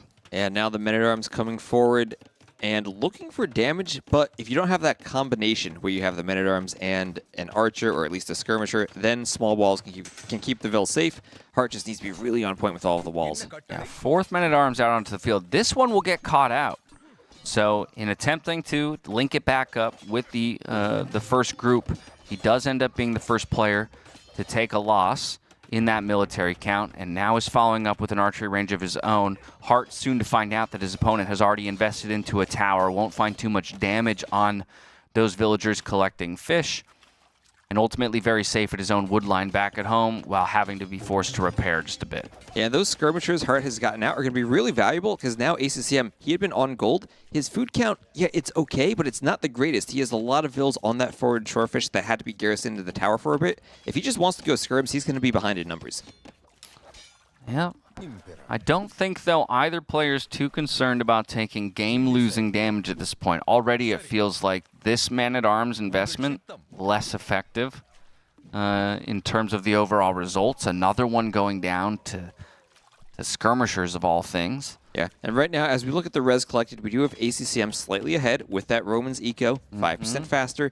Does apply to those shorefish, one of the few bonuses you actually have on shorefish nowadays. But he's just looking to pull slightly ahead with the eco. I'm just worried about the army composition now that the men-at-arms become a bit less useless as more and more skirms get added. Yeah, they are still trying to find as much damage as they possibly can. Wants to make the most out of the investment that he's already made into those men-at-arms. We have a tower coming up now here for Hearttt as he looks to expand to additional pawns in the center of the map and keep that food eco rolling. Skirm's coming back. Great movement there by the scout to trap the villain, at least get one snipe. But now it looks like most of these men-at-arms are going to go down on the chase. Yeah, that's a great cleanup there. And what damage did they do? They forced some walls at home. They forced some walls on the shorefish. That's about it. Yeah, that's really about it. I think it was a total of 6 men-at-arms at this point, with 3 more now on the field. And not just the men-at-arms, the early blacksmith and the early armor. Exactly. And if you're just fighting skirms against men-at-arms, the armor doesn't matter. You're doing 1 damage anyway. Yeah, and through all of that, now you yourself are going on to skirms, but you don't have fletching, right? Your 100 food went into the armor for your men-at-arms. And we have fletching already there for Hearttt, as he is Dravidian skirmishers too. They throw their javelins faster. Exactly. I think the description is fire faster, but I don't think they really fire. No, not so much. Although, I don't know. You could ask T90 about that because he seems to have some opinions about the strength of skirmishers as compared to archers. Yeah, let me tell you, recently I used the bow and arrow for the first time in my life. Oh, yeah? That is definitely more powerful than the guy throwing a javelin. Exactly, I agree. How's your shot? You pretty accurate? I hit the center of the target once at a Renaissance fair, so I'm good. Was that before or after ballistics?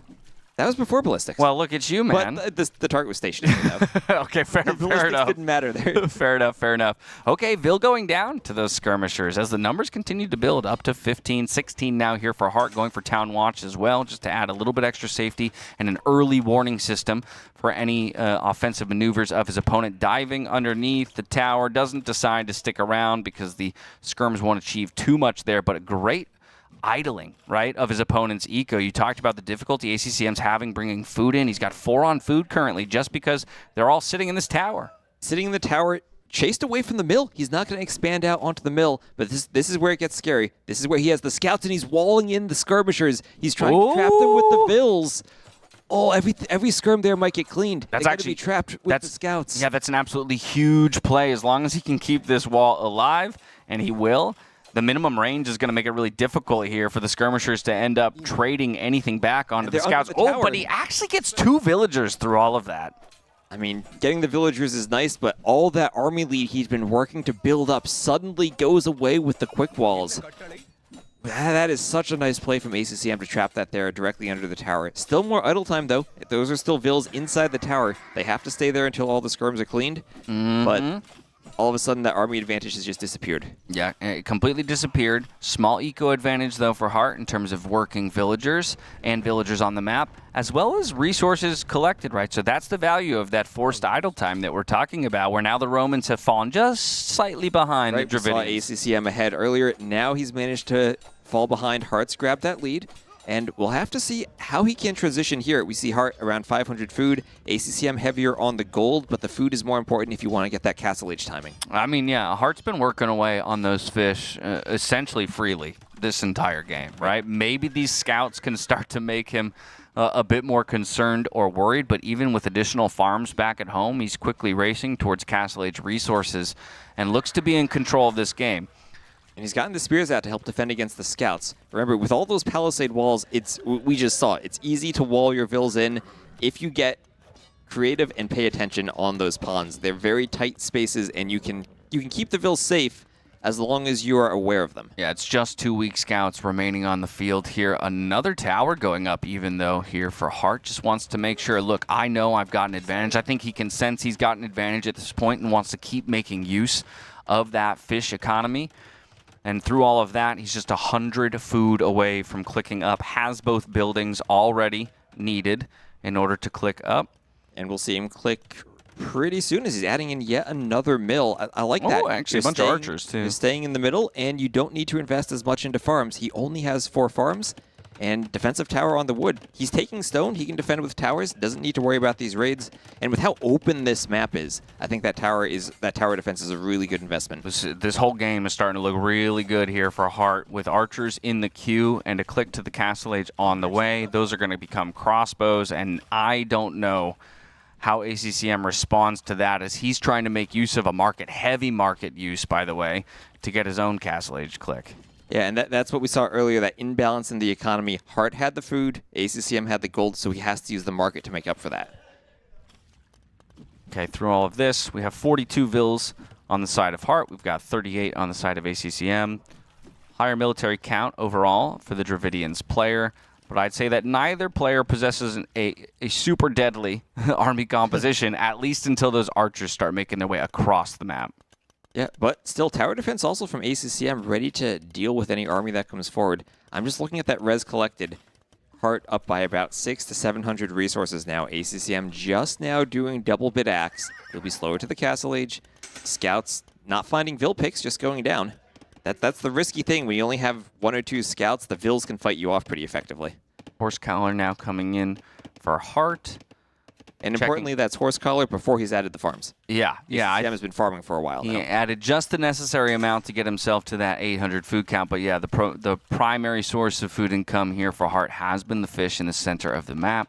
A great spot for these skirms to stand. I mean, attacking the stable right now, but if he just targets a couple of those farms, continues to idle more of the eco here from ACCM. Now the tricky thing comes as you transition to the castle age. You're the Dravidians. You don't have knights. Yeah. You have elephants, but you can't upgrade the elephants. They're not good.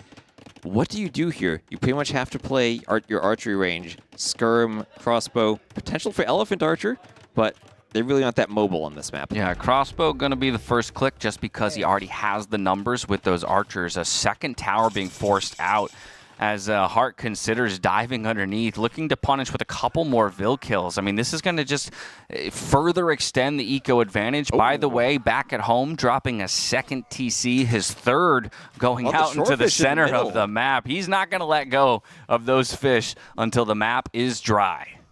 Well, it already is dry.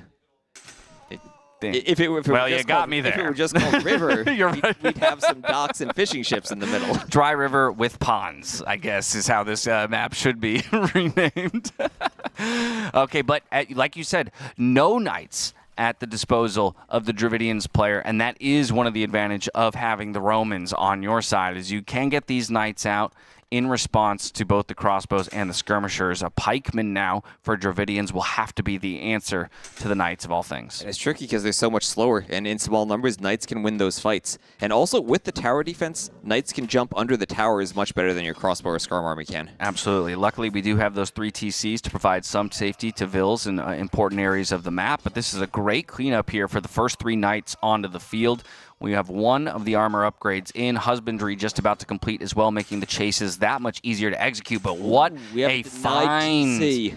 Another denied TC. I can respect chasing the villagers for this period of time, but what you've done is you've allowed the 5 villagers in the tower to hop back out and maybe get that TC completed. Maybe reconsidering and having dove that tower could have been the right play. He got 2 kills there, and he's continuing to run around, denying that stone. And look at the Vil difference now, 55 to 39. I think Hearttt has found himself in a really good position on this map. My question now is just, what does he do to transition and close this out without access to those knights? Yeah, not just the Vil difference, but the worker efficiency, right? We see idle eco constantly here on the side of ACCM. There's far more resources coming in for the Dravidians player, and it's the Romans who have that overall eco bonus, which normally would sport them a solid advantage.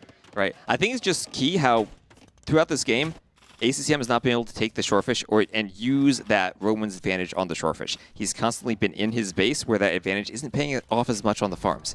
Now, this is a very comfortable position, I think, here for Hearttt at this point. He's got the counter unit to the knights out onto the field. Of course, mobility still works in favor of the knights, so he'll have to do a good job tracking those. But we saw Town Watch come in earlier, which will give him slightly earlier warning to maneuver those pikemen into position. And at this point, you've got nearly double the eco of your opponent. You do have double the military count.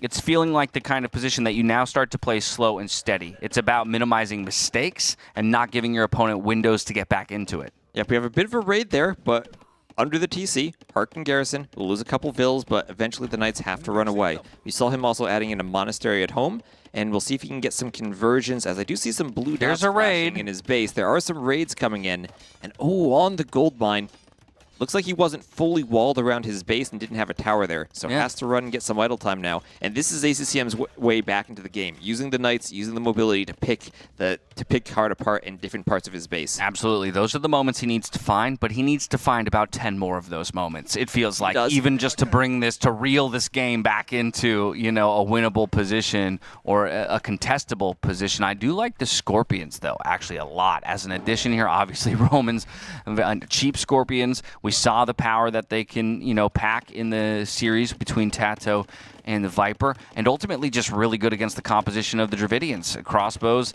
and pikemen, they're going to fold to a solid mass of Scorpions. Even elephants. Scorpions have an attack bonus against elephants, and no Knights, no camels. We can't see what Viper did in that Romans game earlier, just trying to get the Cav Mass to overwhelm the Scorpions. I think it's going to be really tricky for Dravidians. They do have Siege Onager, but no Siege Engineers. That's really expensive for a 1v1 and really late game. Yeah, third TC now going down here for ACCM as he tries to keep pace with the villagers being produced over by his opponent. But while all that's happening, I'm taking a look at the stone count. I see 747 in the bank here for Hearttt. The question is, where does the castle go?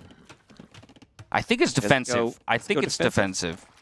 Defending where, though? Defending his gold at home or defending some shorefish? Now, that is a good question.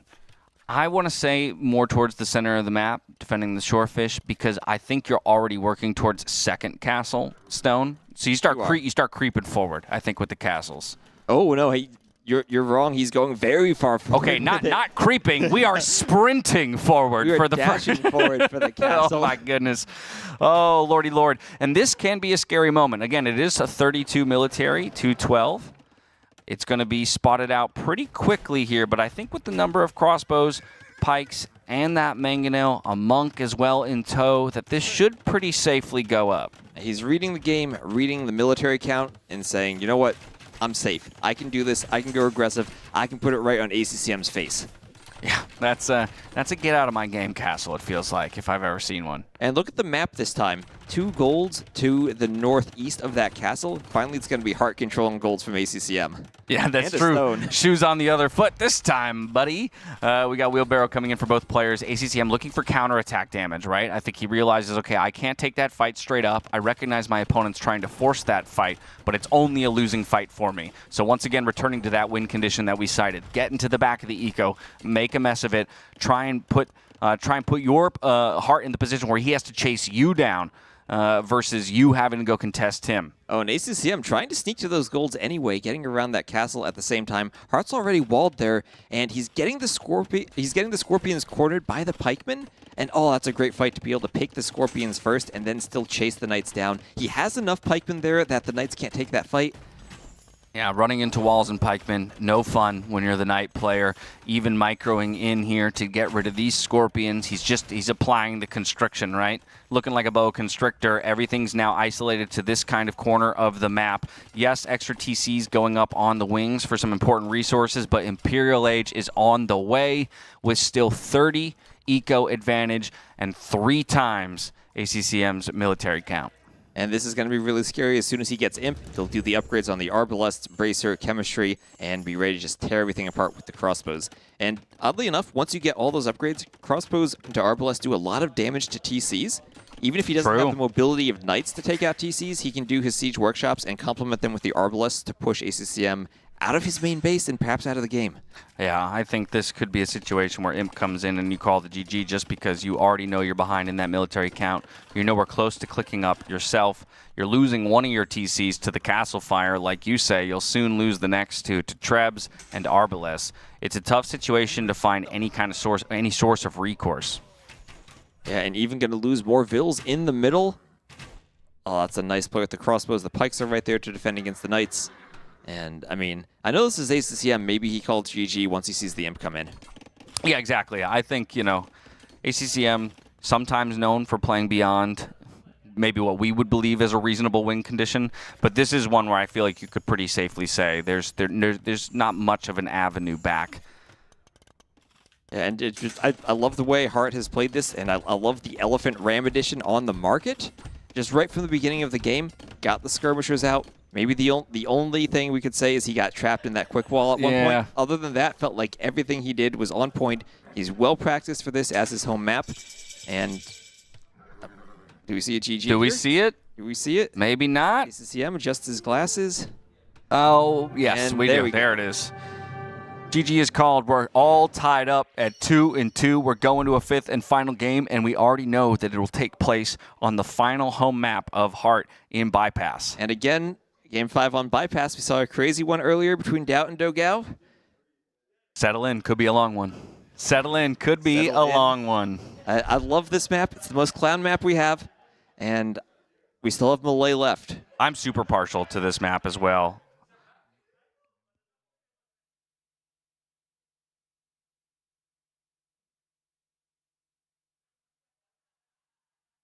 You may have noticed we just went silent, but that's because for both of us, we were being delivered a beautiful compliment. We were listening to production, who just informed us that a €240 donation came through, and with it was a very, very kind message complimenting the two of us on our first ever cast together. Thank you very much for that donation, and thank you very much for production for telling us about that. Seriously, that's a good boost to the ego, but more importantly, it goes directly into that live prize pool that you see above us, supporting the players. Just went up.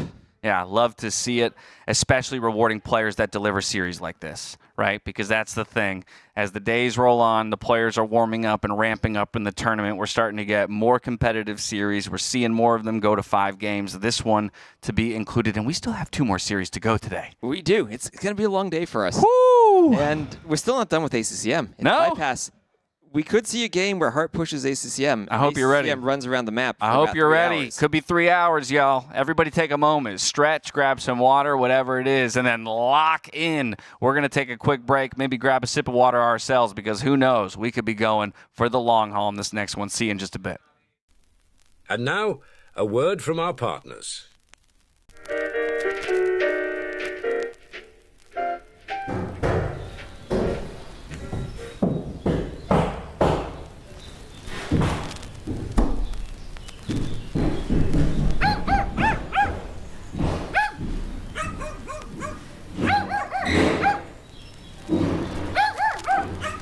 Tired of interruptions ruining your moment of peace? Discover true tranquility with the Hammer Bluetooth headphone Passion Voyage. With cutting-edge noise cancellation, immersive sound, and unmatched comfort in every note. Sounds like more Hammer.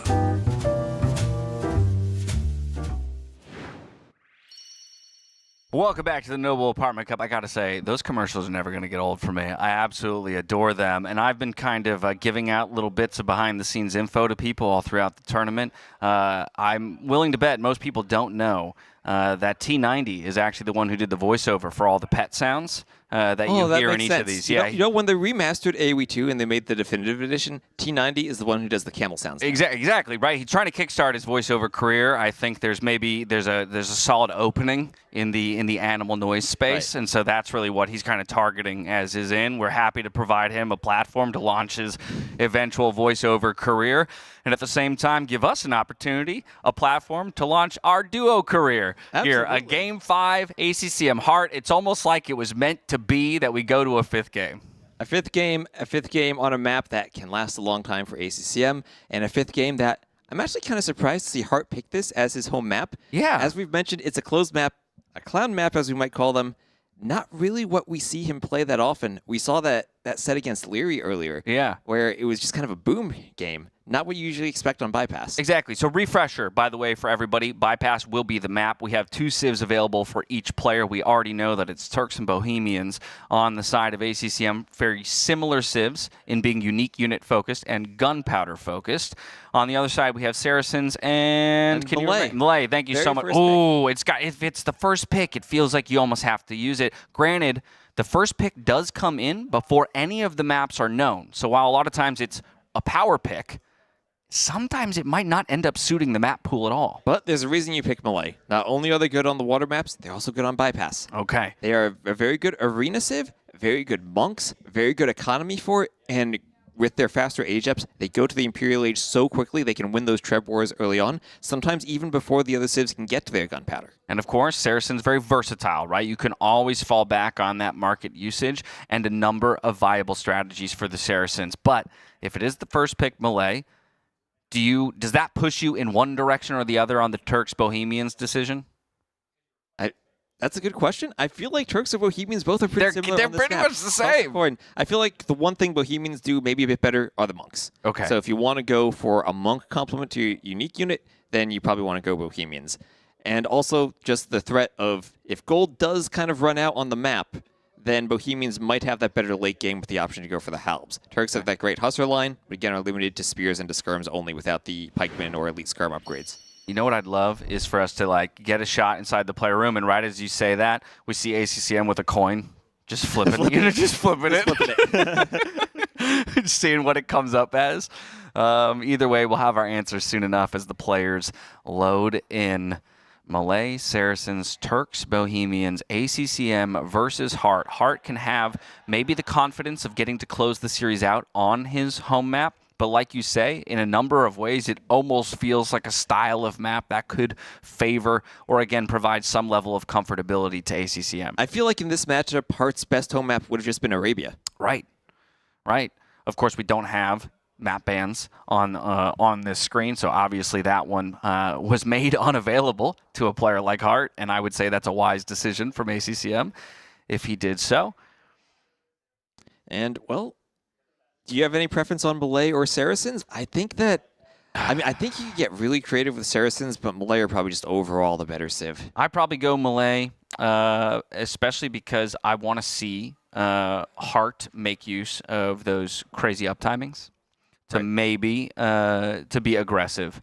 In very much the way we saw, who was it against DauT? Playing Spanish. Vinch against DauT, with playing Spanish. In the right. Obviously, that wasn't because he was playing Malay and had fast up timings, but as we dive into the game itself, we are on to bypass. We have ACCM in the blue. We have Hearttt in the red.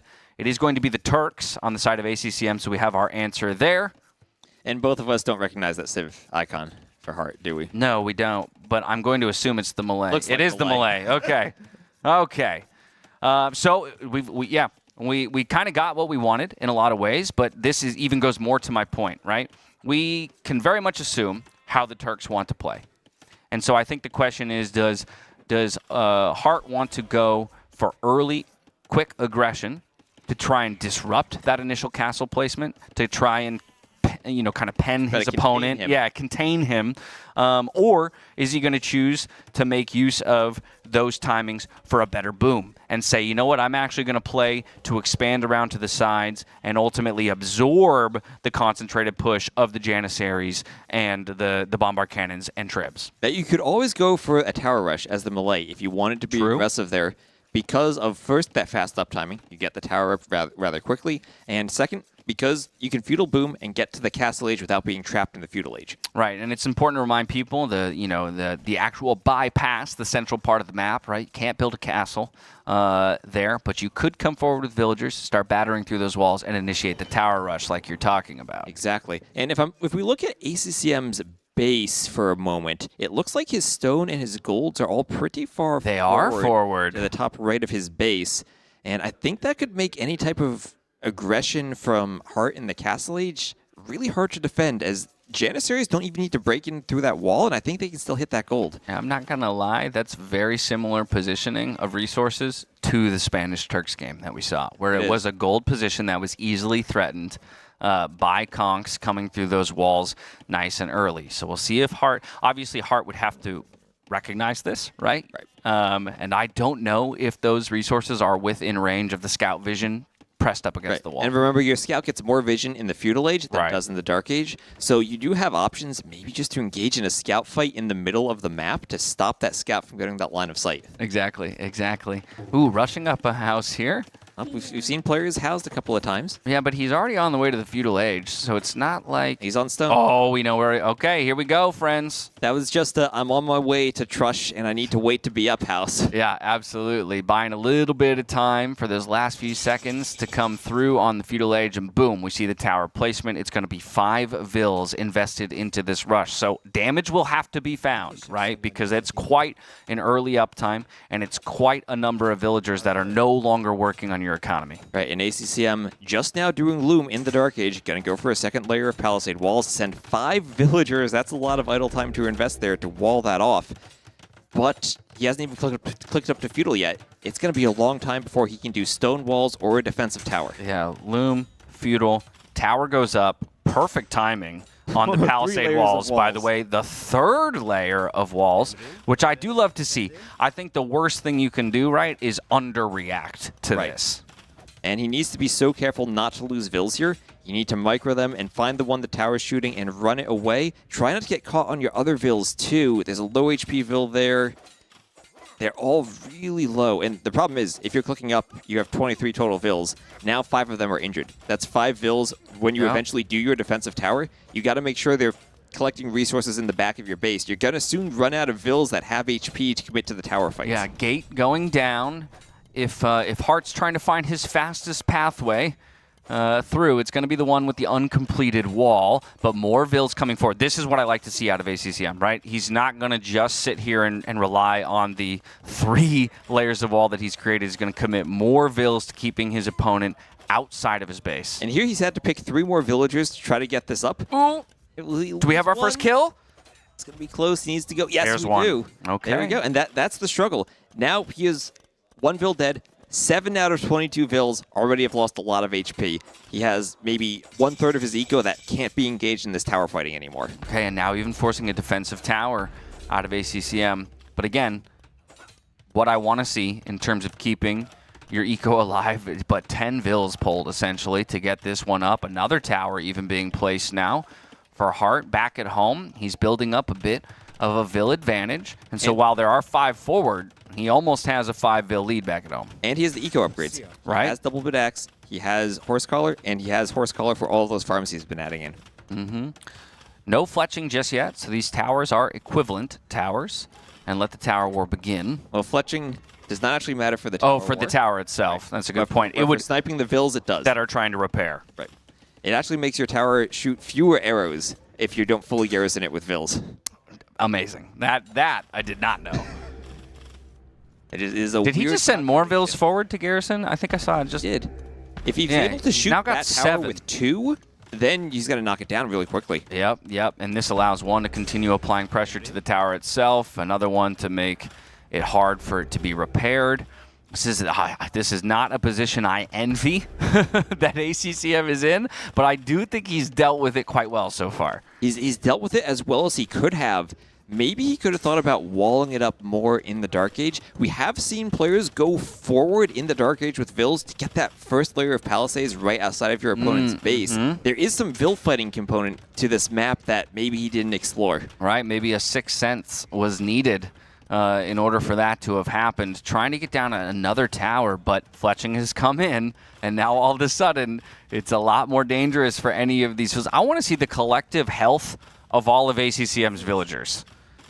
That's hard. There are so many. There are so many Vills now that are 1 hit away from going down, 1 volley of arrows away from losing their lives. Yeah, and you're just constantly trying to find Vills that have HP. You see that one turning into a farmer, but all the Vills under the TC constantly being reorganized just because ACCM needs ones that can go to the towers.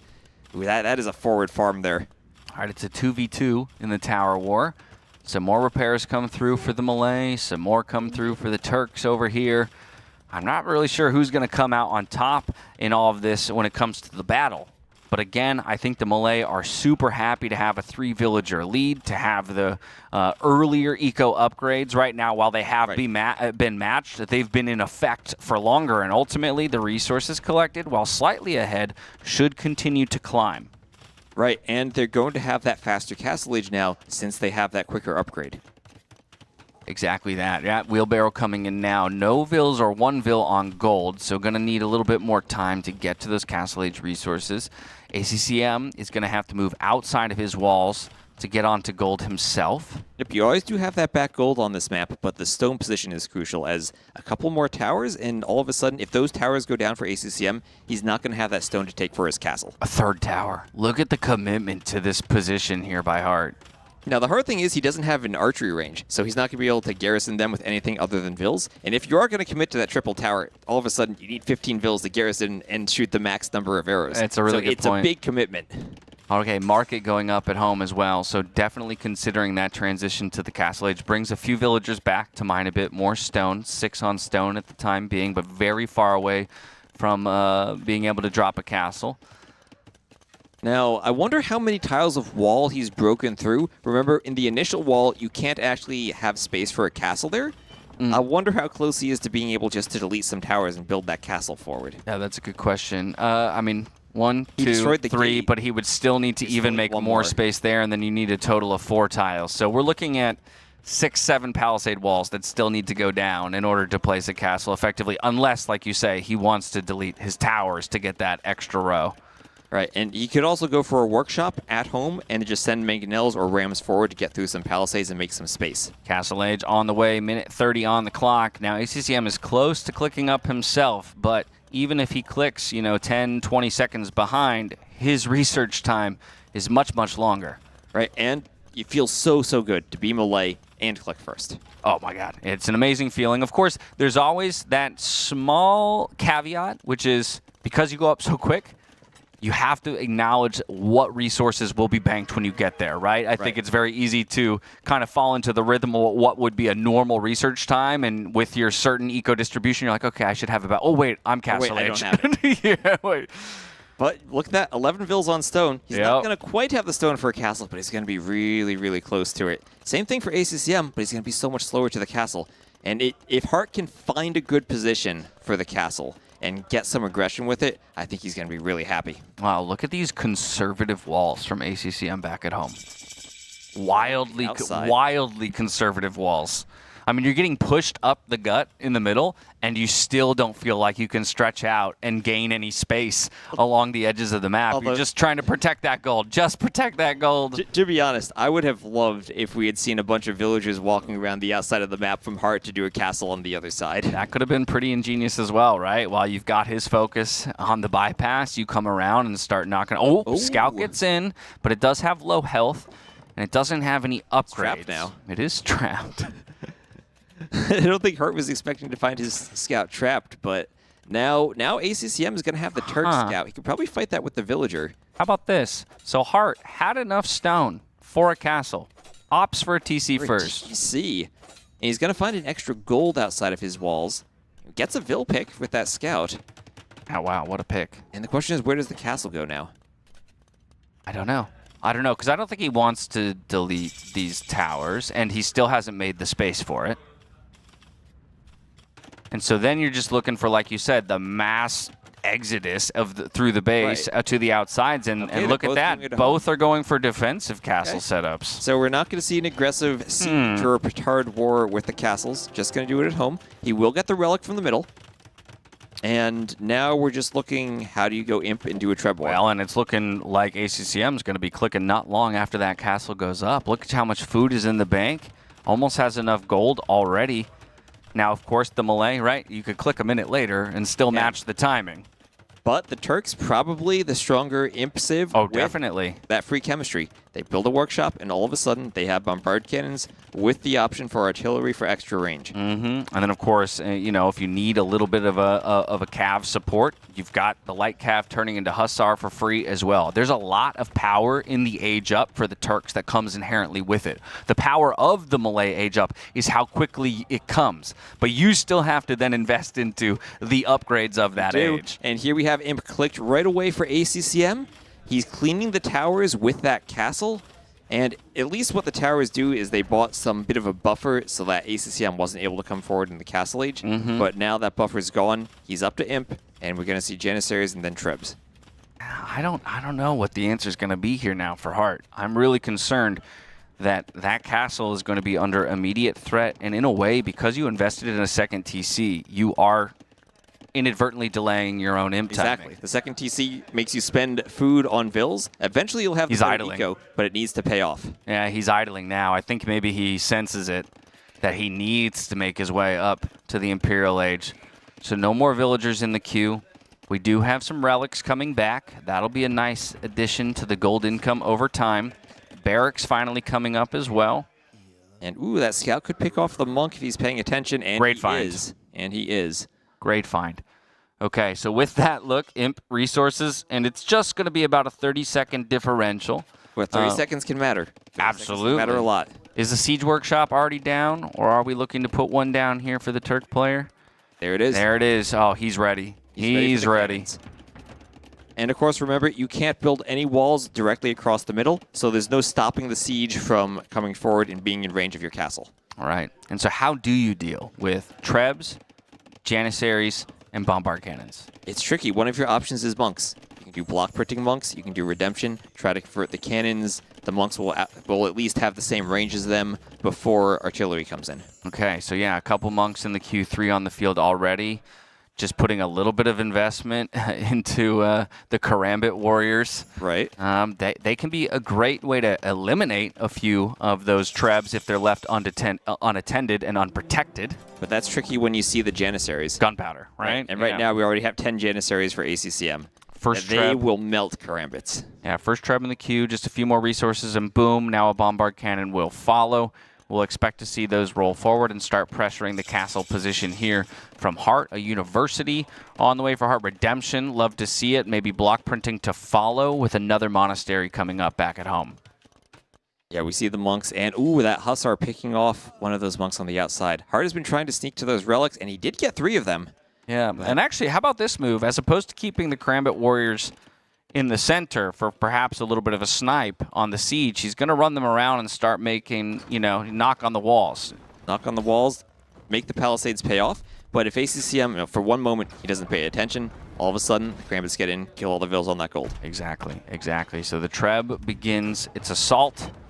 The monks start to come forward and think better of it with the Janissaries out onto the field and showing themselves. We've got chemistry coming in, block printing on the way here for Hearttt. He still does have a 21 villager lead. So once again, it feels like ACCM is on the clock. And Hearttt is very low on stone here, only 4 vills on that forward stone mine. And he's in the position you don't want to be in, trying to hit an enemy Treb with your Treb. They're very inaccurate, and it takes 3 shots to destroy a Treb. So as long as ACCM repairs, he should be fine. He's trying to pick Janissaries maybe, though. Yeah, and he's just barely keeping his own Treb alive with repairs against that Bombard Cannon. Now block printing's in, so he's going to move forward and try and push things back. There's the redemption. He swaps one, and he gets both. He gets both.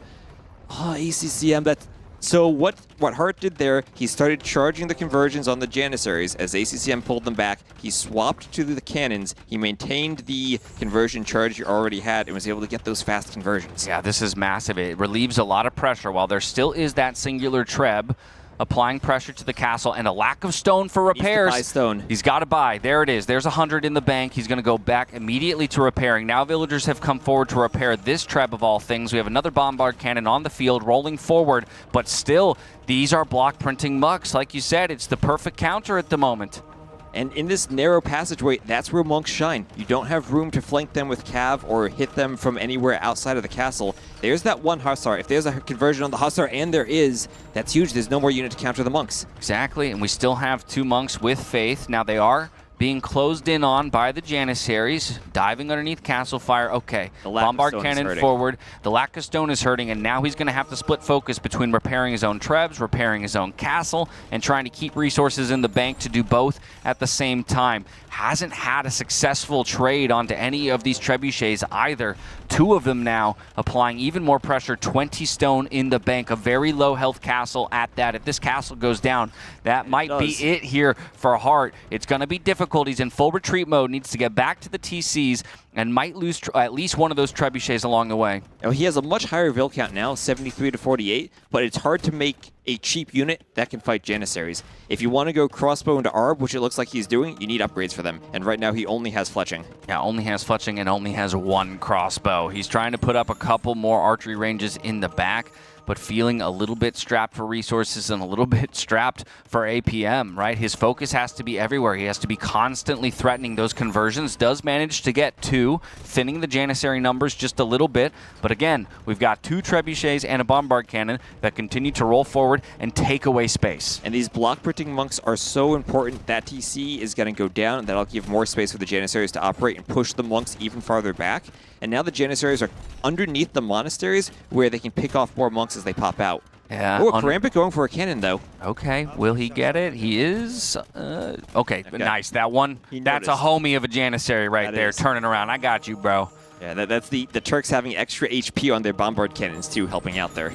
Okay, and these are a lot of exposed villagers. Right now they're working away on gold, but we talk about having a 20-vil lead. That could quickly disappear if any of these are left unattended. We're on the run now. And the Karambits are out there on the other side. How much gold does ACCM have left in his base, though? Remember, the Turks mine gold faster, which also means they run out faster. Oh, still 3,000. 3,000 there still. Plenty to go, because he did make use of that outside gold initially, so can really make use of the main gold now. And as quickly as those archery ranges went up, they're starting to go down. It's going to be really difficult to get the proper crossbow numbers with the proper crossbow upgrades to deal with this push. Yeah, but still, it is a 20-vil lead for Hearttt, and it is a 5k resource collected advantage for him. He's still working with his Vils. He just needs to find some way to clear those Janissaries. I mean, ACCM has 10 Janissaries. That's it. That's his entire army. He can't afford to add more.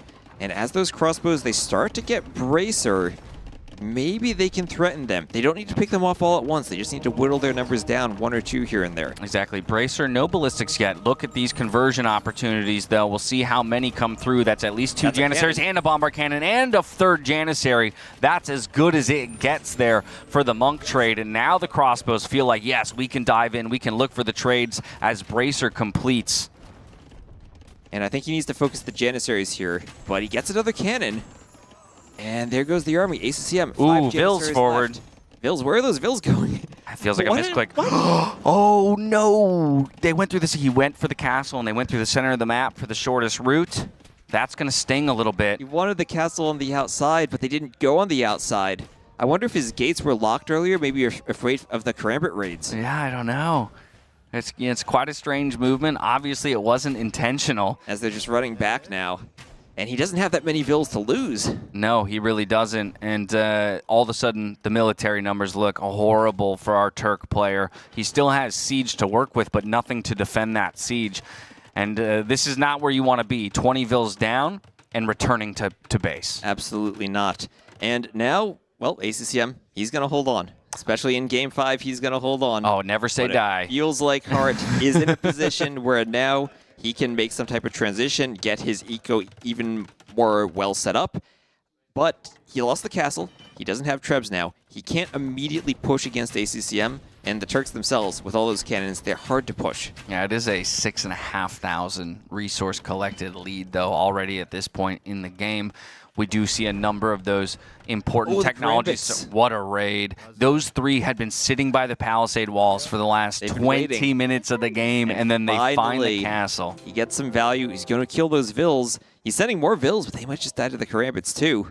Yeah, he did get the wall up on at least the 1 villager. His 1 hero Vil. Yeah, exactly. And I do think there will be at least enough villagers coming forward. This castle does eventually go up. He's dropping a 2nd TC back at home. So looking to now try and find a way to extend this game. He knows that it's no longer a centralized singular push for the win. It's about stopping the bleeding and going to 2 hours plus. Exactly, going to 2 hours plus. But then you get to the point, the map starts running out of gold. You're the Turks. You have spears, you have skirmishers. You can't upgrade them. Yeah, great hussars, but the rest of the trash line is going to be much better for the melee.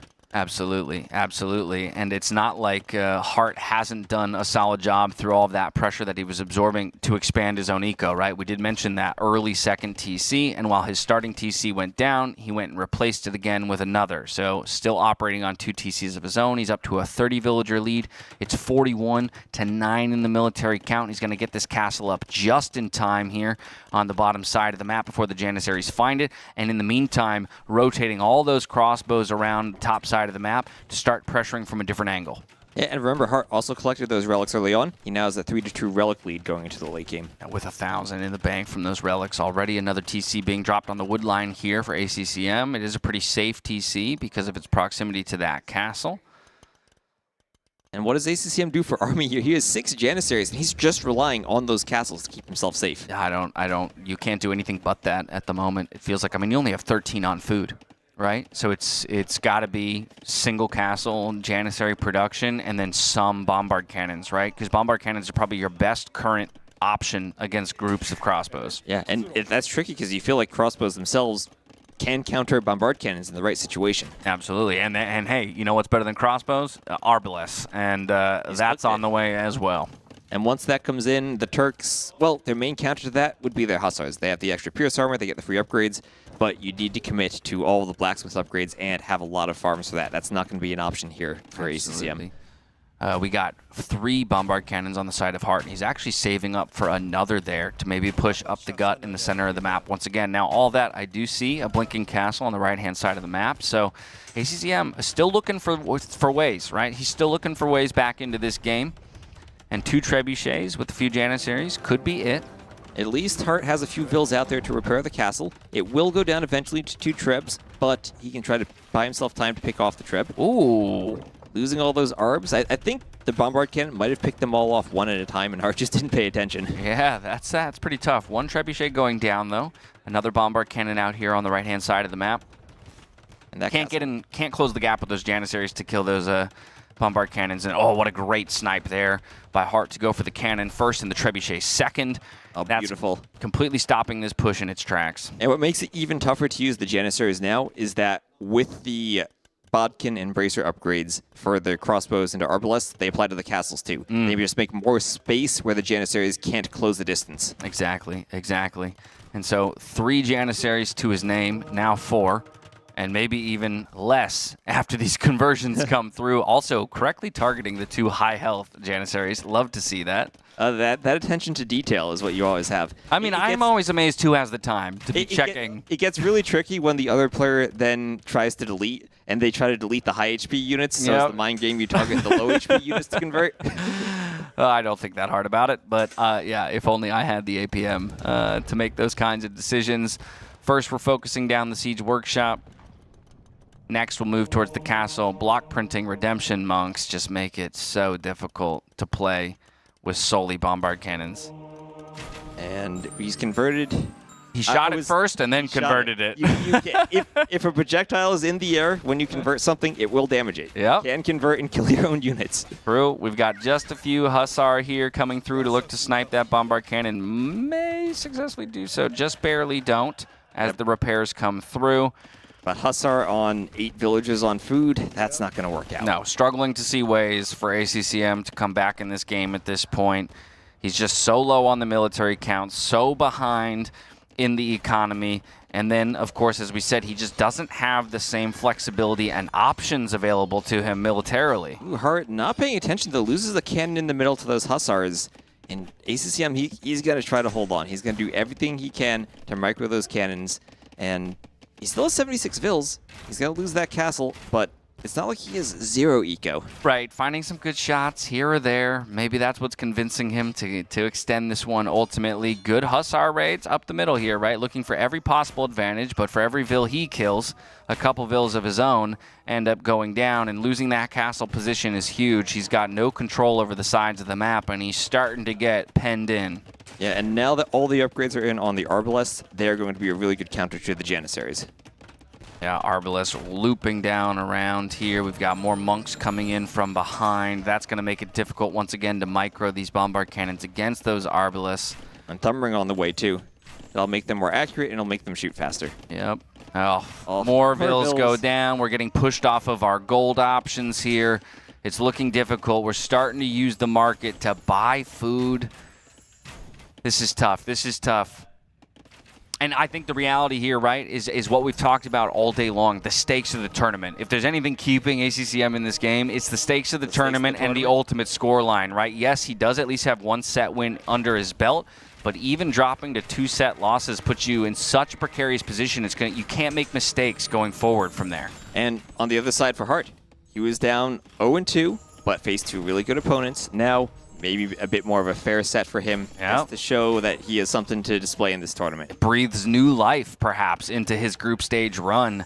He's going to feel, I think, very happy with his showing in the last couple of games in particular, right, to close this one out. And ultimately being able to do so on his home maps might give him the confidence in some of his picks and his strategies. Here, turning his attention onto one of the final few TCs, all three of them packed around this castle. Definitely still needing to deliver the killing blow. This is ACCM, as we all know. But now we're down to just one military unit. Two with the second bombard cannon coming out. And that TC is going to go down. ACCM desperately trying to repair it.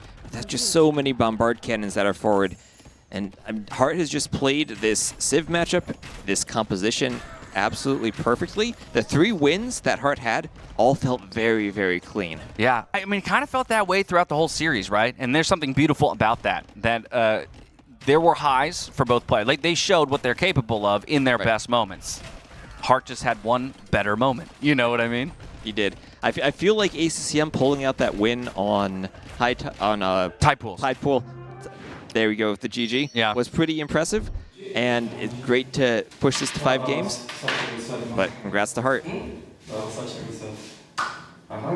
Ooh, that was a pretty dap up right there. That was beautiful sound. Great sportsmanship from the players. You can see a sigh of relief from Hearttt there. That is a lot of stress and anxiety leaving the body, keeping his tournament hopes alive and giving himself a much better opportunity to book a spot to the playoffs. A lot of work to do still. Journey's not done, but that was massive. Right, and remember, top 6 make the playoffs. You can be 1 and 2 now, and your hopes are still alive. You can be 2 and 3 and still have potential to make it in. And we have now ACCM, Hearttt, and DauT, all of whom are 1 and 2. Yeah, 2 and 3 can make it. It's made it in the past in terms of the top 6, but it's not guaranteed, right? So again, 3 wins is kind of the magic number. If you can get yourself there, then there's almost no scenario where you fall out, unless there's some really wonky math that tie breaks one person out. Then that's exactly what you're going to have if you have 2 wins. You're relying on your Buchholz then to win that tiebreaker against anyone else who has 2 wins. So a very, very solid victory there for Hearttt. Another 5-game series for us, y'all. 5-4-5. It's heating up today, and we've got another couple banger matchups ahead of us. We do. We're only 3/5 of the way through the sets today. Liereyy, Hera Vinch.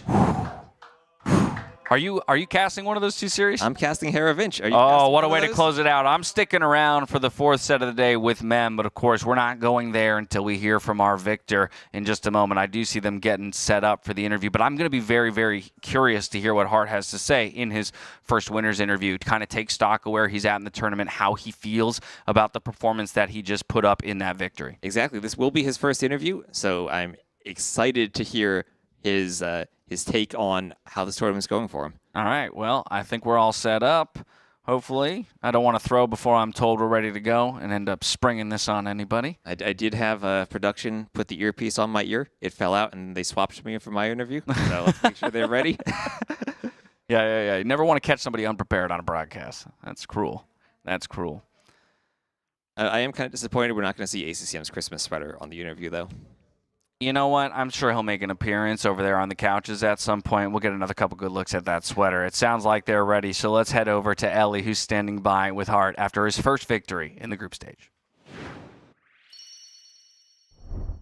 Thanks so much. Oh my goodness, Hearttt, congratulations. I am, my heart is racing watching that, so I can't imagine how you're feeling.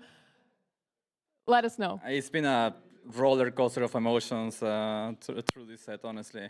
I got so tilted after the second game, and then the third game didn't help. I had to keep my stuff together too, because I felt like my map was really bad in game 2, and I couldn't find mistakes I made, but I felt like I lost because of the map, and that just annoyed me a lot. Bad mentality, I should just move on to next, but I couldn't help it, man. I'm human, So I just tilted a little bit after that, but kept it together after, and managed to get a win.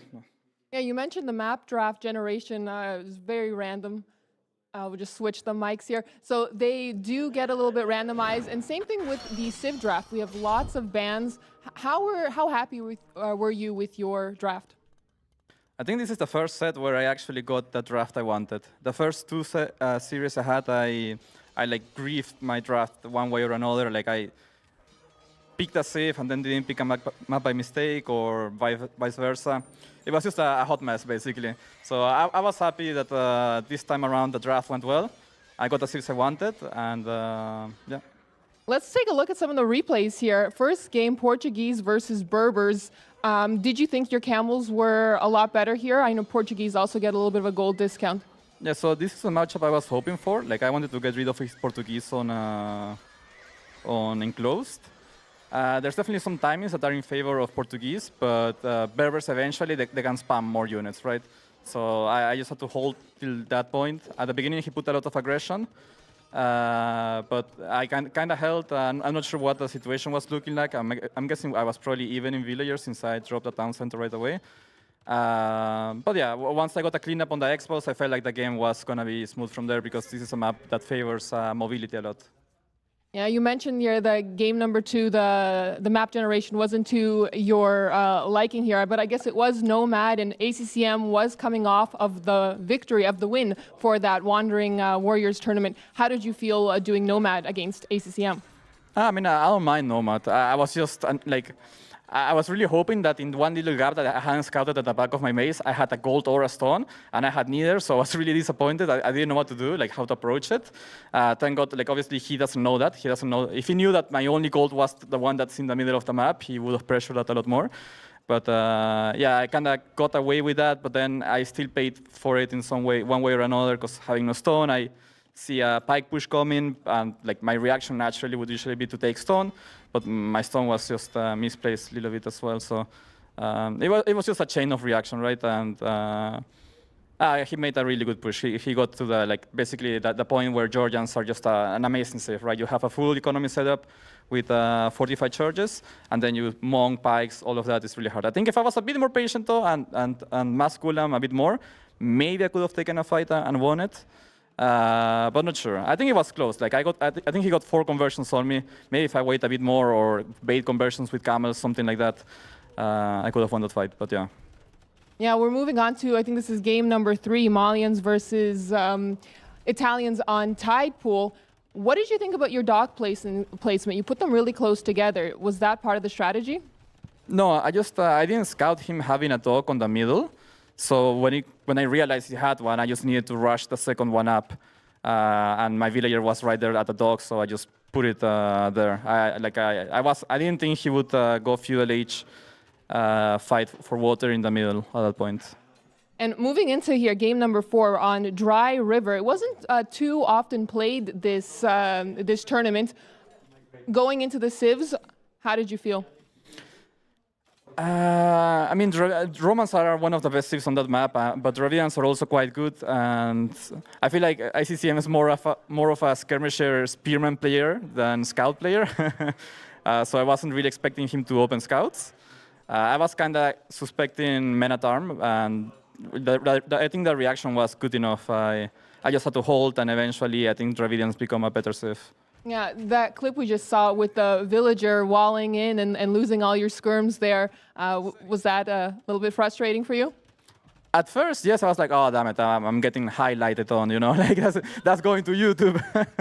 But then I realized that he actually couldn't path properly, so my skirmishers, I think, got a lot of value at the end. I killed I think I killed 2 vills and a few skirmishers, a lot of damage on the scouts, and gained me time to remass another army.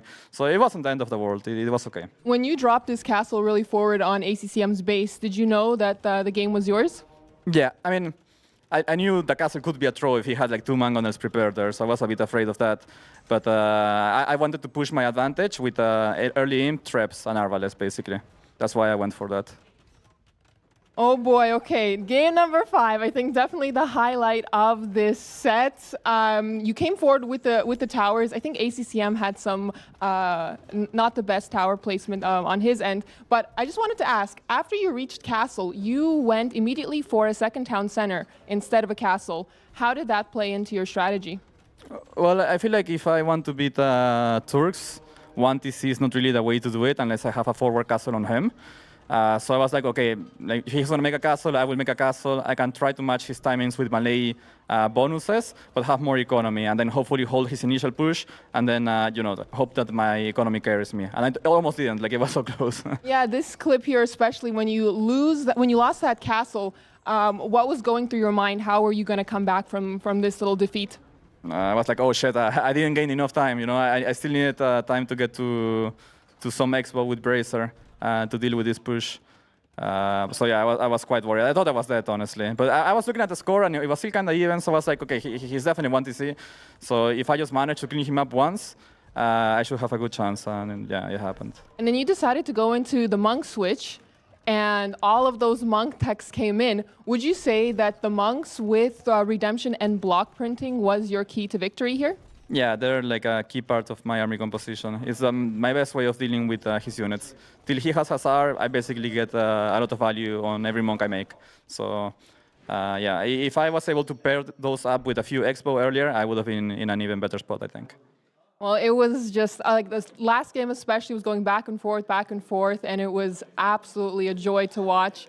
And I have to congratulate you one more time on a great victory. I know the first 2 days didn't go your way, and I know that this third day victory means a lot for you. Would you like to say anything else to your fans, to your friends and family watching, your training partners? Well, always shout out to my training partners, and I think my family is watching, so hello to them. Yeah, it was just super exciting set. I think I'm hoping the viewers enjoy that. I don't want to go through something like that again. Like the roller coaster of emotions through a single set is crazy, but yeah, really happy to get that win because it's really important for my progress in the tournament, I think. Well, again, absolutely well played, and congratulations on the draft pick, on the victories. Do you feel more confident now going into game days 4 and 5? I don't really know who I faced, but I feel a bit better. Like being down 0-2 was raw fundamentals. I just needed to get a win, and yeah, we got it. So I'm happy. I'm relieved. Perfect. Well, we're going to wish you the best of luck in the upcoming days, and we'll look forward to seeing your matches. We'll say congratulations once again. Thank you. And we're going to throw it back to the caster desk for game or set number 4. Thank you so much, Ellie, and once again, congratulations to Hearttt on picking up his first set victory of the group stage, as you heard it from him right there. Definitely keeping his tournament hopes alive and to push towards the playoffs. Now, you might have noticed I'm up here alone. Don't worry, I'm not solo casting the next series. Mem will be joining me in just a moment, but before he gets here, we're going to take a moment to talk about surfing. Yesterday, we talked about sharks. Today, we're talking about surfing. Now, surfing on the open ocean with sharks, not advisable. Surfing on the internet with sharks, definitely advisable, especially if you're doing it with our VPN sponsor here in Surfshark, the best VPN in all the interwebs. Now, I think a lot of you at this point know what a VPN does, but for those of you who don't, it's all about privacy and data security, and there's no one who does it better than Surfshark right here. And so that's the main thing you need to think about, not just at home, but when you travel around the world. In this day and age, we're always connected to the internet. Our data is always something that is sought after by companies, corporations, or individuals, and so there's no better way to be protected than to use the internet through a VPN. And the great thing about Surfshark, number one, is that they're running a promotion with us. I'm sure the links are already being spammed in chat by our incredible moderators, so you can follow those to find a little bit more information about the deal that we have going with Surfshark. But you will get 4 months free along with that first month of purchase by doing it through NAC. With that, though, comes all of these amazing treats. You're probably thinking, oh my goodness, how many accounts am I going to have to buy for all of the devices that I want to connect to the internet? Well, don't worry, it's just one. Unlimited devices for a single account. That's the first and foremost thing. From there, it's a 30-day money-back guarantee. So hold up. I can buy a month, I can get 4 months for free, and 30-day money-back guarantee. That sounds pretty free to me. From there is 24/7 customer service, knowing that you can always get in contact with somebody when something goes wrong. If anything goes wrong, That's huge. And then, of course, it's the access and accessibility that Surfshark provides us around the world. Over 3,200 different servers in 100 locations. There's nowhere you can go that Surfshark can't find you. Probably even in the middle of the Pacific Ocean, they've got servers. I'd be willing to bet on it. So there you have it, friends. Once again, an incredible thank you to Surfshark, who's been a longtime supporter and sponsor of the Age of Empires scene. We're happy to have them back here at NAC. Definitely go show them some love by following those links. I'm going to take a quick moment to take a breather. In just a moment, Mem's going to be joining me. The energy is going to ramp back up to 1,000 as we dive into our fourth set of the day. It'll be Mr. Yo versus Liereyy. See you back here in just a moment. Okay, so I think like a very good observer can do a very good job on different games, even if he doesn't know the game very well, because he's just a good observer and he knows how to pan the camera, how to move without, you know, doing huge change in pace and stuff. I think that having a very good knowledge and being a high-level player helps you a lot to little things, like fog of war in some moments is important. Well, first, I think you need to have like a past of like either a hardcore gamer or something, because you need the stamina. I used to play a lot, and to train as well, I tried a bit to play competitive, so I think I have that stamina to be like 12, 14 hours just playing. Then you have to have passion, because you need to be awake for 12 hours and focused. Otherwise, it's a bit difficult. And you need some snacks, like high sugar snacks. And I used to drink a lot of Red Bull. Now I'm lowering down the portion, the ratio, but yeah. Like energy drinks and snacks helps. Like, in my experience, I think some players are really dangerous. I feel like Vinchester is pretty dangerous sometimes. Like, he can play like out of his mind and doing some weird things that you don't expect, and maybe cause a huge upset. And yeah, I think Vinchester and ACCM is playing nuts lately. It's out of his mind, so he's probably a very dangerous one as well. And yeah, I would watch them closely.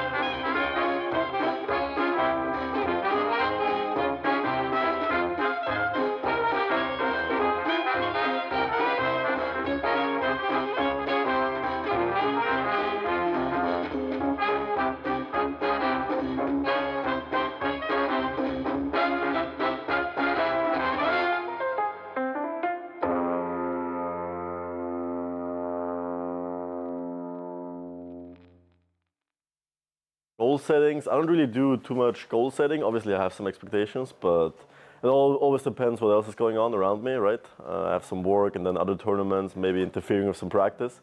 So it always depends how I feel, how much I practiced as well, and how much time I put in. It's always destroy everything and then get destroyed eventually. I have played a couple of games, but since WWC was going on, not too much, but I still feel confident with the map pool since most maps I know by feeling as well. My practice partners, mostly it's Hearttt and my dog Lewis. So yeah, they're always ready, that's always nice. And yeah, we always go through ideas. I think it has been a theme for the last couple of months, years, that we always practice. And it pays off since Hearttt is here as well, so it works. It was mostly online. I mean, Hearttt has to travel like 3 business days to get here, so it's a bit harder for him. But for this event, we didn't really have a boot camp since WWC was also very close to the date. So I had to play that on Sunday, and here I am on Friday. But yeah, we played some games before and after, so we were pretty good.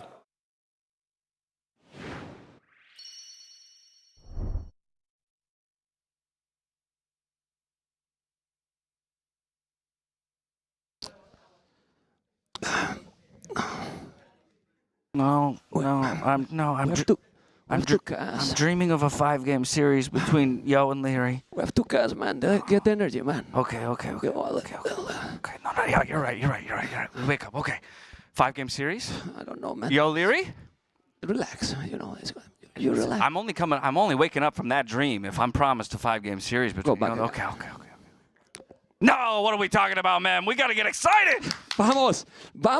Liereyy versus Mr. Yo. Woo! It's not yet midnight. You thought that we were going to be sleepy? No, man. But let's gonna put even the suite properly, Here with Dash, again casting with you, it's gonna be amazing. Good to be back. We're gonna enjoy a lot. You thought that you were gonna have a low casted without energy? We're dreaming. We were dreaming more than us. Liereyy and Mr. Yo, and we have the maps. The maps. Well, very short cities incoming, Pacific Island, Citadel, High Tides, Bedouins, and Tidepole. Okay, all right. Kicking things off with Pacific Isles of all things. If we take a look at the civs, the first thing that jumps out to me is the fact that Chinese has gotten through, especially when Bedouins is in the map pool. Yeah, it has to be for that map specifically. Then if we go for Pacific Islands, there's different options. Armenians could work. There's actually so many water civs available. Well, because there is a lot of water here. Exactly. Tidepole, Citadel, High Tides. I went to talk with Liereyy. He told me, "Are you happy with the map pool, right, man?" That we pick. Yeah, was. Was he sarcastic? Okay. Sarcastic with me, because you know how much I love the water, but it's kind of mixed. It's a little bit hybrid. It's like Pacific Islands is a map that we have seen how important the islands is, to land. So it's not fully water at all. No. Yeah, not just the islands themselves, but the scouting of the islands early, right? We saw it earlier in the Viper series. The difference in the islands. Yeah. We had the very skinny one, the very fat one, the banana exactly, right? I was the banana and the blob. Right? I wasn't sleeping, not even here now. Well, the previous cities, crazy also in that bypass. I was like, I wanted that map, here, but we have what we have here. Now, this Pacific Islands, in my opinion, and now being serious, jokes aside, is one of the best water maps for me. I just don't know what to say because the countdown was 5 and now it's saying 16, so it has. They're giving us more time to dream. Yes, to wake up. But I think we don't need time to wake up because we have Liereyy versus Mr. Yo with Miss Dash. This is Memb, and we have what civilizations? Bengalis and Spanish. Spanish on Pacific Isles. It's what are we cooking up there, Mr. Yo? Well, it has several options, but more for the later game because the cannon galleons can be insane for Spanish. But then a castle drop with conchs. Oh, he was thinking about forward dock position. Oh wow! Making use of that early transport ship that you start with, usually just used to move the scout around. He's landing already his opponent. This is fascinating. I like this aggression out of Liereyy. He's switching the script up on Yo. Okay, this is definitely original for sure. He didn't explore those lumber camp here, but well, we were thinking about what options for this map. We don't play the lottery today, We don't. We definitely don't. Well, okay. Yeah, for all of our dreaming, we couldn't have dreamt this up. But either way, the forward position here for Mr. Hold on. Okay, we've got the colors up top. Or yeah, it's Liereyy. Now they match. Yeah, that's what I thought initially, but then they flipped the color. Okay. So Liereyy with the forward dock position. We're going to have to take a look at the timings as well. He definitely got the first fishing ship out nice and early, but hasn't moved any villagers to those middle islands. Yeah, but we need to see fog of war for Liereyy. Vodka, if we can go fast and see if he's going to see that landing. Let me just check here. Trying to go up. Loom just completing. Needs to drop off a little bit more. Okay. Still need more. He still doesn't see the dock. We need to see the fog of war for Yo now. And he's going to spot it. He's going to spot it. He spotted it already. He does. He's going to... What he's going to do here? How Well, do you nobody's react? going up. Dash. Yeah, but Leo is about to go, and he's going There up it is. quicker. He should wall that village, I guess. If you see it, he should go wall Yeah, that wall one. it in. Absolutely, wall it in. Okay. And in this one, he's now exploring the other, so it's 2 dogs, but still not up, Mr. Yo. Leos will have the advantage here. At least that Mr. Yo is planning for Fast Castle. Yeah, planning for Fast Castle. Also, even thinking about walling safely at home, right? He's as soon as he sees that dock, he knows that something is up. Yeah. Yeah, well, this is the Lumbercan now for Liereyy, which he's going to the other island. He has the dog there. He knows that Liereyy has to know that his opponent is on the left.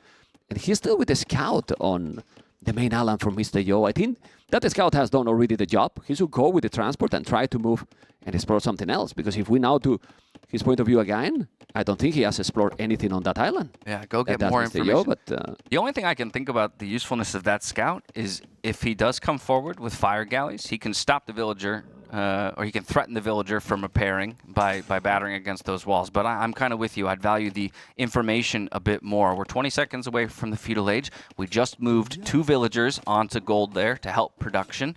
I'm wondering if he's going to add another dock or just do single dock production. yeah, for now, he's still in 1. He's playing on Ace Fast Castle.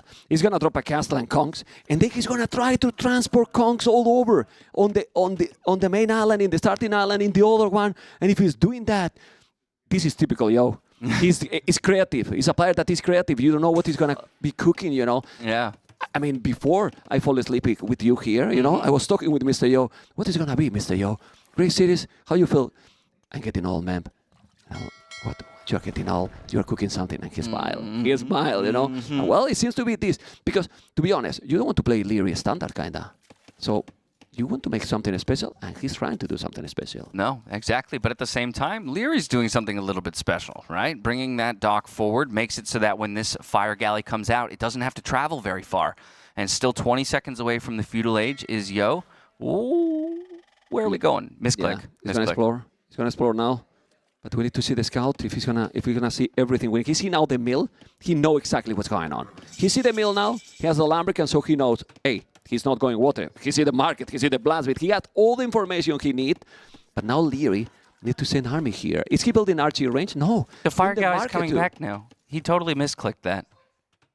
He totally misclicked that. He should have already killed 1 or 2 fish. Yeah. But That's Mr. Yo, a little bit disaster against Fast Castle. You need to do damage. You need to do damage. Yeah, but Liereyy is not going to be too far going up, you know. Still, it's going to be slower. But the problem is that the castle will be built for sure. I don't know if he's going to be selling some stone because he still doesn't have the 800, and you want to go up as quick as possible. He's chasing out that scout, and at the bottom, he's taking out the fish. No, I think he's attacking the dock. Yeah, and he's just fully He's idling. selling. Yep, He there sold it is. not only 100, he sold 200 stone. He's on the way to castle, but look at Liereyy. He sold everything too, and he's going to go up. Yeah.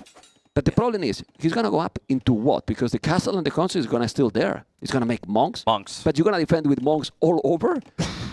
Like, you need a monastery on every island. Yeah, but for that you need economy as well. Exactly. So, yeah, he hasn't even managed to kill the fish. He is focusing on the dock. Now he's going to kind of rotate around, look to do a little bit of eco damage and slow down the food production. That's important. You're going to need that food to produce the conchs. Did lose the scout, though. Huge, because now is, he's going to go unique units as well. He's going to go Rathas.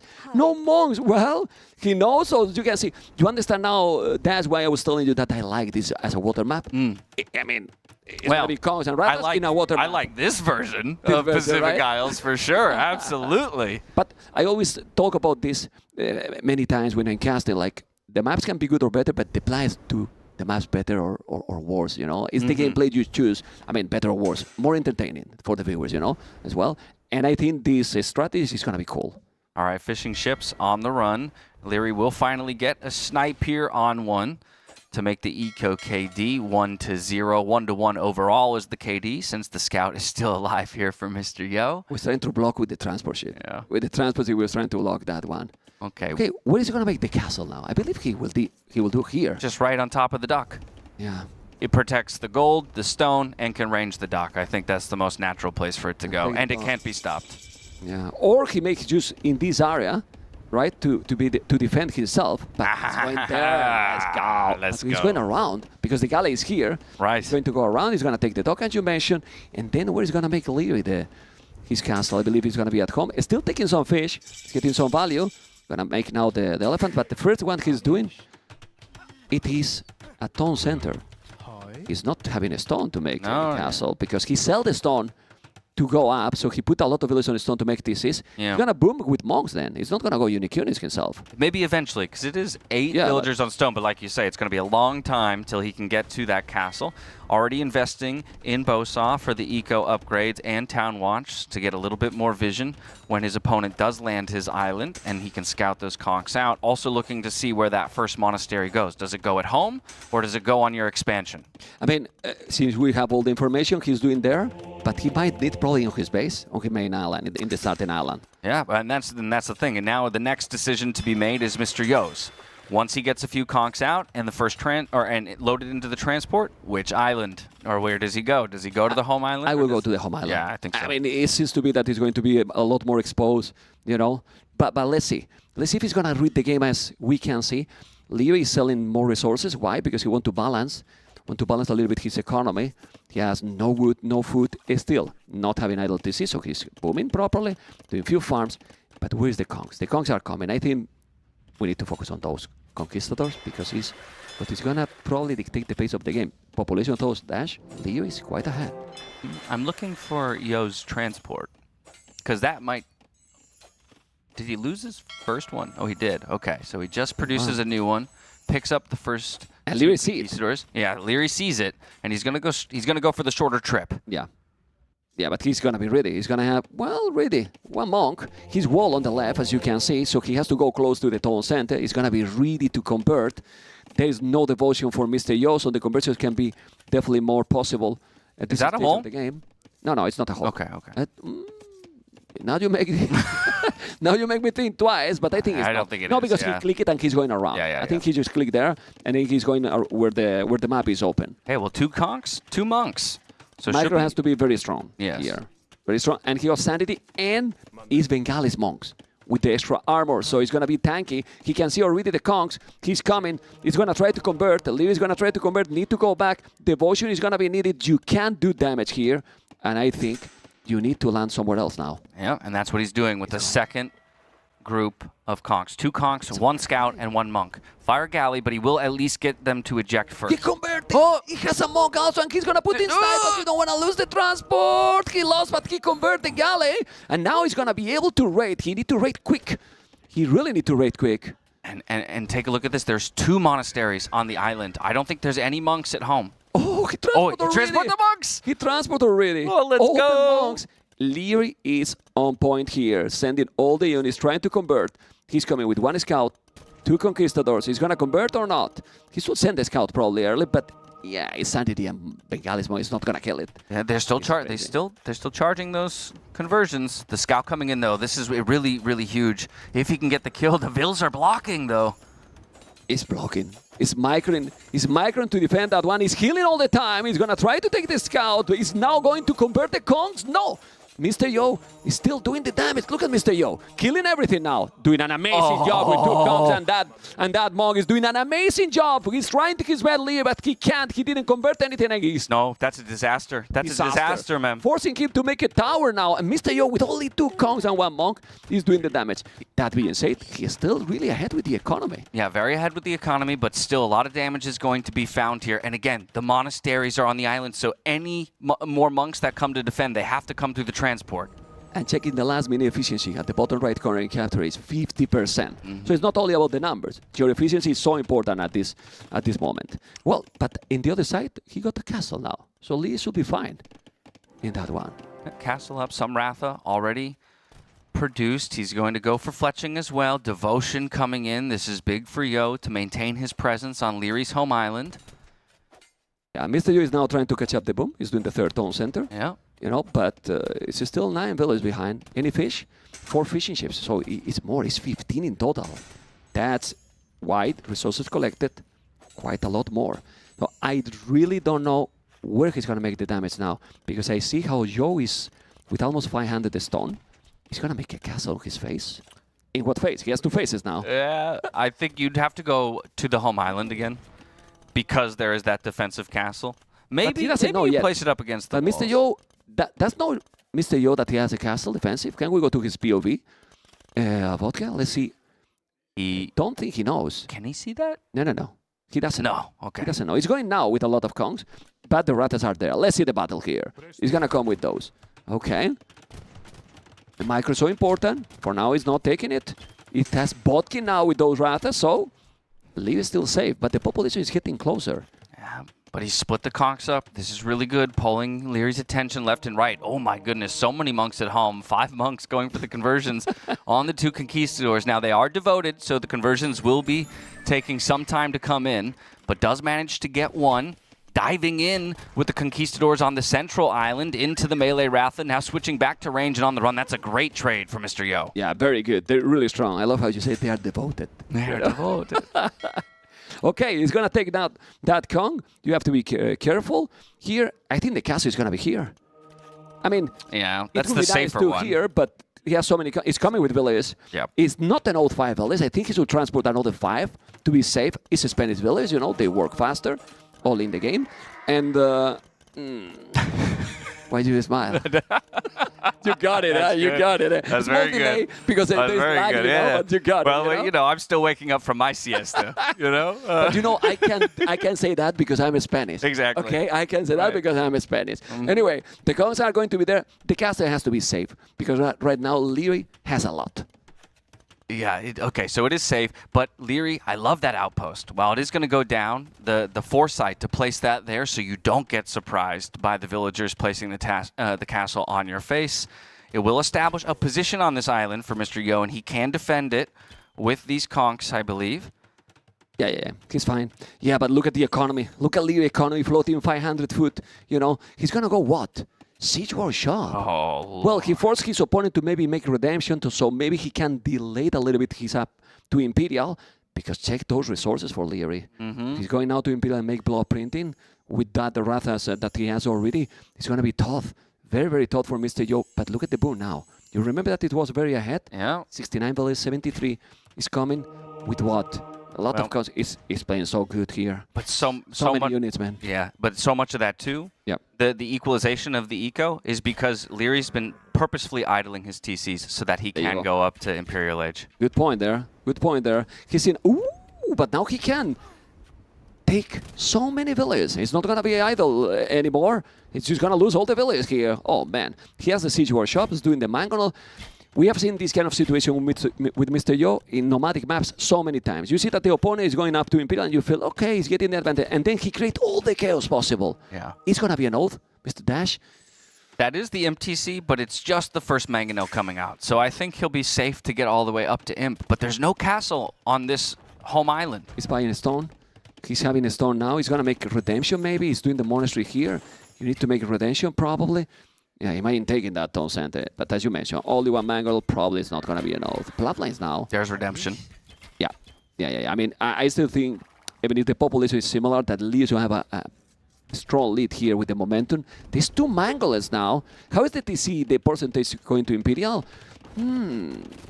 He shouldn't take it. It's still only two. He's fine. He's fine. It should be fine. And I don't want to overhype, you know, because No. Okay, let's see here now with those Kongs, the Ratas, they are patrolling. I mean, Liereyy knows that he needs to wait for Imperial. Absolutely, yeah. He's waiting for Imperial. I think this is so quintessentially Liereyy, though. This is so typical of a game between these players, where Lierey's timings to the next age are always going to be a little bit faster. Right? He's so good. Remember what I told you about the interview with Mr. Yo about Liereyy? I don't like to play against... Well, don't like, you know. It's hard to play against him because he always gets faster to the next age. Exactly. And we can see this in this game, you know, with that macro he's putting here. And population is the same. But now, what can Mr. Yo do against this? Nothing against this. At the very least, he has that entire other island to himself, right? So while Lierey's going to have to spend some time here reaching the Imperial Age to push Yo off of this island, he will then have to make the jump over to the next one to make some more progress. Yeah, I don't understand sometimes the score in this game. Well, it's true that he killed more units, you know, but he's still ahead in the score. Mr. Yo didn't react. He has 48 on food, so he's going to go up to Imperial soon. And we have to... How do you deal with block printing? Just Kongs block printing. It basically counters your entire army. Yeah. Well, he needs to go Imperial, you know, and then Inquisition, it can make that the monks for Mr. Yo can be amazing as well. He's on the way to Imperial with 93 villages, 10 villages more than Liereyy. Liereyy is doing the handcart. The problem is that he's going to make monks as well himself. Okay, he's sending a lot of units. He's evacuating. He's evacuating the island. That area. Well, the truth is that Dash... Oh! He just deleted all. Deleted them all. Don't want to gift. You know, the thing is, he's still safe on his own island. So, this is going to be a longer game. Oh, yeah, absolutely. Yeah. Now, that said, the first castle position is trebable from Lierey's island. So, first he has to get through this one. Then he can still hit that first castle on Yo's island without having to transport across. But Yo has lots of time to get to the Imperial Age and figure out how he's going to react. Well, he's going to go water.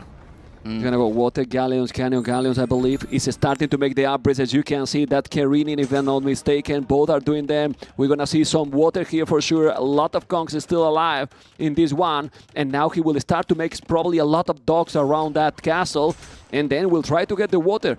And you're going to be, guys, if you don't know this game so much, or if you are, for the first time, the galleys from the Spanish are dangerous. Very, very dangerous. So let's see what it's going to be. The Cannon Galleons is doing the fletching. He's going transition to water. I mean, it has to. Yeah. Well, and Liereyy senses it, right? He's going for careening himself, so he knows, yep, and here come the docks for both players. Tons of docks in the north there for Mr. Yo. Trying to transport a few more units across, continue to raid his opponent. That's 10 conquistadors, but there are still monks. Yeah, but only 2 now, and this is 10. He's going to kill a lot. He's coming with so many Kongs. He's going to take many villages. He's going to take all the monks, and then he's going to affect his economy. All the monks are down, and now the villages as well. This is an amazing move by Mr. Yo, taking some economy away from Liereyy. More villages down. Look at the Echo KD now, in a moment. But he's doing the same. Liereyy, counter-attack here on the starting island, and here he has nothing, literally. He's saying nothing to defend. Anything you can do, I can do better. Supremacy. Oh, well. He's going to have something. That's your best defense, I guess, right now, is 50 seconds till your villagers become military units. But that's a lot of idle eco, and that's a lot more kills that will be found here for the Ratha. Let's see, because he's going to fight with the villagers. I mean, he's waiting for them to get the upgrade. He has now Ballistic and also +3 on the way. But he's right now 42 villagers idle. Time to fight with those. But this, yeah. Still killing with the Kongs. That's 15, 20 villagers right there. Yeah, let's see. Let's see. Supremacy comes in just now. But you will understand now the power of the Spanish people. You know? Look at those villagers now eating the Rathas, completely taking all the units so fast. It's incredible because those units are going down. Population, though, is still almost the same. And look at those units. Look, look, look. Yep, now he got 126 army. Exactly. Now he has 126 army. It's looking pretty good, 126 to 22. Of course, the tech advantage on water is also slowly coming in here for the Spanish. We've got chemistry. We've got the full attack upgrades. But what are the numbers? Yeah, well, 14 galleys to 7. Yeah, it's growing now. More galleys for Yo, right? More galleys for Yo. It's having more, and it's still disturbing with the Kongs all the time. Look at the score. The game is still very close. Population, 10 population more. Well, for so long, we have considered Liereyy and Mr. Yo top 4 player in the world. So this series, it has to be close. It has to be amazing, Dash. Yeah, I'd like to see Liereyy start pressuring that castle with the Trebs on his own island. Feels like that's a pretty easy decision to make, but he disagrees. He's going to take them over to the home island along with some monks. And you know what is going to happen? He's going to take all with the villagers. Exactly. I mean, let's see. He's sending quite some. Yeah. He's going to have 5 monks. We're going to try to convert the village to have also weapons, you know. But let's see what it's going to be. Galleon already. Mr. Yo need to notice this. He's going to be able to kill this, or he's going to kill the whole thing. Yeah, the trebuchets are there. And Mr. Yo has to react and go with the village. Otherwise, this is going to be down. The monks are there. Man, this is so nice to see from Liereyy. It's going to be an ode to kill all this. Mr. Yo is not reacting, Dash. Yeah, he's not reacting yet. Now he does. He sends the village. Let's see how they do. The conversions start for each of these monks. Some heals come through as well. It's just 3 Ratha in range form right now. They're going to find some kills and some conversions, but the trebuchets, they need to start running. He's healing all the time. And those monks are also really strong. He's at the same time ready with the Kongs in the home island from Liereyy. But those units are not dying at all. I mean, it's creating a lot of chaos. It's creating a lot of chaos. His economy is just a disaster now on the home island. And those Rathas is still alive. What is Mr. Yo doing now? Focus on the water, I believe. He's landing Lierey's home island. Yeah. Well, he's there as well. He has the galleons, 155 population for both players, the same right now. And seems that Mr. Yo doesn't care to his home island anymore. This is how every game of Pacific Isle should be played, in my opinion. Well, everything is happening now. I'm very sorry. I feel so bad for the observer, you know. Feel very bad for Vodka because, man, he doesn't... Well, he has to check so many spots at the same time. And with those galleons, look at this. Trep is doing the same. Both players have lost their starting TCs. Starting TCs are off the map. There's a big naval battle happening just outside of Lierey's base. But, of course, both people are losing a bunch of their economies back at home. It's just about who can sustain it, who can sustain the production. Well, no home island anymore, but they're still booming in the other islands that are a lot bigger. Actually, losing those villages in the home island is just about the farming because there's no more resources there. There's no wood, there's no gold, there's no stone. So they have 1 island each, and now we're gonna see a lot of water fight. Population is still higher for Liereyy, his houses, the 2 main houses, and well, they have Karin in both, and I don't know who's winning this, honestly. He's fighting with the Supremacy Villagers now. now. Yeah, the one that he converted. Look. Yeah. Look at Liereyy. Taking those, they still have 1 Ratha, and now with those villains, he's gonna take the traps. He's taking 1 down. Look how strong they are. The traps are going down so fast.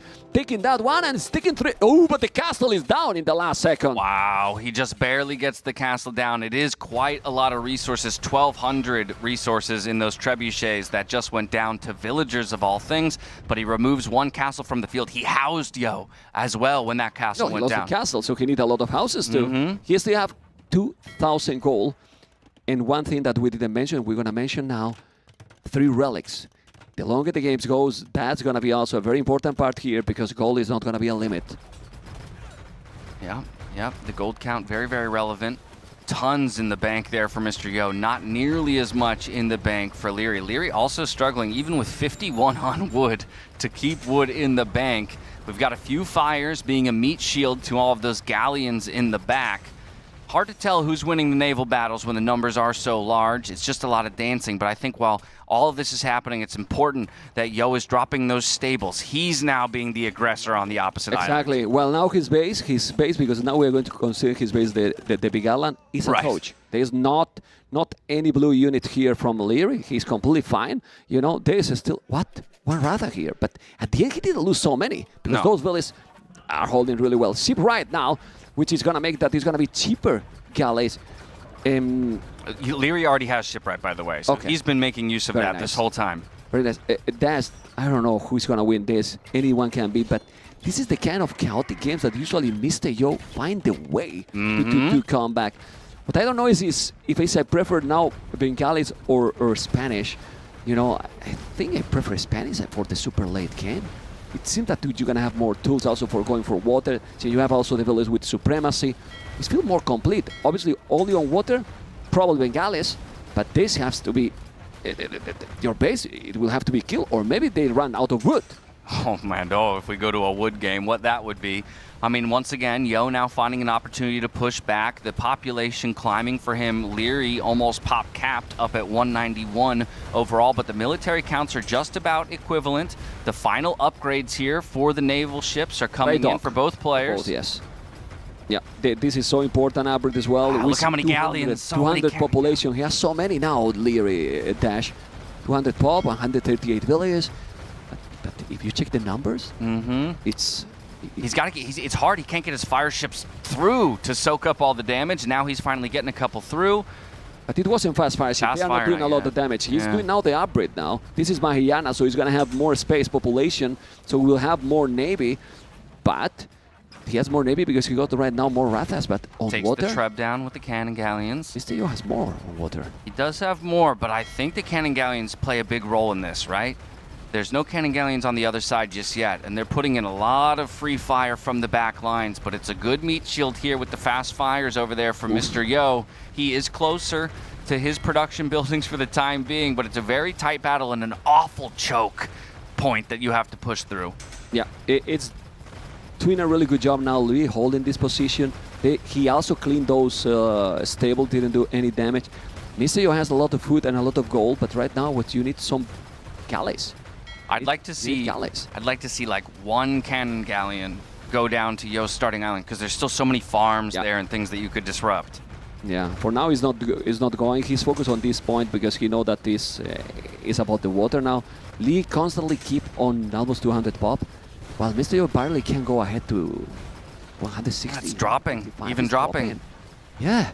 It's unable to keep the numbers. Well, the big issue is the production buildings. I only ever see 3 to 5 in the queue. Over here for Liereyy, he's 6 fires, and galleons he at has the same time. There's so many more production. Well, here's when the multitasking, the APM also play an important role. Liereyy is a faster player, and probably this is why he's now trying to push more, and he's producing at the same time more units. Sold 1,500. Yeah, Elite Cannon Galleon sold 1,500 food.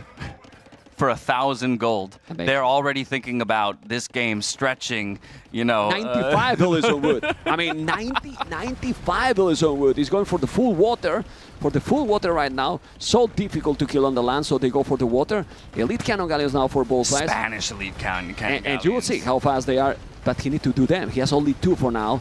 And it's still Liereyy with so many units. The military numbers, you can see that bar moving more and more in the direction of Mr. Yo. There's no red. There's almost no red. Not a good sign.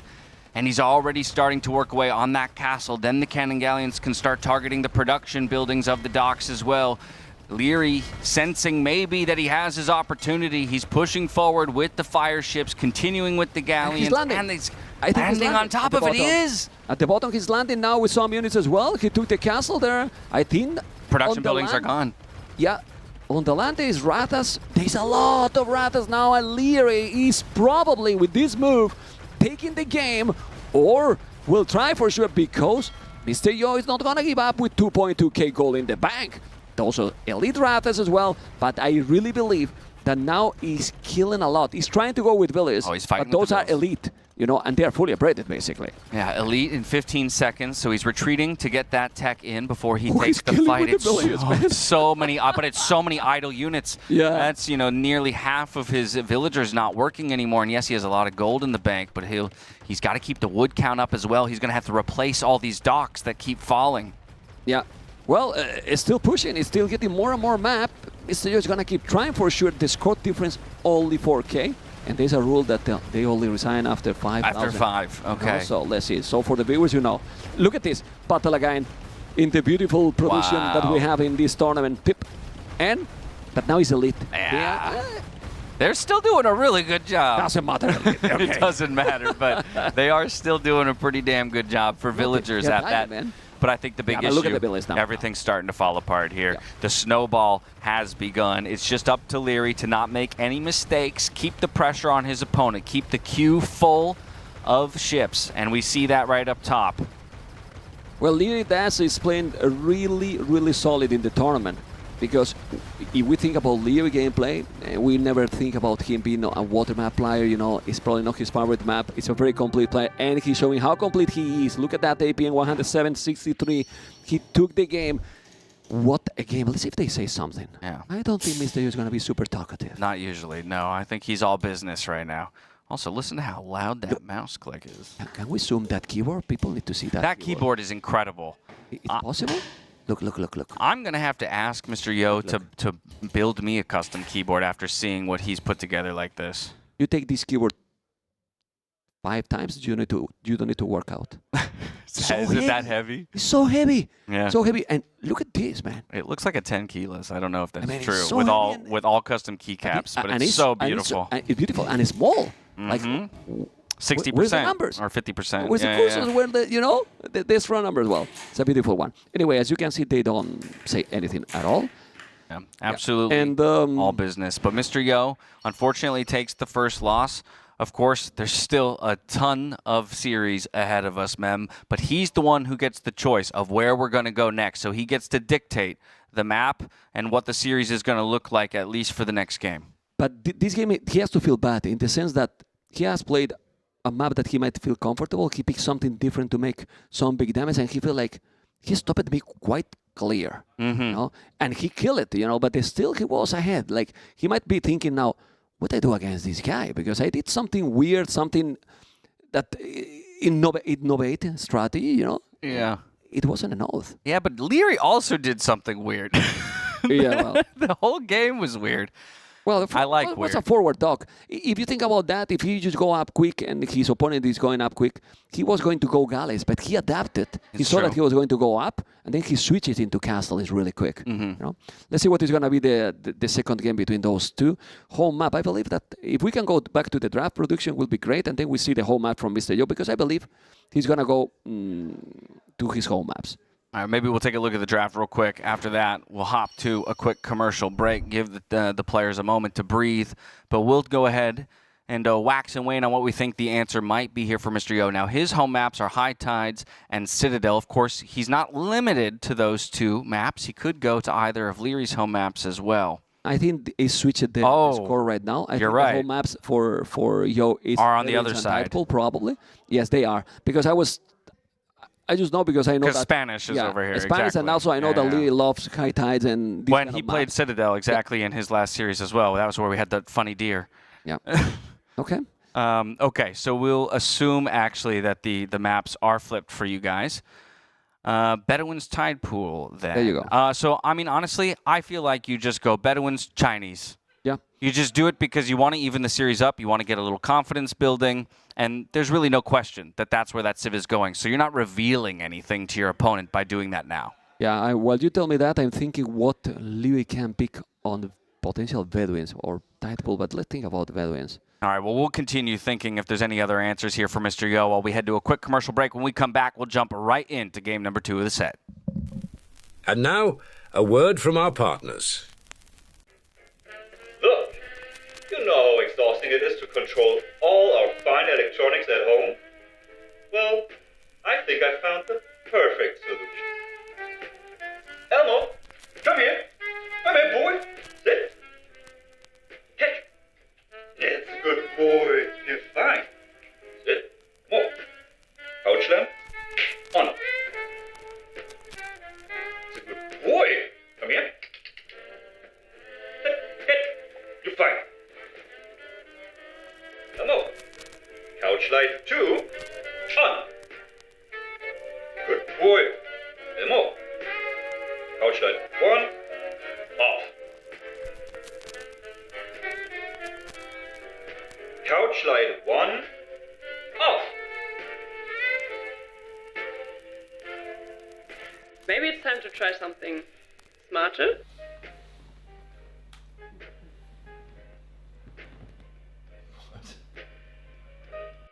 Say hello to smarter lighting. Hammer Smart Lights bring voice control, energy efficiency, and 16 million vibrant colors right to your fingertips. Oh my, what a terrific alternative. More smart, more home. Hammer.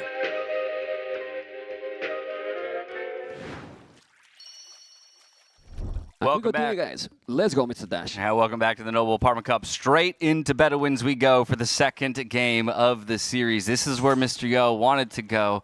And I think it's no surprise, of course, that he's going to pick up the Chinese. And already I'm noticing how close the TCs are positioned here and the fact that Mr. Yo's already spotted Liereyy. Yeah, I like a lot the pick from Liereyy, Romance. I was thinking what he could pick here. And then if you want to compete against China economy, for the civilizations that Liereyy had, I think this is the best choice, honestly. I think 5% from the start. I think it's a good start. I also think his map and his TC position is very good as well.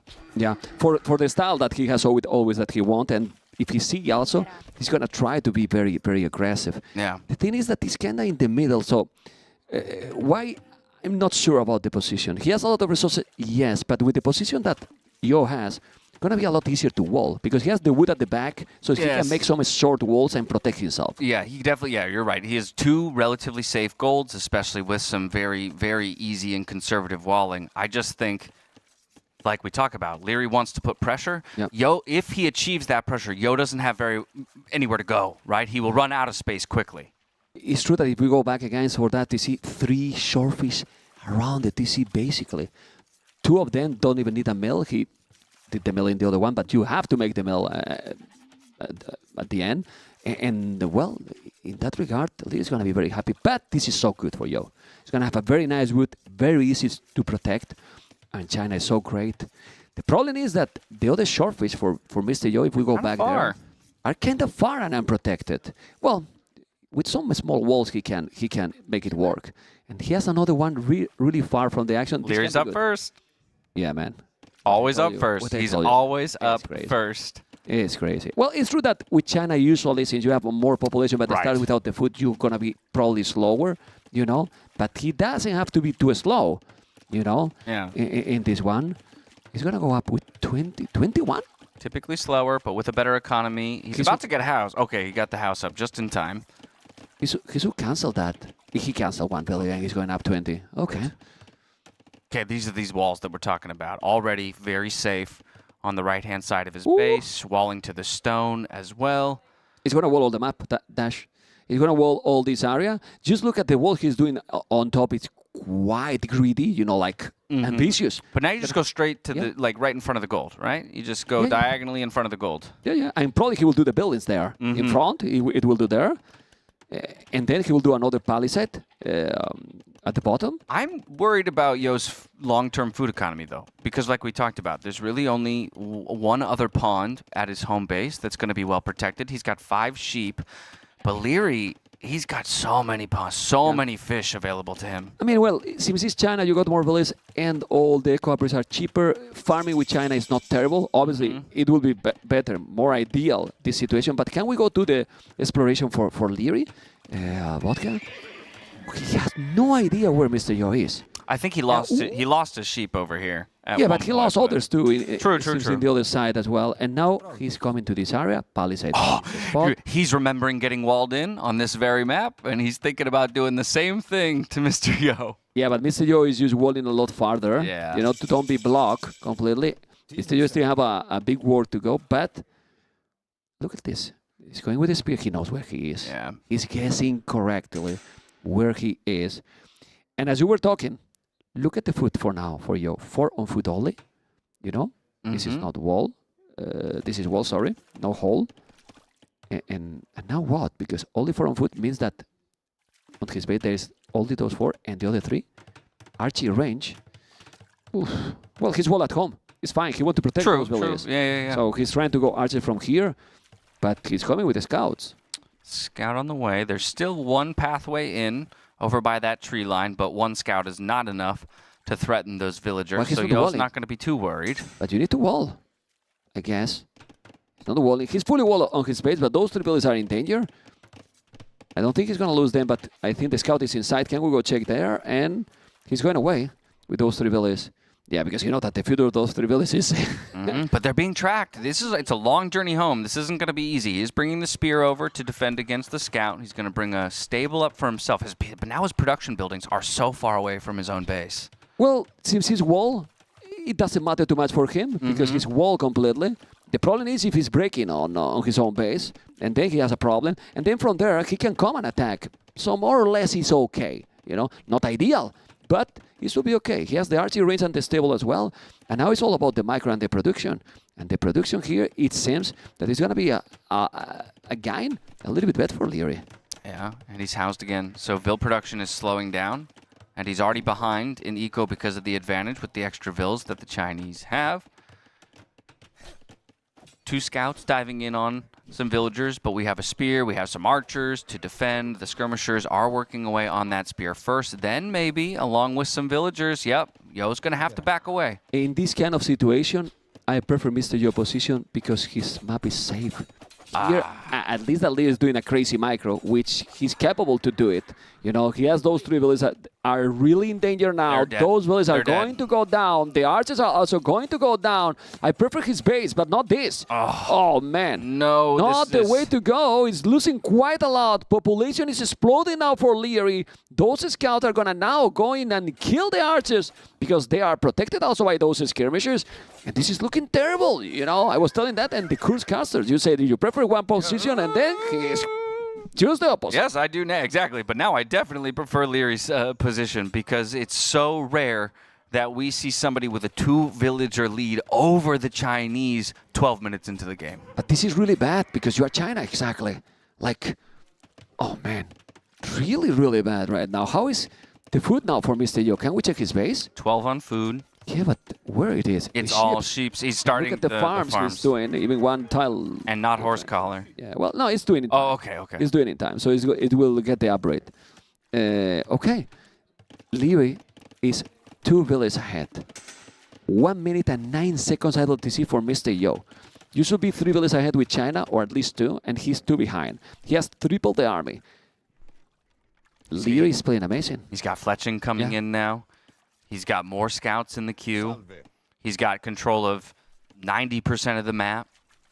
Yeah, but it's all about the what we were mentioning before. The fish for Mr. Yo has been bad, not the best, and a lot better for Liereyy. Then he did this military billions here, and it's not great. 26 on food. It's so much, man. It's close to double, man. It's close to double in 14 minutes, you know. So he can keep doing some army, and then Liereyy will be very soon going up to Castle Age. Yep. Yeah. It's Roman's economy also, Dash. Exactly. Yeah, he's got double the food count right now with double the villagers on food. He even goes for town watch to make sure that he's not getting surprised by any roaming scouts or archers from his opponent. But right now it's looking to play out exactly the way that Liereyy wants to. Beat his opponent to the Castle Age, take that tech advantage, and micro them to death. He doesn't need to do any army for a long time. You see, 2 spear, 4 scout, 4 skirmishes. He's now getting the resources, going to go up. Check Mr. Yo economy. Very balanced. Nothing. No, and so much wood put into farms, right? Just the fact that Liereyy hasn't had to invest in a single farm or horse collar at this point means he has so many extra resources to use for that that Castle Age push. You know that Liereyy, if he get the 2-0 well, or if he win this series, the caliber of the guys that are 1-2, we can talk about that later because the series obviously is not over, and with Mr. Yo, anything can happen. But right now, Liereyy has an amazing position in this game number 2. You can see the population more for Mr. Yo, yes, but that doesn't really matter at all, you know, because Liereyy is going to be in Castle Age in a moment, and then he will go whatever he can go. He's going to go Knights probably. He's doing the Bloodlines right now. And well, having this uptime, I don't know what Yo can do here, Dash, honestly. Yeah. Already investing into Bloodlines and the first armor upgrade. I want to see if he's going to have enough wood to maybe also drop a forward siege workshop and just start knocking on the door. But he need that? Like, well, he doesn't need it. You're right. You could just batter on the walls with the knights themselves. And keep booming, having equal advantage, you know, like... yeah, well... I just think, if your opponent's in Feudal Age still, when you're in Castle Age, you just build the Siege Workshop and kill him. Yeah. Let's see. He's going to kill all the army, but this is even worse than I expected. He's taking everything before Castle Age, you know. He's taking all the units right now. Mr. Yo is not even up yet, and in 30 seconds, Leo is going to be up. He's going to be even doing the +2. well, can do whatever he wants. Maybe, as you mentioned, the siege was up there in front of the stable, and let's see what's going to happen. I think he's sending Village forward. So, well, a siege was up there. He's going to take everything. Do it, yeah. That's going to excite. Well, he's doing a tower, but that tower is not going to stop him. He need to make the siege. There you go. Siege was up. And now, spam knights. That he has more than, he has 2 stables.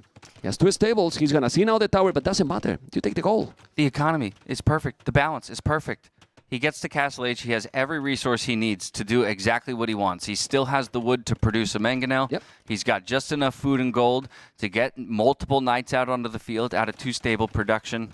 It's near perfect play from Liereyy. Yeah, need to do the damage though, because if he's not doing enough damage, then Mr. Yo is up now. He can also go for camels, which is very nice.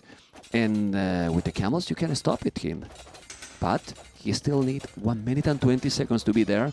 He's breaking in, not yet, but you're going to break really fast. And if he comes with a pillar there, do you see that tree? He can chop it. Yeah, he can chop that tree, go inside with the army. Stone walls now. I mean, it's what Yo has to do, but it's not what you want to do. Mangonel on the field, firing over the wall. Is going to soon be able to pressure the tower or break through. That's a nice villager snipe to find. We got a monastery coming up as well to help in the push. It looks like it might just be a 1 TC all in because I think Liereyy smells blood in the water. I mean, he can do all this push and then add the TC soon. His economy is amazing. He's going to try to snipe Villas now. He needs to go for the goal. It's walling everything here, Mr. Yo. Population is dropping dramatically. As you can see, 21.8 KD, 5 is down. And the economy for Yo is 4 on wood, 4 on food, 6 on gold, and everything else is idle. He gets the walls up around the gold, so that's a small victory for him to keep 3 villagers working away on that secondary gold. But like you say, half of the economy was idle for some time. He's going to go for crossbow and bodkin. So it's actually going to be up to him to be the one to out-micro the situation. Yeah, but out-micro against him is going to be complicated here. You can see the crossbows, but it's only 6. It's only 6. Now going to kill Villiers. Well, no, but he's going to try to take the tower now. Still also forcing him to repair. He has no resources. Time to make the second TC for Liereyy at the bottom, but that tower is going to be down. And Knight coming in, Monk is ready. Exactly. And if he's doing camels, the Monk is also ready, but don't lose the ball! Okay, that's bad. That's bad for Liereyy. Liereyy do not notice. You need to repair. He is not repairing, and that mangonel is down. That was a mistake by Liereyy. Still, the advantage is that big that probably it's not going to matter too much. Yeah, he does end up saving the second mangonel. The camels come out to defend against the knights, but we've broken through the walls and scouts are in. Tower is down. There's very little gold income now. Here the knights on the goal. He's losing them. Yeah. He's not reacting. And now there's crossbows. Mr. Yo never give up. I'm telling you, he never give up that way. He's still losing the knights. He need to go back. Those knights are +1 only, and the crossbows did damage. Not the node. He didn't kill a single village. Look at the reaction by the kid. Damn. Yeah, he's still so confident, so calm and collected. He does have to retreat from these camels, pulling the mangonel back. He's dealt quite a bit of damage. He's got a 9 villager lead and twice the military numbers, and it's a very strong military at that. Knights and mangonels and monks. All that said, only 400 resources more collected with all this, because China is really good. So you are ahead of China. That's amazing. 32-18 KD. Now doing the bloodlines. He's raiding, but he has the second TC. The camels just die against the town centers. They just die, and well, the advantage is still big. But Mr. Yo is going to keep trying for sure, because he knows that he has potentially for the later game a very good civilization, but he's still on 1 town center and he's not even mining stone. He's stuck right now, Dash, in this corner. The bloodline's now on the way, but we got the monks healing up these low health knights. Mangonel still putting pressure on that TC. There's no opportunity for Yo to expand, and Liereyy, like you said, with this lead that he's built, he drops a second TC. It protects more of his economy and lets him build an even bigger economy with which he can start killing his opponent. Yeah. Well, he's going to make it second mangonel? Not really. For now, well, he has not a lot of gold. Liereyy, only 4 villages on gold, 28 on foot, and he's still trying to take that town center. Need more protection here. I need to go back. He has few camels. The knights are coming. Those villages are not definitely working so efficient right now. No. So he need to be careful. Cab archers are also joining the party, but it's only 7 army in total. It's so complicated. He's doing now more archery ranges.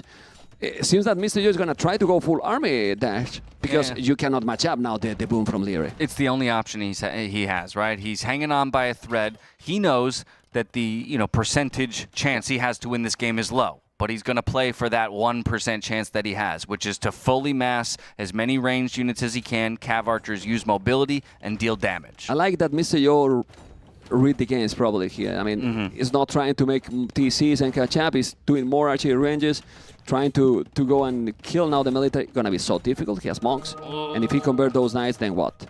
Oh man. Convert he gets one. He gets one. The Mongol is still there, not doing any other. He has the knights. He need to snipe the camel first. He's doing that exactly, and then he's chased those cavalries with the knights. Still 78 population, and I think he's gonna call the GG. And Liereyy is taking the 2-0 lead with a flawless gameplay. Like, has been total domination. I think the key on this game is really those shortfish.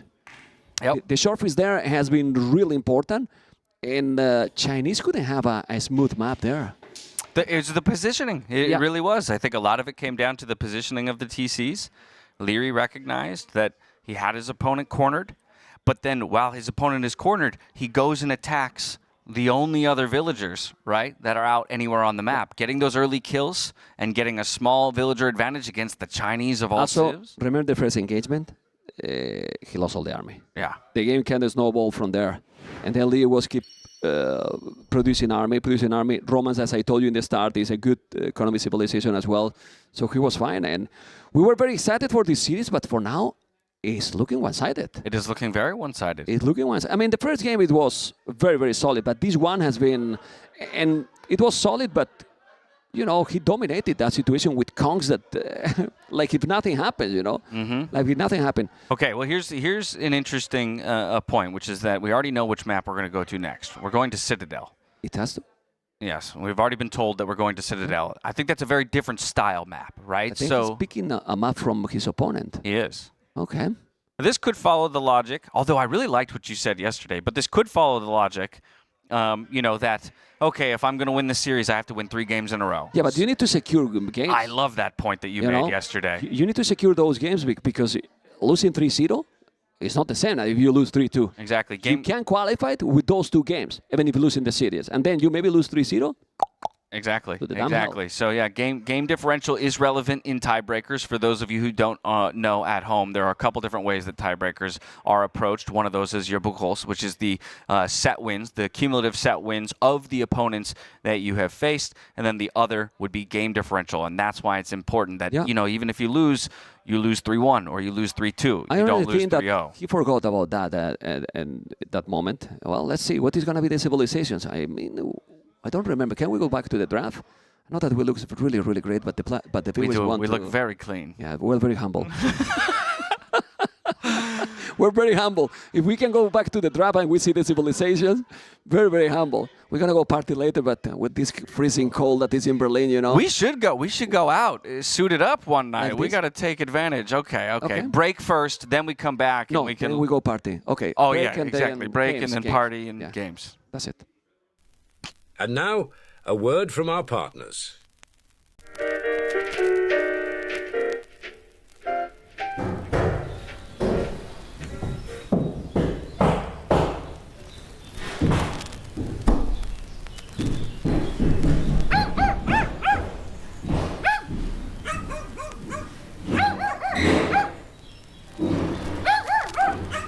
Tired of interruptions ruining your moment of peace? Discover true tranquility with the Hammer Bluetooth headphone Passion Voyage. With cutting-edge noise cancellation, immersive sound, and unmatched comfort in every note. Sounds like more Hammer.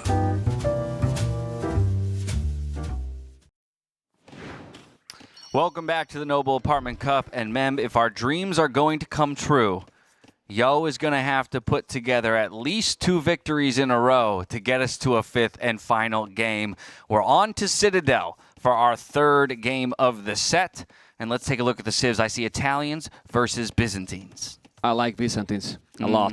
I mean, I think Byzantines is a civilization that against almost any civilization it can dominate, you know. It's a civilization that you might, okay, I pick it. It doesn't have all the bonus, but it has counter to everything, you know. So I really, really like Byzantines. Well, if you go water, the Fire Galleys are going to attack faster, you know. And then for later game, you have a transition to Imperial that is cheaper, and you have everything that can counter everything that Italians can provide. Yeah. So, but seems Leo is playing as smooth as he's playing. The execution going to have another very, very important role. So we need to see what is going to be the strategy. For now, we see both are doing the dogs, and I believe that they will go for water. But they're doing them in very conservative, safe positions, right? Sometimes we see people go for the immediate dock close to their TC, get those fishing ships out nice and quickly, and maybe be aggressive to the other person's fish. But in this case, both players going very far for their docks. It will be Liereyy who gets his up first, and the first fishing ship is on the way. Yeah. Now let's see what is going to be, and well, for now it's pretty standard, you know. Like let's get to the feudal age. Yeah. You know what we need to check is where are the deer positions on this map, because as we know, deer can play a pivotal role in walling up the center part of the map, right? So it's important to know where all the deer are, and I think none of them are in positions where, oh, those are some dangerous deer right there. Okay. Those will get you. I think it came that since they made those passes because they updated this map, that's why they are doing these docks farther, you know. The game is being played a little bit different. You want to probably protect and cover those passes, you know, and then you are securing the water and that area. So your opponent is not going to come through. You are going to be protecting this passage, and then you have also a lot of more fish. Like the place has been discovering, you know, evolving into the meta into this map. Mr. Yo is up. I know it is Italians, right? So he does have a slightly cheaper click up, but once again, he will be going up well ahead of Mr. Yo. Yeah, but cheaper will be that you say, okay, he's going one player, you know, faster, and you say, okay, no, he's going two. 18 villages, 20. He has two fishing ships, cheaper fishing ships as well. But has been in all the three games, he's getting the pace of the game. Exactly. Right. You know? He's the one who gets to dictate the pace of the game. He's the one who has the initiative and has to force Mr. Yo to react. He's moving out to that second lumber camp as he's 45 seconds away from the feudal age. Will there be a second dock? I would love to see Barak, to be honest. Really? But it's going to be the second dock, as you can see. There it is. Yep. Well, I mean, as a fan of the game, I like more the land battles, you know, but this is the strategy, the right strategy, because if you get the water here, you're going to get, well, a very important advantage. But it's going to make a second dock, Mr. Yo, because maybe he's going to be thinking, my galleys are better. Maybe I don't need a second with the fire galleys. There it goes. There's the second one. Okay. But it's very far back, so again, it's defensive. Playing safe. Playing safer than Liereyy. He wants to mass, and it makes sense because he knows Liereyy is going to be up quicker. I need to make the docks closer, and that's it. Yeah, I think Liereyy is just going to go, as we can see, for some galleys. He doesn't have anyone on gold just yet. So even though he's got two docks, he could only produce one galley for the time being. So a little bit slow on the transition there onto gold. Now just producing his second galley overall. I think he's just going to go probably for some fish snipes. I don't think it's going to be a full contest of water. And then it's just get to the castle age and transition to land. Okay, the map, guys, is called Citadel. Can you select the map there, Vodka? Because there is a lot of people that don't know where the map name it is there. You can put with the cursor there. Citadel is the map that is used at the right of the map. And we want to remind the viewers that this is not the last series of the day. Because after Mr. Yo versus Liereyy, we have Hera versus Vinchester. But that being said, we see how Mr. Yo is trying to kill that villager. He's going to be able to do it. He's bringing the scout over. He did it. But he gets the kill. That's a very good kill to find, and still very, very high health on that scout overall. So that's a fantastic little advantage there for Mr. Yo to find, and forcing Liereyy to bring another vill over to complete the walls. But he has no loom because he lost the villager and he took almost no HP. So maybe, I don't know. He has 22 villas, 23. He still have the loom, but he probably didn't notice and was late. And the scout is now down. Well, Mr. Yo is taking for the first time, probably in the series, the advantage here. And, yeah, Liereyy, it was going galleys. You don't want to go fire galleys against Byzantines. So he's trying to mass the galleys, but you need to mass quite some to dominate the Byzantines. Yeah, I'm also taking a look on land. We have spears out. If he doesn't have loom, that scout could kill one or two more villagers. Yeah. But he has the loom. He has it loom. was he Okay. didn't notice. He just didn't notice and didn't fight back. And when he noticed later, he was trying to quick wall and he couldn't. Okay, so okay. I mean, it's too risky to be without the loom. At least that you forget, obviously.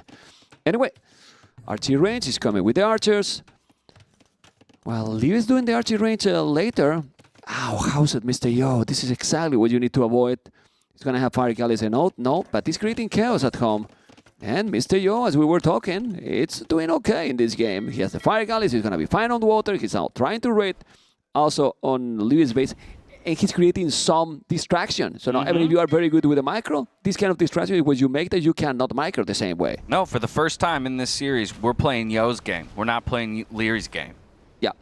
And also, the civilization is going to help for sure. Still doing arches. Ooh, doing a demo now. Okay. Was surprised about that.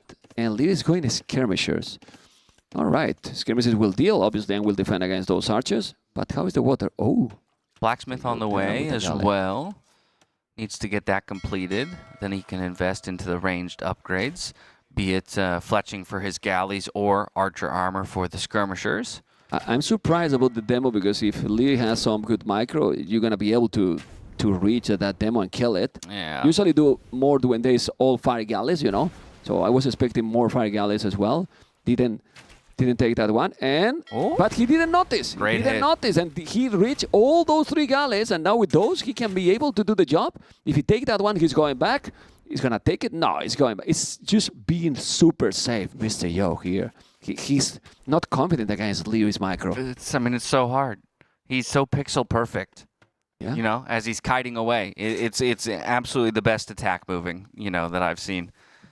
There's also the galley now hitting that very bad. Now with those skirmishes, with fletching, no point going forward. Are we going to see a stable here? You see all the skirmishes, so maybe Mr. Yo will have to drop a stable. Otherwise, you're not going to be able to do any damage against Liereyy right now. Yeah, I think for the Byzantine player, there has to be a stable coming in because you're the one who's getting pressured on fishing ship forward, but you're the one who's getting pressured in both areas right now, on land and on water. He has recovered already, Liereyy, completely. Look at the population now. It was taking the shape, not anymore. And now Liereyy, only with the skirms and the spear, he can drop the market, buy the food, and go up. Remember that Italians can go up cheaper as well, every single age. Oh, man. Liereyy's playing smooth, Dash. I don't know how you beat this. I don't know how you beat a guy who's playing like this right now. We wanted to cast a 5-game series because we don't have the opportunity to cast a lot together, but this is not looking that it's going to be a 5-game series. Mr. Yo need to do something, or right now he's going to be in a trouble. Yeah, it might not be a 5-game series, but right now it's a Liereyy masterclass in how to... Oh, that's a fantastic demo there to at least get a few more of those kills, and he still has his fire galleys in defense. Oh, but the cleanup on the other side of the map. Yeah, it's been insane. Now Mr. Yo sniped some fishing ship. That's night a sneaky galley there that Liereyy didn't see it coming. Okay, Liereyy has only 2 galleys and doing a fire galley now. The fish is gonna be gone. That's good. But Liereyy, one more time, on the way to Castle Age in a moment. He's gonna be faster than his opponent. What a surprise. Whoa. And then from there, I don't know if he's going to go stable or he's going to try to keep booming. We'll see what is going to be the transition. We need to see how much resources he's going to get, but he's even saving the fish. He lost I think you not just, that many. I think you do the same thing you did last game. Yep. Yeah, stable, start with knights, siege. I'm not sure. I'm thinking about it because Byzantines with the cheaper camels, if he got archers, okay, but he has all the skirmishes for now. Well, we got to see what he's planning to do. Yeah. The problem with against Byzantines is that it's tricky, you know? It can be knight, but it can be anything at this point. They have the counter to everything. Yeah. So I don't know what Liereyy is going to be thinking now to make his transition. Yeah. Maybe the safer one is to make TCs and monastery. Yeah, he's walling up, finishing his walls over here. So he will be very well protected once he completes those. We had a bit more of an engagement where skirms were traded back and forth, and there you have it. We have the cavalry armor upgrade coming in. He's also moving one villager towards the middle of the map, by the way. To the oh. Okay. Never mind, he's running back. Okay, he's doing now the stable, I think. Well, there is nothing happening on the water on that area. He's doing the stable. He has only one, I believe. Only one. He's doing it, but this is the problem. That's why I'm a little bit skeptical about the knights, you know, because he's gonna make double stable. Mr. Yo is up up later. Resources for Liereyy better in the bank, but if you check resources collected, Mr. Joe with more. Okay, how about you make one stable, few knights, camels, crossbow, and then move into crossbows. So you don't get second armor upgrade for knights. You make 2 or 3 knights so that your opponent's making camels, and then the problem is that he's pure skirmishes now. He needs monks. He needs monks because he's also not having a single archer right now. So it has to be that the knight is gonna make him go back. He's gonna go now camels. When he see the camels, it's gonna be a monastery, and then with the monks, it's gonna be probably the play here. The monastery is happening right now, and then with the monks, he can keep booming and holding. But now it's going to be tricky because Mr. Yo will have to be aggressive, I guess. Otherwise, the economy is going to explode again for Liereyy, who is doing already the second with upgrade.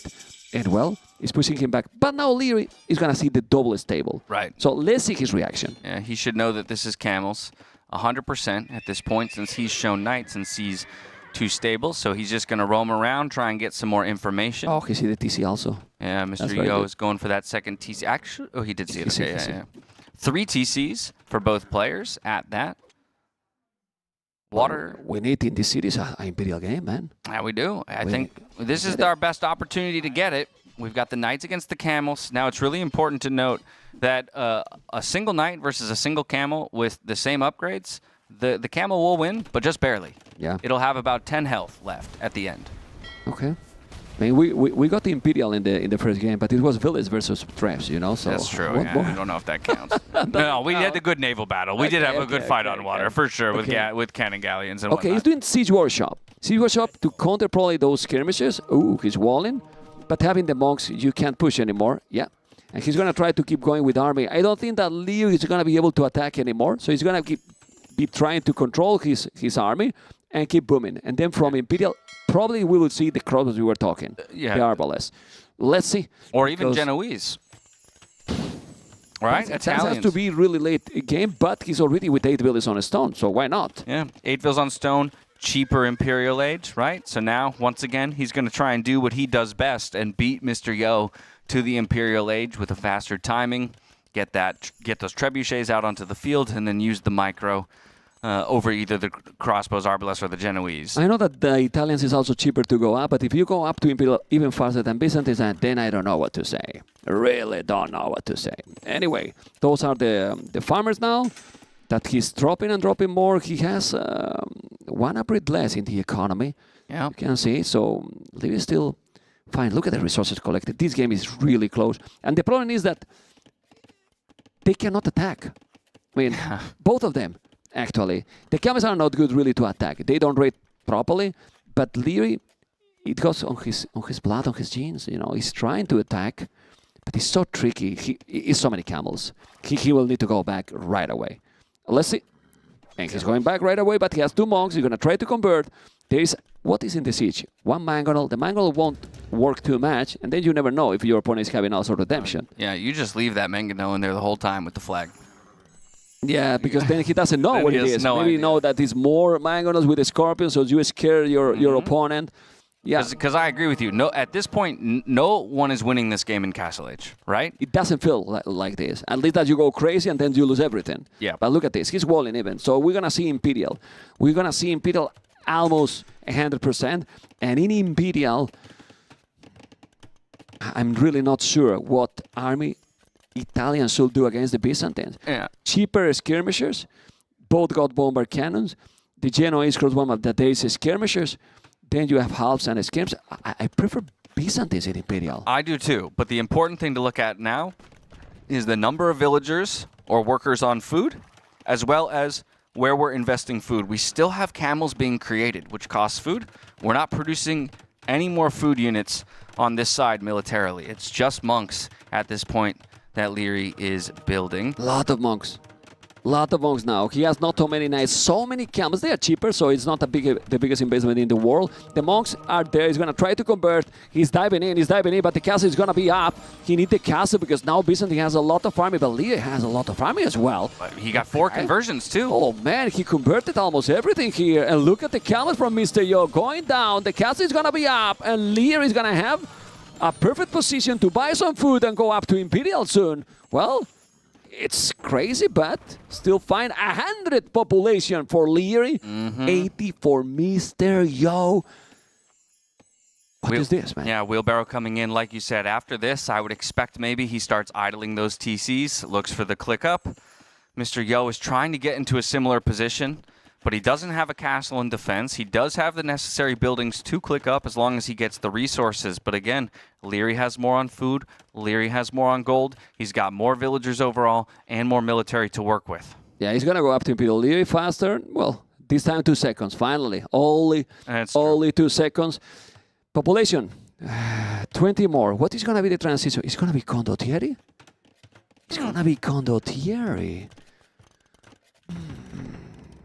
I'm thinking.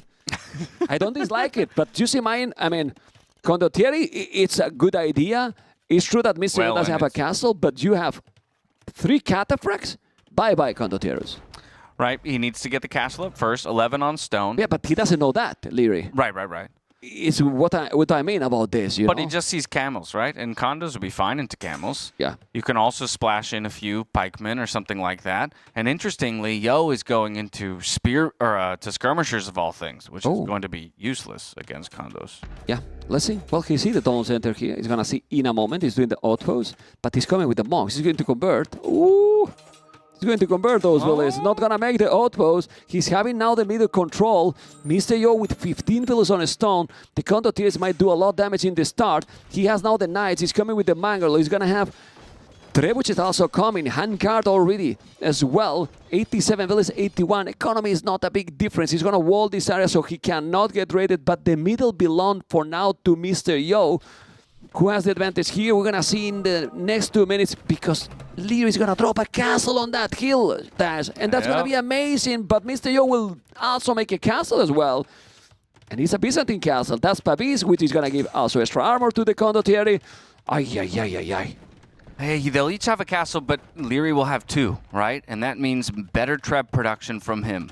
And ultimately might be able to take down that Byzantine castle. It's a good castle position, though, for the Byzantines right there on a hill. Very good. I think it's very good. I think he's taking slightly the hill, I think. So Condottieri are coming. I don't know how many barracks he has, but he needs to raid probably. Yeah, you need to use them to raid, Dash. Producing out of 4. Looking for the mangonel trade. Ooh, uphill, doesn't get it. And he lost it. Well, he should kill it now, but the camels are coming. Only gonna send a knight. There's monks. No, you can't. No. Not the monks. You're not gonna get it. And now Mr. Yo is doing chemistry. He's gonna do chemistry, but hand cannoneers not gonna be good against the Condottieri. You want also the chemistry for the bomber cannons. And well, population is similar, ahead for Liereyy, but he needs to break in. And this castle obviously is going to be annoying. Yeah. Well, he can break in easily when the castle goes up and with the condos battering on the houses. Also, again, it's now 2 castle positions to 1. These will be protected trebuchets. We've got 1 on the field for each player, but of course the Byzantine castle with more health is also sitting on a hill. So it is going to be a bit harder overall to deal damage to it. Those Condottieri are already 16. 3 more in the queue. He's going to go raid. He needs to go the trebuchet. What to do here now? Well, he needs to take the castle, but those Byzantine castles are so tanky. He has the blow printing. It's 5 monks. He got the camels. I don't think the camels are going to be so strong. Oh, no. Here. Definitely not. He's going to try to raid. There's some knights with the monks. He's going to try to convert those camels, and I think with those knights, he's going to go for what? No, he's going to be together with those Condottieri. He needs to kill the skirmishers. Don't lose, but the castle is not even repairing the castle, by the way. No. He just needed it to establish the forward position, get through the walls, and now to start raiding. That is really good conversions coming through, but of course, we see the villager numbers now dropping down to 90, with a good portion of them idle as well. It's Mr. Yo who's reacting. Yeah, time and time again. There's 2 traps here. Even if you lose that castle for it's still Look at the raids, Look at the though. population, 150 population. Liereyy is just going really aggressive. He's not letting him time. This is, I mean, Mr. Yo, if you play against Mr. Yo, you don't want to let him time to recover because he's really strong in the late game. But now Mr. Yo has 1 farmer. 1 farmer working because Liereyy is all over the map, raiding completely. And this is going to be a 3-0, a sweep for Liereyy against Mr. Yo. Not easy to do it. No. And he's doing it. I mean, this is the Liereyy we've always wanted to see, right? who just from the beginning of the game to the end of it, he's got his foot on the gas, and he never lets up. He doesn't let his opponent have a moment to breathe. Now chasing away all these vills from the wood line. There are bodies littering the ground, painting his opponent's town with blood. Another castle going up in defense. Mr. Yo is going to try and hold on, but the population's not looking good for him. Now 50 behind in the eco count. He's still getting doubled in that military count. It's this castle position that he's hanging his entire hat on. He's not going to give up, obviously, because the score is only 300 points different, but that's a lie. That's a total lie for the current situation. 75 bullets, 12 army. The problem is that Mr. Yo is doing another castle at home. He has the trebuchet here, and if you don't take this castle, he can hold, he can defend, he can try to reboot. Few cataphracts can do the job, but to make cataphracts, you need resources. And he doesn't have resources at all. So the cataphracts are there. Let's see if he's going to eat the condottiers with the cataphracts, literally. Yes, he does at least do that. He saves one of the trebuchets, and he's still repairing his castle, but about to run out of stone. Maybe one of the saving graces is the fact that he's holding the middle of the map. There's plenty of resources there, stone and gold alike, so he can hold on to this position for a little while longer. But it's going to be hard to sustain the military production in the face of what Lierey's throwing at him. Oh man, the castle is down. This is 88 population, 160.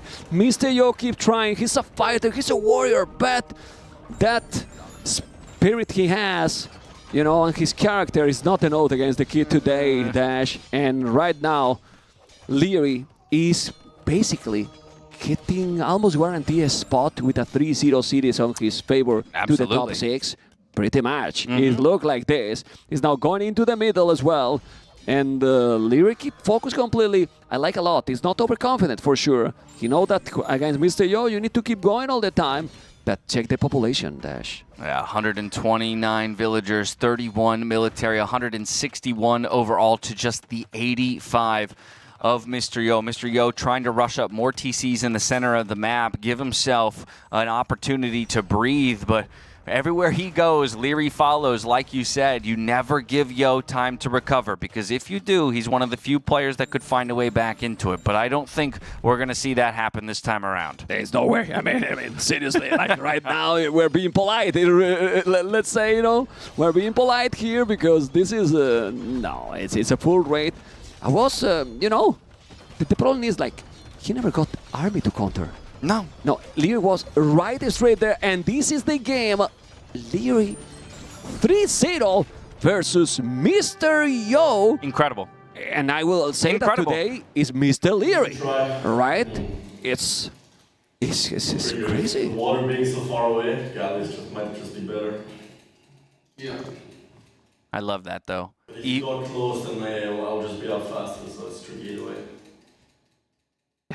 Immediately following a game. It's one of the beautiful things about Age of Empires. You already hear the players theory crafting, talking about what went wrong. And right there, the discussion being that because both of the dock placements were so far, Lierey's saying, I think galleys might be better. It gives me time to get a few numbers up, and you're not going to get your fire galleys to my side. So that allowed him to kind of dictate the game for so long of it. He didn't get the advantage from the Byzantines water that he has. So, but that's the thing. If you get Byzantines, it's feel awkward that you're gonna make galleys. You want to go fire galleys that is supposed to be the units that you are having the advantage, right?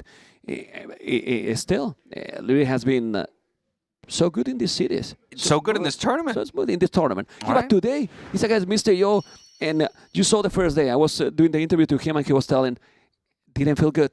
Didn't feel good that I won, you know. Liereyy versus Hearttt, we both were playing shaky. Yesterday, he played stronger, and today, didn't give a chance to Mr. Yo. No. Joe, it was in the last Nilly's Apartment Cup, he was in the finals. Yeah. You know, Liereyy, Liereyy, good today? Good today? Good today. Looked good today, I'll tell you that much. It's a great point that Mr. Yo was in the finals of the last NAC, and I think that's one of the things to always consider. Well, it's very scary to now be in a 1-2 position. You can't make many more mistakes. Well, we constantly talk about... Is it scary for Yo or for who's going to face him the next couple days? Who is now with the 1-2 as well. We have with 1-2, Mr. Yo, TaToH, ACCM, Hearttt. Yep. And for and now, DauT.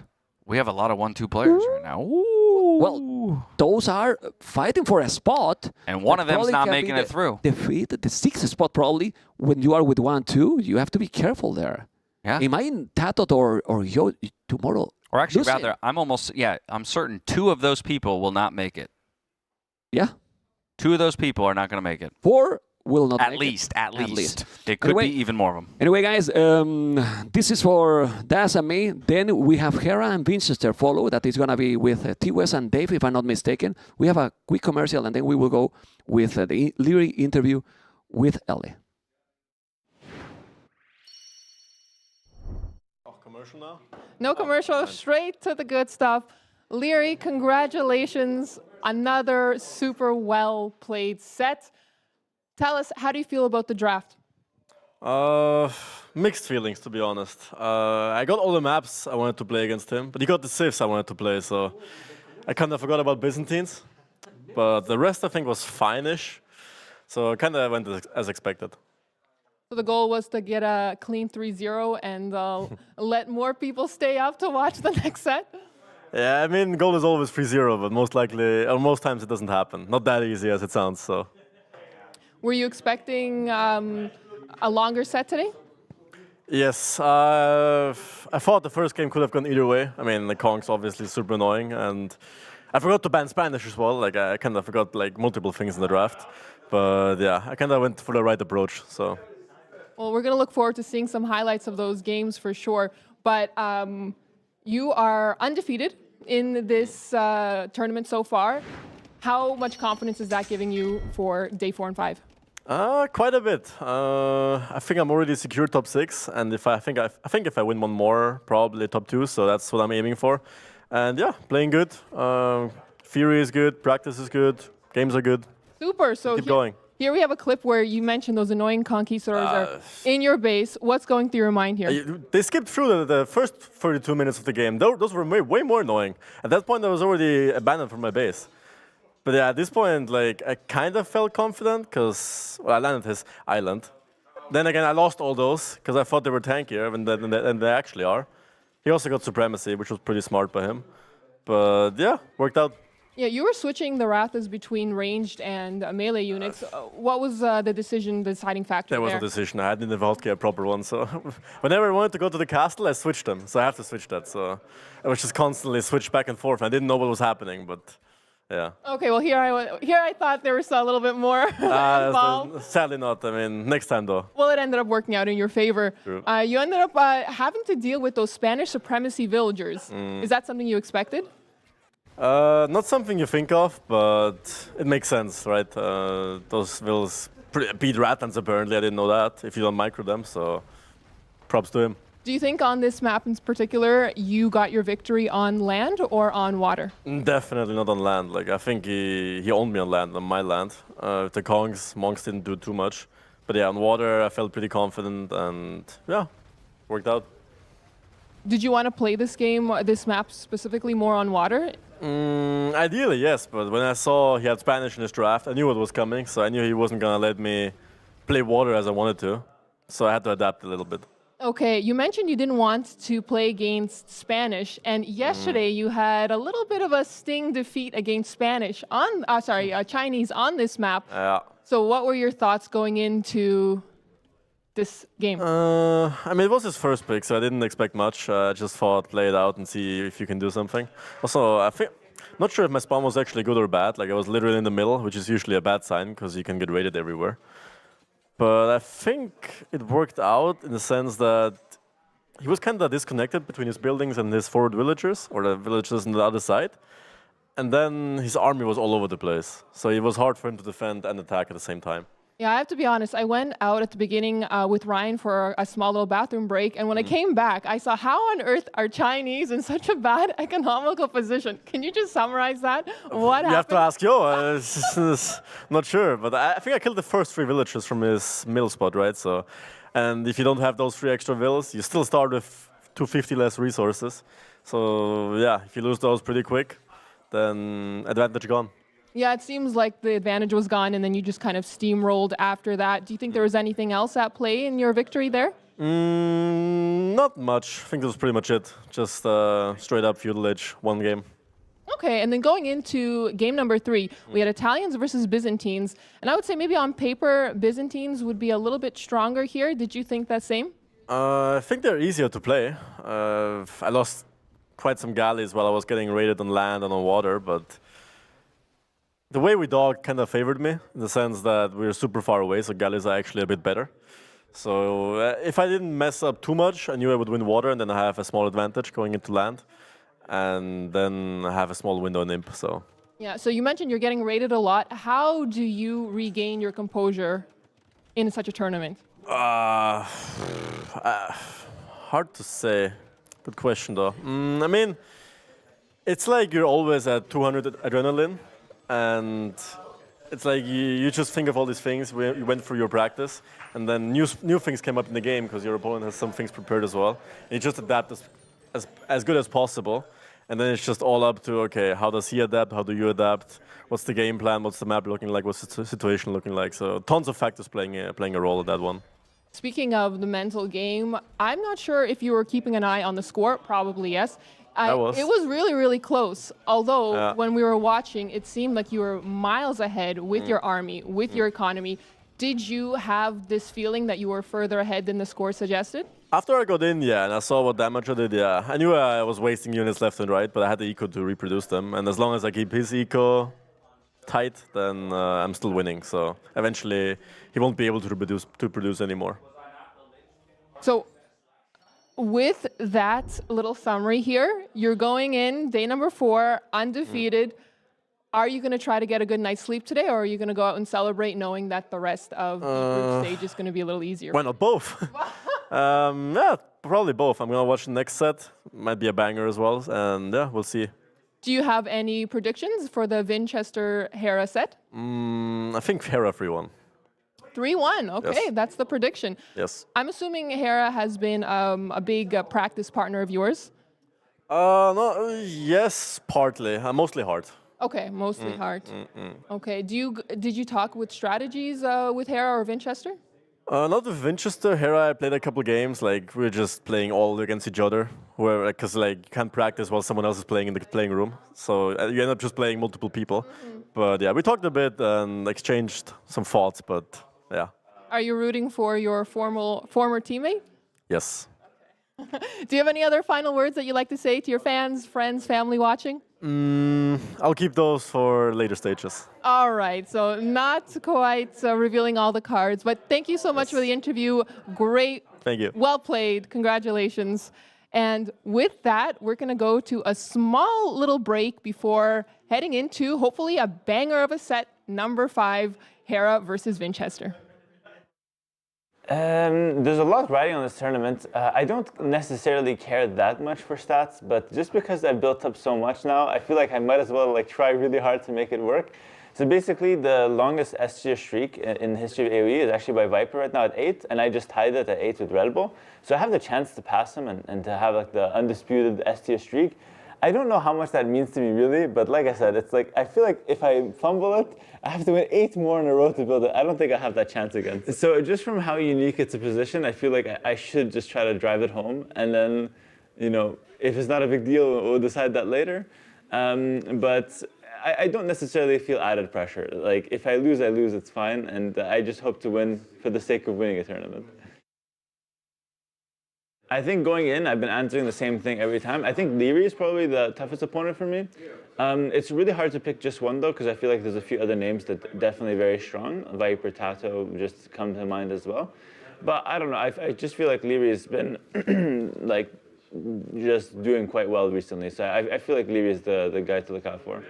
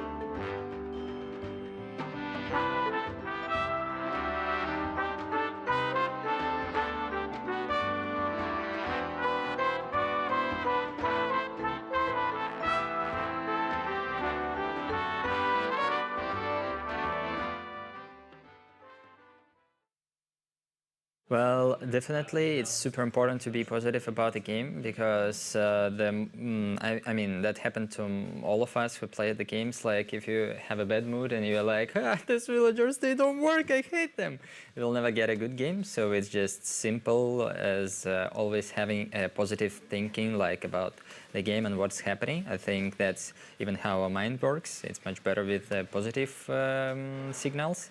So yeah, of course, it's important to focus on positive. I would not say that I'm happy that was the community knows and thinks that I'm always in a good mood and positive person. But still, there is always ups and downs. So yeah, but of course, it's better to always focus on the good things. Actually, ACCM now looks scary. I have a good scores with him in practice, but last tournament he destroyed me pretty hard for one. And I think ACCM knows my style pretty well. He knows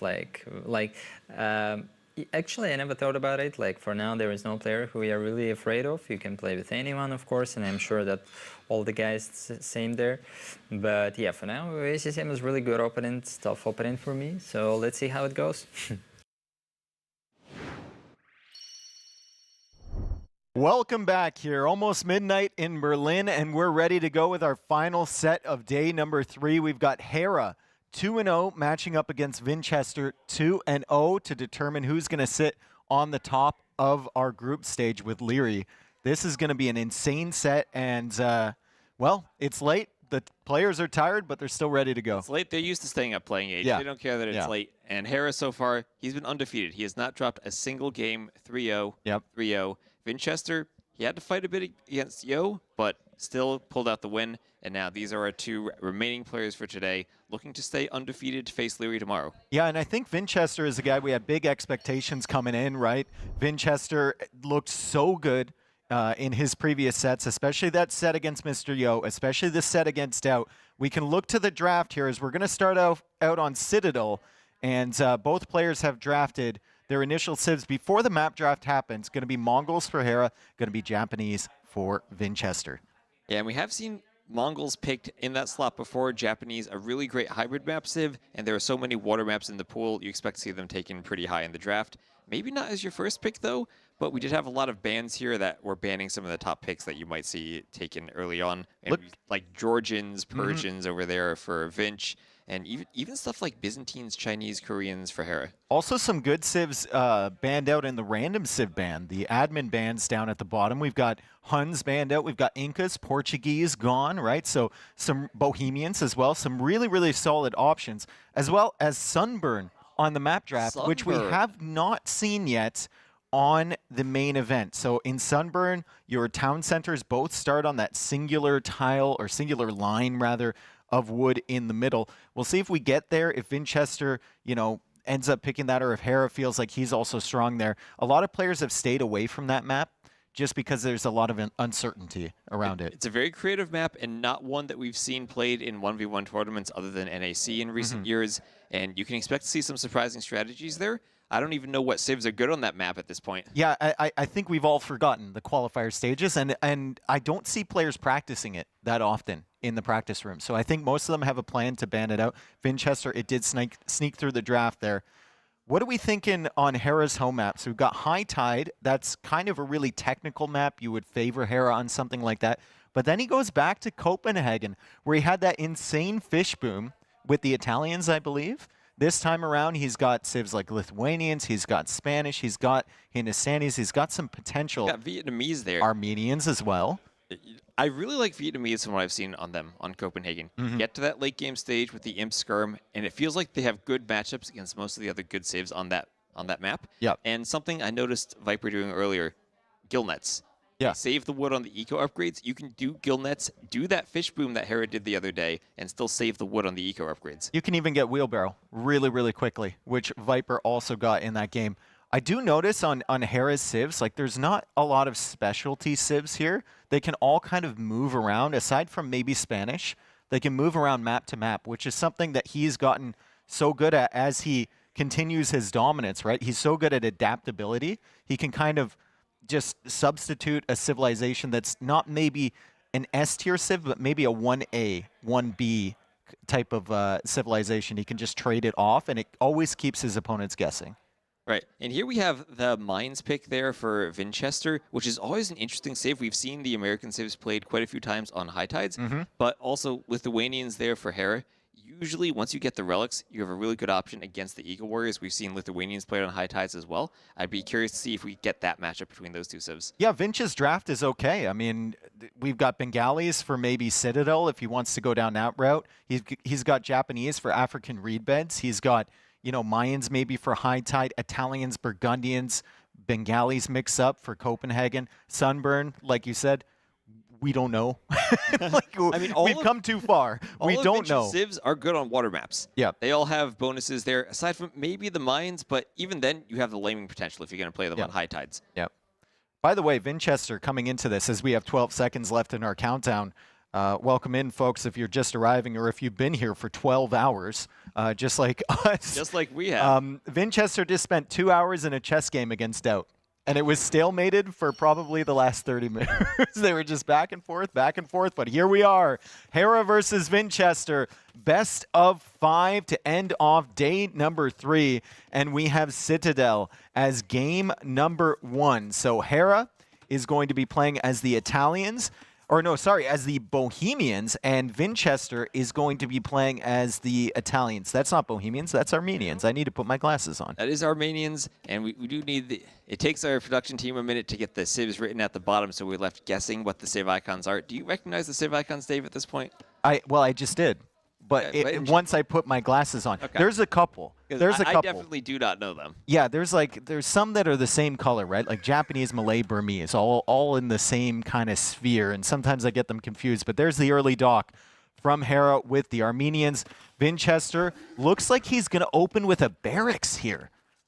Okay, that's not something we've seen yet. Especially with Italians. And something that you'd think that'd be what the Armenians do if they want to go for those Dark Age spears. But here it's Hera going for the dock, and the dock in the aggressive position. We've seen kind of 2 dock locations, one forward by the bridge, and another back in the quarter or over by the other shallows crossings. We can have the safer fish and a bit of a larger rush distance if you want to go for galleys instead of fires. I'm wondering where he goes, because his scout comes forward, it identifies the dock right away. That might be giving information to Hera. Hera's also scouting the shoreline, and Hera can see the score from Vinchester ticking ahead. So he knows that there's something on land. He goes back, great scouting from Hera, and I think he's identified that there's a barracks there, and he's even going to find the villager over on this side. But great quick walls from Vinchester. It's late, but he's ready to go. Instant walls from him, saving that villager. He's going to be stuck there for a while with the house as well. Useful. To expand his territory a little bit as Hera comes over with his villager. And unfortunately, he was distracted. He lost the scout to the town center. Now those 2 militia, not going to be of much use at all. But he has a villager with them. And it feels extra bad to lose that scout because the TC is literally in the same exact position every time. Okay, so Vinchester now moving over to militia. And the villager. Is there anything back here he's looking to lame, or what is this attempt from him? Is he going to try and quick wall? Like, I don't understand what the villager is for. He's still not up to feudal age, so it can't be a range, right? Is he just keeping it back here just in case? He might keep it back there and eventually do ranges in feudal. Hera clearly sees that there is no dock, and even sending that villager all the way to the top to do a dock. You can see that little spot on the minimap where he's just walked a vill along the coastline. Vinch is going to the middle. Vinch is going to the middle with that villager early. Really early. In this game, Dave? We have docks on both sides from Hera. Vinch going to the middle, and he's sneaking. Travis, let me cook. Okay. Let me cook. Be ACCM for a minute. Okay. He goes up to feudal age, feudal age here. He builds a dock in the center to take out the fish from Hera sneakily, and he also goes for an archer range behind enemy lines in Hera's base. So he hits him on land and he hits him on water at the same time. Now the question is, will you be able to do any damage, especially when Hera's being Hera and running around with that scout, sniping the villager? Potentially Vinchester could find some damage here, but the militia just haven't been it as just of hurt yet. so much that he lost that scout. That drush would be so much more effective if he had the scout to help fight. And against the Armenians, where it's harder to wall, because you have the mule carts that are 1 tile instead of 2 by 2. Also, Vinchester has no wood because he's going for the wall. So if this is the planned build, like he won't be able to afford a mining camp. He won't be able to afford a dock. His villager in the back is still hanging out there, or is he dead? I don't even know where that guy went off to. He's on the mini-map somewhere. Is he in the far corner? There's a guy over there. Oh, there he is. He's in the very bottom corner. That's for later. The overlay we have covers that very 1 pixel of the mini-map where the villager is. So there's step number 1 of my recipe. That's the dock. And you know what else he can do with that dock? He can make fish. Hera's never going to scout Hera's that. doing the same thing, bro. Hera's going for the dock behind enemy lines, and he's also going for the archery range, but he's faster. He's done it better than Vinchester. Oh, no. This is a disaster for Vinch. The archers are going to show up in his eco. He's not going to be prepared because he's fully walled at the front, and Vinchester is going to be later to Feudal Age. He does not have the wood for a production building from that guy in the corner. And he just looks like he's sitting in timeout at this point. I mean, he can barely afford the fire galleys. Do you think that Hera might realize that since he's doing the strategy, Vinch might also be doing the same thing? He knows that something's up. He knows that something's up. He knows it's probably not a fast castle. He sees the walls, so it's got to be, like, process of elimination. It's got to be a sneak. Man. And Hera's doing this with 6 fishing ships. This is just incredible from Hera. To go for the improvised strategy like Vinchester is doing right now, I don't think it was intentional from Hera. I think it was a read of the situation, and he's adapting. And to do it at a faster pace than the guy who built up towards this is just insane. It is, and I think the entire strategy comes down to losing that scout because that Drush has not been able to disrupt has no Hera value the way he wanted to. You can't block the villagers if you don't have the scout. And now Hera sees the fire galley on the fish. He's going to pull those away. And he still has some fish to lose. He's got 7 of them. Blacksmith and archery range, but Hera has 2 archers already, and I think he might wait for fletching as well. No, he sends the archer to the middle to try and find that villager. He saw the dock, now he's going for the dock villager with the archer. I don't think he even saw the dock. I think he just saw the fire He saw the fire, and he knows there has to be a dock somewhere. Yeah.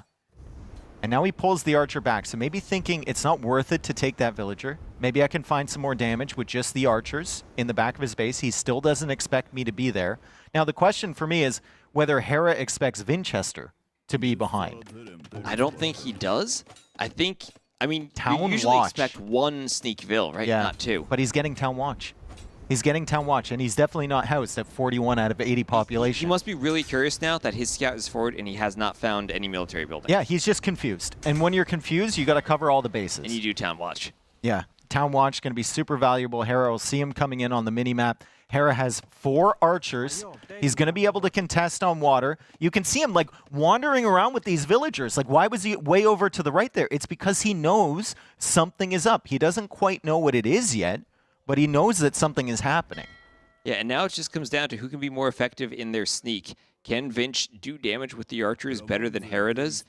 He will have fletching first, but Hera just got fletching now, and Vinchester is not prepared. Hera is prepared. He got Town Watch. He knows something is coming. Let's see how quickly he reacts here. Vinchester at this point is going to kill a couple of villagers. Hera doesn't notice yet. Hera's busy with his own sneak. Hera's busy with contesting on water, and the archers show up despite the fact he had Town Watch, and now he's coming in. Vinchester able to take 3 villagers, maybe even 4 here. Great sneak from Vinchester, even though Hera's spidey senses were telling him something was happening. But meanwhile, in the woodline from Vinchester, that's at least 2 villagers down. Make it 3 soon. What a mess. And now they've both snuck archers into each other's base, and who's losing more vills here? I think the pathfinding around the mining camp means that Hera's actually killed more. No, I think it's Vinchester. This is number, like, 5 or something, like number 4. Oh, but Vinch just walked into the TC with those archers. Yeah, that's unfortunate. But remember, Hera's had the fish the entire time. So if you look at res collected, Hera is significantly ahead. That's right. He is playing as the Armenians as well, so his wood eco is giving him a little bit of a boost. Vinchester will be able to go up to Castle Age cheaper, but at this point, with 5 on wood, or 5 on food, you can barely afford villager production. And he doesn't have any fish, and also Hera, as the Armenians, can run the mule carts. He doesn't need to rebuild lumber camps if he has to run away from the archers. This is, like, way more damage than I thought Vinchester would get with this strategy. And it's still not enough. It's still not even close to enough, man. And Hera's in the back of his base, and Vinchester's archery range is forward. So he had to make another archery range at home just to make skirmishers to counter it. Hera had to do the same thing, but once again, he's got the fishing ships, so he has a better economy as Vinchester loses 3 more villagers. I'm so glad we have this picture-in-picture view so we can see both of these sneaks at the same time. And those skirms are just so effective at cleaning up the archers because you only have that one range. You don't have the eco to transition to the stable at this point. And now all of the archers in the back, maybe even that villager, are hunted down by the skirms. As that villager tries to contribute here, Vinchester keeps him alive. He's going to kill the skirmishers. He's going to try and keep producing range units. Hera also, a big difference in this Civ matchup is Hera also doesn't care if Vinchester comes into a wood. He can move the mule cart. Exactly. Vinchester cannot. He has to invest into other lumber camps or mining camps or whatnot. He has to defend those areas. And Hera has just played this so well, recognizing that he could get that forward dock with the villager. He saw that there was no dock from Vinchester, and then he's just played forward this entire game. Yeah, and it all stems, like you said, from killing that scout early. Vinchester had no information. Right. No information whatsoever because he lost the scout to the TC. It's the tiny little things that Hera is going to punish you for. And now Hera has a stable on Vinchester's side as well. So he's got scouts to counter the skirms that Vinchester made to counter the archers. And the archer number is still solid. The archer number is coming back. Vinchester's gold is completely exposed here. He needs to run. I think this is the beginning of the end for Vinchester in this game 1. I think this might be the end. We'll see if he calls the GG soon. That scout just pushes the skirms away. The fish eco fueling the economy for those scouts, giving Hera the food he needs to make that additional building. It's just nothing Vinch can do here. He has 400 gold and no way to spend any of it. This is so classic Vinch, right? 2 skirmishers. He's using the TC to fire on the scout, and he's microing around every shot from Hera. Hera eventually takes it down, as Vinchester's stubbornness there was insane to try and take out those archers, but still some archers remaining. And if Hera can't do damage now, he's going to do damage in Castle Age, and he's on the way up. On the way up with the gold upgrade, and he's basically cleared everything Vinch has. With a few skirmishers, he can control the range in the south, and he's not going to take any more damage. Market now coming up for Vinchester. He's got some gold, cheaper up for Italians is going to be nice, but by the time he manages to finagle his resources to a point that he can click the tech for the next stage, Hera's already going to be there. And Hera's going to have the armor for his scouts. He has more archers on the way. Vinchester is in a dire position. I don't see him coming back from this. Maybe the Castle Age notification is just the final bell, right? To tell him that he's been knocked out. Selling the stone, and even with the stone being sold, he can't. He doesn't have enough. He doesn't have enough. And Hera is 1 minute away, roughly, from the Castle Age. So this is really, really rough. Vinchester needs that gold to buy food. He's being kicked off the gold again. And he's just kind of nodding to himself. You can see that. He's like, yeah, this did not work out. Yeah, and I wonder if there's room still to do that sneak fill strat, but with the dock. Because as the Italians, you do have those cheaper fishing ships. You could maybe try to dock the back part of your home base and keep the fish farther away if you still want to get that wood for the range and not go for the early fires. I mean, I think the sneak strat would be okay if you still had the scout. You just lose it to the TC. You have no mobility whatsoever. Maybe you forego the militia as well. Maybe the militia could provide a lot more cover for that entire sneak if the scout was there. It's a lot bigger of a threat to Hera as Hera gets to the Castle Age. Vinchester looks like he's going to tap out here. And yeah, he calls the GG. That was inevitable, as Hera often is. What a performance there from Hera to not only go for that strategy, but to counter with exactly what his opponent was doing. And it all came down to scouting that there was no dock, making sure that he had his own fish, and realizing he had the better eco. He could just do the same thing, and it'd work out better. I don't think they had any conversation here, did they? I think they're focused. Hera was kind of chuckling to himself a little bit. Vinchester was shaking his head, but I don't think anything was said. Vinchester's like, I know that strat worked in practice a couple times. Look, they're typing to each other instead. The classic, right? Sitting right across the room. Yeah. They're so used to typing to each other in the games, they don't even realize they're next to each other. Yeah, exactly. Another amazing game from Hera there. I can't get over the adaptation from him. Right. It's incredible. It really, really is. And all off the back of killing that scout, which I cannot stress to you, is so important at this level. One scout dead to the TC, and it snowballs into that. Yeah, and I'm being told the next map is Copenhagen. Copenhagen. So we will see some, well, hopefully we don't see any kings running into castles in this map. Yeah. I think Vinchester actually might have the better civ here in Burgundians. I think that is technically one of the best civs on Copenhagen. We have seen Burgundians here quite a bit. What do you think about Vietnamese, though, if Hera goes for them? Vietnamese can be nice, right? Vietnamese, he can find the timings. Maybe he can win the water battle and get the fishing eco set up. But I think Vinchester, I've been watching him. He's been studying every single set, even if he's not going to match up against that opponent yet. So I would assume that he's watched the game that Hera played on Copenhagen. And if Hera goes for that sneaky fish boom, he's going to know that Hera's doing it, which TaToH didn't. Right? Like, after the game, we asked, like, TaToH, did you know he had fish traps set up? And he looked at us, he's like, oh, no, that's Hera. He doesn't do that. So he made a lot of assumptions there. He didn't even try and redock.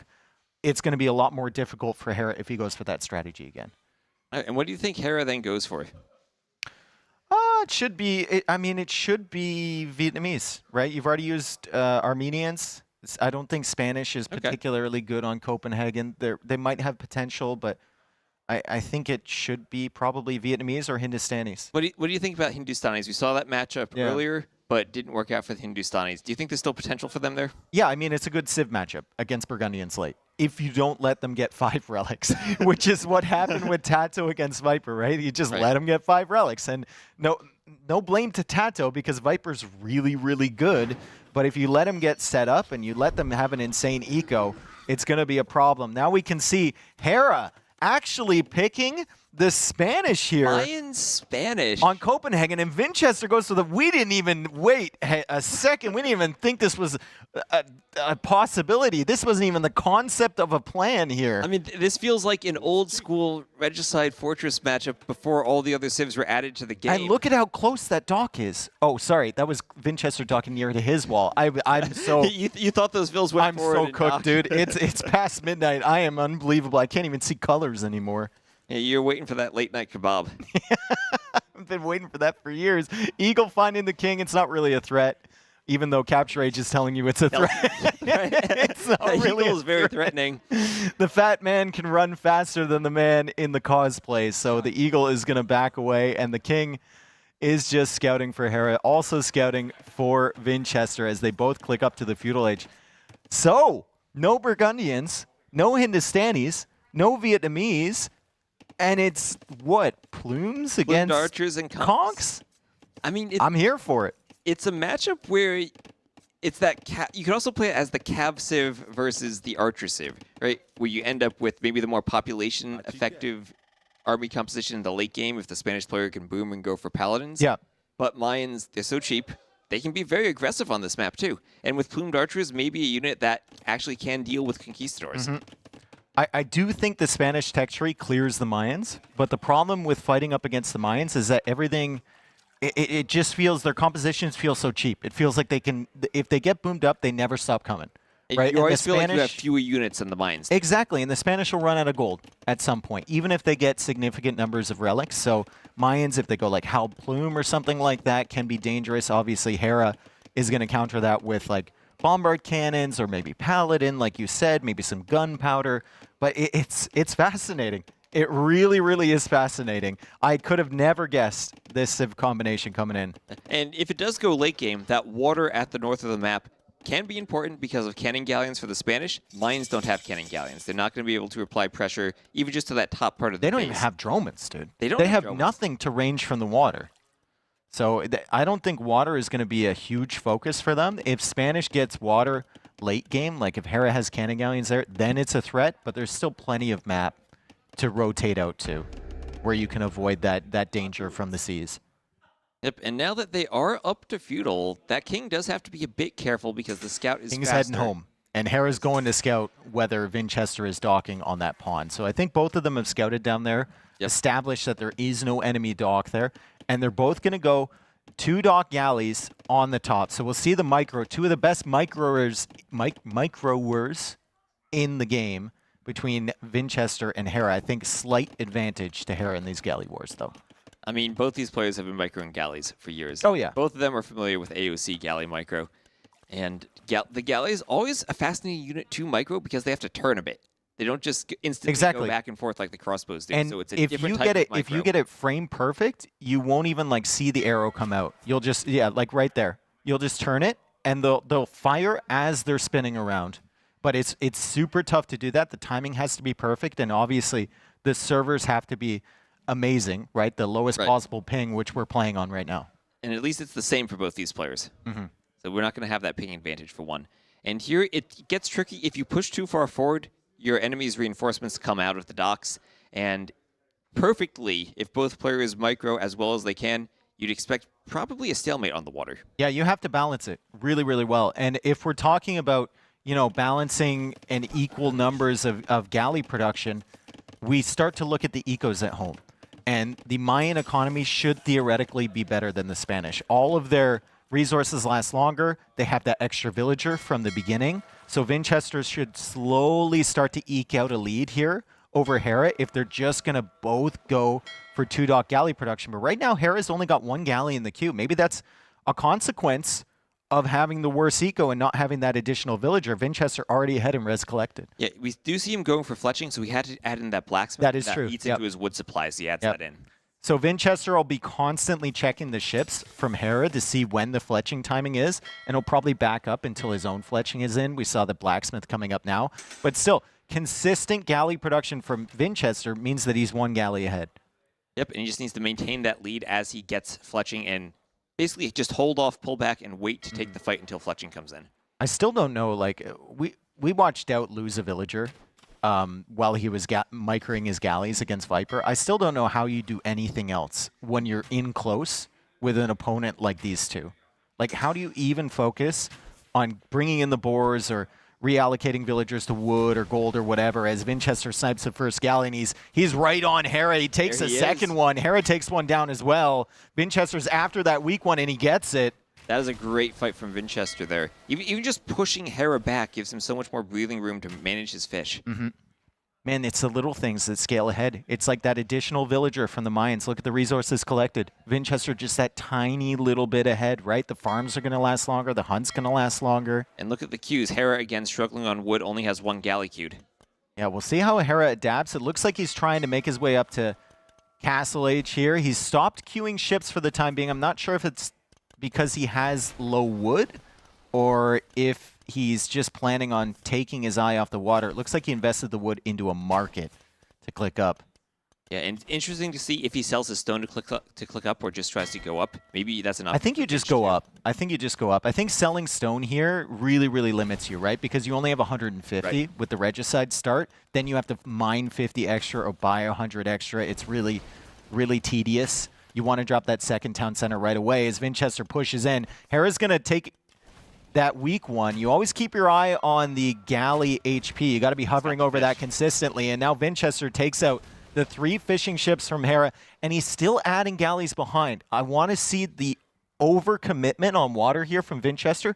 Don't let Hera back on. Even if you have to make maybe 6 or 7 more galleys than you think you should, I think it's worth it long term. Yeah, you want to keep Hera off of those fish, and you don't want him replicating that fish boom he had in the other game. And it's so easy to come back, right? If you have low numbers of galleys, they get the war galley upgrade, they go for fires. Suddenly you're running for your life as you're trying to queue up more units. So Hera's making a mad dash here. He's not going to get it. He's not going to get anything. Those galleys are so weak. Vinchester chasing after him. Hera is a minute faster plus to the Castle Age, but Vinch is taking care of all of this stuff, and now he can feel free to add in some fish of his own. So Hera going to move out towards the middle there. And this is the tricky part when you're playing as the Mayans, because your scout, your eagle in the feudal age is both slower and weaker than the scout cav that Hera has. So Vinch can't really move out to scout unless he adds more barracks in from that eagle and groups them up. Or adds more eagles in from the barracks. Okay, here's the wall from Hera and the dock. That's beautiful walling there from him. And he gets the dock up quick so he can snipe the relics, as you said, or maybe even just start a new fish boom. Even the fish boom, right? He needs the... I think you need the fish boom first just to keep your TCs running. Yeah, maybe. I mean, he does have quite a bit of food in the bank, but he's probably going to drop another town center right away, right on the gold next to the castle. And still no loom, as Vodka points out. There is wildlife around. There's loom coming in right now, and a couple eagles on the field from Vinchester. He did add an additional one, probably to help snipe those monks coming out for the relics.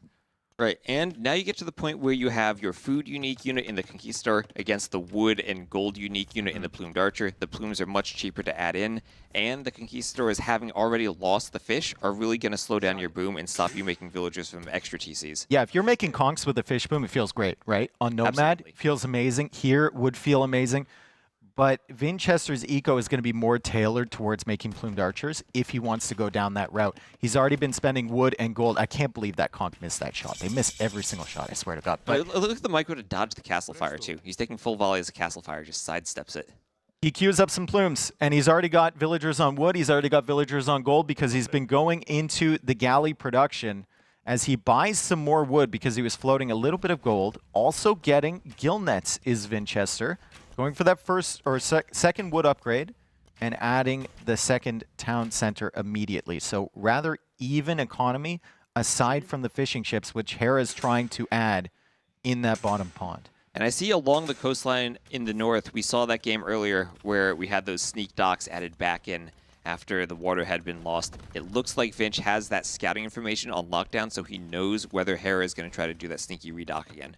Wheelbarrow on the way for Vinchester. Plumes still being built up. The conks, as you said, so difficult to afford. Like, Hera can't keep consistent production of those while producing villagers. However, they are the significantly better unit in this matchup. That they are, but once you get ballistics in on the plumed archers, it becomes much easier to take fights against the conquistadors. You can dodge, and as you said, the conks hit nothing. Once you get ballistics, the plumes actually can kill them. Look at Vinchester with his galleys along the shoreline. He is patrolling every single area of that shoreline. He's seen the redock attempts from other players, sending like 3 or 4 villagers forward, and he wants to prevent that. He wants to keep his fish going. He got gill nets. That's a big investment, and he needs to make sure that he gets his bang for his buck. And also those galleys do have bodkin because he got it for the plumes, so all the better at stopping any redocks. Dock down here from Hera, still going. He can't afford a transport ship just yet to get the monks out there, but he's going for a petard. Shh. I don't know why I got quiet, but I mean, this is sneaky. This is sneaky, Travis. I mean, he could get inside of the base from Vinchester with the conquistadors if he uses that petard in the north, and there might be a lot of exposed villagers over there. There might be. I mean, there's also the king in that tower that's right next to the wall on the outside. He's trying to get close. Kong's still much better. Hera with some nasty splits there to avoid the close shots, but the plumes are slowly hunting down the conquistadors. And you mentioned the cost of the conks. Even if that petard comes forward, how many conks are going to go through? At this point, cleared. 2 of them. The army is cleared. And remember, plumed archers, they have a lot of hit points on them. They're basically a cav archer for fighting the conquistadors. I think 50 hit points on a plumed archer, yep. The elite one has 65, but obviously we're not there yet. As Hera's eco continues to expand, he's on stone with villagers, so maybe thinking about another castle, but still behind Vinchester in resources collected. Big part of that is due to the fish, and there's the university. Ballistics, so important. And both players on 3 TCs right there, so their Vil counts on eco units are still staying relatively the same. Hera actually a bit ahead on Vils due to Wheelbarrow. But you just feel like Vinchester has done everything so much more smoothly, and he's up by about 1,500 resources collected. But it's Hera. You can't help thinking that. Like, it's Hera, right? Like, what is he going to do? He always manages to pull himself out of situations where he's behind economically. And he's got 4 conquistadors. He's got the petard. Vinchester's been doing a phenomenal job, and he has the university now, so ballistics should be coming in shortly. But Hera angles towards that north side. I think we should keep it on Vinchester's point of view. On his Fog of War, as Vinchester now gets Loom. The galleys might even spot that for him. He has the houses out there, too. He has line of sight of that entire area of the coast from his tower, too. I think he's got Town Watch, yeah. He's got Town Watch, so he knows. He'll see the conks coming up this way. He'll angle his plumed archers over there. The monks are trying to convert the galleys, and the petard is nowhere to be seen. And remember, it's in the castle. It takes 2 petards to get through the wall anyway. And here comes some plumed archers forward to raid. The Eagle has scouted that dock in the south. And I wonder if Vinch ever thinks maybe he could bring his plumed archers over to the south and try to clear some of the fishing ships at that dock. Well, I mean, at this point, it's really, really good. The current situation for Vinchester, you're holding Hera into this base with limited resources. He hasn't come out to the gold. on the inside, right? It looks like he's got something attacking that dock in the south. And Vinchester also thinking about going up to Imperial Age. So Vinchester has full knowledge of that stuff down there. He knows there's no monks coming that way. He's got ballistics. And he has map control with the He actually doesn't have ballistics yet. He's waiting for that. He's waiting for him first, but he doesn't need it until he takes a fight. Right? True. You don't need to rush ballistics. You can keep track of where the armies are, and if you know you're not immediately fighting the conquistadors, you can hold off on it. Damn, dude. There go the Vils. Lions. Looking really, really strong here on Copenhagen. Here come the villagers for that castle in the middle somewhere. And the imp timing here from Vinchester is going to be so much faster than Hera. Hera goes down to the south. He's desperate for damage. Vinchester hasn't expanded down there. However, I see an angle where Vinchester can lose this game if the conks get right in. Vodka sees it too. Yes. Vodka sees it too. The tower's right on the edge, and when you get a lot of conquistadors, we do have those two, and now a third petard being queued for Hera. He's probably going for the king snipe. He knows how the towers spawn. Usually they're against the edge of the map. Oh, he's going for a king snipe. He's going for it. I think he's forced into it. I don't know if that was initially part of his plan, but I think he's definitely forced into it. And now he needs to keep the plumes over there so they don't spot the petards. He's trying to get those as quickly away as possible. Ballistics is now in, and that's a disaster for Hera. Suddenly he has to mic around ballistics as well as trying to land his shots. And his town center has been discovered, and Vinchester is a minute away from him. Hera has 44 on food, but it's all in conks right now. And remember, not only does he need to get through the wall and destroy the tower, he also needs to kill the king. So he needs enough conquistadors to survive against the plumes to get there. The problem with like Desperation King Snipes is that if they don't work, they feel so sad. They just feel like so pathetic. And it's like, how do you go into the next game after watching your entire strategy fail with this one attempt? But I'm here for it, man. If it works, it's worth it. Amazing. Yeah, if it works, it's amazing, and your opponent feels pathetic at that point, as the petards are just waiting down here. He's got 3 of them now. That's not enough, though. It takes out the wall, but it doesn't destroy the tower. Yeah, but the conks are going to be sitting right there. You take out the wall with 2. And then you hit 1 on the tower, and that should eject the king, and you can snipe it.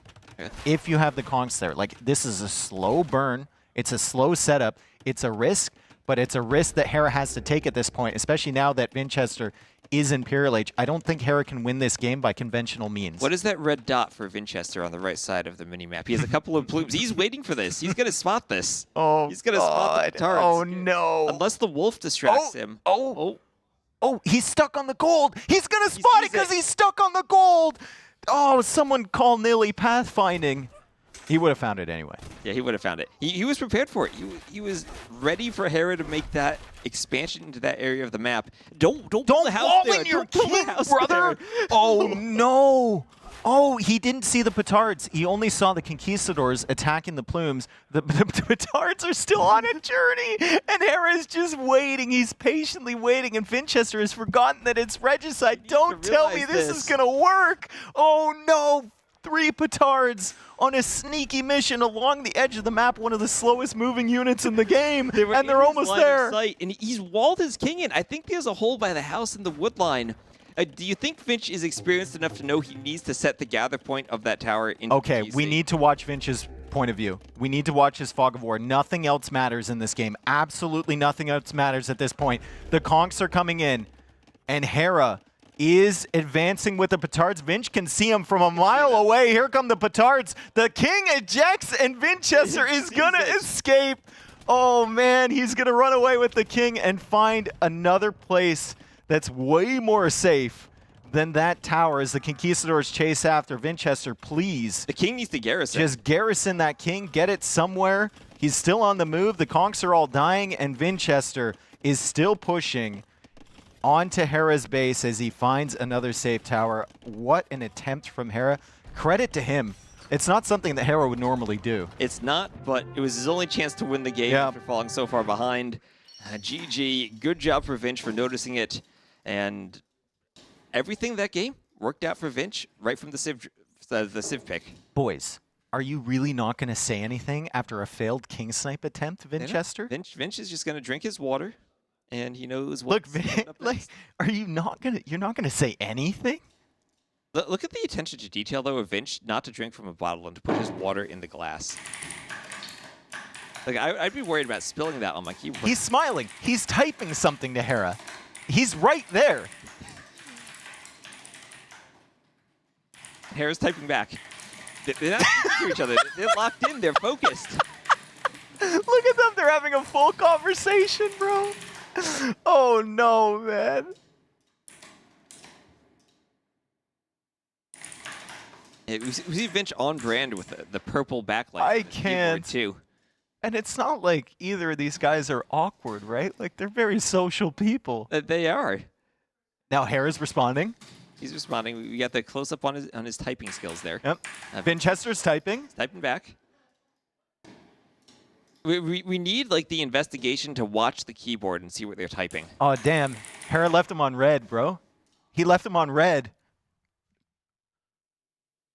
Okay. Well, I guess. Oh, the game is still going. What are?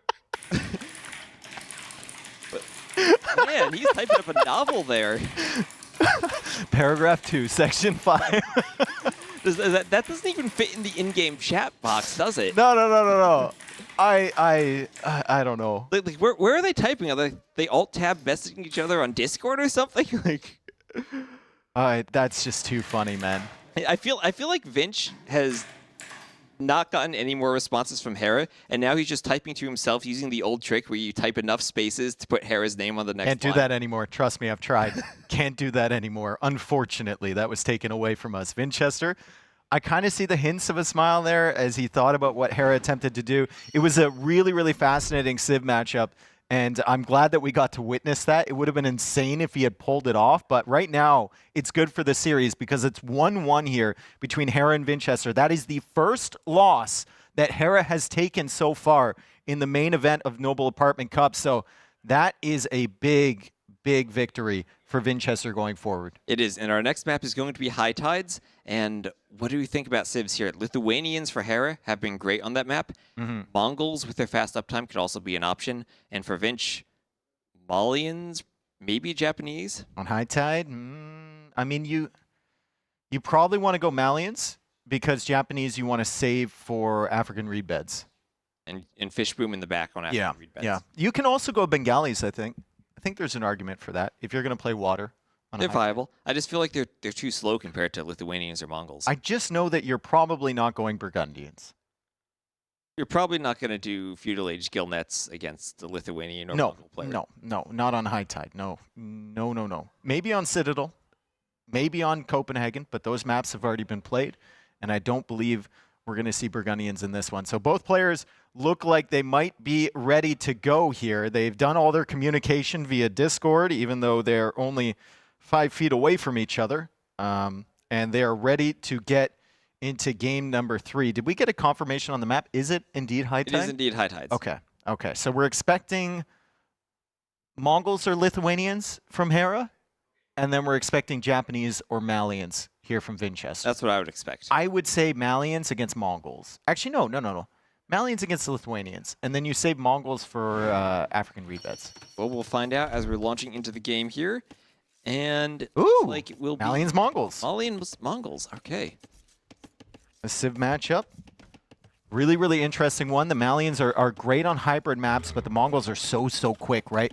Vinchester, you got to be careful. I've watched this guy over the last month kill so many rhinos, boars, elephants with the town center. Right. And it's always the same reaction from him. He always looks and he's like, oh no, really, dude? Like he's surprised by it at this point still. I mean, to be fair, it was changed for a long time before it was reverted. And now you have to go back to the old behavior of making sure you don't garrison that hunter so the TC shoots that one little arrow that kills the rhino. All right, so Hera pushing in that hunt, and he's going to push in all of the hunt that he can with the Mongols. You can see the other rhino coming in super quickly. And you'll notice it. If you look at res collected, Mongols, they just bring in that food so quickly. Vinchester now coming out for the dock early, and he's sending 2 villagers. One thing that Hera loves to do, and a lot of other players love to do with the Mongols, is not get loom. I think he might opt for it this time, as he's sending the scout and the villager forward. When he played against TaToH, he managed to snipe that villager super quickly. I think Vinchester learned some lessons from that. He might have, and the scouts are going to start taking HP off of each other, and Hera's going to go for the safe dock. Oh, and that dock's going to be discovered. If Hera retreats here, that dock will probably be discovered. Yeah, and now that villager is a little exposed. Hera has to wall it in. Vinchester can think about bringing his other villager over. Loom coming in for Hera. Loom should come in for Vinchester if he's going to engage here. It should, and the more you fight the Mongol scout, the better you feel, because it has that extra line of sight. And the more HP you take off of it, the better. Loom comes in at the perfect moment for Hera. It comes in at the perfect moment, right as Vinchester breaks through, and Hera attacks with the scout now. He's going to lose the scout most likely, and Vinchester will get away with the villager, but Hera gets his dock up in time. But Vinch kills the scout, and we saw how much that scout mattered in the very first game. Now it's Vinch who has the scout advantage. Especially with Mongols, right? You get the extra line of sight on it. It's amazing. You can discover what your opponent is transitioning into. And as of now, Vinchester is in a very similar situation that Hera was in against TaToH, where TaToH didn't have the scout. He was like down a villager, and he didn't see what the transition is going to be. Right, and here you're in a situation where that dock was so late for Hera, he doesn't have fishing ships out yet. Vinch already has 2 of them. They're going to help make up for the difference in the hunt, and Hera even has to send another Vil forward. Should have walled that guy in. Shoulda, coulda, woulda. Like, should have walled that guy in. I think Vinchester can wall in this villager from Hera. He's too late. He's too late. He tries again. Another villager coming forward from Hera. It's like he knew this would happen as Vinchester tries to wall in this Vil. He tries to protect his own villager from this Vil's new friend. I don't know if it's going to work out for him, but Vinchester and Hera both very, very good at the quick walling aspect of the game, and Vinchester is very, very good at the quick walling aspect of the game. And Hera's going to go for that second dock. Now, it's tricky for Vinch to add in the second dock with one Vil. He needs to make sure it's walled in, but then he opens up the opportunity for Hera to wall it in a second time, but with his own palisade walls. Vinchester, though, adding that 4th fishing ship, Hera's still ahead on res collected because of the Mongol hunt. The Mongol hunt has been absolutely insane. That's why he has such a fast feudal time. He's 50 seconds ahead of his opponent, and he's already going for the second dock. The barracks is coming up. We should see, an archer range come up after that, after the first couple fires, and Hera is going to apply pressure to that forward gold from Vinchester right away. Yep, and remember those Mongols with that hunt bonus, it's rhinos on this map. It's not boar. They have 400 food. Yep. Really, really strong. And it's always consistently rhinos, I believe. Always, right? yes. Okay. So 4 fishing ships from Vinchester, bringing in the food, trying to even up the eco. Hera's still 200 res collected ahead. Vinchester gets to the next stage. Hera is already making that archer range, but Vinchester with the surviving scout spots the archer range right away, and I don't think Hera knows even where like Vinchester's gold is. I don't think he knows anything about Vinchester's He went for the base. dock and he lost the scout. He doesn't know no anything. Scouting. Nothing on that side of the map. He knows where the TC is because it's pretty much the same location every time, but other than that, he doesn't know any resource location. And honestly, looking at his base, Vinch's resources are all very far forward. That gold, that lumber camp of his, they're pretty exposed.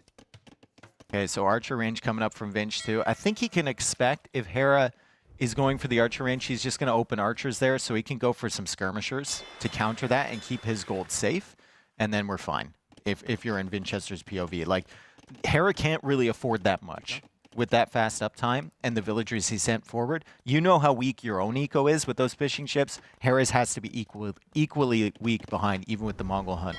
Right, and you have opportunities to run those fishing ships, pull the fire ships away, give yourself time just to make up on the water or to make up on the land. Give yourself the opportunity to just make up for that uptiming and get your own military out. Do you think Hera should, at some point here, go down for the hunt in the south? At some point, yes. I mean, we've seen players put different priorities on that hunt in this map. As the Mongols, you care about it more than any other civ, but we've seen it maybe a mill or a dock as you transition to the Castle Age, maybe a TC down there. If you're fighting on the water and have your fish, maybe you don't go for it. Yep. But as the Mongols, it should be in the back of your mind all the time. I really like what Hera did here with that spearman. He used it as a scout. You can see it just coming home now. And he identified what Vinchester was going for. He found the gold, so he did all the things he would have done with his normal starting scout. And now he's going down to the south to see if Vinchester's over there. So, I mean, he's making use of that super cheap unit. He's not trying to fight with it. He's just gathering information. Yep, and I think it's a bit risky for him to go to the south, as you were saying, without his own scout, without knowing where the army is, because this is going to surprise him as it comes in on his house. Look at this timing from Vinchester. Fletching is coming in. We're waiting for the fires to eject from that dock, but the archers are here, and that's at least one dead villager from Hera. So Vinchester's Eco KD will finally be on the board as Hera has sniped 4 fishing chips from him, 3 fishing chips plus 2 villagers, I believe. But he has his own fires now, and it's time for him to come back on the water. Now the fires eject. He's going to get some great value against that fire galley, and he's actually going to take it out. Now it's 3v2, but Hera pops out with another one perfectly on time. Still, the archers are here, and Hera is chasing with the skirmishers. Hera does have fletching, and now he's getting the armor for his skirmishers as well. So not much damage to be done here for Vinchester. Remember, his scout is super weak from before. Right, and now those archers are going to find him as Hera's getting a sneak attack with his own archers. Remember, they both had ranges, and Hera's now getting in.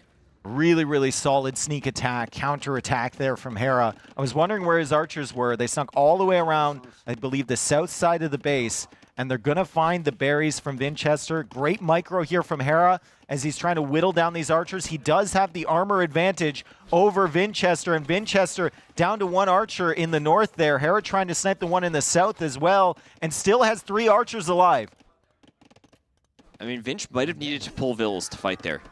Hera had the archer advantage, and now he's just going to clear that. I think you can only pull Vills against Hera so many times, and he punishes you every time before you learn not to do it, right? Like, he's just walking on the edge of that TC range. He's going to snipe down these archers. He's going to avoid the villagers, and he forces out a second archery range from Vinchester. At the same time, Vinchester fighting back on water. He's fighting back, winning the fire galley fight. And if you look at the res collected, though, Hera up by around 500 to 600 resources. He's going to have such an easier time making a transition here. And so fires on the run from Hera, fishing ships on the run. He can still afford to add in some more fire galleys. 600 res collected ahead. It's been a smoother eco overall. And we look at the mini-map. Hera is almost fully walled on his home base. So he's got a good setup to maybe maneuver his way over to the Castle Age with the fish still alive at the moment. Yeah, and keeping the fish alive for this long is a good accomplishment, considering that now the tables are turning and he's going to fall back on the soaking water. Fire damage with villagers. It's a bold play. Well, and it didn't pan out as he lost. He lost 2 of them. He lost 2 of them, but at least he saved that one fire. Wait, he didn't save the fire. He saved it for a few seconds. A few moments there as the villagers burned in front of it. Now we've got a fishing ship coming along to tank the damage. A nice micro there to save that low HP fire from Vinch, to save both low HP fires. Great engagements here from Vinch. Oh, look at that stack. Look at that stack. And the fires are going to take out the final fire galley from Hera. And now they're going to take out the fish. And the archers are coming in again from Vinchester. So Vinchester pushing back a little bit here. Hera forced to queue more skirmishers. That'll keep him further away from the Castle Age. And Hera has very low archer numbers as well. So it's not that much of a threat to Vinchester's economy. And it's important that he's keeping the walls open. And that Vill's going to come back to wall. Maybe the archers could take the hill and try to out-micro him. I mean, this is Vinchester. We have seen some insane archer micro. He's asking questions. I mean, if you're Vinch here, do you kill the hunt with those archers? I would. No, you're against the Mongols? I would, for sure. You're not doing anything else. But, I mean, at this point, Hera doesn't look like he wants to come out there, and you might want to come out there at some point. So you're not really thinking about it. You're thinking about continuing to get great engagements with the fire galleys, and he sets himself behind the dock now. Hera still has 2 fishing ships somehow. Vinchester has 2 more fire galleys somewhere. I'm not sure where they are, but he is still contesting on the water as Hera is thinking about Castle Age. Vinchester's doing the same thing, selling his stone. How is Vinchester so close? I guess it's because he sold stone, but so close in uptiming despite being over 1,000 resources collected behind. I think it's because he didn't go for as many skirmishers as Hera, quite possibly. I mean, Hera made quite a few skirms just to counter this stuff, and obviously making a food unit is not great, right? Vinchester just went into archers, I believe. Right. And, well, Vinch is the first one to click up. He had to sell the stone, but he's up. Might now be off the water, but Hera only 4 fishing ships. He's not gotten a huge fish boom so far. Ooh, wood upgrade just now coming in for Vinch. Maybe that explains some of the deficit. That explains some of it. Yeah, and I mean, that was food that he saved early, but Hera with some filthy micro once again, snagging that villager, and he'll be back onto that wood line again. And the berries are there too. Vinchester needs to bring the archers back. That might be an army that Vinchester can clear up really easily, as Hera is 1 minute and 40 seconds away from Castle Age. Vinchester 1 minute and 25. Well, now as we get into the Castle Age, how do you feel about the Civ matchup? We have Mongols, maybe the option to go for Sept Lancers. They have the option to go for Cav Archers. Malians, they have a good stable. I think probably not going to go down the crossbow line at this point. Malians have a really, really good Castle Age composition, like really, really strong tech tree, lots of options, but it all depends on the map position, right? If he's got crossbows forward and he could start adding in Knights or Siege, even a 1 TC play could work. Right. Hera, it's tricky with both these civs because they have great crossbows, but then you can't really transition them into ARBs and Imp. Yeah. But I mean, Malians do have more options at the end of the day, right? They can go for the monk play as well to counter the potential siege push that comes along with those archers, which is extremely valuable. They're also having a better eco because they're saving wood on all of their buildings. I think it's a little bit more solid for him, but unfortunately for Vinch, Hera already has the skirms here. And look at those resources for Hera. He has the food and he has the gold to do the upgrades. Okay, Scouts Skirm Bodkin coming out here for Vinchester. Scouts were a great addition. It's going to force the skirms back. Hera still a ways away from elite skirm, but Vinchester not able to snipe those early, and Vinchester is going for the 1 TC play. I love to see it. I don't think adding town centers at this point, especially since you sold your stone, is a good idea for Vinchester. He's going to go for the Siege Workshop forward, the crossbows, and maybe even adds in a few knights once he gets his eco sorted. I just think it's really hard to go for that 1 TC play when your opponent has that food eco on the water. You're not going to be denying all of their farms or all of their eco like you would on a normal game. And Hera, behind this, 700 food. 700 food. He adds a second town center. He can maybe make an argument for a third if he just collects 5 stone. And he's going to see the Siege Workshop. He's not going to be able to deny it, but he knows exactly what's coming as the skirmishers move out here.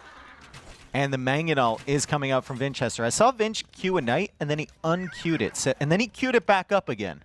Well, it's tricky if he goes for the knight against the skirms because right now he has not done any armor upgrades. And you really need at least +1, if not +2 to fight the skirms. And there he goes, but he's so tight on food. That's a big investment for him. It's a lot harder for him, right? Because he doesn't have the fish. Hera's going to hunt down these crossbows. Vinchester is going to try and save them. But in the meantime, he's building up Mangonels. He's building up monks. He's building up scorpions, knights, etc. as Hera goes into the Cav Archers, which will be able to counter the Knights quite effectively, especially with low upgrades. And especially since they're Mongol Cav Archers, they fire faster, and Vinchester really doesn't want to commit into that +2 armor at this point. He wanted to go for that crossbow siege push, but now is just being forced into a unit that I think Hera is well prepared to counter. Vinchester's on the run, and Hera went for the fast University. Instead of that third town center, he goes for University instead, and Ballistics is coming in. Those crossbows aren't really going to survive. Vinchester's trying to get within the minimum range of them and then snipe the Cav Archers, and he's got the Knights working away on the Skirmishers, but still the micro from Hera is pretty good, and the crossbows all go down. The Knights are going to follow. Vinchester is going to be all alone with his Siege Workshop out in the middle of the map. That went as well as it possibly could have for Hera. Everything got cleaned up for Vinch, and he didn't even need the Ballistics for it. He probably could have just done the TC. Where are those 2 fire galleys from Vinchester? They've been alive this entire time. He's got one up there. He's got one up... Very low on HP. Theoretical fire galleys. Yeah, they have 8 HP between both of them. So that's why he's not harassing the fish, I suppose. They're dead to him already. As Hera goes for another town center. Third town center, and it's on the hunt. He could have killed that earlier. Could have killed it earlier. Could have killed it. Well, as you mentioned, that hunt for the Mongols player is really going to pay off with how quickly they collect from it. And it also gives him control of all that stone in the south of the map for the late game if he wants to get castles and start going for Mengadai. Skirmisher, elite variety coming in for Vinchester. There's only 4 of them left for Hera, but there's no more crossbows on the field for him to counter. So the skirms aren't really an extreme value unit here for Hera. It's all about the Cav Archers now as the Cav Archers get into the gold. A quick wall there from Vinchester. He could potentially trap, but he's going to lose villagers regardless. And it's only a palisade gate, and there might actually be a hole in between those houses anyway. Oh, my goodness. Show off the hole, and this is another great raid from Hera. Look at that build count now, 65 to 45, up by 20 eco units. He does trap him, though. Hera tried to weasel his way through. The Knights blocked him. Vinchester's eco is not extremely efficient, and now Vinchester's siege is kind of stuck up on this hill as the monk gets sniped down, and Hera is just going to dance around these mangonels and scorpions until he can potentially add in some knights or step lancers of his own. I see him getting bloodlines, so he does have a stable. He does, and I think he might just try to dance with the cav archers there. He might just try to go for it. He does. He is floating 1,000 wood, which is an unusual thing to see for Hera. He's usually dropping farms right away, so that kind of tells you like how much attention to detail he needed on that push, and he wasn't putting it into his eco. We'll see him spend the wood now, already down to 200 in the bank from 1,000.